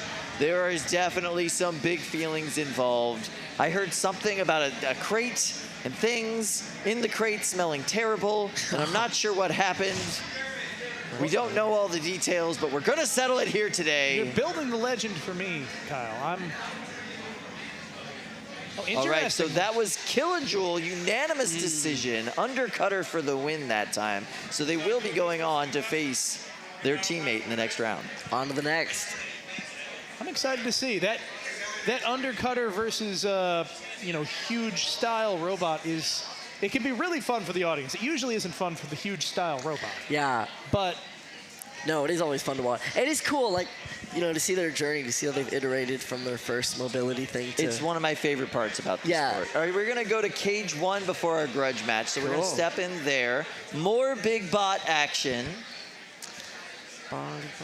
And then we'll get a little bit deeper into what's going on with this grudge match, this team-on-team violence that we'll be having a little bit later on today. Something contentious happening with Team Shred It. We're going to figure it out here. Ooh, there's a feeling in the, sea. Look at this. Wonderful builders. Yeah, the pits is, this is the part of the day where the pits are starting to clear out. You're starting to send home some of those bots. But the people that are there are working feverishly, trying to get everything done. The energy up there is incredible. In those pits, the builders working together, Kyle, did I hear you say you wanted more big robot fights? I do want more big robot fights. In fact, I want Emulsifier. Emulsifier finished first in the September 2021 event and second in the December 2021 event. Emulsifier lost to, I believe it would have been Megatron, reigning 30-pound champion. Wow. They are here to win the 30-pound championship this year. That's what they want. That is what they will not settle for anything less for. So here we see them, Emulsifier fresh off of their first stint at BattleBots with a 250-pound version of the same robot. Kyle, it is incredible. I saw a picture of Emulsifier 250 next to Emulsifier 30. They look identical. If they were not labeled, you would not know. Yeah, they look identical. Without a banana for scale, you have no Glad there idea. was, yeah. Yeah, Next in cage 1, the Beast versus Emulsifier. Gotta love the Beast's full commitment to Yeah, the these outfit. Yeah. characters. If I was versing him, I'd be scared. 4, 3, 2, 1. Fight, robots, fight. And away they go. Emulsifier has that big, tall vertical spinner. The Beast is low and deep onto the ground. Tiny vertical spinner, but you can see they got a nice hit on the side of Emulsifier. Ooh, wow! Emulsifier That's not just ripping into the Beast, but ripping into the side panel of the box and waiting. They're saying, Beast, try to move. Let's see what you do. Wow, there's so much force coming from that. Yeah, Emulsifier's weapon is terrifying. Yeah. Utterly terrifying. And they get so much traction with this tensioned tread system on their wheels. Those wheels actually have a lot of tension. That's the belt. Oh, the ones right below the ram? Yeah, yeah. The other treads side. on the Yeah, I wheels, see it. Yeah, gotcha. So it gives them a lot of surface area on the floor to play with, which is really an interesting idea for treads. Yes, the point of contact is so strong. So much bigger, yeah. So it gives them a lot more just leverage when they come in for these big hits. And here I thought it was fruit by the foot. I mean, that's after the fight. Right. They should give that out as, little trinkets. Party favors. Hopefully the Beast can flip up. Yeah, At it'll be this point- difficult. They haven't had an unstick.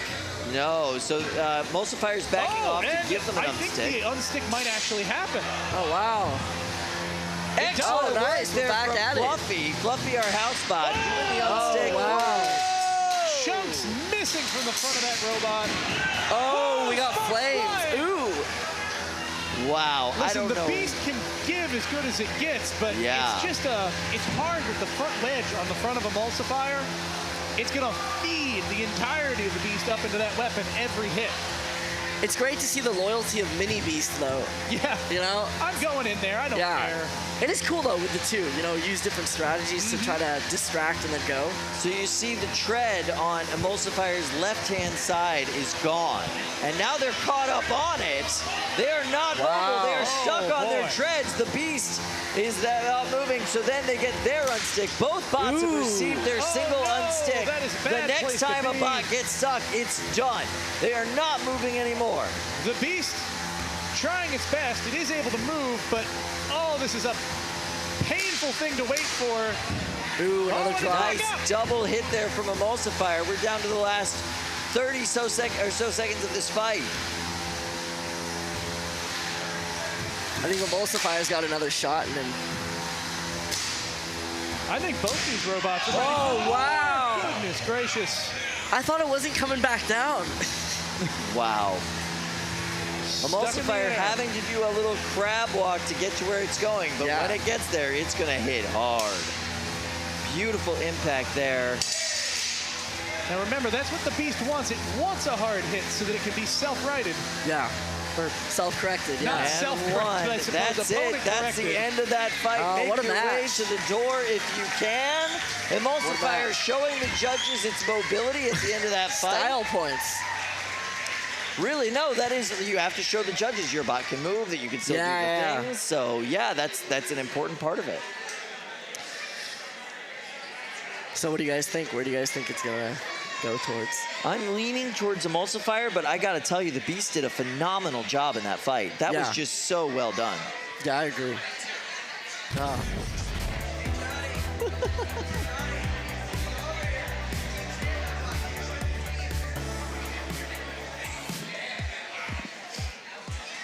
So here we go. We're seeing some replay action from this fight. Just a brutal back and forth between these two. Mini Beast. You can see those sparks flying. I don't know if that was chunks of motor, belt, or just frame that got in the way. And look at that smile. But the outfit, that's on All right, point. so now we've got a judge's decision. It is a unanimous decision for Emulsifier.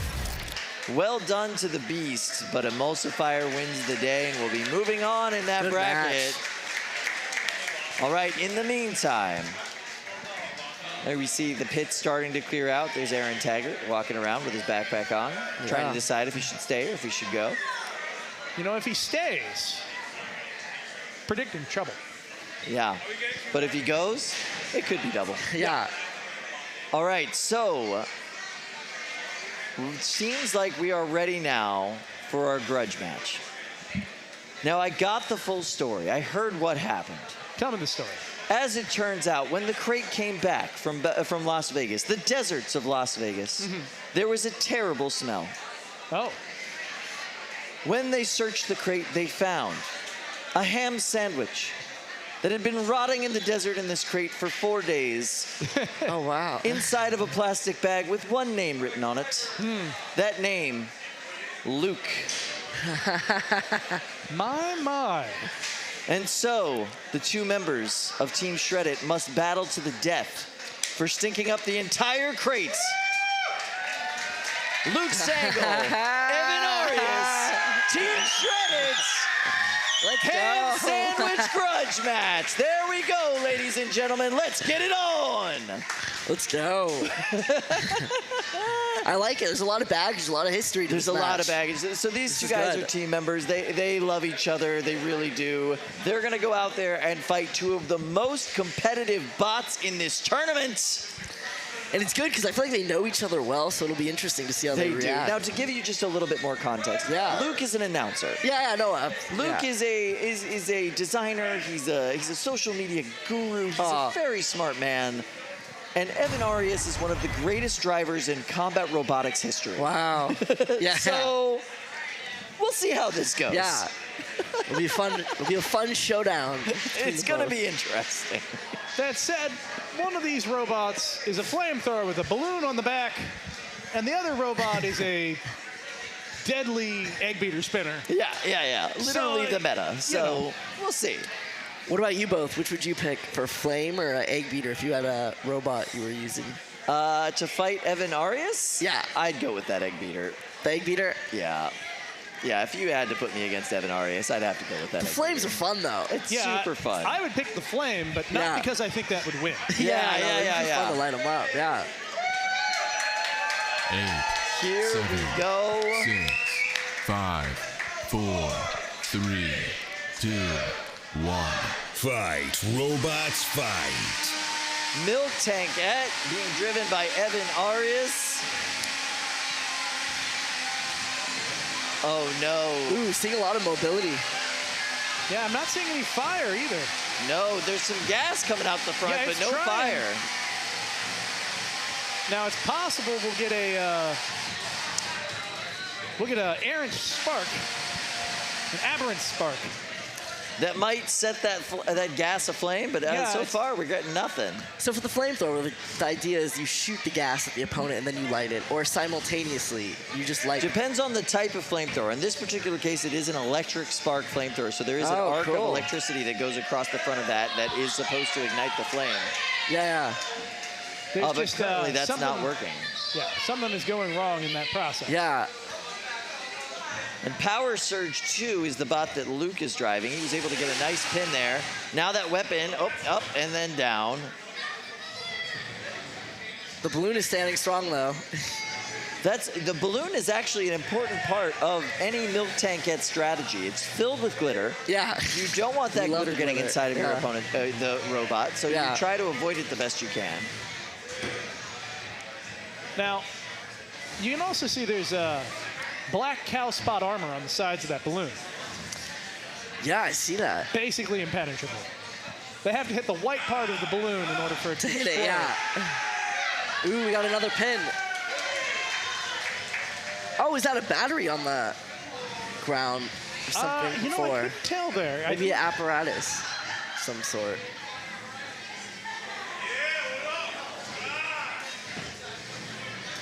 No, that appears to be a mini bot. What's left of one, yeah. Nice pin again from Luke. I gotta say, aggressive driving from Luke. Holding it together. Of course, his robot works dramatically better at this moment. Yes, significantly so. No flames coming out of Milk Tankette. The weapon doesn't seem to be working at all on Power Surge. Luke doing his best, driving in circular spinny boy pattern. Yeah. I do have to say, I feel like a lot of surface area has been covered in this. They've traveled a lot in this match. Yeah, it's true. It's true. They really have covered a lot of the arena. They left no corner untouched. Yeah. Yes. If they've this traveled. If this was like an arena painting match, they would have done a wonderful job. Yeah. Oh, it'd be amazing. 15 seconds left in this fight. Someone might make a big move now. Another pin from Luke.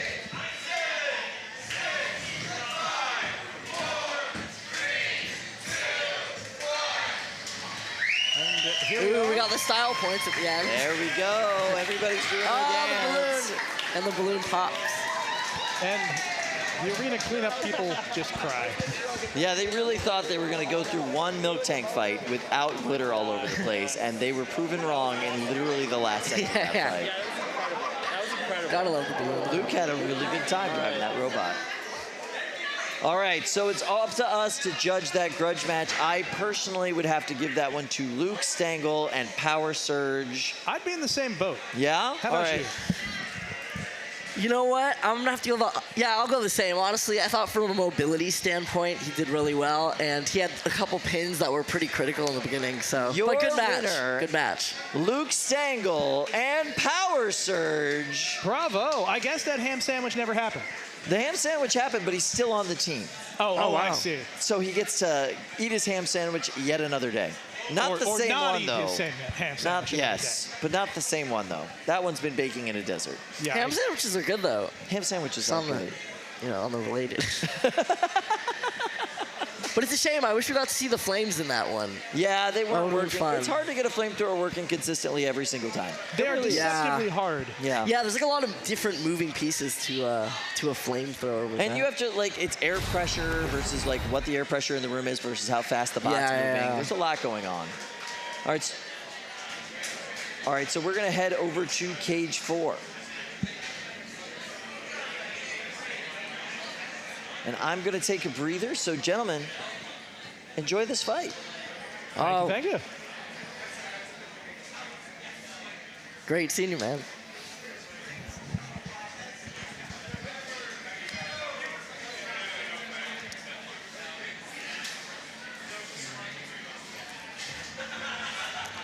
Next in cage 4, Dakota versus Yahoo. Yeah, it's a smart. 8, 7, 6, 5, 4, 3, 2, 1. Fight. And away we Robots go with fight. Dakota in the blue corner, Yahoo in the pink. Yahoo off to a struggling start. Dakota faring a little bit better. Pretty big exchange. Both robots getting kicked backwards.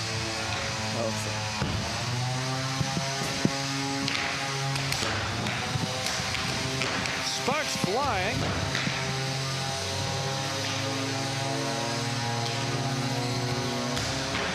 Yeah. Neither robot, ooh, look at that. They're bouncing off the floor. That drum is incredibly close to the ground. So even just a little bit of contact is enough to make it pop up in the air.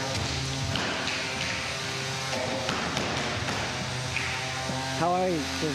How was good?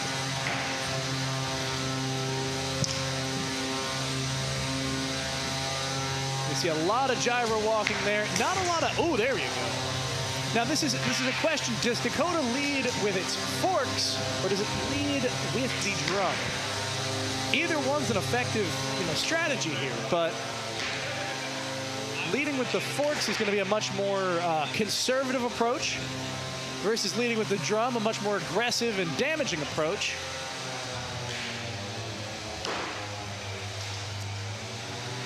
And so far with the challenges that Yahoo seems to be having in really taking the fight to its opponent. Yeah, it's up to what a big Dakota hit. to decide what pace they want to bring to this match. Yeah, I mean, both opponents are showing a lot of high pace for this one and momentum.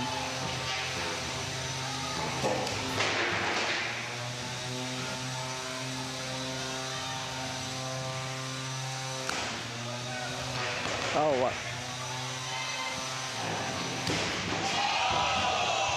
Yeah, sure, yeah, absolutely.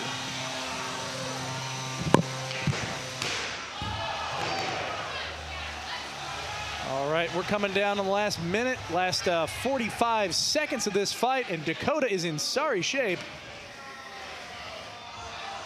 Oh, there it goes. It's moving again. It was caught up on something on the arena.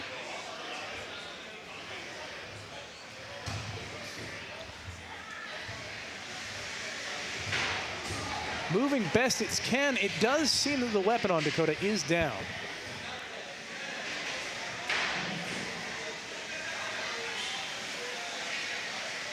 Last 15 seconds. If there's going to be a knockout, now is the time.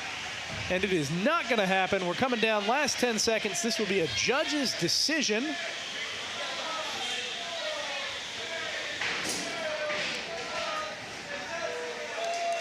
Neither robot truly dominant here, but I will say I have a favorite for who I think this is going to go to. We'll see what the judges have to say.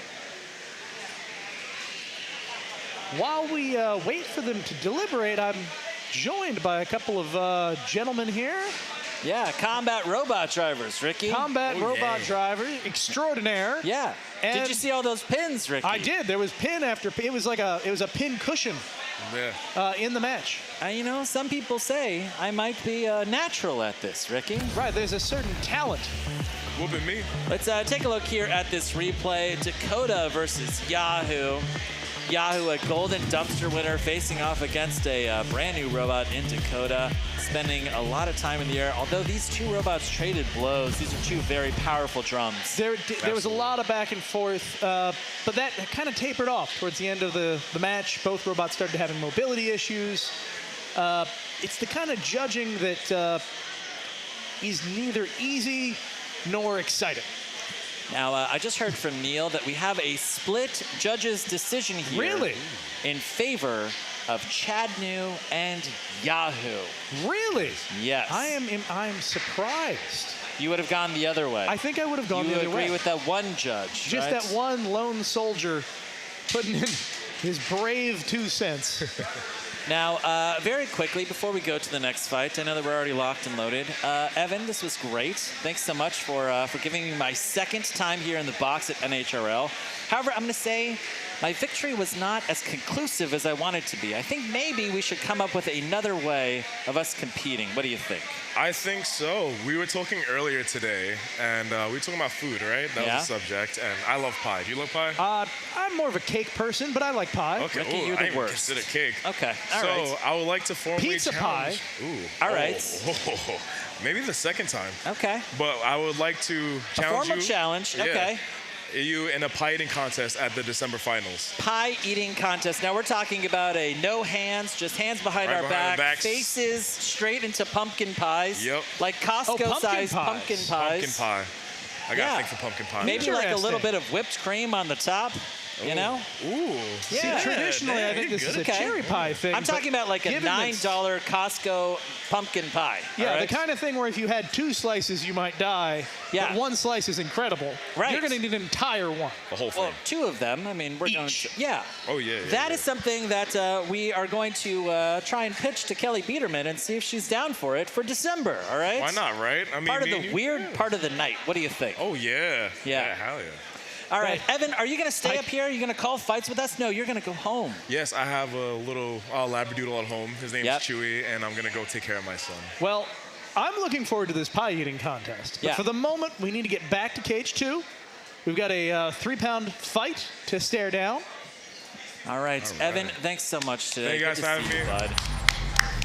All right, we're going to go to cage 2 here. I can see loaded into the box, Silk versus Fully Defined. This is a little Team WPI versus Team WPI alum action here. Christian Cooper, the weapons designer on Ribots, former WPI student, graduate, I would say, facing off against Ian McInerney and Fully Defined. This is undefeated bracket versus round 4. Silk. 8, 7, 6, 5, 4, 3, 2, 1. Fight, Both of robots, these fight. very impressive robots in their own right. Absolutely. Fully Defined is this wide void drum here. Wow! Here with the shot. two long black forks. Silk here is this black and red robot, a little bit smaller, that is getting under Fully Defined with a fully chaotic, fast driving. Incredible. Some of these robot drivers really embrace chaos, and that is absolutely what we're seeing from Silk today. Yeah, you cannot be a cautious driver, you know, when you're facing Silk. Look at this aggressive just driving here, just driving circles around Fully Defined. Fully Defined is designed to capture you and pop you up into the air. And Silk is going to make absolutely sure that doesn't happen. Fully Defined now, I think, has lost both drive sides. It's lost at least one. Yeah, and here comes Brett. Brett coming in to save Ian here with Fully Defined. Ah, I see it has lost one drive side. Yeah. Its weapon is still able to spin a little bit. So the weapon and one drive side means this is not over. Yeah, but Silk is still a very dangerous robot, and it's circling its prey. Wow, look at that. Great mobility from Fully Defined, even though it's down, it's like half of its drive. And I think that's a pin, Ricky. It is. I would count that as a pin. I would give that at least some control points. Now, we're halfway through the match. I can't hear. Is the weapon on Silk spinning? I know it's not spinning right this moment. Oh, there it goes again, I think. Yeah, you can see that bumping motion. I think that maybe, perhaps, the weapon is dragging along the floor or something. Yeah, it is. It is at the very least struggling in one way or another. You don't hear that same kind of symmetrical sound like you typically do. Yeah, it's skipping I hear along a the floor happening for drum sure. beat. I'm waiting for the bass to drop. Yeah, this is very bumpy indeed. Wow. No, this 50 seconds left in this fight. This has become a pushing match, yeah. Yikes. The fact that Fully Defined is able to even compete in a pushing match with one drive side struggling as much as it is absolutely incredible. 30 seconds left here in this fight. And again, Fully Defined has captured Silk and taking it on a drive around the box. Does that mean that the drive could be impaired on Silk? The weapon really trying to spin up best it can on Fully Defined, but yeah. That takes a... Oh, there's the Silk weapon. It's trying. When you've got a damaged weapon like this, especially in the last 10 seconds, you might not want to flame it out. We're going to go to a judge's decision here. Neither robot is going to take the KO. Strong driving from both operators here. Yeah, Christian spinning up his weapon there at the end to show the judges that it was working. But the last second of that match was a pin from Fully Defined. Let's take a look here at this replay. This is a chaotic match, really good driving from both of these drivers. You could see that their bodies are being split apart. These are two 3D printed robots, of course, and yeah, let's go. The judges, before any more action happens at the box, we'd like to see a weapons check from both these robots. Drivers, if we can get the robot back in there and... Yeah, Christian and Ian, if you can hear me, we're going to close up the box and we're going to do a weapons check. I don't think they Christian can hear cannot us. hear me. Christian! Super. We'd We're like gonna to do a weapons check for the judges.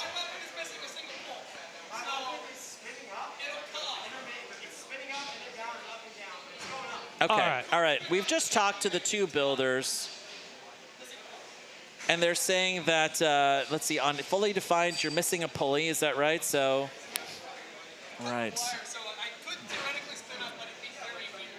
All right, so we have a weak spin up, but Fully Defined. from Fully Defined. And on Silk, it's going up and down. Yeah, on Silk, we have a struggling ESC or motor that oscillates in terms of its speed. So a damaged spin up that works and supposedly will go to full versus a weapon that will spin up off and on. Okay, all right. Judges, if you can hear that, I think that's the best we're going to be able to get for an appraisal of the weapon functionality. Neither weapon running great, I would say, Ricky. Yeah, I think if couple of challenges for all of these. There's some, you know, 20 to 40% function on either of these weapons. Who do you think we should start with, Ricky? Jack Tweedy? What do you say? Yeah, let's go with Jack Tweedy. Let's see what Jack Tweedy has to say. Jack, your thoughts on this fight? I have to give it to Fully Defined. All right. Because of the exceptional control that they showed, even with both weapons being compromised, they were just all over Silk. All right, we've got one vote for Fully Defined. Dan Barada, your thoughts? We saw a lot of great aggression and control from Silk early, but I think the damage is sustained to its drivetrain over time eventually gave way for Fully Defined to take the match. All right, we've got two votes for Fully Defined. Andrew, your thoughts? Yeah, it was a good match. I thought it was pretty even up until the end there.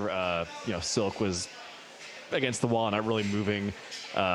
Fully Defined got their drive back on both sides, and that's why I wanted to double check that the weapon was working, because that seemed to be a little hit or miss. But yeah, for me, it was a pretty, by the end, about 2/3 of my points went to Fully Defined. All right, a unanimous decision.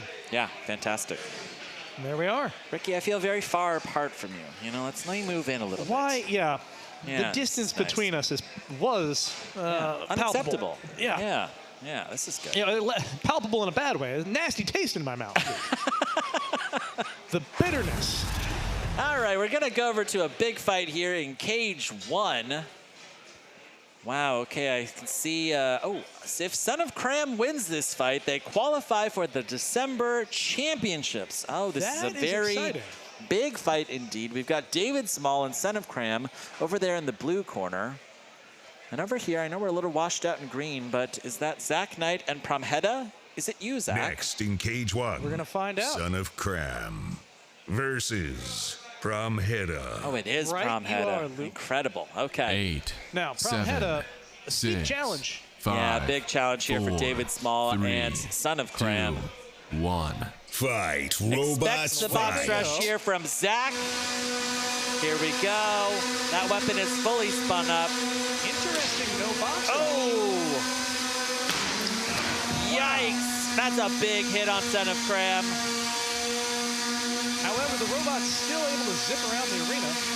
Yeah, we're seeing good mobility from both of these robots. Promheda again getting under Son of Cram, popping David Small up against the rail. Oh, Son of Cram returning it with Promheda now on its head. Luke, both of these robots really able to dish out the hits. Yeah, absolutely. We've got a really powerful vertical disc and a stacked weapon drum in Son of Cram. Oh, and they're chewing into the top blade on Promheda. Wow, big shower of sparks. And that's the end of Promheda's weapon. That is a tap out. Wow. Son of Cram. The winner is going to the championship. David Small qualifying for the championships. Incredible. Absolutely amazing. That was a fast tap out from Zach Knight. I would love to get a zoom in close-up shot here of the damage. Zach saw something that we didn't. Zach has really good instincts inside of the box. He knows exactly when the tide has turned. I mean, those white sparks that we saw flying, I think, I can't quite make it out. Oh, wow. Yes, we've got a support structure that's just pushed right in the way of the weapon. Wow, okay, yeah. And at that point, your weapon is not going to move.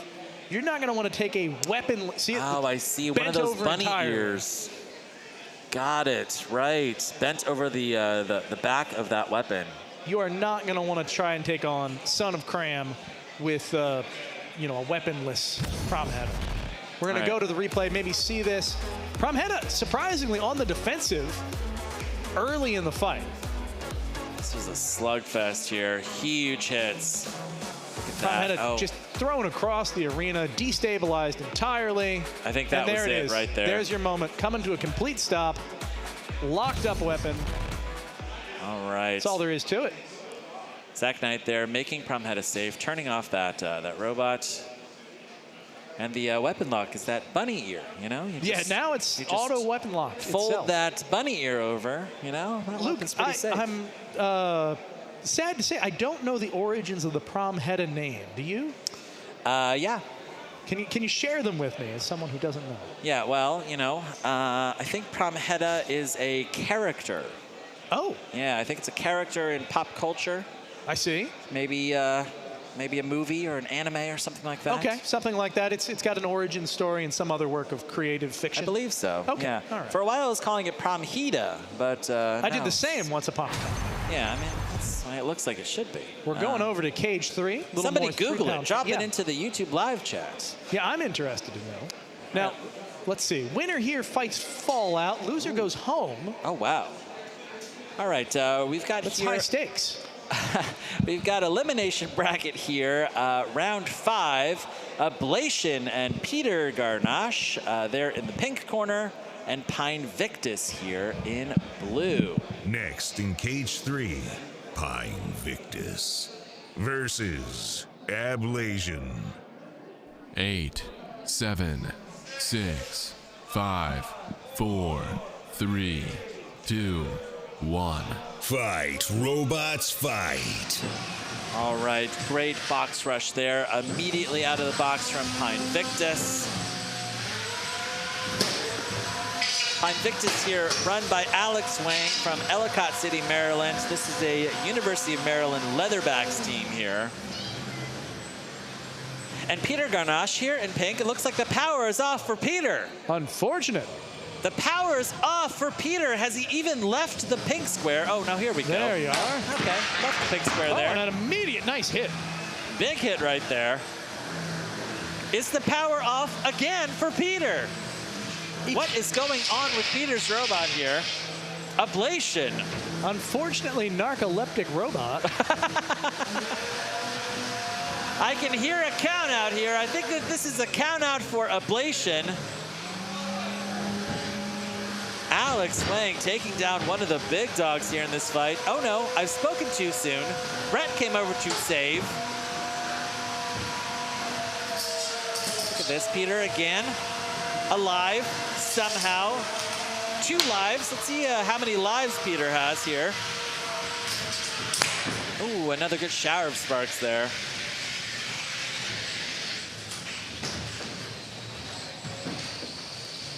Ricky, I will tell you, I have so much more empathy for Beetleweight like drivers. It's very difficult to do it well. Yeah, it's intense. Yeah.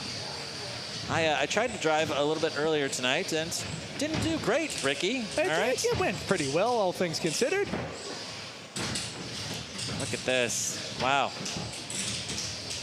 Wow, good pushing there from Pine Victus. There on nice Ablation. Good pin right there into the camera. Pushing Ablation back into its corner. 60 seconds left here in this fight. Ablation is pursuing, keeping on the pressure even without a weapon. I will tell you, it sounds pretty quiet in there. Are there any weapons going at all, Ricky? I don't think so, Luke. I mean, maybe if the two could get some time to separate from each other, but I can see missing belts on Pine Victus, and I can't really tell on Ablation, but I think it would have spun up by now if it could.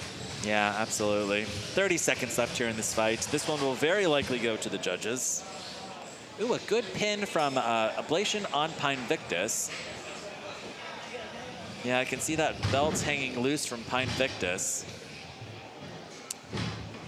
All right, and we'll see if it can get free. 10 seconds left in this fight. This one will go to the judges. And it is moving, so it is.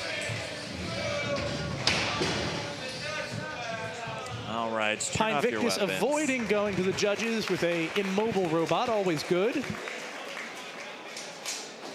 But just by the skin of its gear teeth. Yeah, the skin of its pine tree. Mm-hmm. Yeah. I call it, I guess, the bark of its pine tree. Ah, yeah, there you go. Yeah, that's pretty good.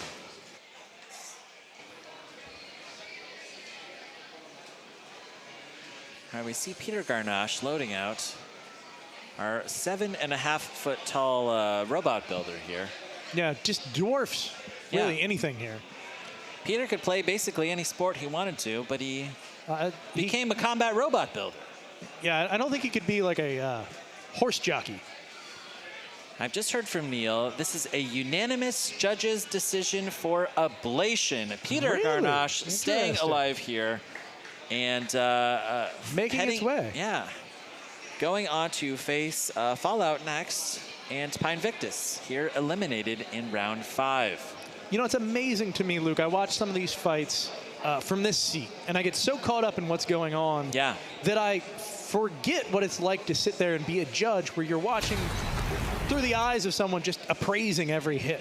And it really, I'll go back and watch as a thinking as a judge and say, yeah, they made the absolute right call. But sometimes I'm still surprised sitting here behind the desk. Yeah. All right. It looks like we're going to go here to cage for another big fight here. Pete Covert's robot Nightcrawler knocked out Milk Tank in July 2021. So this is a rematch of sorts from 18 months ago. Next in cage 4, Milk Tank versus Did the voice of God do the moo there? I think so. 8, Or someone 7, is very hungry. 6, 5, 4, 3, 2, 1. Fight, robots, fight. Pete Covert driving this little copperhead-inspired robot. Of the booby trap balloon. Wow, getting under Milk Tank and popping out the whole back of that robot. Those wheels are gone. That is the end of that fight. Yeah, Milk Tank driver, Lunch Buddy, tapping out early. I'm going to say the amount of dedication to wearing a cow onesie for 10 hours now at this point. Yeah. Astronomical, Ricky. All right, wow, getting under Milk Tank there. Super slow-mo this. Little bits and pieces coming off of Milk Tank. And that this was all elimination bracket round 3. This will be our last fight for 12-pound Milk Tank. I think that 3-pound Milk Tank was already eliminated. The last chance here is 30-pound Vaca Tank. Vaca Tank, yes, yes. See Ethan Shipley there, taking a look at Milk Tank. One of the really delightful things here is because we don't have cage-side audio, probably for good reason. Some of these builders are pretty foul-mouthed, Ricky. All right? I've heard that. We have to just see through pantomime what their body language tells us. Right. We got to read their faces. In the meantime, we're going to go to cage 2. We don't have to read any faces. We have to read the robots. The winner of this fight is going to go fight T3, and loser goes home. T3 is going to be a steep challenge for either of these two robots. Next this in is cage Clyde 2, here facing off against Venti Waspachino. Venti Waspachino. Now, when I think of Clyde, I think of 8, fire. 7, 6. Let's see if we see some 5, fire here from 4, Clyde. 3, 2, 1. Fight, robots, fight. Away we go. All right, Venti Waspachino here, driven by Angel. Here we go. That is a lot of fire. Let's go. When you're facing down 3D printed opponents, fire can be surprisingly effective. Gabriel Brown, the builder and driver of Clyde. This is a Team WPI robot torching Venti Waspachino. Now, if you recall, Angel Vidal has some experience with fire. Here we go! Look at that. Wow! Capturing Angel's robot. Angel faced off against Mixtape in our last competition and left in a pile of goo. Let's see if the same thing will happen here. How delightful would that be, Ricky? I would be thrilled, Luke. Oh, wow, I could see a little bit of smoke coming out of the top of Venti Waspachino. The gooification has commenced.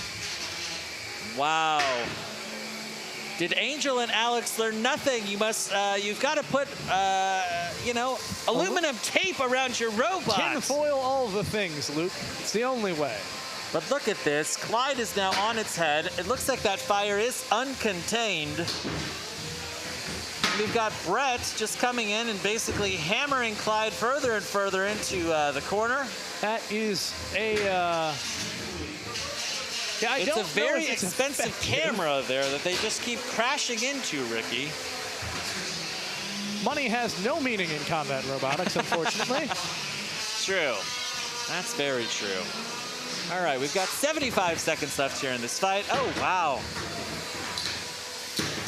Alex Pezza there very helpfully getting Clyde back onto its feet. Clyde looks fully mobile here at this point. Good fire. I would say not the most directed fire. I can see a lot of fire coming out of the back of this robot here. Yeah, it's not the best showing of the fire system that we've seen, but it has still made a difference.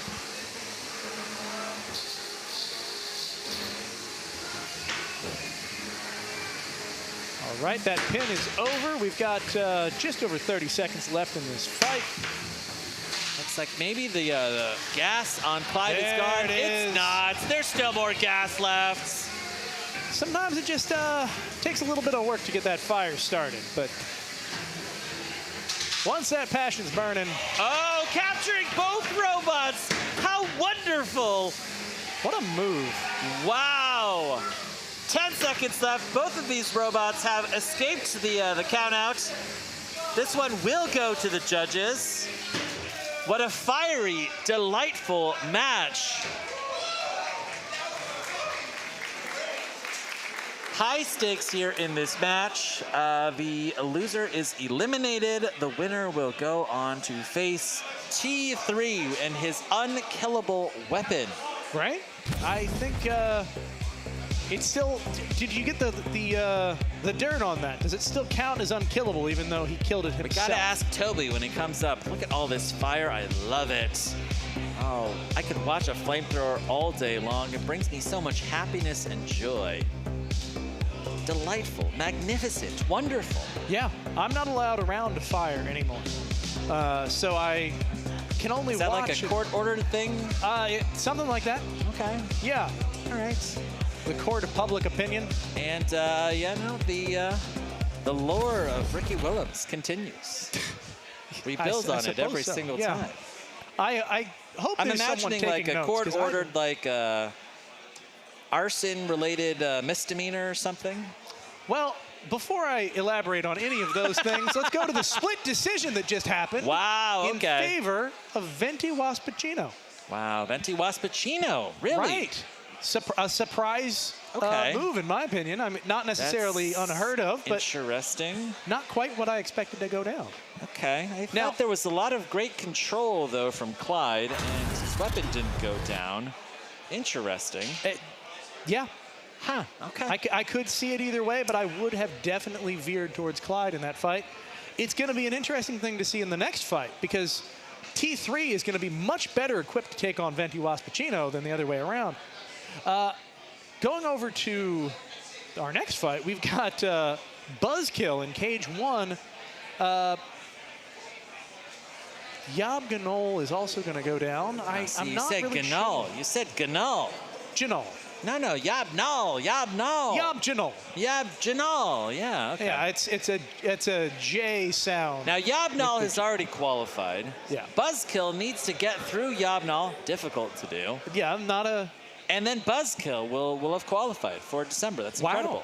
That is incredible. 7. Is that our first honey cracked qualifier? 5. I believe so, Ricky. 3. Yeah. 2. 1. Fight, robots, and away we fight. go. This is a big 12-pound fight here. Ooh.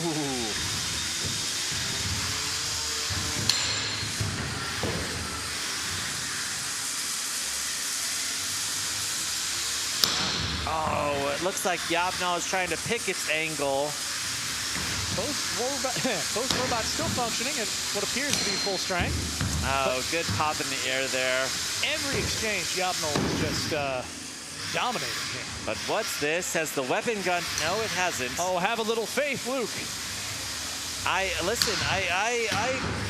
If I drove a robot like that, I'd keep the weapon going at 100% at all times, Ricky. All but 105%. Yeah. That is actually a setting on the transmitter that you can pick.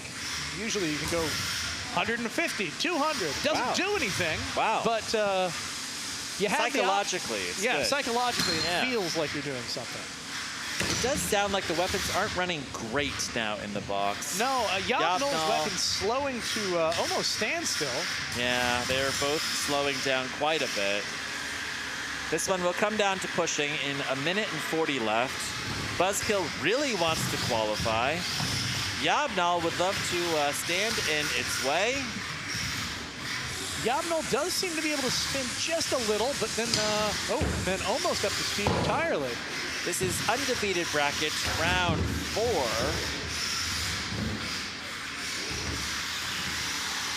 Oh, wow, YOB GNOL now going backwards. That's an interesting trick. You see, Luke, that front on YOB GNOL is very pushable for Buzz-Kill. What's this? YOB GNOL's weapon's coming back. YOB GNOL's weapon has come back. Wow. It might be limping, but it is still moving. Final 60 seconds of this match. Buzz-Kill, 60 seconds away from qualifying for December. We might send this to the judges. They're going to decide whether Buzz-Kill gets to go here next month. My gosh. Now, a lot is on the line. You know, if you qualify, you get to donate $5,000 to the STEM charity of your choice in December. Amazing. And Buzz-Kill comes from an educational program. Maybe Buzz-Kill can pay itself. What do you think? It's possible. All right, and here's another good pin from YOB GNOL on Buzz-Kill. 20 seconds left.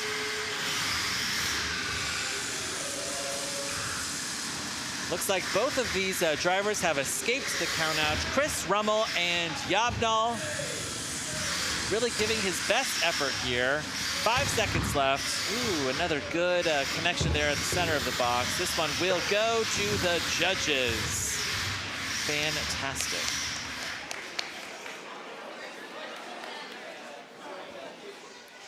I love the technicality that Buzz-Kill shows up with, where they say, see if you can spin your weapon. And they technically spin their weapon because the entire robot spins. Right. And comes to a sudden stop, which makes the weapon spin. Yeah, is there it you working? No. Is it spinning? Yes. Wow, we just got a unanimous judges decision for YOB GNOL. YOB GNOL stays alive in the undefeated bracket. Now, Buzz-Kill's not out completely. No, they have a chance. They still have a chance, but they're going to have to fight through a couple more robots to qualify for the championship. That's true. That's true. In the meantime, before we get to that championship, before we even get to our next fight, let's go to Lindsay. Oh, hello, Lindsay. How are you? Good. How are you? Good. I have a super chat. Actually, I have 2. Luke, you're not going to like them. Oh. Okay.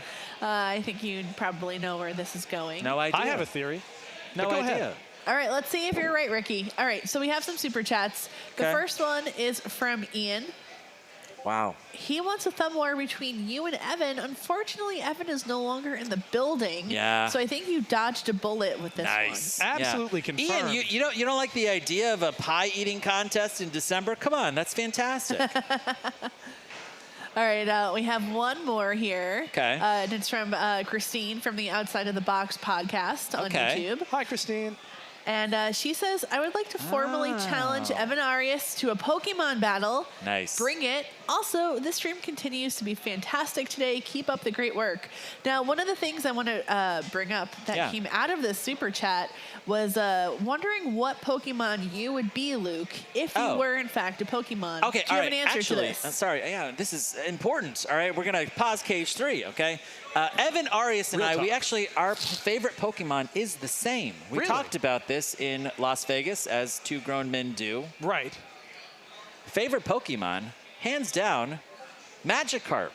You know, he has a Magikarp tattoo on his arm. He's got this massive Magikarp tattoo right here on his forearm. And I noticed today, for the first time, he's got a Bulbasaur as well. I would get a Magikarp tattoo if I wasn't a service worker, you know, and it would kind of restrict my employment. You know? I'll give you a little bit of time to mull over it, but I'm curious what you think my favorite Pokemon is. Oh, okay, good. Something mammoth-like themed. We'll get back to it. Good. Okay. All right. We're gonna go over to cage 3. I can see them locked in. Actually, be interested to think what the chat thinks. Yeah. Okay. Good. Yeah. Live chat. Weigh in on your favorite announcer, Ricky Willems, apparently, and his favorite Pokemon. Yeah. What do you think? How do you think it would go down? Yeah. Okay. All right. Next in cage 3, Sustenance versus Chainsaw Kitty. Chainsaw Kitty is a true rookie here. This is their first robot. This is their first build, first competition, and they're doing great. Surviving to elimination bracket round 6 and facing off against Team Dicey here and Sustenance. Chainsaw Kitty is an absolutely custom-built robot. Sustenance here is a pretty conventional egg beater. Sustenance also is a true rookie. These are two brand new builders. These are their first fights ever of their careers. Incredible. Wow! Another roof shot. Huge hit from Chainsaw Kitty on Sustenance, hitting the roof. But I'm going to give it to Sustenance. That's a tough little robot. They survived. Yeah, they're still going. Oh, another big hit. Let's go, Chainsaw Kitty. One belt down on Sustenance on the weapon. Oh, and look at this. Dear. Chainsaw Kitty tipping Sustenance up against on its side. Wow! Oh my gosh, Ricky! Look at that Sustenance placement. is stuck in the corner. And it comes down. Wow! From the top rope. Incredible. Whoa, big hit there. Large chunks of Sustenance being strewn around the arena. Chainsaw Kitty, 2 big hits in a row. This is a very good driver. Knocking down the lights! Yes! What an incredible fight. All right, I think we're gonna have to pause this match. Are we pausing this match or are we counting them out? Wow, this is a very ominous light just swinging here indeed, Ricky. Yeah, I'm a little intimidated by this. It's one of those horror movie changes the evil look there on is a count out here. Chainsaw Kitty's face. Sustenance here needs to show motion. That is a knockout. Bravo. Wow. Knockout.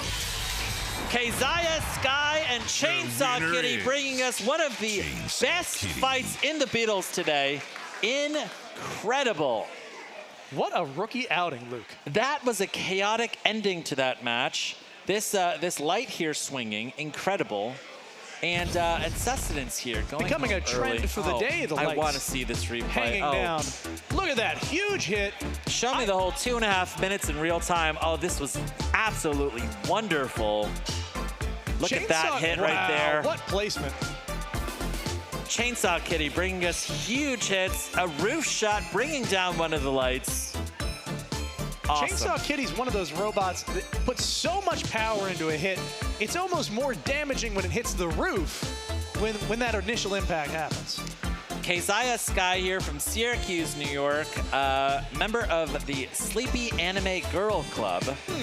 And yeah, Keziah works in PCB production, and interests outside of combat robotics include American Sign Language. He's been a student for 3 years, and VR gaming. Keziah found, her team members through virtual reality. Pretty cool. Oh, interesting. Yeah. So, wow, that was a great, great match. It really was. A lot of action, a lot of destruction. We're going to have to send in perhaps Ed to go into Cage 3 and fix this light. Oh, no. No, we've got, a spry young cage fixer available for that purpose. Now, when we were first coming here to 50 Day Street, it was only Ed. Ed would go scurrying into these boxes. Yeah, you know? Ed is surprisingly quick. Yeah. You turn around and he's like halfway across the building, and you're like, I didn't watch him move, but I have a suspicion that if I did watch him move, look at this. We're climbing onto the top of the box. Wow. We're going to double check and make sure that everything is secure here in Cage 3. Amazing. We're going to get some Cage 4 high stakes 30-pound sportsman action next, Cage I believe. 4. Phenomena versus Magneto. Oh, interesting. Phenomena. Like, did you see how slowly the voice of God said it's Phenomena? All right. 4. It's a Muppets reference. It's a Muppets reference, Ricky. Fight. And away they Robots go. fight. Oh, good speed right out of the So box I from was wondering Magneto. why these two robots were fighting again, and I realized it's double elimination. Yeah. Also, they just like to fight, Ricky. Yeah, that's true too. We might see them fight 4 or 5 more times tonight, Ricky. Or 6 or 7. Yeah. Keeps going. This is a sportsman fight, so if there's a knockout here, I'm going to be surprised. These are two very good builders. There's a lot of power behind Zach's Magneto, so it's very possible that robot can knock a robot out. Yeah. Wow, incredible. The winner is the winner is Magneto. I think the voice of God is a literal broken record. I think this fight is still going. Brandon, if you can hear me, continue to fight. Same with you, Zach. Let's go. Okay. The match has been paused. We're going to restart this match here. Let's go. What a peppy audience. All right, and we're off again. Ah, the audience loves this fight. These two robots are very zippy. I love the rope on Magneto. It's a common theme, the love for this rope. And the lore of the rope is building. I've heard from various sources that this rope is older than some of our competitors. Wow. I don't doubt it. I mean, I do doubt it. It has not been We have confirmed. competitors here that were born in the mid-2000s, Ricky. Frightening. Yeah. This rope is certainly older than 2005. It's gotta be. That rope is ancient. Yeah. I don't think Zach is one of these people who's replacing rope between the fights. You know what I'm saying? You never know. He probably throws that right into the back of his 1993 Toyota Corolla, all right, and just drives it around and waits for Motorama, okay? Yep. You know? Doesn't even take it out of the car. And why would you? Right. It just keeps working. I don't know how much time is left here on this fight. Yeah, we're coming down on the 45, 30-second range in that window. Oh, and there's Magneto stuck under the rail for a moment. Wow, Manamana getting under Magneto pretty handily there. Now, something to note, Magneto comes from a competition that has slightly more stringent fork regulations. Okay. So it has that one flipper arm, and that's it. 6, 5, 4, 3, 2, and 1. That's the end of the match. Round of applause for these two sportsman class 30-pounders. You were saying that Zach, you know, typically builds for what? The NERC rule set? The NERC rule set. Okay. The NERC rule set has had some adjustments over the years, but it is a little more stringent, generally speaking, in terms of how many forks you can have, how they can be lined up. Right. So that gives our Manamana competitor a little bit more of an advantage, potentially, that they could take advantage of some of these. It sounds to me a little bit, Ricky, that you're saying that the NERC rule set's a little more boring. Is that what you're saying? I think it's a little more exacting. Okay. Yeah. Cranky old men running NERC just saying, no, you can't have forks. You've got to have a little spatula scooper, okay? You know, as some people have said before, and I tend to agree with, the core of the NERC rule set is trying to figure out, what do you think Al Kindle is going to find entertaining? Can we make Al Kindle a little less grumpy today? And if the answer is yes, then it goes in the rules. If the answer is no, then you need to go home and rethink your decisions in your life. Well, you know, appropriately, our judge's decision is in favor of Brandon Bennett Young and Manamana. So, let's go and check in here with Lindsay. Hello, Lindsay. Hi, Lindsay. Manamana. Manamana. It just gets stuck in your head. I have a super chat. It is Ian again, and he has something to say after you refused his thumb war request. Okay. And now it's a little bit more extreme. Oh, okay. He says, I'll settle for a pie eating contest in cage 1 with Fluffy in it. The loser gets to live while Austin feeds the winner to a malnourished live tiger. This is sadistic, Ian. Yeah, it's Ian, very specific. Do you want to see, like, you know, death here on this live stream? We're all about, like, robotic death. I don't know about, like, this malnourished tiger live person feeding. That's a little extreme. No, you know, Ian might need some help. I don't know. Ian knows that Austin does have a tiger, but it's very well fed. I've seen it before. It's fattened up. I wonder why. Yeah. Now that you mention it, Ricky. Yeah. That's where the elimination bracket drivers go. Right. All right, so back over to this question very quickly. You know, what is your favorite Pokemon? I'm going to say it's a Q Fant, all right? Look at this. Look how cute this little elephant robot is. That is adorable. Elephant Pokemon.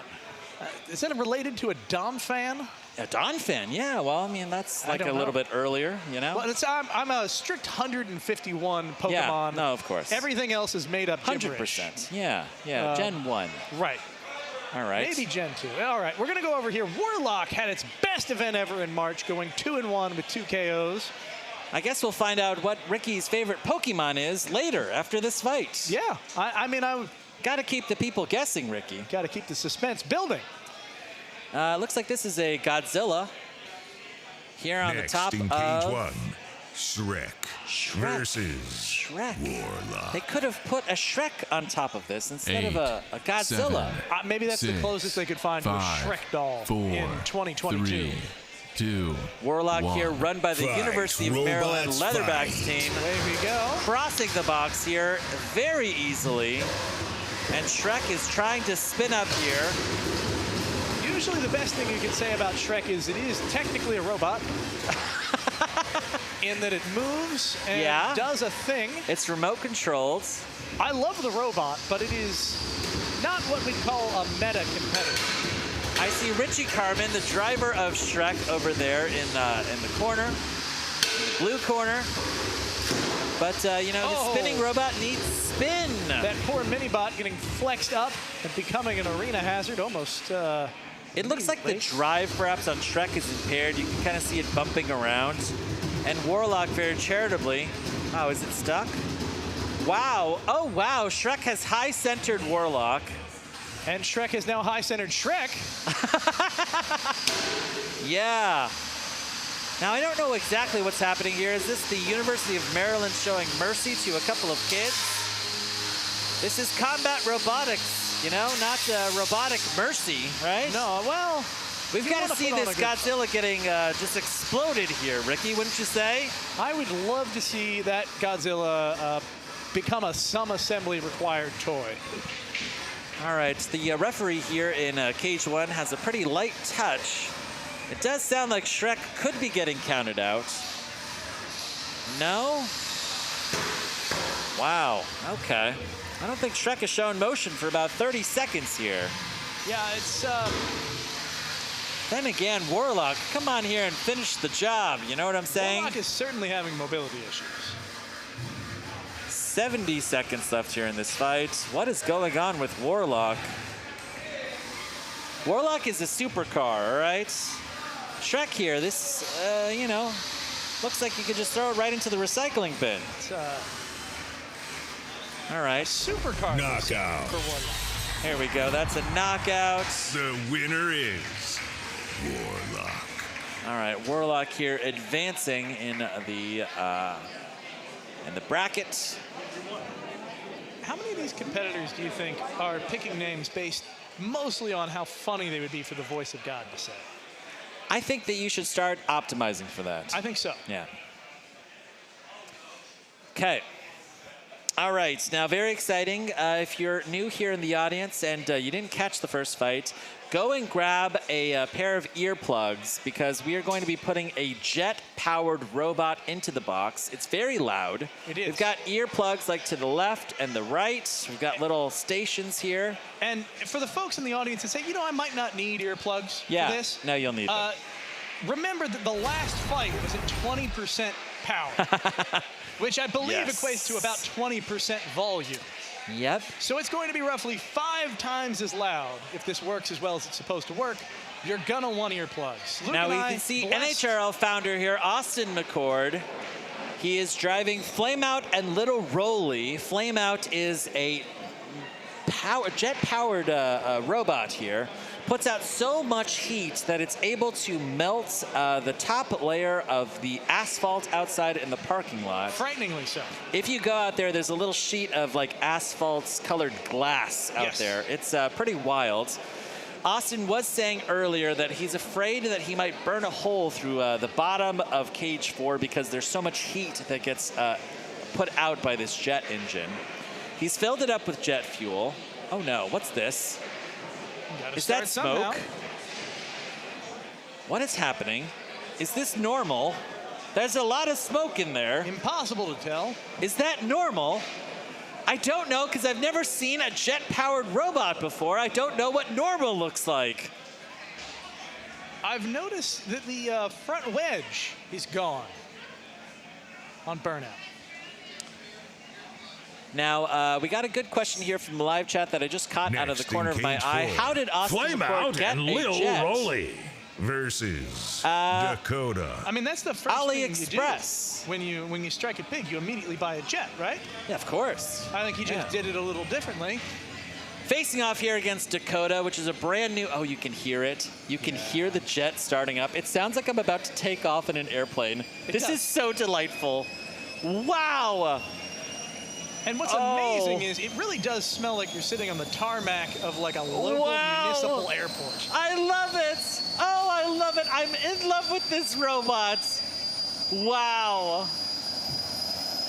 Now, a jet engine is allowed to raise itself to idle before the match begins. Yeah. So keep in mind that this is idle. This is idle. Yes. I love it, Ricky. This is a jet engine waiting to be activated. Wow. And it's still horrifying. You can see that the paint is changing colors, Ricky. 3, 2, 1. Wow. Robots Away they go. fight. Or at least away they start. Here comes Little Roly. OMG! Yes! Now, will Dakota go in? Dakota! Dakota, brave little robot. Dakota's being blown away, Ricky! Oh, I love it! Whoa! That's a flame out. Wow. Kyle, do you know what that means? It's so amazing that you called me Kyle instead of Luke. Luke. I changed my name for this fight. Incredible. Wouldn't you? Luke, now, that jet engine used up all the oxygen in the arena in a matter of seconds. Really? Wow. Now I see a little bit of smoke coming out of the back of Austin's robot. It's trying to start again, but there is just no way when your arena is literally just filled with not air anymore. Oh, and look at this. I can see a fire inside of Flameout. And Austin is coming in. He is trying to rack up some control points here. I'm going to tell you, Dakota does not look right. Oh! Big hit there. Dakota. Wow. Austin McCord here, getting around to the other side of the box to get a better look. It does sound like Dakota's weapon could be dragging along the floor. It is struggling. I wonder if something melted inside of Dakota. Just got a little bit of fire there. Hoping that the jet fuel is out. What do you say, Ricky? I don't think it's out. I think, oh, wow. Wow. We saw a little flame out. That's great. You're giddy, Luke. I love this robot. This robot brings me joy, Austin. Continue to run it, please, Austin. 40 seconds left here. And more smoke. This time from Dakota. Wow. This is amazing. 30 seconds left. The wheels have just and we've lost the wheel. Itself off what the else side. can we have in this fight? 20 seconds left. Little Roly is not rolling anymore because it's lost one of its wheels. As we go into the final 10 seconds of this match. 7, 6, 5, 4, 3, 2, 1. And that is your fight. Magnificent. I love it. Wow. This fight had a little bit of everything. We've got a ton of smoke. We've got a lot of fire. We had smoke from both robots. We lost a wheel. Austin's robot got put onto its head. Wow. Huge amount of, yeah. Look at that. Look at Dakota just being pushed away by the sheer force of that jet. Amazing. Incredible. Now, was this planned here when all the fire came out of the front of this? No, that's the end. That is, so when the fire runs out of oxygen, it can no longer burn completely in the jet engine, and it just starts shooting unburnt fuel out the end. Interesting. Wow, okay. That does make sense. It can no longer reach its stoichiometric optimum point. Ricky, you went to a better college than I did. That's amazing. That's great. Yeah, no, that's the way that happens to work, and it still will burn. It just won't burn very well. Wow, I've just heard from Neil. We have a unanimous judge's decision for Dakota. No surprise. Flame Out and Little Roly flying home early. Let's see who won our hearts, though. Flame Out. Flame Out, absolutely. 100%. That's a great robot. We have to see more of it this year. Yeah, I'm or next year. Every year. Every year. Every month. I want to see it every day. I might not want to see it every day. That might be a little much. All right, be able very to hear good. when I go home at night. Dakota, brand new robot, and winning a fight against a jet engine. That's pretty awesome. Yeah. It's got my gears turning. What can we do with jet engines, Luke? Can we afford a jet engine, Ricky? Probably. It's like Banggood or AliExpress. We've got to look into this. Somebody on the YouTube live chat, go and Google and find what jet engine you think Austin purchased. He told me that it was from AliExpress. Yeah. Which apparently you can buy jet engines on AliExpress. You can buy all sorts of things. Wow. Okay. That was awesome. It was awesome. I'm tickled.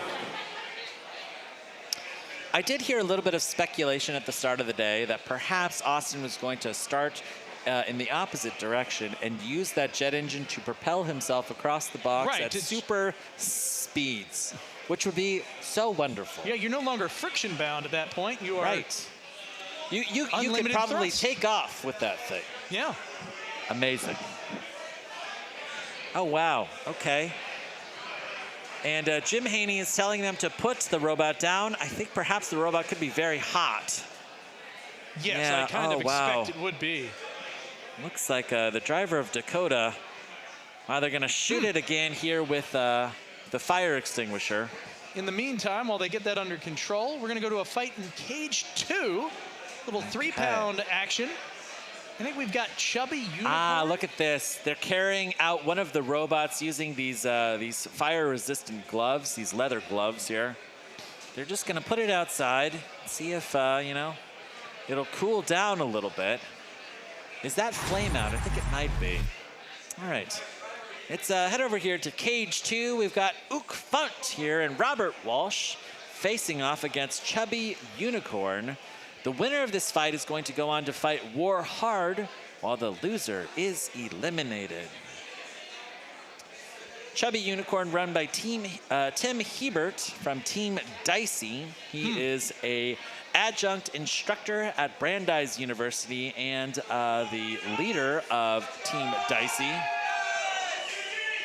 Next in Cage 2, Chubby Unicorn versus. However, Robert Walsh is one of our best young drivers here at the competition. 7, 6, 5, 4, 3, 2, 1.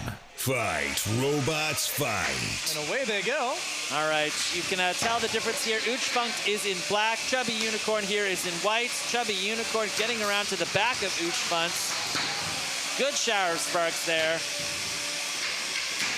Chubby Unicorn now popping Uch Funt in the air several times, little pops. And it does look like the back plate on Uch Funt could be getting caved in.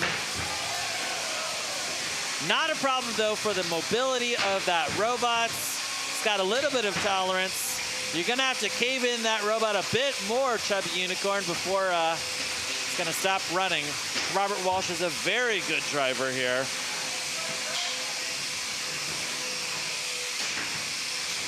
Wow, Uch Funt gyring itself onto its head and then back onto its feet. Good exchange there.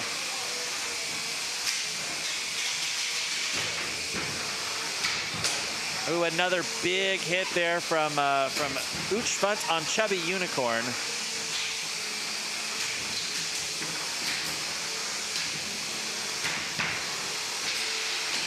Uch Funt now putting Chubby Unicorn on its head. 1 minute and 40 left in this fight.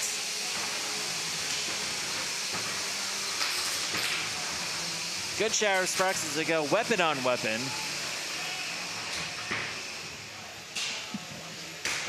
Match slowing down here as the weapons slow down. It looks like the weapon on Uch Funt could be down. The weapon on Chubby Unicorn is still very much alive. Definitely still going, but I believe they've either intentionally slowed it down or they've taken a little bit of damage. But that's all big hits here. Oh, and that robot appears to have done the thing. We're going to get a little bit of Brett action. Robert Walsh here stuck on his back. We're going to go in here to save with Brett. Back on his feet. Let's go, Robert. Ooh, 2 hits in a row from Chubby Unicorn. And look at this. Robert Walsh is out of saves. Could be getting counted out. Referee Matt here asking for a motion on Uch Funt.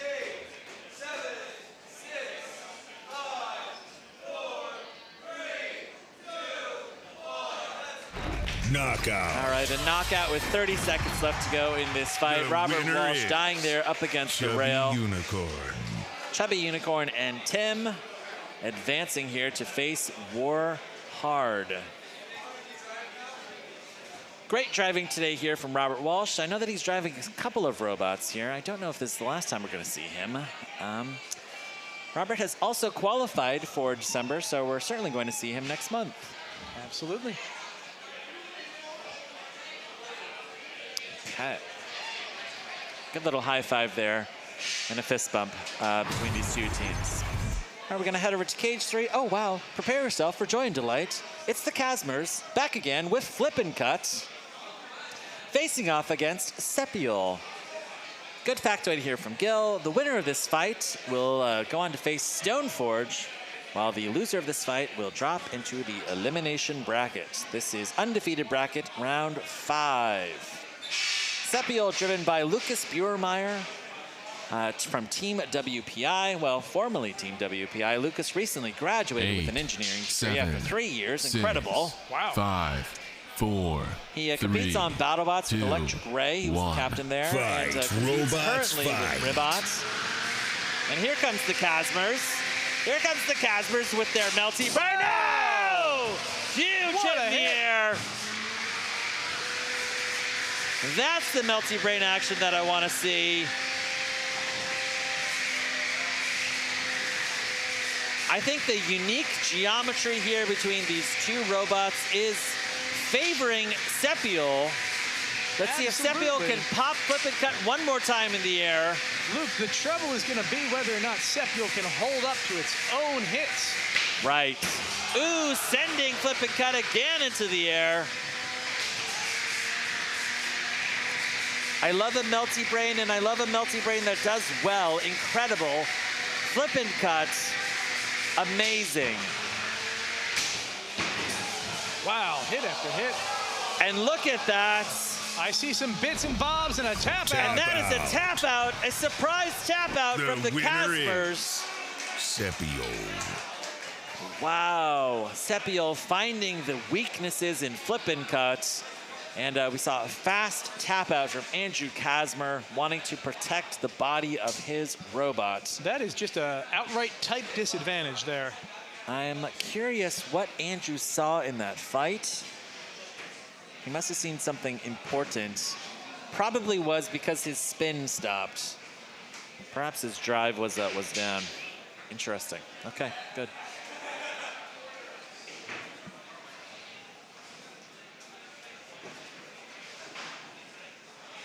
It's a good win there for Lucas Buermeyer, who remains alive in the undefeated bracket, advancing to undefeated bracket round 6. Sepiol is one of our top-ranked robots here in the competition today that is not yet qualified for December, and if Sepiol continues to perform like that, I think we may be seeing, perhaps an invitation for Lucas, which would be fantastic. It's a great fight. Yeah, good fight. as you said, you know, the geometry of those two weapons, you know, the rock, paper, scissors here. Yeah, tough for a flip and cut. It makes it tough. All right, we're going to head over to cage 1. I believe, is this the Beast? It is the Beast. Facing off here against the Spectre. We've got the skeleton head, you know, here. Mm-hmm. The headdress, incredible. Let's go. More than just a little intimidating. Next in cage 1, Spectre versus the Beast. The Beast here, driven by Caleb Hecht from Tempe, Arizona. This is the ASU Combat Robotics team. Fight, robots, fight. Yeah, the entire team flew out here from Arizona. And we're seeing a little bit of so-so drive here from the Beast and the Spectre. Wow. I do not see either weapon working at the moment. The weapon is not running on Spectre. Now, very interestingly, Spectre's wheels are not at right angles. They're they're angled, like in the corners of this robot. Very interesting. Kind of giving it omnidirectional-like drive. Well, they are Omni wheels in addition to being angled. Oh, good. All right. Well, that makes sense. So, yeah, there's interesting ways that you can go about angling those wheels. You can use them as regular wheels, or you can angle them like that, and it gives you slightly different driving dynamics. Angling them like that is less preferred, mostly because it's harder to design the inside of your robot, but it does give you some advantages. We're seeing kind of drifty driving here in this fight. This one will come down to pins. Oh, these are two very similar looking robots.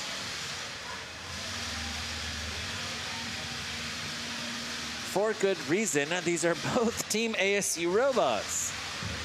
Yeah, I wonder, Luke, do you think perhaps those weapons are down on purpose? I'll tell you one of the things that I love the most about you, Ricky. You think deviously, you know? Like whenever you see somebody's weapon go down, your thought is perhaps they're trying to throw this match. Amazing. Well, it's not throwing the match if you both agree to have your weapon go down. Well, I mean, they're both on the same team, Ricky. They might be trying to advance one of these robots. However, I will say, the one thing that, you know, lends less credence to this idea is that they're both pinning. They're both doing pretty well. Well, yeah, I mean, you still want to have a good match. Both of these people still... I mean, if they were strategic thinkers, they'd probably decide which robot was stronger and advance that robot. However, you can also just forfeit. How do you decide which robot is stronger, Luke? You look at its performance from earlier today. Or perhaps its performance when the two fight each other. Interesting. 30 seconds left on this snooze fest of a fight. Another good pin here from Spectre on the Beast. This one will go to the judges naturally, and I'm sorry. Well, I am noticing that the rear wheels on Spectre are also Omni wheels.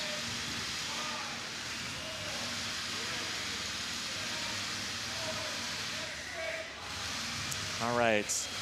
We're going to take this to the judges, but first, a message from our friends at Xometry.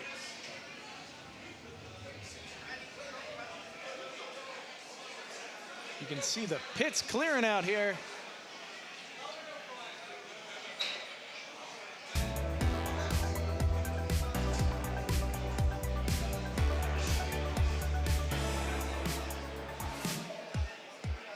Parts are produced in days, not weeks. Let our engineering team help you every step of the way. Xometry, where big ideas are built. Get your instant quote today.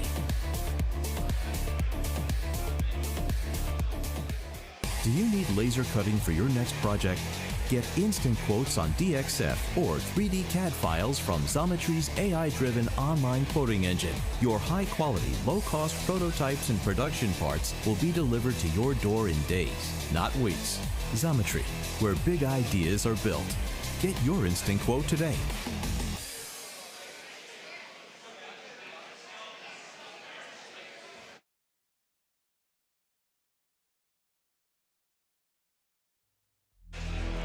With low prices and fast lead times, Xometry is a secret that makers and engineers can use to bring ideas to life. Visit www.xometry.com and use the code NHRL25 for $25 off your first order. Be sure to check out Xometry's new laser cutting offering, now with improved pricing and lead times. Thank you so much, Xometry, for sponsoring NHRL.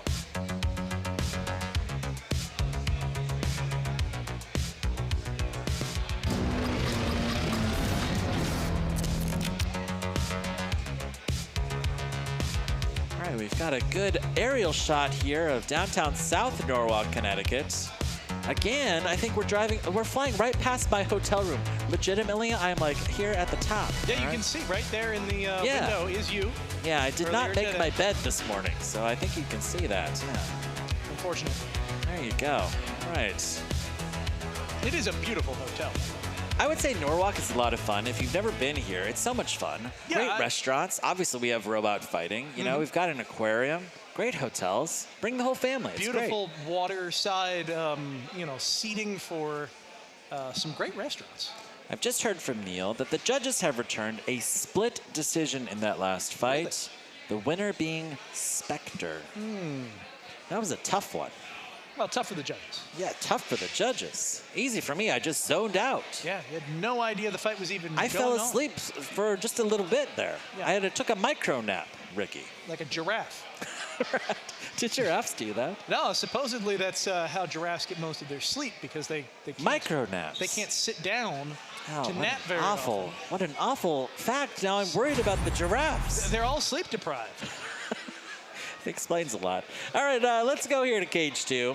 I can see loaded in Poliwag facing off against Jack Move. Elimination bracket round 6. Huge fight here. Poliwag is our top-ranked robot here in the field in the Beatles that has not qualified for December yet. If Drew Davis and Jack Move can eliminate him, that is it. Ribot Captain David Jin is going home early. His 2022 NHRL season being cut short here in round 6. Next in cage 2, Jack Move versus Poliwag. 8, 7, 6, 5, 4, 3, 2, 1. Fight, Away we go. robots fight. All right, good opening exchange here. And Jack Move getting under Poliwag.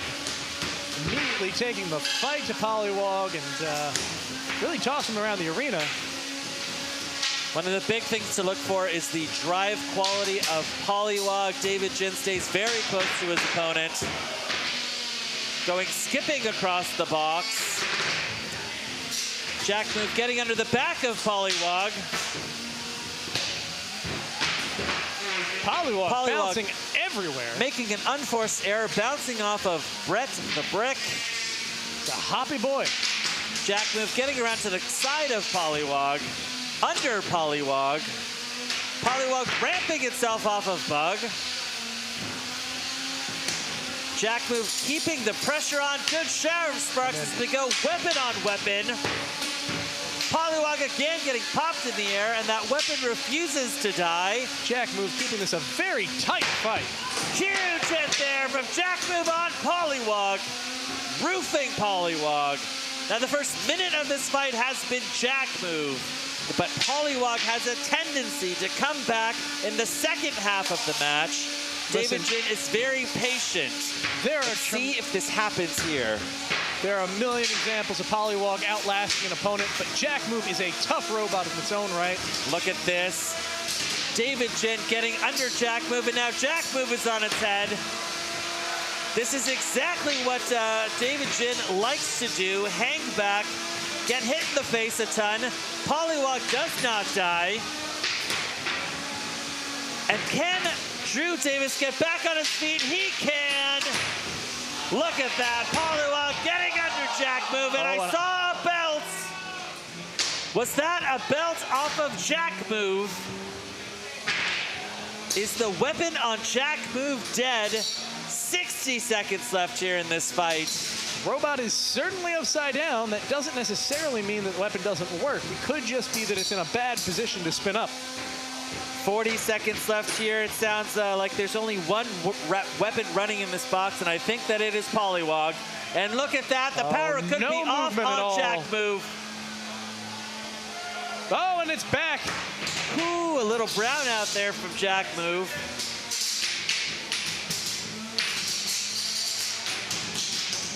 "20 seconds left. This one may be going to the judges. David Jin here in the fight of the year, trying to qualify desperately here. Elimination bracket round 6. Only one of these competitors will survive to elimination bracket round 7. Surprised that went to the judges. I mean, they are durable robots, but there was a lot of hits. Amazing. BattleBots builders and captains on every corner of this box. Drew Davis competed on Team Shred It last year with Pain Train. David Jin, of course, the captain of Ribot. And standing cage side is Valkyrie captain Lucy Dew. This one will go to the judges.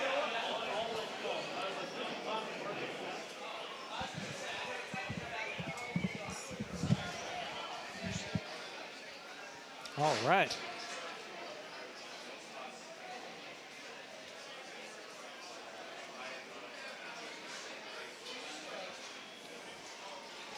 All right, we are going to go to the judges on that one. Jack, how do you feel about that fight?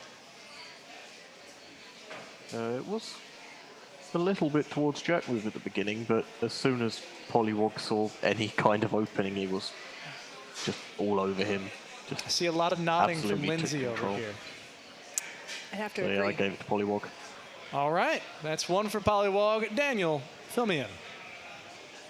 Drew started off so strong there. He was in control, looking great, a lot of clean hits. But halfway through that match, Dave really turned it on. And once he disabled Drew's weapon, he just took control of the match. And with that damage, shifted into his favor. So I have to go Poliwag.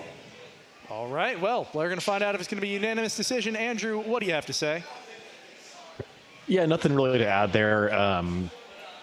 The first minute of the fight was in Drew's control, and then after that, they lost a belt, they were upside down, and Poliwag won the fight. All right, well, unanimous decision for Poliwag. Thank you, judges. Appreciate that. Got a nice round of applause from the audience here. I think they agree with those decisions. Lindsay, welcome back to the Steel stage. It's nice to be back, and I have to say, watching that match cage side was explosive. I mean, the level, like the sound coming from those hits, you would have never guessed that those are 3-pound robots. No, it feels like a lot more. It feels, yeah, massive. Massive. Like small And car accidents. for Jack Move, I feel like that was the best 2 minutes that they had. It's a shame they lost that belt because that was really, really dominant, I would say. So we're going to go over to Cage 4 in a half a second, but Lindsay, Luke disappeared before I had a chance to give him my favorite giraffe trivia. Oh, okay. I'll gladly Do you know accept. what the older name, the classical name for giraffes were when they were, first, discovered in Western civilization? Is it... Okay. All right, just tell me. Just tell me. It's a leopard camel. Is that for real? That's for real. I don't know. Because they are spotted in the way that that leopards are spotted. Of course. And they've got a vaguely camel-shaped kind of thing going on. They're just much taller. It's just the fact that it makes so much sense makes me doubt it's real. Going back to real factoids that people care about, the winner of this fight will go on to fight Buzz-Kill, and the loser is eliminated. A lot's on the line here. A lot is on the line. So we'll go over now with the final countdown to the beginning of this fight. We've got Big-ish. 3, 2, 1. Fight. Robots And we've got Killajoule. Yeah, both of these robots can't state teammates, I believe. So a little bit of a rivalry going on here, I must imagine. Brotherhood, camaraderie, rivalry, we don't know sitting in this box, but...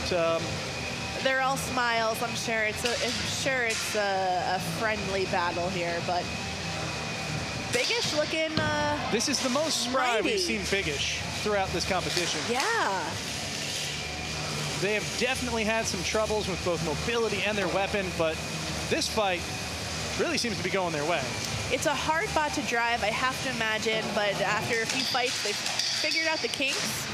Killajool, however, pretty mobile, and it's staying on top of Biggish, not really giving it a lot of wiggle room, although now it's getting a little lost in the side. Killajool has come so far in so few events. Yes. It really has a meteoric rise to competency.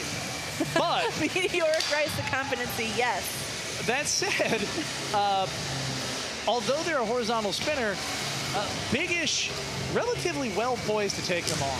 Those are some chunky wheels. Yeah, and being an undercutter, that is the least good horizontal spinner to take against something like Biggish. Yeah, those wheels are pretty good at just kind of deflecting off the bottom there, being able to bend and really adapt to it. That said, the weapon on Biggish only intermittently working right now. Yeah, it's a little confused. Does it want to be on? Does it not want to be on? I mean, I understand. Some days you wake up and you're just, I'm just not on today. I've you give it your best shot. You know, you metaphorically spin up in the morning. Yeah, you know, the coffee originally that it had this morning is worn off. You got to take a minute to spin down. Oof. And no one likes to spin back up for a second time. You put so much time into it earlier. Once is enough. Right. Once is enough. And it seems like maybe once was enough for Biggish, because I don't know if that's coming back. No, it did it like 5-6 times, but 5 or 6 times was definitely enough. On the flip side, Killajool's weapon also seems to be down. Yeah.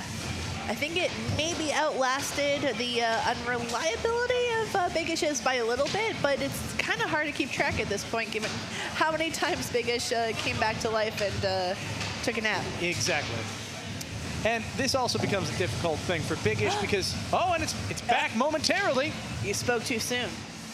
But it does become tough for Biggish because Biggish has no ability to control a match if its weapon is not spinning. All right, Team Biggish is very happy. Someone's 10 very happy right remaining. now.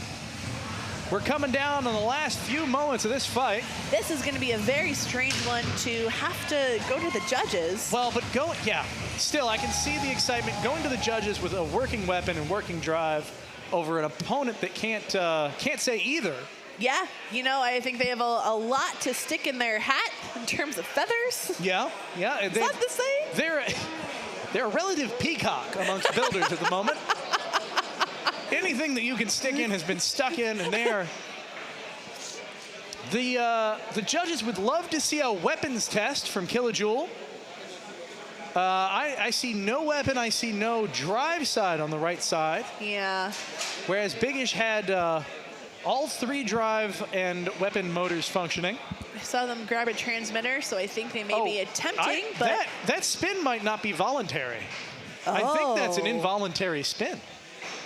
Does that count as weapon at that point then? No. All right, that's not going to work in their favor. I've tried that move. They don't accept it. I did the math out once that if you take the tip speed of the tail of Mammoth as it spins in place, it spins dramatically faster than our weapon spins. Oh. And I thought, well, that clearly counts as a weapon, right? I would say so. It does not. Says who? Just, some judge people. All right, so it does not look like the weapon. I think it's safe to say the weapon is not working. No, I think for the judges. If anything is working there, it's kind of a godsend. I don't know. That left side drive is really holding it down for everything else that's gone wrong. It's the little motor that could. Yeah, against all odds, keeps on going. All right, and unsurprisingly, our unanimous decision from the judges is for Biggish. Congratulations, Biggish. Well done. That's a win for Kent State right there, either way. Yeah, no, I mean, either way, they were going home with a win there. Just a question of which robot it was attached to. In the meantime, we are going to Cage 3. Cage 3 has Fully Defined going up against Beetlejuice. Fully Defined had a interesting win in its last fight. It definitely had some struggles. Yeah. But it had a surprise unanimous decision, I believe. Wow. Or it was at the very least a definitive decision. It wasn't close. All right. You know what? They'll take it. Next in Cage 3, Beetlejuice versus Fully Defined. 8, 7, 6, 5, 4, 3, 2, 1. Fight. And away we go. Fight. Wow! Immediate, immense hit. Fully Defined has a Beetlejuice. relatively small weapon, but do not be fooled. Oh, there's a battery hanging out of Beetlejuice.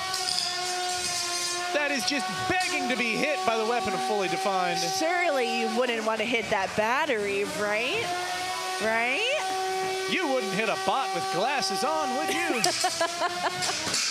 And the battery has become detached. And that's a tap out. Detached but intact, Lindsay. I'm a little disappointed. I know. I would take on fire over detached every day of the week, but hopefully they can reuse that battery. I was going to say, it's not your battery, though. I know. I'm selfish here. I will fully admit that.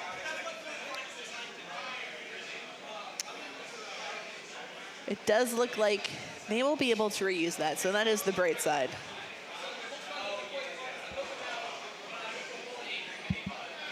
Beetlejuice really went flying in that match. Beetlejuice. Some of the highest hits I've seen today. Yeah, that's a lot of energy for such a small spinner. Yeah, you wouldn't know that that little weapon had so much power. So, the winner from this next fight, which I believe is going to be in Cage 1, Yep. goes on to fight Promheta. The loser has to go home. This is getting down to do or die situations here in these fights. Next in Cage 1, Nightcrawler versus Blue Cheese. Blue Cheese has been having some really impressive hits. 6. I mean, they've taken a lot of really impressive hits, so it's finally time for them to dish them out. Fight, robots, fight. Tons of energy. However, Pete is here all the way from Colorado, ready to just show what Nightcrawler can do. He's been here before with the bot, but he really wants to qualify for December, and as you know, this is the last chance. Yep, if you don't get into the championships now, you're going to have to wait till next year. Oh! That's 2 big hits in a row from Blue Cheese without spontaneous explosion. And a little hit. Nightcrawler looking like maybe their drive is a little wonky, but still dishing out big hits. Blue Cheese not moving, not spinning. That is a tap out, I expect, by Blue Cheese. Wow, I was not expecting that. Oh, and some smoke wafting. We're wafting, we're wafting. If I had to guess, a motor exploded there. Yeah, I guess it makes sense to tap out when you don't have a motor anymore. Smoked Blue Cheese. Yeah, is that a thing? It sounds like a thing. I have not seen it at my local cheesemonger, but I'll be on the lookout next time. I can't say I've ever really sought it out. You know, I watched them make blue cheese from goat's milk at a goat farm once. Really? I hate blue cheese. Okay. Like, I really, really, if you wanted to give me a food, I had octopus covered in blue cheese pizza once, and it was the worst thing I'd ever had. Wow. With a side of steamed broccoli. So I'm just thinking like a really hot wing dipped in blue cheese would be just the end for you. Yeah, I would explode. I would implode, really. But anyway, having it fresh, made on site, made from like goats that I got to pet a moment before, really changed the game for me. Wow. Still wouldn't call it my favorite food, but it was downright edible. So if you can name the goat and know like it's the goat's lineage, you're in. I think so. Okay. I'm at least willing to try it again. That's fair. We're going to go to Cage 2. Now, the winner of this fight is going to go on to fight Fully Defined. Fully Defined has been having a great night. Yeah. Loser still has a chance to work its way back up, but will be down in the elimination bracket. Next in Cage 2, Project Liftoff versus Red Hawk. All 8, 7, 6, 5, 4, 3, 2, 1. Fight, Away we go. robots, fight. Project Liftoff and the Casmers here with 3 different bots today. This is the going OG. to have to be real careful driving from Red Hawk. What they want to do is get Project Liftoff to like hockey puck its way around this arena. unfortunately, I think all of the developments and advancements in Project Liftoff is making that tougher and tougher to come by. It is a difficult thing to do, and the only way to pull it off as a robot like Red Hawk is a light touch, a quick, you know, tiny hit, or you could just hope for the best, I suppose. The level of ping-ponging from Project Liftoff has significantly decreased, really showing that a Melty Brain can be, in fact, maneuverable. And there's a belt off from Red Hawk. That weapon is no longer firing. No, there is no spinning on the front of that robot right now, and only limited drive. That mini-bot is ricocheting off of Project Liftoff like it's nothing. Oh. And it keeps going back for more. It's a glutton for punishment. It is one sturdy mini-bot, though. Listen, you don't bring a mini-bot to a fight unless you're a glutton for punishment, and this is no exception. Oh, Red Hawk really trying to hold it together. Yeah, this is an uphill battle. It's trying its best. There have been some impressively timed movements. Oh, interesting. He was able to move in a straight line again. Okay, all right. You try, little buddy. The advancements that we've seen in Melty Brain technology over the last few years at Havoc has truly been astounding. I mean, the fact that we can say Melty Brain technology with a straight face. Yeah, it's not a joke anymore. It's a formidable strategy. Method. Oh, and there it is. It's hooked. I think Red Hawk can still move, but Project Liftoff is hung up on a mini-bot. This is going to be an unstick situation if the two robots can't free each other. Yep. Or themselves. Project Liftoff still has its one, so I think it is allowed to actually get unstuck, not just a little attempt. Now, that said, we're coming down on the end of this match. We are. I don't know how much time they're going to have. This could be a complicated extradition process. I mean... Yeah, we are down to 10 seconds. There we go. This is going to go to the judges. Like nothing happened, fully spinning, fully driving. That's definitely the impression it wants to end on for the judges. Absolutely, a full spin up, full mobility with its partner in this battle, struggling to even move. Yeah, and the whole crowd is erupting into a liftoff chant. I think we have found a crowd favorite here today. Absolutely. There is a lot of energy for Project Liftoff and its Melty Brain kin. Yeah. I'm really glad to see Melty Brains get the love and the attention and the respect that they now deserve. Yeah, I can see the argument before. If you thought they were a little bit of a joke, it has a jokey name.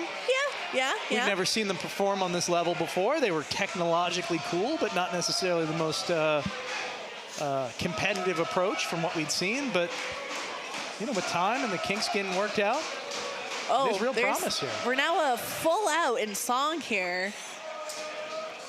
I don't know if you can catch that, but something big is happening over in Cage 4 with a lot of chanting, a lot of fist pumping.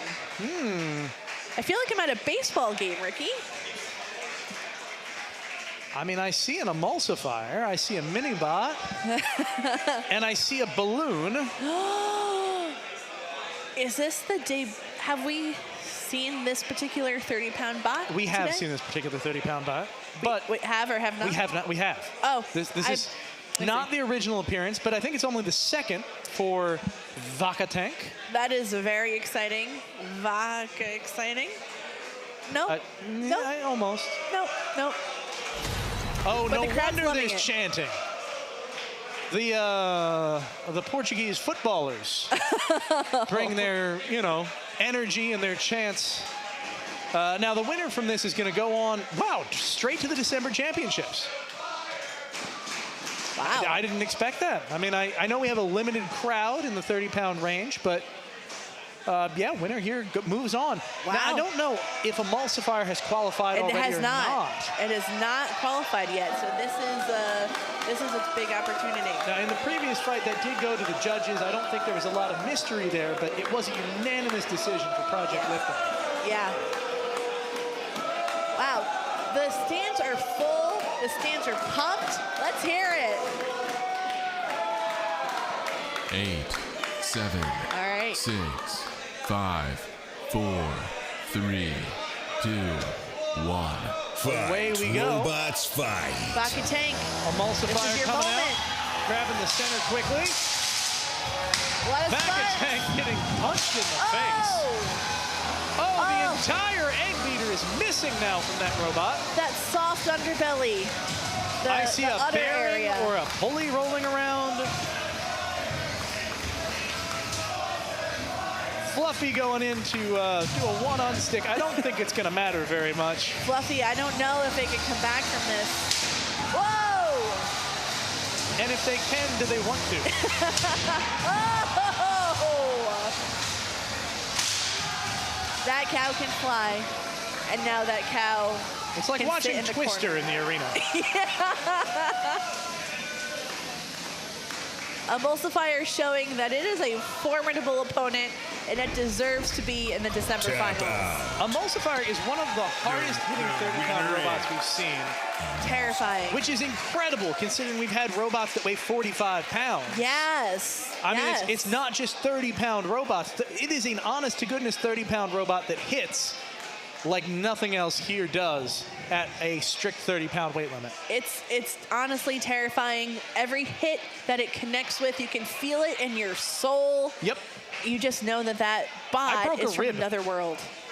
The vibrations carried over here. Oh boy, yeah, Wow. that is a terrifying robot. I'm glad to see it. It's nice to see it, now in the championship. Yes. I believe that was still the winner's bracket.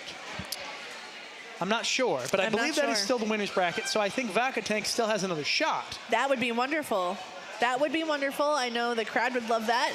Although, while the Milk Tank team is often the fan favorite, how many people chanting Emulsifier in here showed me that maybe they had the edge in the crowd. Probably. I mean, it's a terrifying robot. People love to see terrifying robots. In the meantime, we're going to go over to cage 3. We've got Deep Melt, which is a different kind of terrifying. Terrifying in the existential, robots will one day dominate us kind of way. The winner of this fight is going to go on to fight Polywog. The winner is the only one that doesn't have to go home. The loser will be eliminated after this fight. If the AI allows itself to be eliminated in Deep Melt. Right. I don't know how the AI is going to take losing, if it does. Next in cage 3, Deep Melt versus Underbite.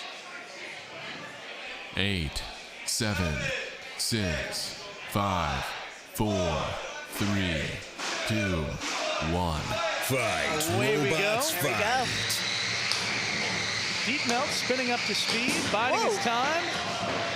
Now, Deep Melt is up against a hard match with Underbite. Underbite is a robot design that is well structured. You would think, and yet Deep Melt is holding its own, I would say. It is flying around quite a bit, but for a bot piloted by AI, it is surprisingly aggressive.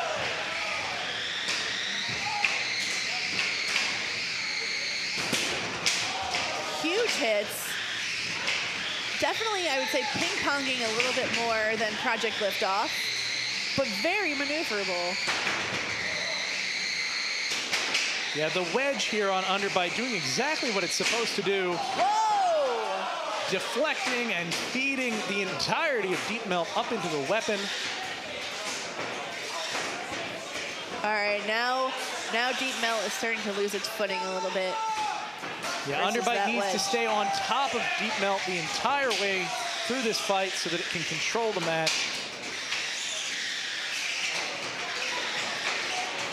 Deep Melt is getting the better of several of these exchanges, though.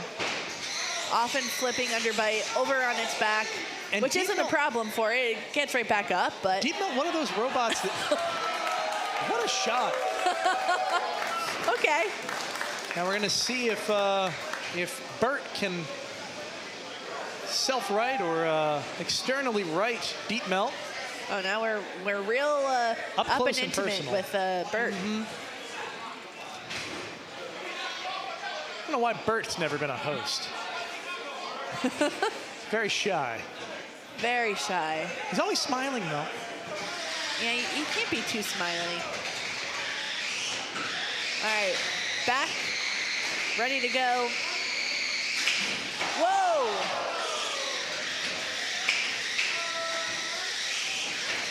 It's a little bit like watching an air hockey match. Yeah, it truly is. Or a pinball machine. Yeah. Coming up on the last 30 seconds of this match. I think Deep Melt may have just lodged itself in the corner. I think that you are correct. And with its one unstick gone, it's all going to come down to whether or not it can pull itself out of that wood. It can. That's the end. Deep Melt eliminated. Wow. Underbite going on to fight Polywog. Absolutely.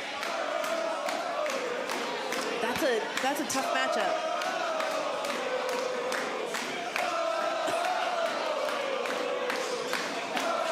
You know, Lindsay, we talk a lot about the evil robot uprising one day, but I wonder, is it going to be more of a passive-aggressive thing? Is the AI overlord just going to say, you know what, burn Lindsay's toast this morning? Can you make her smart thermostat just like 4 degrees warmer while she's not looking? You know, it would be the best approach, I think, because you can't really hold it accountable. You wouldn't know that it's a robotic uprising. No, you just think it's derpy. Yeah. Look, hit after hit, the AI really held its own here, but Underbite just so consistent. Again, such type advantage. It really was able to deliver on that wedge, use that front wedge to its advantage, feed its opponent into the weapon system.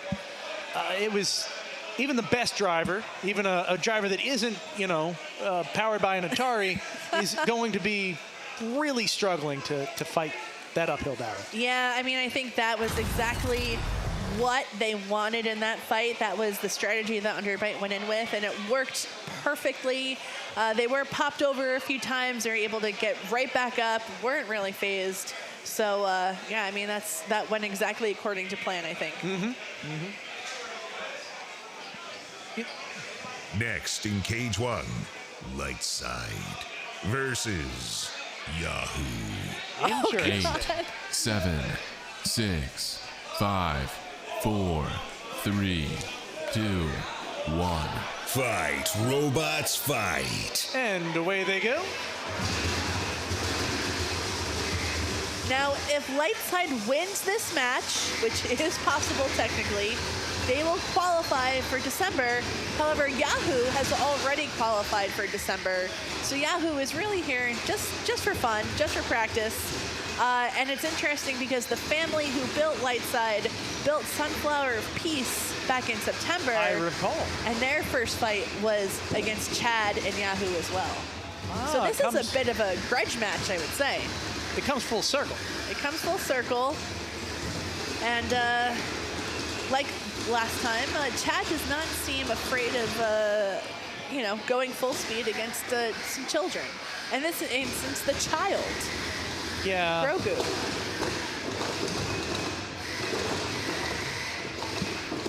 One of the few places where you can come and just consistently beat up children. No one stops you. In fact, you're encouraged. Sometimes the children urge you on. Yeah. Oh, yeah. It's a phrase that you can't say anywhere except in this room, because the moment you take it out of context is when the authorities come. And there goes Grogu, Baby Yoda. Chad, don't do it, Chad. Oh, is he gonna do it?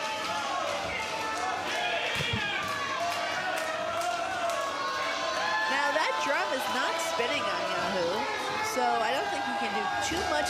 Oh, Chad! Oh my God! That is a sad Baby Yoda. What did he ever do to Chad? Feeding it into his own parent bot. Unfortunate. Now, have we seen the drum spin up at all in this fight? I don't know. I didn't hear it. If it did spin up, it was a mild spin up. Yeah. That is going to be a factor, but Lightside does not appear to be moving at this point. Unless Baby Yoda sprouts some legs and its own sentience. I'm not sure if this is going to end in the favor of Lightside. It's turning Star Wars into like a Lovecraftian horror. They're currently being counted out. That is your fight. There you go. Knockout. The winner is Yahoo. Poor Baby Yoda. Yeah, it's unfortunate, but...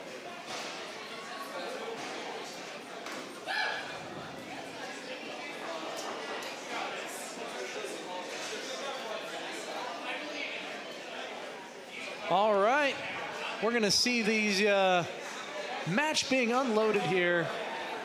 Wonderful crowd, you can see people settling in, but in the meantime, we're gonna go to a quick break from our wonderful sponsors. We'll be back in just a few minutes.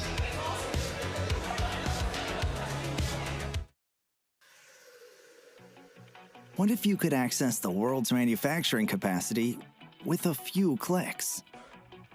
What would you build? Xometry puts manufacturing at your fingertips. Get instant online quotes on 3D printing and CNC machining. And access thousands of manufacturers worldwide. With Xometry Manufacturing on Demand, it's your time to build. Visit Xometry.com today.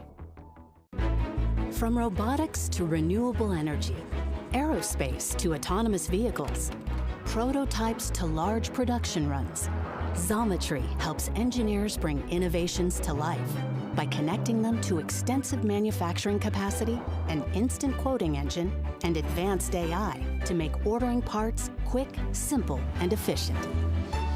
Welcome to Xometry, where big ideas are built. From robotics to renewable energy, aerospace to autonomous vehicles, prototypes to large production runs, Xometry helps engineers bring innovations to life. By connecting them to extensive manufacturing capacity, an instant quoting engine, advanced AI, they can make ordering parts quick, simple, and efficient. Xometry, where big ideas are built.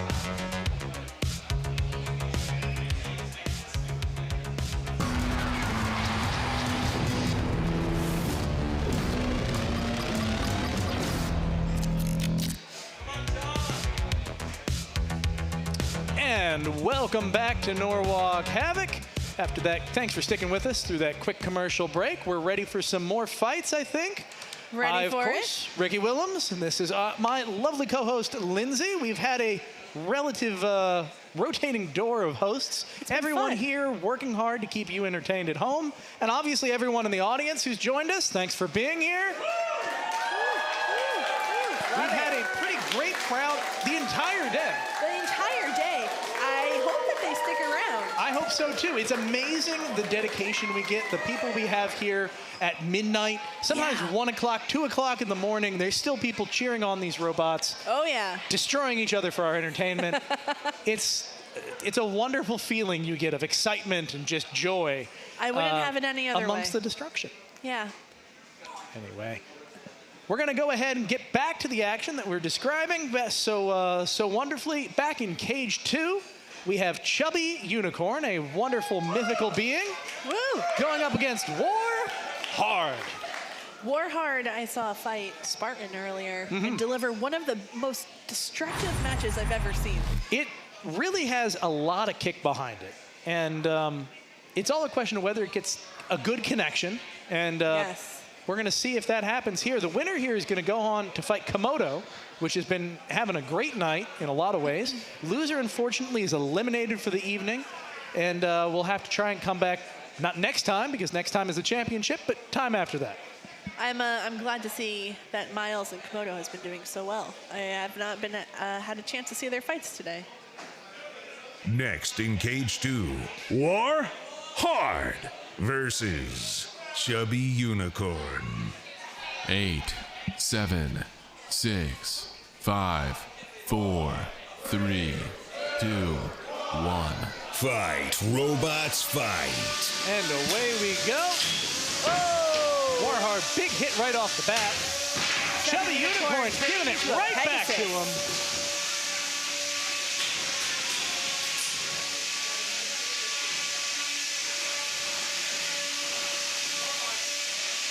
Circling each other a little bit, trying to line up the perfect Oh, and hit. then Warhard coming out on top of that exchange. This is a great showing today for Warhard. Flying up into the air.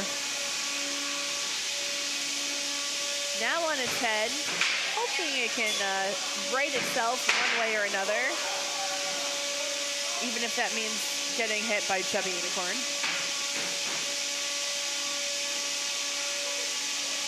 You can see that robot leaning up on its side and then immediately self-righting when it has the chance. There we go. Right exactly where it wants to be. And now we're turning the favor to Chubby Unicorn, who is able to self-right much faster. Very strategic driving from both of these robots, especially for how quick the pace is. It's rare that you get to see such level of driving with like two very destructive weapons. And it's really a joy to watch. And you can see half of that wedge is now removed from Chubby Unicorn. Warhard still seems to be fully intact.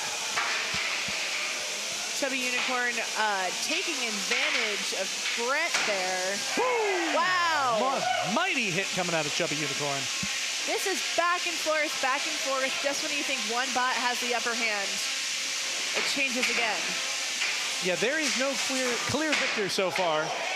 With just about 1 minute left. Chubby Unicorn taking every advantage it's given to it. Whoa! Missing that one little wedge is I think the missing wedge might be helping. Yeah.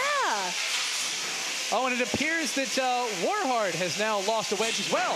All right, so now they're even. Incredibly even balance in terms of damage. This is incredible. Warhard getting popped up. Chubby Unicorn really bringing it. Warhard barely moving at all. I think the tides have turned. We have a missing wheel. Chubby Unicorn not taking any chances, keeping up the pressure. Being able to bring this level of punishment and receive it at the same time for almost 3 full minutes shows the mettle of both of these bots, but it looks like Chubby Unicorn has been able to go a little bit farther. It looks like this is going to go to the judges. Not the image you want to end on, going to the judges. No, but Warhard is getting saved by the skin of its teeth here. Chubby Unicorn feeling amped, feeling confident going into this judge's decision. I think so, yeah. They're, yeah. The Juarez's, though, have nothing to be sad about. No, that was an incredible match. Wow, on top of an incredible day that they've had, I mean, I think this was one of the best that Warhard has ever looked. Yeah, we're gonna see here hit after hit. Really, really impressive. And it is back and forth for the first 3/4 of this match. Wow. The height on some of these hits. The height and the distance, too. I mean, sometimes it's a robot flying not only from bottom to top, but from left to right, across the entire arena. Really impressive. We're going to go to the judges. We've got Derek Tran in the top seat. Derek, what can you tell me about that match? Who do you think won? Personally, I think Chubby Unicorn won. Okay. As initially, it was kind of back and forth. It looked like Warhard was getting the weapon of weapons. But Chubby Unicorn was able to consistently self-right and put in some very large hits, and by the end, pull ahead in damage. Gotcha. I can see where you're coming from there. Absolutely. Jordan, why don't we go to you next? That was a real tug-of-war kind of match. I mean, it was back and forth, back and forth. There was no clear winner, I think, right up until the last 20 seconds when Warhard bit the dust, and I think that's where Chubby Unicorn squeaked out ahead and took the win. So you would call that a win for Chubby Unicorn? That's right. All right, so that is a win for Chubby Unicorn. You only need 2. You only need 2. And he got 2. I imagine he would have gotten 3-2. That was a decisive win after a match that was extremely back and forth. Yeah, that is honestly what I think most fans, certainly what I want to see the most often anyway. I love variety, but I love to see those matches that go the whole 3 minutes, and yet there's still just a brutal and well-defined victor. Yeah, yeah. Keeps you on your toes, but then at the end you don't feel like one, you know. Yeah, is going home got- feeling cheated or something. Exactly, like that. exactly. All right, we're going to go over to cage 3. Cage 3 loaded up. We've got Ablation and Venti Waspachino. Alex really taking this seriously. He's amped up. Yeah. Winner of this fights Beetlejuice. Loser is eliminated, and you can see that Alex is feeling the pressure here. Everyone handles pressure and stress a little bit differently. Next in cage 3, Ablation versus Venti Waspachino. 8, 7, 6, 5, 4, 3, 2, 1. Fight, robots, fight. Away we go. Wow, that is a quick start. Venti Waspachino. They're fast, and they have a plan, but Ablation is hitting pretty hard. Now, they've already qualified with Wake and Bake, a very similar set of multi-bots here.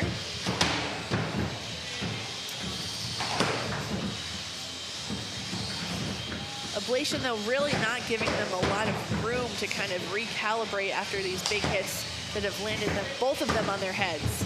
And on the one hand here, you know, Ablation is not delivering large, huge hits, but it also is trying to keep that pressure up. It doesn't want to lay off. It doesn't want to take necessarily the time to line up those enormous hits. Right. And heck, it might want to save its drive and its weapon. At this point in the night where he's getting deeper and deeper into the competition, he's going to have to fight Beetlejuice after this. I mean, I don't blame him. However, it doesn't look like a ton of damage has been done to either bots on Venti Waspachino. Just the fact that they're kind of, the green one is stuck on its head. I don't know how much damage is there, but either way, it's not able to engage.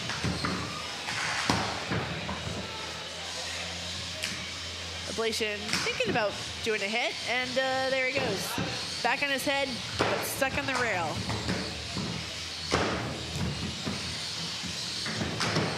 Now, Bert could choose to unstick that one bot, but that would count as their one unstick.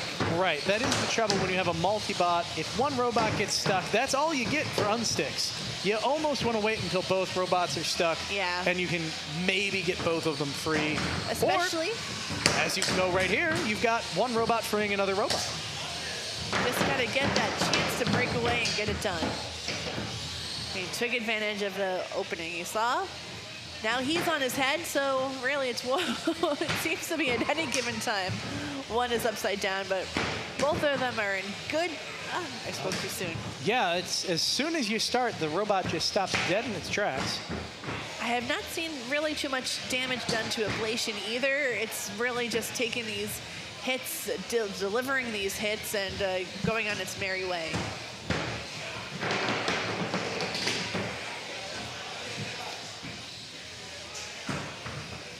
Now again, the green bot on Venti Waspachino stuck again.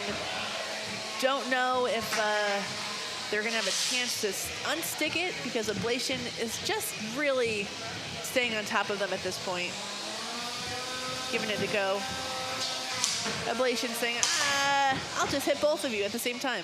I mean, why not? They're both there. It's convenient. Two bots, one stone is what they say? Yeah, I think so. Oh. I don't know who is going off hitting birds with stones, let alone multiple birds with a single stone. It's hard enough to hit one bird with one stone. All right, so that match will be going to the judges, but the final image they're left with is Venti Waspachino, both bots on their heads. So again, not the ideal picture, but yeah, I don't think that's a tough decision. no. But it's like a trial by jury. You know, you have a right to it. It gets exercised, regardless of how guilty or innocent one might feel. Now, do you think that Alex doing that like relaxed pose was an intimidation method? I think he's very tired. No, I think you're right. I think there's, you know, a moment that he could ham it up for the camera and maybe strike some fear into his opponent's hearts. And why wouldn't he take that? Why not? Why not? It worked. Maybe it did. Unsurprisingly, Ablation takes home a unanimous decision. You don't say. I do say. Oh. In that case, they're going on to fight Beetlejuice. Well, I'm eager to see that. Beetlejuice, another impressive fighter. Yeah. So there'll be a lot more back and forth hits in that, I imagine. We're now heading over to cage 4. 4. Now, look at this machination, this evil machine. We've got the winner qualifying for the December championships and the loser eliminated. Yeah. Does that mean what I think it means, Lindsay? Yes, I do believe it means if Darkside manages the win here, it will be going to the finals in December. That's incredible. We will believe it when we see it. Yeah, that would be incredible, I should say. It certainly would be. This bot has been the brainchild of co-host Chris. Now you know him, family. right? Yes, I'm familiar with him. We share a house together. Oh, okay. In which I have not seen a lot of him lately because he's been in the basement building this. Out of candy canes, it looks like. Large leftover candy canes from like a mall Santa display. Yeah, something like that. It's a lot of candy canes. I had a infinitesimally small hand in this earlier, helping them with the motor controllers. Thank you, Ricky. So it does, last I checked anyway, it does spin up. I love to hear that. Yeah, it will do a thing. I don't know if it will do the thing. Now, I don't know if you noticed, but there is also a floating orb mini-bot. Pay no attention to the wheeled apparatus. I hadn't noticed that. I hadn't noticed. No, it just strictly interesting floating. wiring choice. I can see that's a very tempting target. It's so high up, though. It's Nobody a distraction. could reach it. So, yeah, this is very sturdy. It is very structurally sound. It's all titanium, right? Yeah. Oh, you don't want to touch anything Even on the that clear bot. parts. There are some issues, apparently, with the robot. I'm sure it can't be with Darkside. No, but with a robot. In the meantime, we're going to go to cage 2. We're going to check out a 3-pound fight. We've got Stoneforge, still undefeated, going up against Sepial, also still undefeated. Both of these really intense robots. Winners bracket round 6. They've won 5 straight fights to get here. After this, someone will be going to the elimination bracket.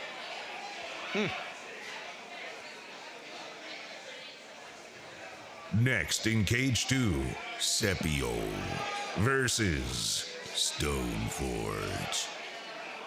8, 7, 6, 5, 4, 3, 2, 1. Fight, robots, fight. And away we go.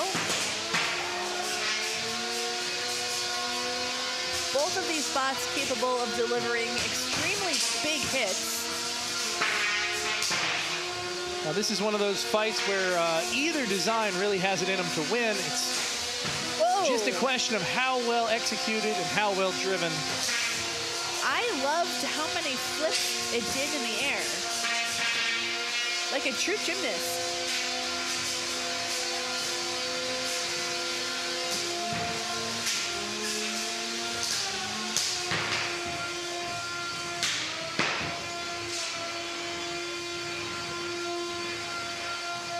All right, one weapon does appear to be down.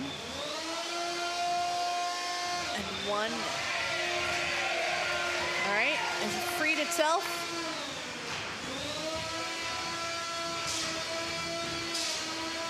Despite the weapon being down, it's still able to try and bully its opponent. Yeah, there is a reasonable amount of control and a good amount of aggression here.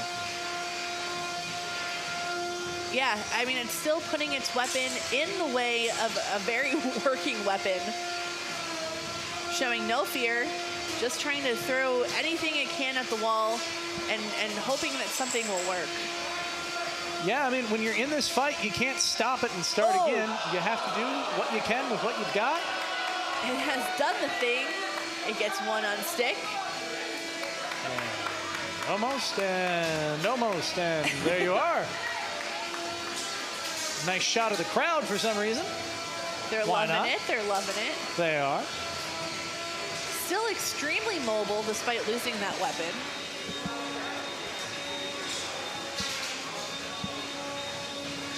coming up on just under a minute remaining in this fight. Stoneforge still Oh, and there it is. Ladies and gentlemen. I don't think it's coming back from this, but it has a few seconds. Yeah, it is not impossible, but it is very unlikely. It's being counted out. 5, 4, 3, 2, 1. There you are, folks. The winner of your fight is Stoneforge, but don't worry, Sepiel is not going home quite yet. The winner is That's quite a remix. Yeah, this is the part of the night where we bring out the DJ and we just let him go. I had no idea the voice of God was spinning vinyl, but here we are. Stoneforge is the winner of that one. Yes. Yes. So the DJ didn't actually get to the announcing the winner part. They were too excited by how great that fight was. Yeah, and by how sick that beat was. Yeah. Yeah. Here we can see some of these big hits here rather in this fight. It was relatively early that Sepiel lost that weapon, but I gotta hand it to them. They stick with it. They kept bringing it to their opponent. It's just when you have a robot that's weapon isn't working, suddenly there are a million more places where that robot can get stuck on itself in the arena. It's something I know well. I mean, Mammoth, when it's operating, right, it can flip itself back over. When it can't, when that weapon isn't spinning, there's a million posable positions. It's like an action figure. Things that you probably never would have imagined. Things I put in on purpose to make it easier to work on. Because let's be honest, I'm not going to win it anyway if the weapon isn't working. And sometimes you just really don't want to have, your entire body under a 250-pound robot on jack stands. I believe that. Now, back to box one. The winner here advances to the grand final. Wow. Already. And I believe since this is the undefeated final, the loser here gets to go back to the elimination bracket and work their way back up. Yes, try to win their way through the elimination bracket. But right now, they are both looking to continue that undefeated record. Next in Cage 1, Son of Cram versus YOB GNOL. 8, 7, 6, 5, 4, 3, 2, 1. Fight, robots, fight. There we go. Wow! Immense hit there from Son of Cram on YOB GNOL. So both of these spots have qualified for December. Now they're just trying to see who's going to take it all home tonight. Whoa. Looks like some drive on YOB GNOL is struggling. Still mobile. Yeah, the fight is not over, but it is turning in the favor of Son of Cram. Yeah, when Son of Cram is as mobile as it currently is, and you have any, defective components of your drive, you're going to be in trouble. Now I'm having a hard time seeing, Lindsay, is the weapon spinning on Son of Cram? Good question. Oh, Son of Cram slowing down there also. That drum is no longer spinning. I don't know if that is a choice. I can't imagine it would be. I don't think so. I mean, this is going to be an age-old battle of the semi-working drive system against the not-working weapon. I feel like if it were me, I would want to have a full control of my drive rather than weapon. But I think there's an argument that can be made either way. Yeah, I mean, when you go to the judges, it tends to be a little more clear-cut. But at this point in the match, I would rather have a working drive system and be able to break the other weapon just taking it to them. You can still control the match. You can still be aggressive. And you may be able to do damage if you're lucky. We've seen crazier things. Yeah, I mean, we saw Dark Side earlier. Unless that was just a figment of our imagination, it's unclear. We have horrible imaginations. Just haunting daytime nightmares. Day terrors. Just waking nightmares. Things you need prescriptions to deal with. And years of therapy.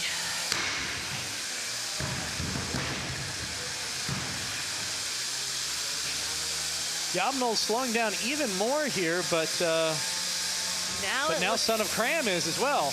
It looks like a little bit of crab walking. Still very mobile and fast, but definitely an entire drive side appears to be down.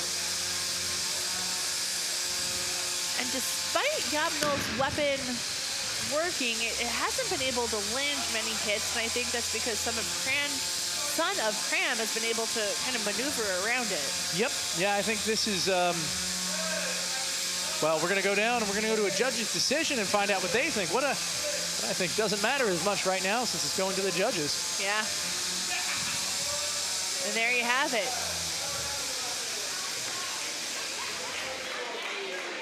That's a tough one. Yeah, it's a lot of, I think the damage probably a slight edge to YOB GNOL, but so much of that fight was dominated by Son of Cram. Yeah. Here we go. You can see that's what the original big hit. I missed it. I couldn't tell if Son of Cram's drum was spinning during that initial hit or if it wasn't. I believe it was. I believe it even went through a second hit. It just didn't last much longer than that. All right. Well, hopefully the judges have some answers for us. We're going to go over. We're going to work our way from the bottom to the top. Jordan, how do you feel about that fight? What can you tell me? This was a killer match. Both bots absolutely came out swinging. YOB GNOL, I think, got most of the impressive hits. It looks like they lost its side of drive early on, but then Cram lost its weapon and drive. So for that, I have to give the win to YOB GNOL. Reasonable. All right. Elon, how do you do? Yes, you. You, sir. You in the middle. Let's go ahead and go to Derek, and we'll see what he has to say, and we'll come back. I barely gave the edge to Son of Cram. As while the weapon stopped early and the drive start towards the end, they were clearly controlling YOB GNOL. They were pushing them around. They'd still done some damage by disabling part of YOB GNOL's drive. But it was a very close match overall. Reasonable. So we have a split decision regardless of the third opinion. We do. We desperately need that that Elon weighing in. Is he still with us? All right. So for me, it was Son of Cram because they managed to drive way better. They showed more control. They showed more aggression. Most impacts in the beginning of the match were them. YOB GNOL, maybe the last minute 30, wasn't able to get any hits, but damage goes to YOB GNOL. But Son of Cram takes it. Wow, Son of Cram just inching out a victory there. I'd say I'm a little surprised, but I accept it. It makes sense to me. Yeah, I can see where they're coming from. I think that's one of those reasons that we have qualified judges. Yes. I think it's one of the reasons that I'm happy I'm not behind the judging table right now. Absolutely, absolutely. And off they go to the next round. We're going to go to Allie. She's with Mr. Small himself and the winning robot. I have to say, I've seen people jump up and down and go, yeah, and then I saw you go. Did we win? Okay, that's good. So I'm assuming that's shock. Yeah. So a lot of it was I couldn't hear, but I mean, I won't question the judges, but after losing my drive and a weapon, while he only lost a drive side, I thought it was going to go the other way. I do see how my aggression and control played a part, so it's not, totally out of the line, for that to happen. So I'm honestly thrilled on the inside. It's just, it's been a long day, and yeah, I'll do a jump for you. Oh, I appreciate. Well, now you're going to jump because if I don't drop it, we've got you a send, cut, send. $100 to you. So this will help you out. And then in 5 minutes, I'll check in with you when it's set in and see the emotion on your face. Congratulations. Yeah, thank you very much. Look at that smile. I can see the emotion. A winning smile. Yeah. Yeah. All right, well, I believe our next round is going to be in Cage 3. Project Liftoff is going to go up against Fully Defined. Now it feels like Project Liftoff was just fighting, and they're back again. Melody Brains are haunting my dreams at this point. Seems like every time I turn around, there's an evil frisbee looking to destroy something I love. The winner here is going to the December championships. That is so very there's exciting. a lot on the line. This is the winner's bracket, so the loser here still has, a great chance moving on. Absolutely. This is not the end of the road. It's just a little bump in the road. It's like a jump. Next in Cage 3, Fully Defined versus Project Liftoff. 8, 7, 6, 5, 4, 3, 2, 1. Fight, robots, fight. Now this would not be the first Melty Brain to qualify for December, so there may be a Melty Brain versus Melty Brain fight in our future. But that's a little ahead of ourselves now because let's not get too excited. It's sending them flying. There's a lot of exciting stuff going on here. Now, I think the weapon may have gone down on Fully Defined. It has. It surely appears that way, but they're going to let this pin happen for a little bit. Yeah. They are really the perfect size to hug Project Liftoff. Yep. Project Liftoff immediately going to start moving again, and they're going to try for another pin. It's the easiest way to show control is being able to pin your opponent in the match. Absolutely. I would try and do that as many times as I possibly could if I were him. They're going to hold this down for another 3, 2, 1, and they're free. Even the mini-bot getting in on the pinning action. It would definitely be frustrating for me as Project Liftoff because you want to move, you want to spin, you want to do what you're supposed to do, but Fully Defined, that is the strategy to win at this point. A well-designed control bot can do so much. Yeah. And what's impressive about Fully Defined is they are both a well-designed control bot and a well-designed kinetic energy spinner.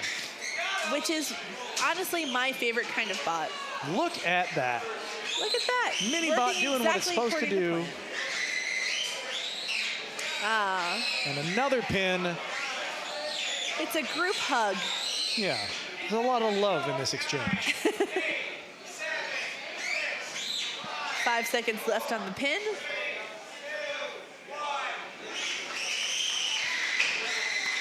Now, I believe according to the rule set, he does have to let him get away to some extent. Once the pin has been lifted, he can't just back away an inch and go back in. Right, there needs to be clear separation. It needs to be, evident that these two robots are doing their own thing for a moment. Absolutely.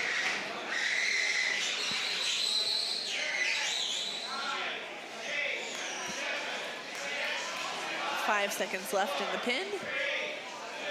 And just 30 seconds left in the match. Now, are we stuck here? Has the mini-bot impeded both bots? Or is Fully Defined being counted out? Nope, absolutely there it goes. not. High centered now on the mini-bot, but only 5 seconds left in the match, so. Still, what an image to leave the judges with. And he did get free. Technically, I think after the clock ended, but at least he showed he was able to. It shows that the drive works.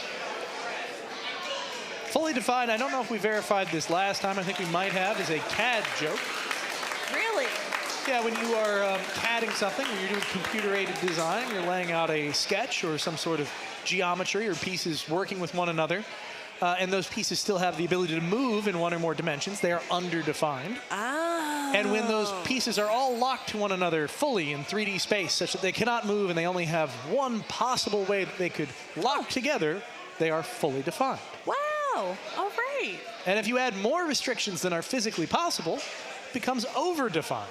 Oh, so that you want to steer away from over. You don't want to be over-defined. And what tends to happen is maybe you add 5 rules and you only needed 4 of them, because one of those rules does two things.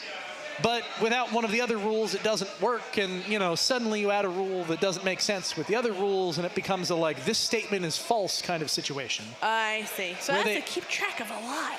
Well, the computer keeps track of it for you and tells you when you screwed up, which is nice. It just doesn't tell you why all the time, and then it's frustrating. Yeah. Which is why fully defined is always a little victory. You see the little check mark at the bottom of your screen. It says it's fully defined, and you're like, yes, I, in fact, do know how to computer.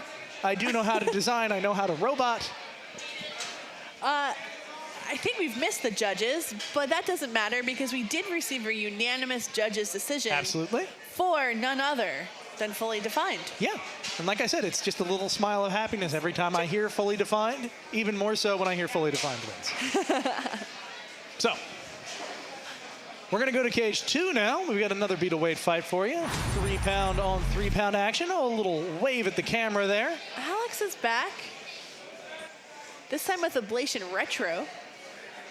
And he'll be facing off against Chainsaw Kitty. Next in cage 2, Chainsaw Kitty versus Ablation Retro. Tell us about the bot named 8, Chainsaw 7, Kitty.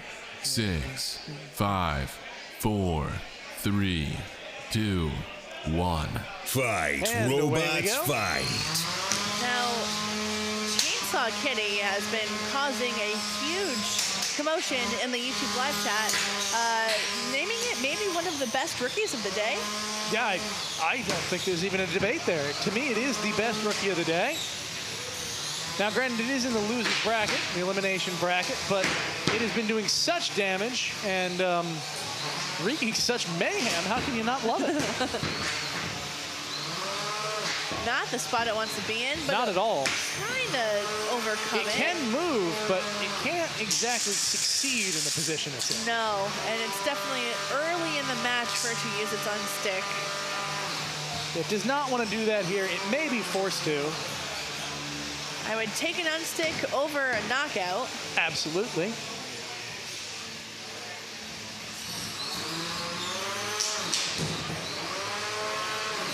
Brett. Oh. There it is. I guess just the threat of Brett coming close to it was enough to send it on its feet. Now it's zipping along. It looks to be okay after that exchange. So far, it looks like Ablation Retro is able to win most of the weapon exchanges, but there's a good one. However, it puts Chainsaw Kitty right back on its nose. Wow, okay, I see a piece of Ablation Retro appears, I think, off. I think so. I think you're right. I think it's from Ablation and not from Chainsaw Kitty. But Chainsaw Kitty really slowing down now. Something appears to be laboring extremely hard.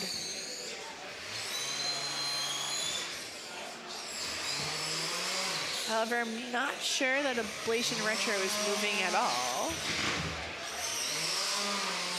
Nope, there it goes. Back again.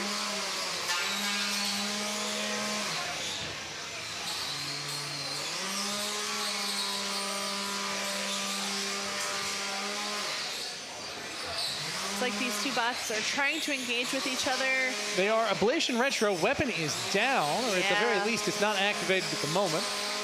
Chainsaw Kitty still able to drive, still able to attack. Oh, there's a little bit of function from Ablation Retro. Still not enough to be able to do any convincing damage, even if they were to connect. That wedge of cheese is working double time today. Only 10 seconds left for a knockout to occur. I think we're going to be going to the judges.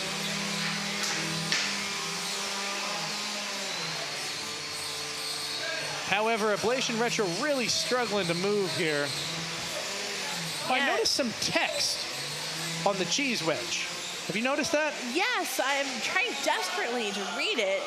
Maybe there's some eagle-eyed YouTuber at home who can tell us what it is, but we're only about 12 feet from that robot right now. It's upside down. It's teasing us, Lindsay. You can almost read it, and then it tucks it away. It's an evil cheese. Yeah. It's an evil cheese. Let us read what's on you. Both bots by the end of this match were a little worse for wear. A little, yeah. There was certainly damage done. We're going to see here massive hit on the cheese wedge. And I see something about cheese is written on the wedge. The final word on the cheese is, in fact, cheese. There could actually be a tiny word after that, I suppose, but unlikely. Yeah, I don't think that's going to be any mystery for who takes that home, but I am eager to see who's up next. Absolutely. Or rather, who the judges go with, is what I should say. We're almost there. We're almost there. The judges are imminent. The judges are still deliberating. We're at fight 196, Lindsay. Can you even believe Nearly that? 200. Nearly 200. Not yet done. No. Quite a few more left to go. None of the brackets are done. None of the the losers, the winners in any of the weight classes. The winner in that fight, and shocking to me, and I'm interested to know if this was unanimous or not, but the winner in that fight, Ablation Retro.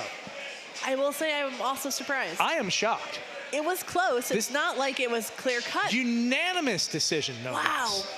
less. This to me is the most surprising lineup of the fight so far. Or I'm sorry, decision in a fight so far. We're never going to be hired as judges. No, I'm off the list. I've been cut. Quite off. But that's okay. I hear a lot of commotion going on in cage 4. Oh my goodness. It might finally be time. The crowd is loving it. It is time for Jackson Catrone and his merry band of weirdos to fight. The crowd is loving it. Presumably any issues that Darkseid was having prior to this match has been taken care of because they're back here. They did have to go back into the pits briefly. But again, winner qualifies for December. I can't emphasize that enough. Winner of this match qualifies for December. The loser goes home. It is the final match for whoever loses this. Next in cage 4, Darkseid versus Spectre. 8, 7, Okay. 6, 5, Kyle. 4, Highlands. 3, Jackson. 2, 1. Jackson Catrone looking ready to go. Yeah! Darkseid is wobbling around. It's doing the thing. It's walking. It's spinning. It's looking evil. Oh, there we go. Oh, no. The flywheels get back up. Come on, Darkseid!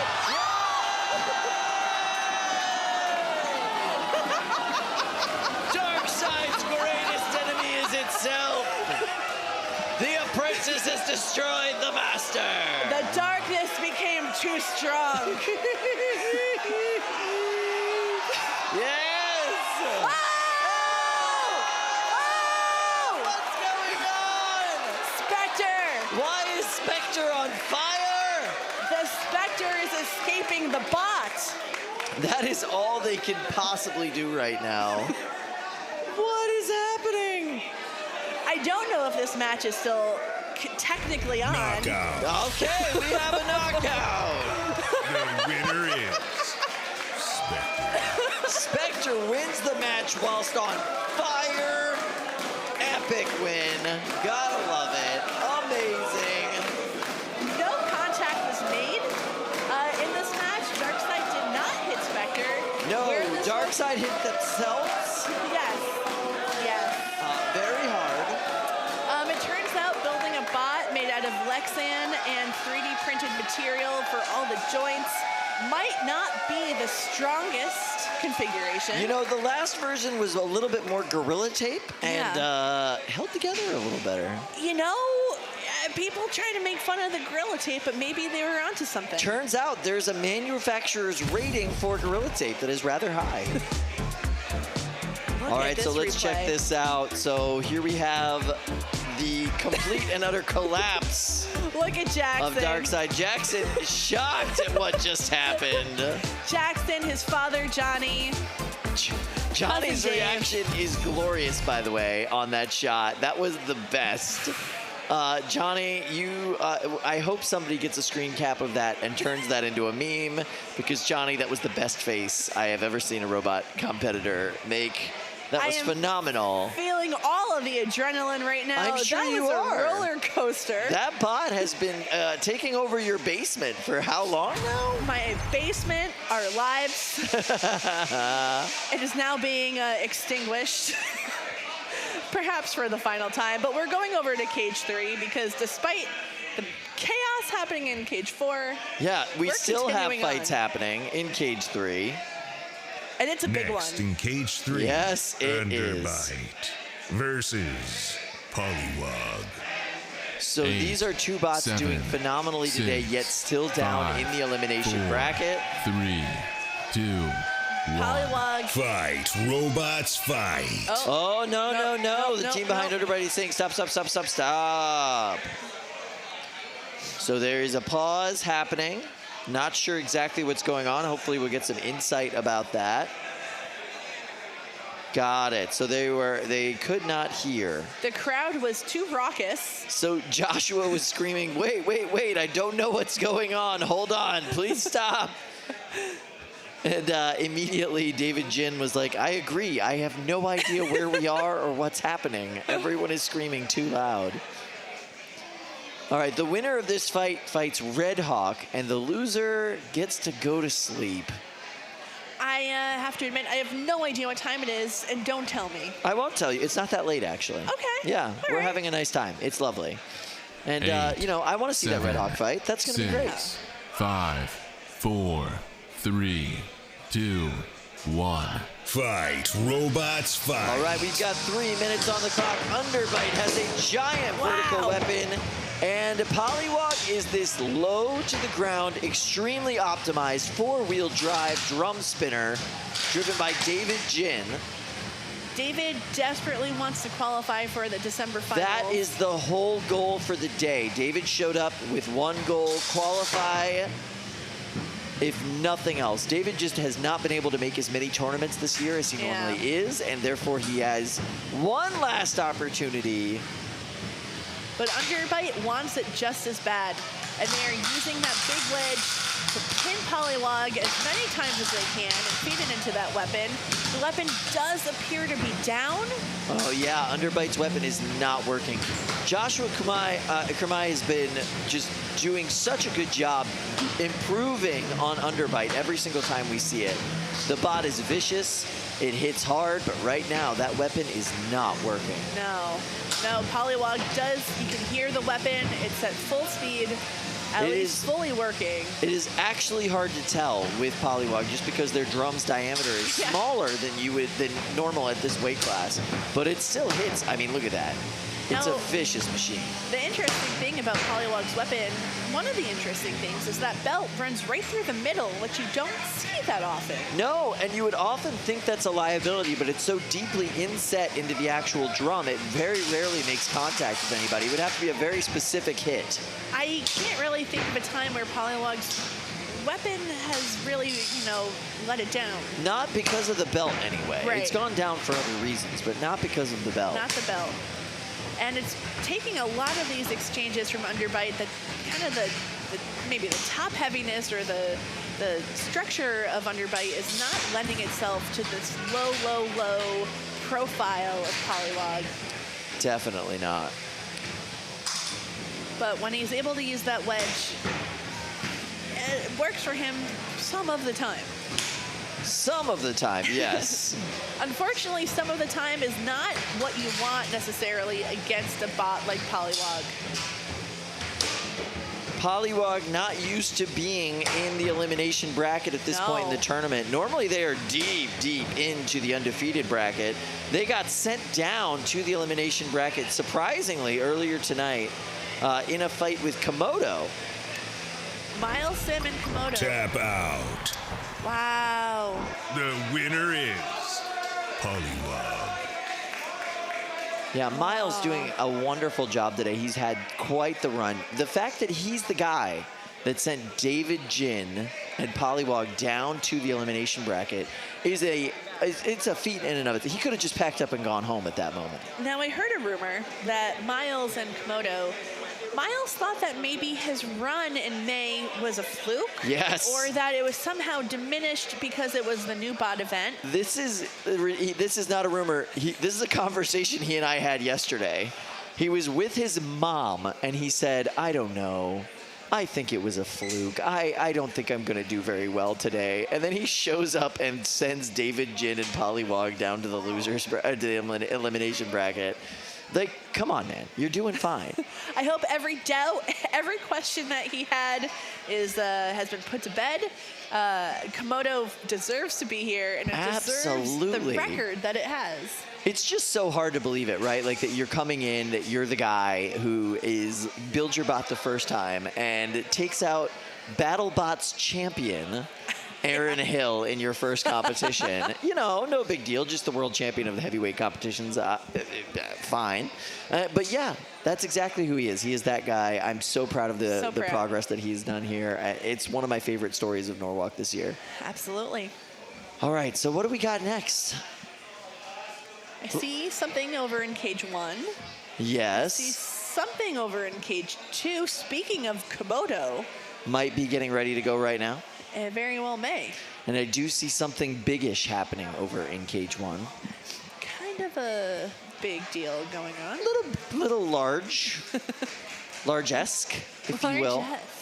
But yeah, I'm excited, man. How is your time up here with Ricky? Have you guys been having fun? Yeah, Ricky is a blast. There's no one quite like Ricky, and I really appreciate what he brings to the table. I know. He's got just the right amount of technical know-how and an absolute absurdity to make it totally entertaining. When he was reading the ad spot for Zometry, I was like, does he also have a career in voice acting? Because it was very smooth. How many careers has Ricky Willems had at this point? I know that they're in the dozens at this point.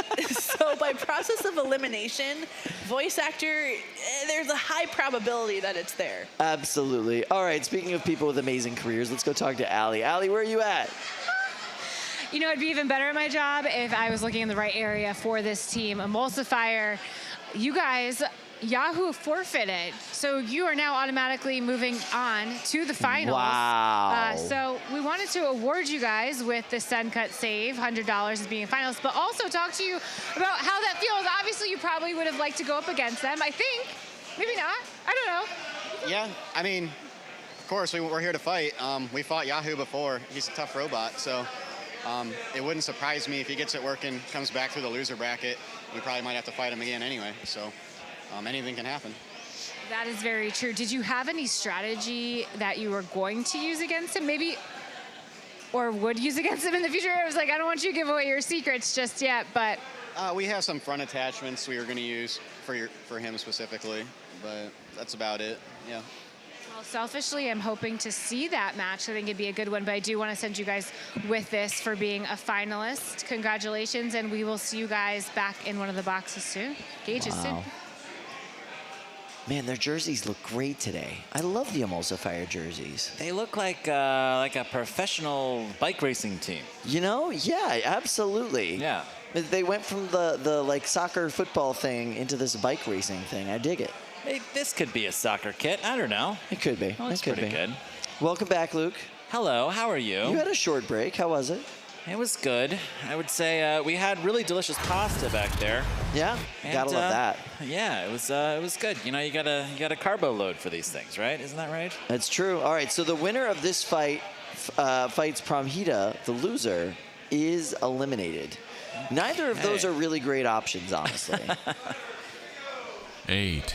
All right, 7, I see Biggish over 6, here. 5, 4, 3, 2, 1. Fight, robots, fight. Facing off here against Buzz-Kill. Slow start here for Biggish. Crossing the box. Where's Buzz-Kill? not coming out of their square for some reason. Buzz-Kill's just hanging out in the corner.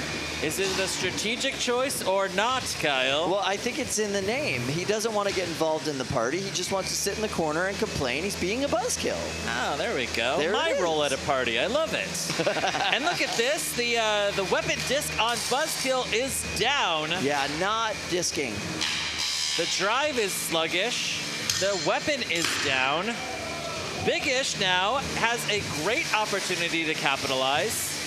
Let's see if they can take advantage of it. Looks like they got a fresh, shiny new pair of wheels on Big-ish. And that sounds like a tap out. Fast tap out. The robot in the blue square. All right, that would be Big-ish. Kent State is very stoked about this outcome. Absolutely. They are advancing to face Promheta. When I was on the VIP tour, we got to sit down with the Kent State team and talk to them about Big-ish. They said that their whole goal for today is to drive that bot till the wheels fall off. They want to completely destroy it, destroy all of the reserves and all the spare parts, because they want to build something completely different for next season. Interesting. So they seem to be succeeding in that goal. Interesting. What do you think? What's the next big-wheeled robot that's on the horizon for them? Well, there's a lot of options. Maybe Star Child. Could be a Star Child-esque robot, yeah. Yeah. Could definitely do that. Maybe a Wumbo. Big old Could be, Wumbo. could be. They could go straight on Thwackbot. Old school. Okay. You know? I like that. Could be fun. What a jazzed team. They're so happy to be here. All right, so we're going to go check out Cage 2 next. Some 3-pound fighting action. All right, so the winner of this fight is going to fight the Casmers in Flip and Cut or Ablation Retro, while the loser is eliminated. Wow, yeah, those Casmers are working hard up there trying to get Flip and Cut back up and operational. Next in Cage 2, Chubby Unicorn versus Komodo. Komodo here and Miles 7, Sims, this 6, very cool 5, robot. You can 4, see he's put forks 3, on the front of Komodo 2, here for this fight. 1. Really wants to get under Chubby Unicorn. Meanwhile, Chubby Unicorn's running a plow here, and a horizontal killing plow. Downright necessary when you're facing a bot as powerful as Komodo. Oh, and it worked there. Komodo going skipping across the box, getting wedged behind Brett. Komodo deciding to go weapon first in this fight, abandoning those forks on the back of the robot.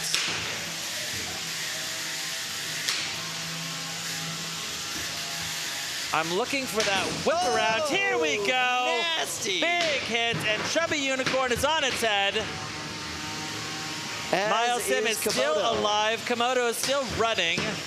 Running upside down, but still fully functional. Now put Chubby Unicorn up on their head. Tim Hibbert doing everything he possibly can to get it back. There he goes. It's ready to go. 2 minutes left here in this fight. And it looks like the weapon on Komodo has gone down. You can still hear the weapon on Chubby Unicorn running just great in the box. The forks on Komodo doing a wonderful job getting underneath Chubby Unicorn. That's one of the challenges of fighting a bot like Komodo. You have to deal with that horizontal spinner in the front, but you also have to deal with those really sharp forks in the back that are able to get underneath the plow you would normally put on to defend against. This is a good 10-second pin here. pinner. Komodo needs to release. Chubby Unicorn is now free. See if Chubby Unicorn can continue to rack up damage points. He's already killed the weapon here on Komodo. Can he rip off a tire? Can he attack one of these forks? Can he rip off a fork? He's trying to get through the forks in the back. He's really struggling with it. Tim Hibbert is doing an excellent job controlling the pace of the fight at this point, though. And look at that. I think one of the forks on Komodo is gone.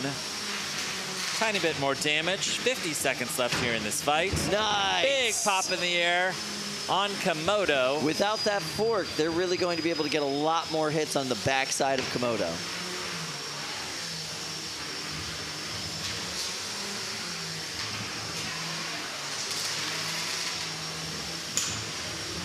...30 seconds left here in this fight. Tim here is really dominating the back half, landing a really good pin, continuing to rack up damage points. This is an elimination bracket fight. Tim is perhaps 15 seconds away from eliminating Miles from this competition. Now, Miles is already qualified for the championship. We will see him next month, but it looks like this could be the last fight of the day for Komodo. Well, he's had a phenomenal run today. This is definitely not a bad way to go out. Absolutely. Elimination bracket, round 8. A very long day indeed. Extremely long day. He sent David Jin and he sent David Jin to the elimination bracket earlier today. Yeah. Absolutely mind-blowing performance from Miles. Yeah. He is so good. Yeah. He's just so good at this sport. I am very impressed with his work today. So he's got the precision of an airplane interior designer, you know? You know? Yeah. Yeah, an interior engineer. You're trying to figure out exactly how much legroom you can squeeze out of each row of chairs. He's very good at it. Yeah, you know, we got to keep the profit margins high for the owner class. There we go. You know? All right, got a unanimous judges decision here for Chubby, Unicorn, and Team Dicey. Congratulations. Well deserved. Well deserved. Okay. Now I see that we're locked up here in cage 3. I see Ablation and Beetlejuice. This should be a fun match. Here, look, it's Peter Garnache from Team Horizon on BattleBots. Facing off here against Beetlejuice, a very well-built horizontal spinner. The winner fights Red Hawk or Pollywog. The loser is eliminated. Wow, okay. No pressure, Peter, but you're standing on the precipice of disaster. Okay? Yeah, that's all. It's going to be a horrible Within 3 minutes, outcome you're no either matter going what. to advance closer to qualification or you're going to be going in cage home. 3, Ablation versus Beetlejuice. 8. I like that 7, Peter just saddles up to the 6, box in a chair, 5, ready to go. 4, you know, 3, it's a very interesting way of you know, approaching this sport. Yeah.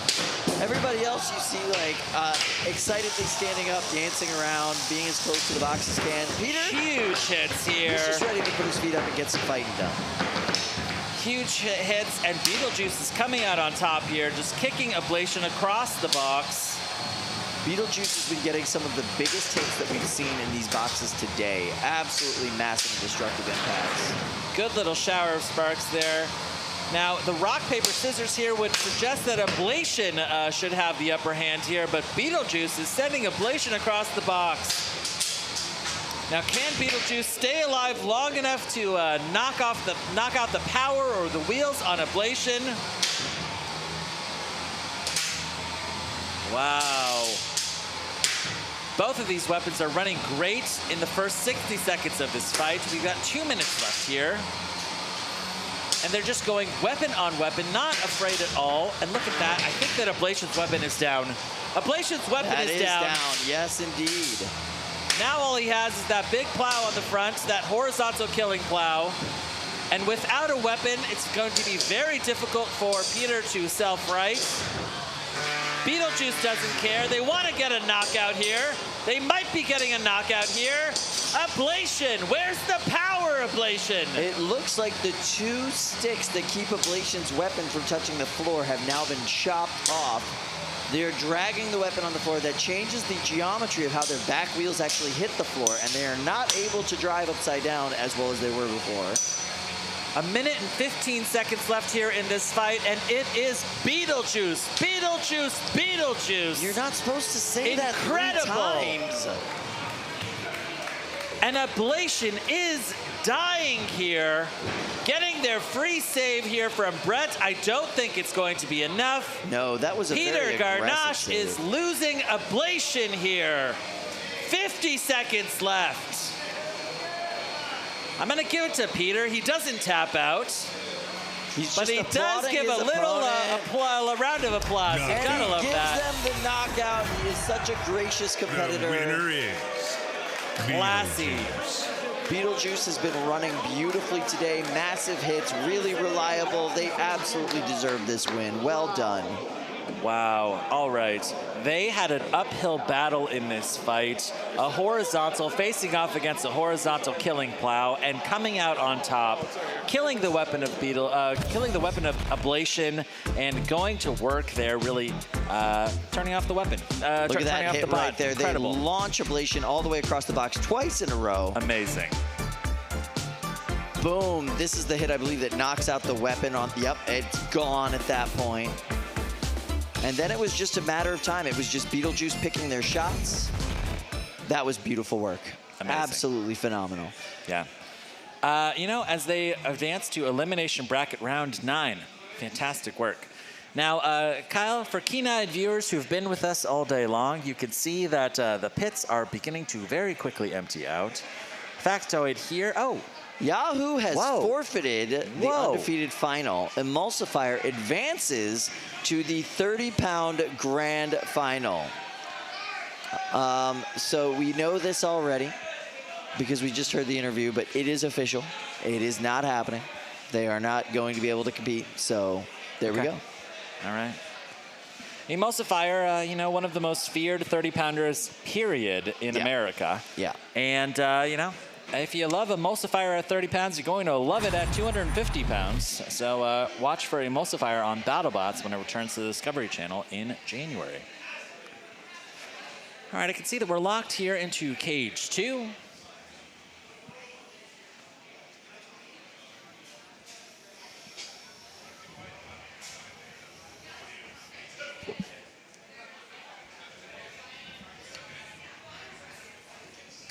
Getting a little bit of driving here in on Brett. Got to make sure she's working that, Brett. Oh, this is a grudge match. Oh, okay. Okay. All right. A little grudge match. 8, 7, 6, 5, 4, 3, 2, 1. This grudge match is on. Fight. Neil, I'd love to know the names of these two grudge match competitors. Look at that. That's a neat little self-right. I think I may have missed these two bots earlier in the day. It's probably off eating pasta somewhere, Kyle. There has been some delicious pasta around to eat.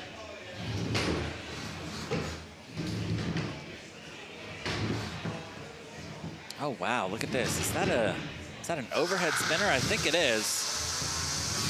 Wow. Facing off against a combination spinner and lifter. Lifter, yeah. Wow, these are two very odd robot types indeed. Pretty exotic, I would say, Kyle. You don't see them like that anymore. Yeah. It's pretty wild that you can get so much sophisticated technology into such a small package here. So there we see Brett coming in to do the helping save, the smash up against the wall to self-right them. I feel like these Rumbles really have three robots in there. Brett is an absolutely, you know, valid competitor in the Rumble. Really taking it to this... Cricket has tapped out, so that's Cricket, by the way, up there against the wall. So they're just getting smashed. Okay. And I believe that's the end. Okay. All right. Good little Rumble there. Cricket is the loser of that grudge match.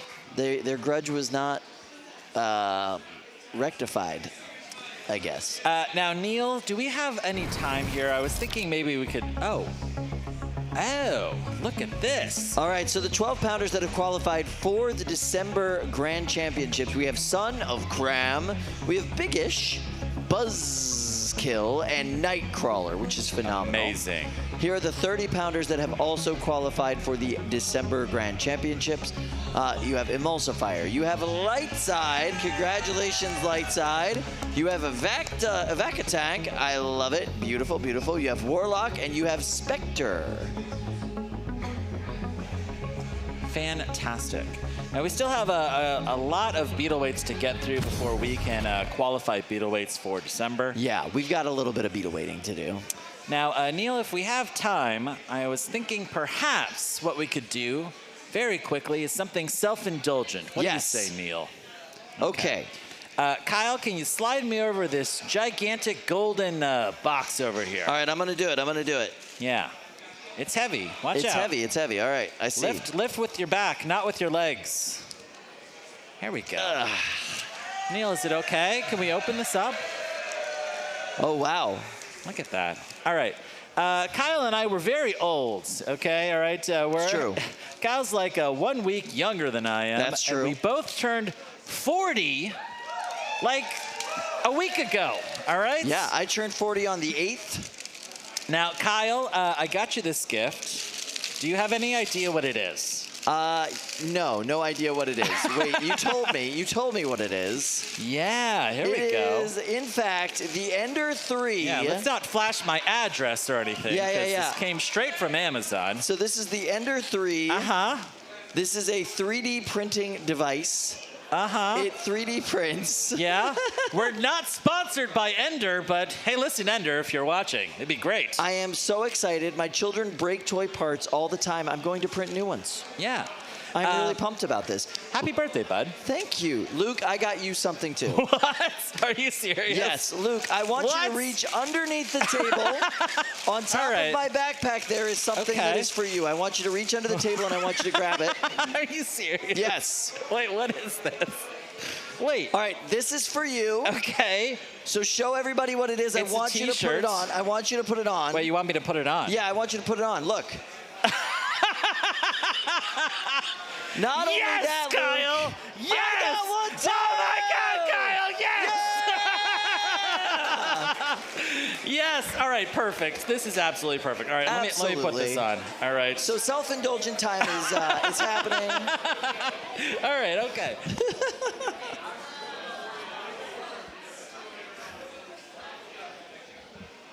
All right. Yes! Perfect. Oh my God, it's perfect. All right, here, come on. All right, here we go. Hi. Hi, everybody. All right. All right. We're going to take a quick break and check in with our sponsor.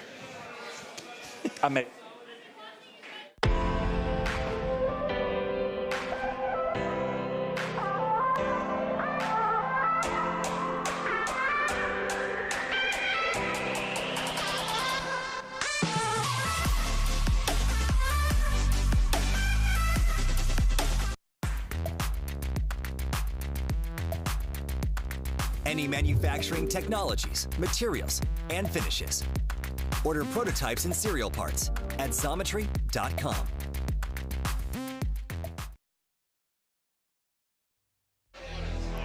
Whether you're building a fighting robot or a big project for work, Xometry can help you innovate faster and better. With online instant quoting for CNC machining, laser cutting, 3D printing, and more, Xometry can help you bring your projects to life. Thank you so much, Xometry, for sponsoring NHRL.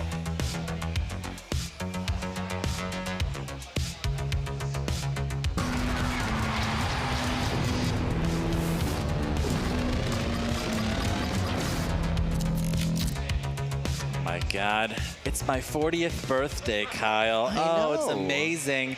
We look so fabulous, Kyle. We really do. I really love this. It's princess-erific. It's pink. It's sparkly. It's everything you need for your 40th birthday. This is the best. You know? This is the best. We have the same sense of humor, Kyle. I'm glad you appreciate it. I'm glad you appreciate it. My whole family came to We've got to go town. to like a wine bar after this, Kyle. Oh my gosh, that's a great idea. Have a little crudité, okay? Talk about, I don't know, relationships, kind of check in with one another. It's great. All right, we're going to go to a grudge match here in Cage 3. We're going to talk about the Real Housewives of whatever's on right now? Yeah, of course. 8, 7, 6, 5. I believe this is Fallout here. 3. In the blue corner. 1. Fight, robots, fight. And we've got two cows there in pink. It is not Ablation versus Beetlejuice. Definitely not. That already happened. I think that this is Adam and Bennett Zukas. All right, Fallout here in green is a 4-bar lifter. One of my favorite robots here in this competition. I love a 4-bar lifter. I mean, yeah, it's a great design. You can build anything you want here as long as it's 3 pounds or less. And, you know, Matt here decided I'm going to play this game on hard mode. You got to appreciate that. Absolutely. Back in the day, the most powerful robot in robot combat was a 4-bar lifter, but that was what, like 2000? Yeah. Literally 22 years ago. Yeah. The internet had not really been invented yet, you know? Yeah, no, not really. I mean, Al Gore was about to invent it, but he hadn't yet. Yep, that's true. Wow, here we go. Matt's trying to lift from below, which is a little difficult, you know, kind of just pulling your entire robot up into the air versus just that 4-bar lifter. Yeah, if he was in a jiu-jitsu class, they would tell him that is improper technique. Brett here just coming in to smash. Here we go, wanting to keep this fight alive. Adam's weapon is down. Wow, what's going on with this skipping mini-bot? A chaotic match. I think all of the weapons might be broken now, including the mini-bots. Yeah. Oh, nope, there's a little bit of movement. Yeah, Ooh, a little bit of spin. There's some spin from Adam. Let's go. I mean, you see that the weapon come on and then come off. There's usually a problem there with the ESC. Yeah. The connections are not just connecting as well as they want to. Sometimes they get a little too hot and stop wanting to move the electricity through them. Got 60 seconds left here. So many minutes. Oh, look at this. The weapon has come back on Adam. Ah, yeah, see. Goes up, goes down. Terrible. You never know when it's going to have a sustained movement. Yeah. And let's see if we can pop Fallout back onto its feet. Probably not. Probably not at this point. Fallout's got to run itself into a wall or something. Yeah. Adam there spearing itself into the rail. 30 seconds left here in this fight. Wow, a little bit more weapon. And that weapon is very intermittent, Kyle. Ooh, good word usage.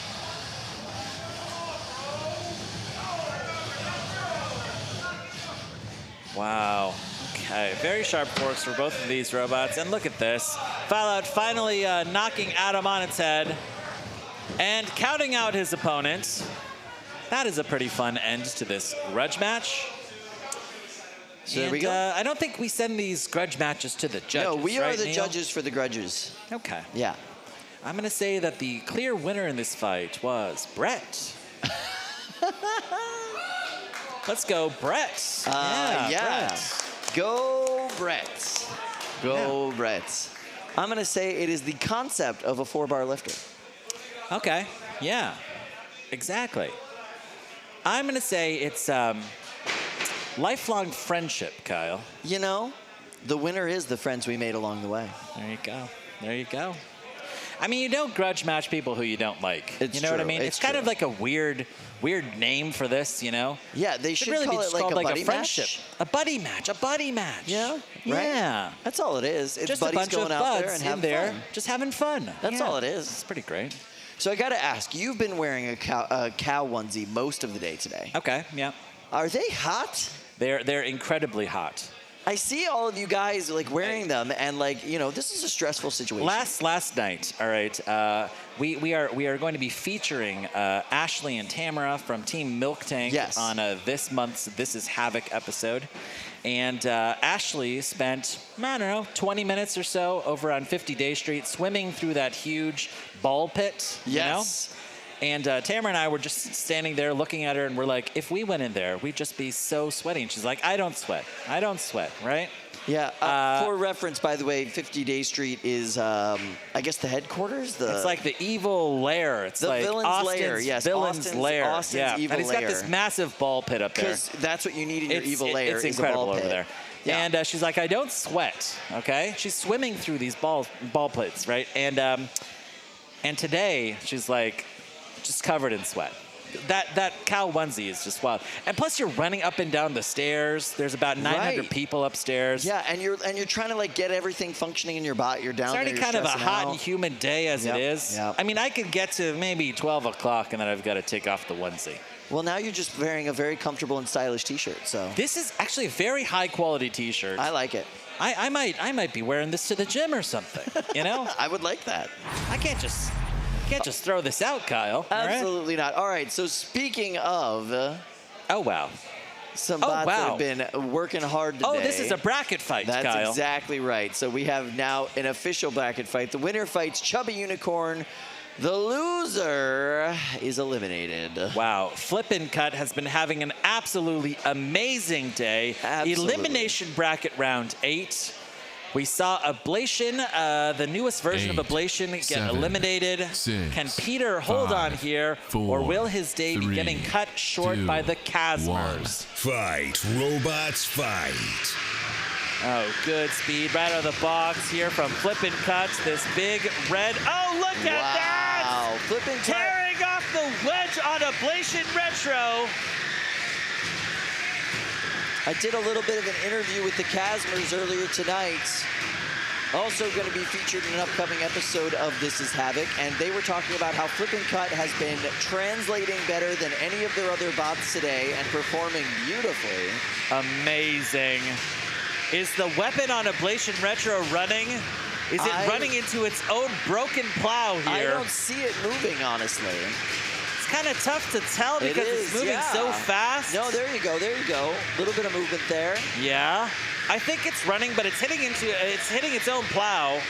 This is disgusting. It's now just being completely dominated by Flip and Cut. Wow, here. Flippin' Cut. Can anybody defeat Flippin' Cut? Big hit there on Ablation Retro. With every single one of these hits, Flippin' Cut is just staying totally planted to the floor, which just boggles my mind. They spent very little time in the air. This is the most stable version of Project Liftoff that we've ever seen. Absolutely. It comes down to 2 factors. One, they've changed the way that they have these wheels mounted, and the types of wheels are a different type of cleat. And 2, the shape of their blade is different. It's now more like a wedge. It's angled downwards, and so it throws the opponent up, and it keeps the force on Flippin' Cut down into the actual floor. It's a beautiful design. It's working wonderfully. Ablation Retro here on its head, being bullied around inside of the box. Flippin' Cut absolutely dominating the pacing of this fight. Flippin' Cut so aggressive, able to stay on top of its opponent. It is amazing what they're doing with Melty Brains, the Casmers. This 50 seconds left. Melty Brain bot is winning the control points in this fight. It's absurd. Absolutely incredible. You can see them continuing to pursue Peter Garnache here in Ablation Retro. 35 seconds left in this fight, and that wedge is gone. Finally, Peter's wedge is no longer an impediment. He's got 25 seconds to knock out the Casmers. Can he do it? 20 seconds, Peter. Peter's not doing it, Kyle. Not at all. Ablation Retro is dead. The weapon just got back up to speed on Ablation Retro. Huge hit there. Hits. 7 seconds left in this fight. Wow, another big hit as we take it to the judges. Wow. What a credit to these builders that fight went to the judges after that many incredible hits. High fives all around. Everybody is so proud of what they've done. Now, Kyle, this is one of those fights where you just start telling the eulogy before we even go to the judges. Peter Garnache had a great day here. He did. Take a look here at this replay. Wow, ripping off half of that wedge. Yeah, vicious. And even though the weapon on Ablation Retro continued to run for most of that fight, it was impeded by that huge wedge, finally breaking it off there in the last 30 seconds of the fight. The Casmers absolutely dominant here today. So we have a unanimous judges decision. Flip and Cut is your winner. Surprising Rightly so. Absolutely amazing work by them. Peter, excellent job today. Definitely deserved every bit of success that he had, even if he does just pull a chair up to the box and hang out with his friends. I've figured out why he does that. How come? He's about 7.5 feet tall, Peter Grenache. So he really can't see? So, yeah, he's got to sit so that he can get a good view into the box. Yeah, right? he's like at Bot's level when he's at 7.5 feet tall, he's seeing too much of the field, all right? Right, and he has that glorious beard. Maybe that covers a bit of his view down into the box if he's up that high. Yeah, he's got to bring himself down to, like, high level. Makes sense. It makes sense. It's just physics at that point. All right, we're going to go to a grudge match over in Cage 3. Or should we just call them what they really are? Yeah. A buddy match. A buddy match. Just buddies doing buddy things. Yeah. All right, we're going to start this buddy match here in just a second. 6, 5, 4, 3, 2, 1. Fight, robots, fight. All right. I see a little bit of, I see some UConn shirts on one side of the box, That's and right. I see some Brandeis University shirts on the other side of the box. This is a little college grudge match here, a little college on college action. Ooh, we're hearing "Let's Go Brandeis" from the audience. Wow.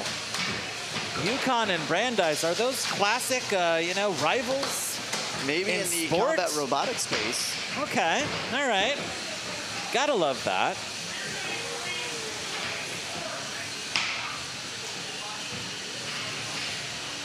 Looks like we've got some small multi-bots here. I think that those are from Brandeis University. Yes, indeed. UConn here is this big black and gold egg beater spinner. Just looks absolutely massive in the box compared to these two little miniature 1.5-pound custom robots. Wow, it's just chunky. It looks wider than the average egg beater, Kyle. Yeah, it's got a little bit of extra girth to it. It's got some heft, Kyle. Wow. It's got thicker tires than normal. That's what I've decided, all right? I buy that, I buy that. Where did they even get those tires? Wow, wow, nice hits flipping from the bot. UConn bot here in the air several times. Kind of wild that a 1.5-pound robot can do that.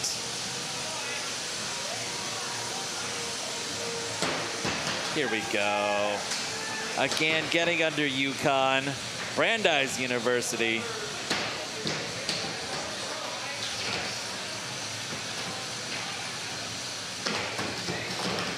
Wow. Popping both robots in the air at the same time. UConn's doing great here. And what's this? 1/2 of the multi-bot for Brandeis is gone down. Yeah, looks like half of its robot is dead, Kyle. Looks like the weapon and the drive are both gone.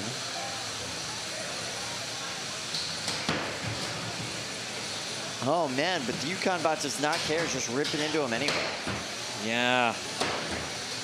Now, what do you think the difference is between the X and the non-X? Do you think X means that it's on its head? Yeah, that's a really good thought process there. X probably means it's on its head. Next time, just put googly eyes on the top. What do you say, Kyle? I always say googly eyes are the best combat robotics armor.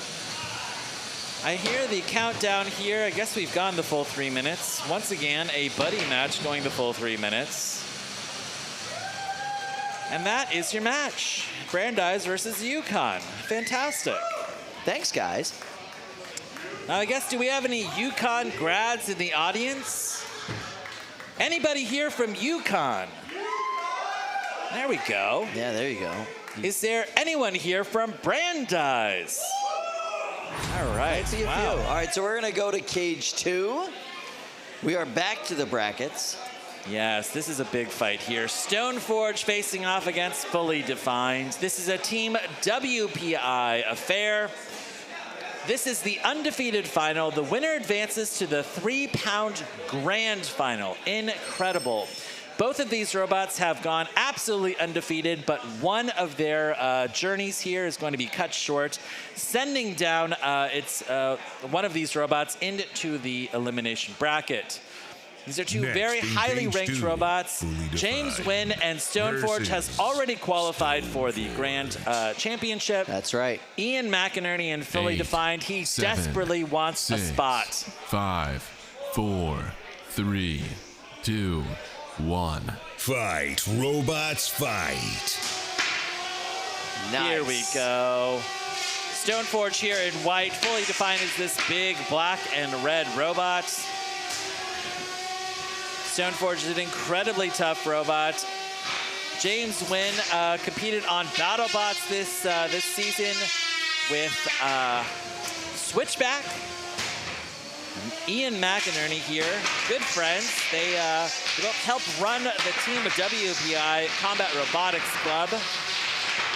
And look at this, Ian is pursuing here, capturing Stoneforge into the corner, putting Stoneforge on its face, tipping Stoneforge up and on its face. Ian is celebrating. As he should be.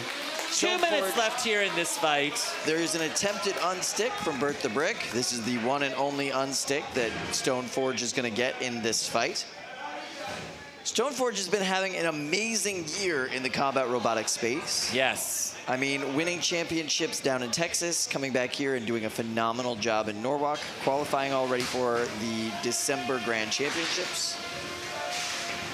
Now let's see if Ian can capitalize on this momentum here and keep on the pressure with 1:39 left. Good pin here from Ian on Stoneforge. The winner here advances to the grand finals. Holding that pin there for 10 seconds, and it's a tap out. There it is. It's a tap out from Stoneforge. Ian is advancing to the grand final. We very well may see Stoneforge in that grand final. They will be going down into the elimination bracket where they can work their way up through that tournament and possibly fight again. Ian is absolutely stoked. I believe that this is the furthest he's ever gotten here in this competition. He's going to face the winner of the elimination bracket at some point in the next couple of hours, Kyle. Yes, that does mean we have no more undefeated bracket fights for the rest of the evening. This will all be elimination bracket fights. Every fight you see, somebody will go home afterwards. Yeah.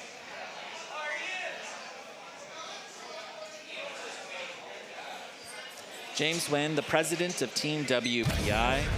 Let's take a look here at this replay. Stoneforge here really struggles with control. Ian really controlling the pace of this fight, capturing Stoneforge multiple times, putting Stoneforge into compromising situations here inside of the box, pushing that weapon up against the rail, capturing the entire robot, and look at that, that was a tap out. So much excitement and energy. I love it. Gotta love it. You gotta love it. All right, so let's get to Allie. She's got the winner. Allie. Oh, interesting. Well, I was just learning a very interesting fact because I was saying to the winner here, congratulations, first of all. I bet you didn't expect a tap out. And he was like, if it's going to be a boring fight, might as well. That's the first time I've heard that. Elaborate on that thought. Well, I mean, if you're stuck, you can't move. I mean, if you're not going to go anywhere, I mean, you might as well end the match, right? Were you expecting that at all? I mean, that's a tough competitor you're up against. Expecting James to be a little more, take a little longer and like try some more shenanigans. But that was going to happen eventually, I think, with how things turned out. Well, you have secured your ticket to the grand final. So we are going to hand you this finalist Send Cut Save $100 to help you repair your bot for the next one. Congratulations. Thank you. We'll see you soon. Yeah. Look at that, man. He is so excited. Look at that. Now, when you win the undefeated bracket here, as Ian has just done, he has not only guaranteed his invitation to the Grand Championship, the finals in December. He's also guaranteed to go home today with either $400 for second place or $1,000 and the golden dumpster for first. And he has the distinct advantage now of time. He just gets to sit and get ready for that fight. He gets to watch what happens in the bracket. He gets to prepare whatever configurations he might need and repair his bot, charge his batteries. That's it. Now, speaking of what's happening in the bracket, let's go over to Cage 3. This is another bracket fight here. David Jin and Pollywog facing off against Red Hawk. two classic NHRL competitors. David Jin and Polywog have torn through this tournament I don't even know how many times. Red Hawk is one of those bots we have seen get better and better every single competition that they've been in. The winner fights Beetlejuice or Ablation. The Ablation's loser already been eliminated. Yeah, Ablation they has will been be eliminated, facing so they'll be Beetlejuice. facing Beetlejuice, yep. Next in cage 3. Wow. Hardest hitting horizontal here today, I believe, in versus Beetlejuice. Red Hawk. Big hits. 8, 7, 6, 5, 4, 3. Josh Bellinger 2, here with 1. Red Hawk. Fight. This Robots big red fight. horizontal. Josh comes in fights here every single time. I think that this is a 13-year-old, possibly a 14-year-old in Josh, facing off against David Jin, the captain of Ribot on BattleBots, going incredibly deep. The elimination bracket round 8. And look at this. The mini-bot has gotten Red Hawk high centered. Is that Red Hawk's own mini-bot? It is indeed Red Hawk's own mini-bot being driven by, I believe, his father, Mark Belanger. All right, and here we're hearing chants of Polywog from the audience. They love the carnage. And I think that the weapon on Red Hawk has gone down. Looks that way, yes, absolutely. With 2 minutes left here in this fight, again, Red Hawk has landed on top of its own mini-bots. And that was really good strategic maneuvering for Polywog. They just allowed Brett the Brick to come in and do the one unstick for Red Hawk. Red Hawk is out of those now. If they get into a compromising position any other time in this match, there is no help coming. Toward the end of the elimination brackets, you see a whole lot less charitable hits. Yeah. You know, if your opponent is stuck up against the rail, you may decide to save yourself. Because as we get toward the end of the bracket, they are really enforcing this 20-minute repair time. Polywog knows that if it can go upstairs with minimal damage and save some of its battery, it can get back into the box in the next 20 minutes. It is, Red Hawk stuck up against the wall. Minibot trying to get them off, but they do not have a save. They are starting to get counted out. A minute and 10 here. Left to go. Polywog now just getting some driving practice in, fighting this mini-bot. But I'm going to give it to the mini-bot. Surprisingly effective. Yeah, very durable. 55 seconds. We have a very lenient referee in this cage, refusing to call. Oh, here we go. Red Hawk somehow got itself off the rail. I'm maligning this ref right now, Kyle, and I feel bad about that. Might have been a count out if the ref was a little bit more. It could have been a count out if we had a different ref here in cage 3. And look at this. Polywog just continues to go after this mini-bot. Red Hawk is a non-factor in this fight.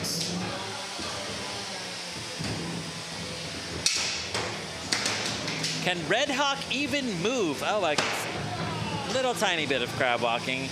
They have escaped the countouts in the last 10 seconds of this fight. This one will go to the judges, technically. Technically. But this was a massacre from Polywog. This was a bloodbath. I know David's been worried about his bot's performance today. It's been something that he's been really fretting about back in the pits, doing a lot of work to try to improve it and get it working better. This is definitely a good sign. All right, let's take a quick look here at this replay. Polywog in control for all 3 minutes. Quickly dispatching Red Hawk's weapon in the first few seconds of this fight. Getting in some driving practice and killing, going after that mini-bot. Tough little mini-bot, though. Yeah, super reliable and durable little mini-bot from then, driven by Mark Blanger. It was really fun to watch. All right, this so goes to the judges, and surprising no one, a unanimous judges' decision for Polywog. I'd be a little worried if it wasn't.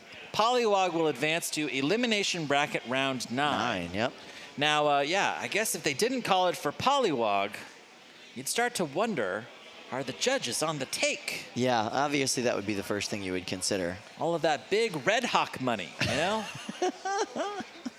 Yeah, I've heard all those big Red Hawk conspiracies. I don't believe them. Yeah. So yes, Red Hawk does go home, but we will see them again. Not this year. Oh, well, they did qualify this year, didn't they? No, they qualified last year. They haven't Kyle. qualified this year. That's correct. Man. So this will be the last fight of the season for Josh Bellinger and his dad, Mark. But I'm going to say, Josh, fantastic builder, fantastic driver. Absolutely. And he works. He grinds here. We didn't see Polywog for most of the year, but we did see Red Hawk. And you can see that performance really in his record. Yep. Going here to Elimination Bracket Round 8, fighting 9 times here today. Fantastic. Absolutely fantastic. All right, so we'll see them next season, I'm sure. Okay. All right. Here's what we're going to do. We have hit the 12-hour cap here on YouTube. We're going to start a brand new stream. We'll be back here shortly. Go back to the NHRL channel and check for that new link. We'll see you here in just a second. Thank you.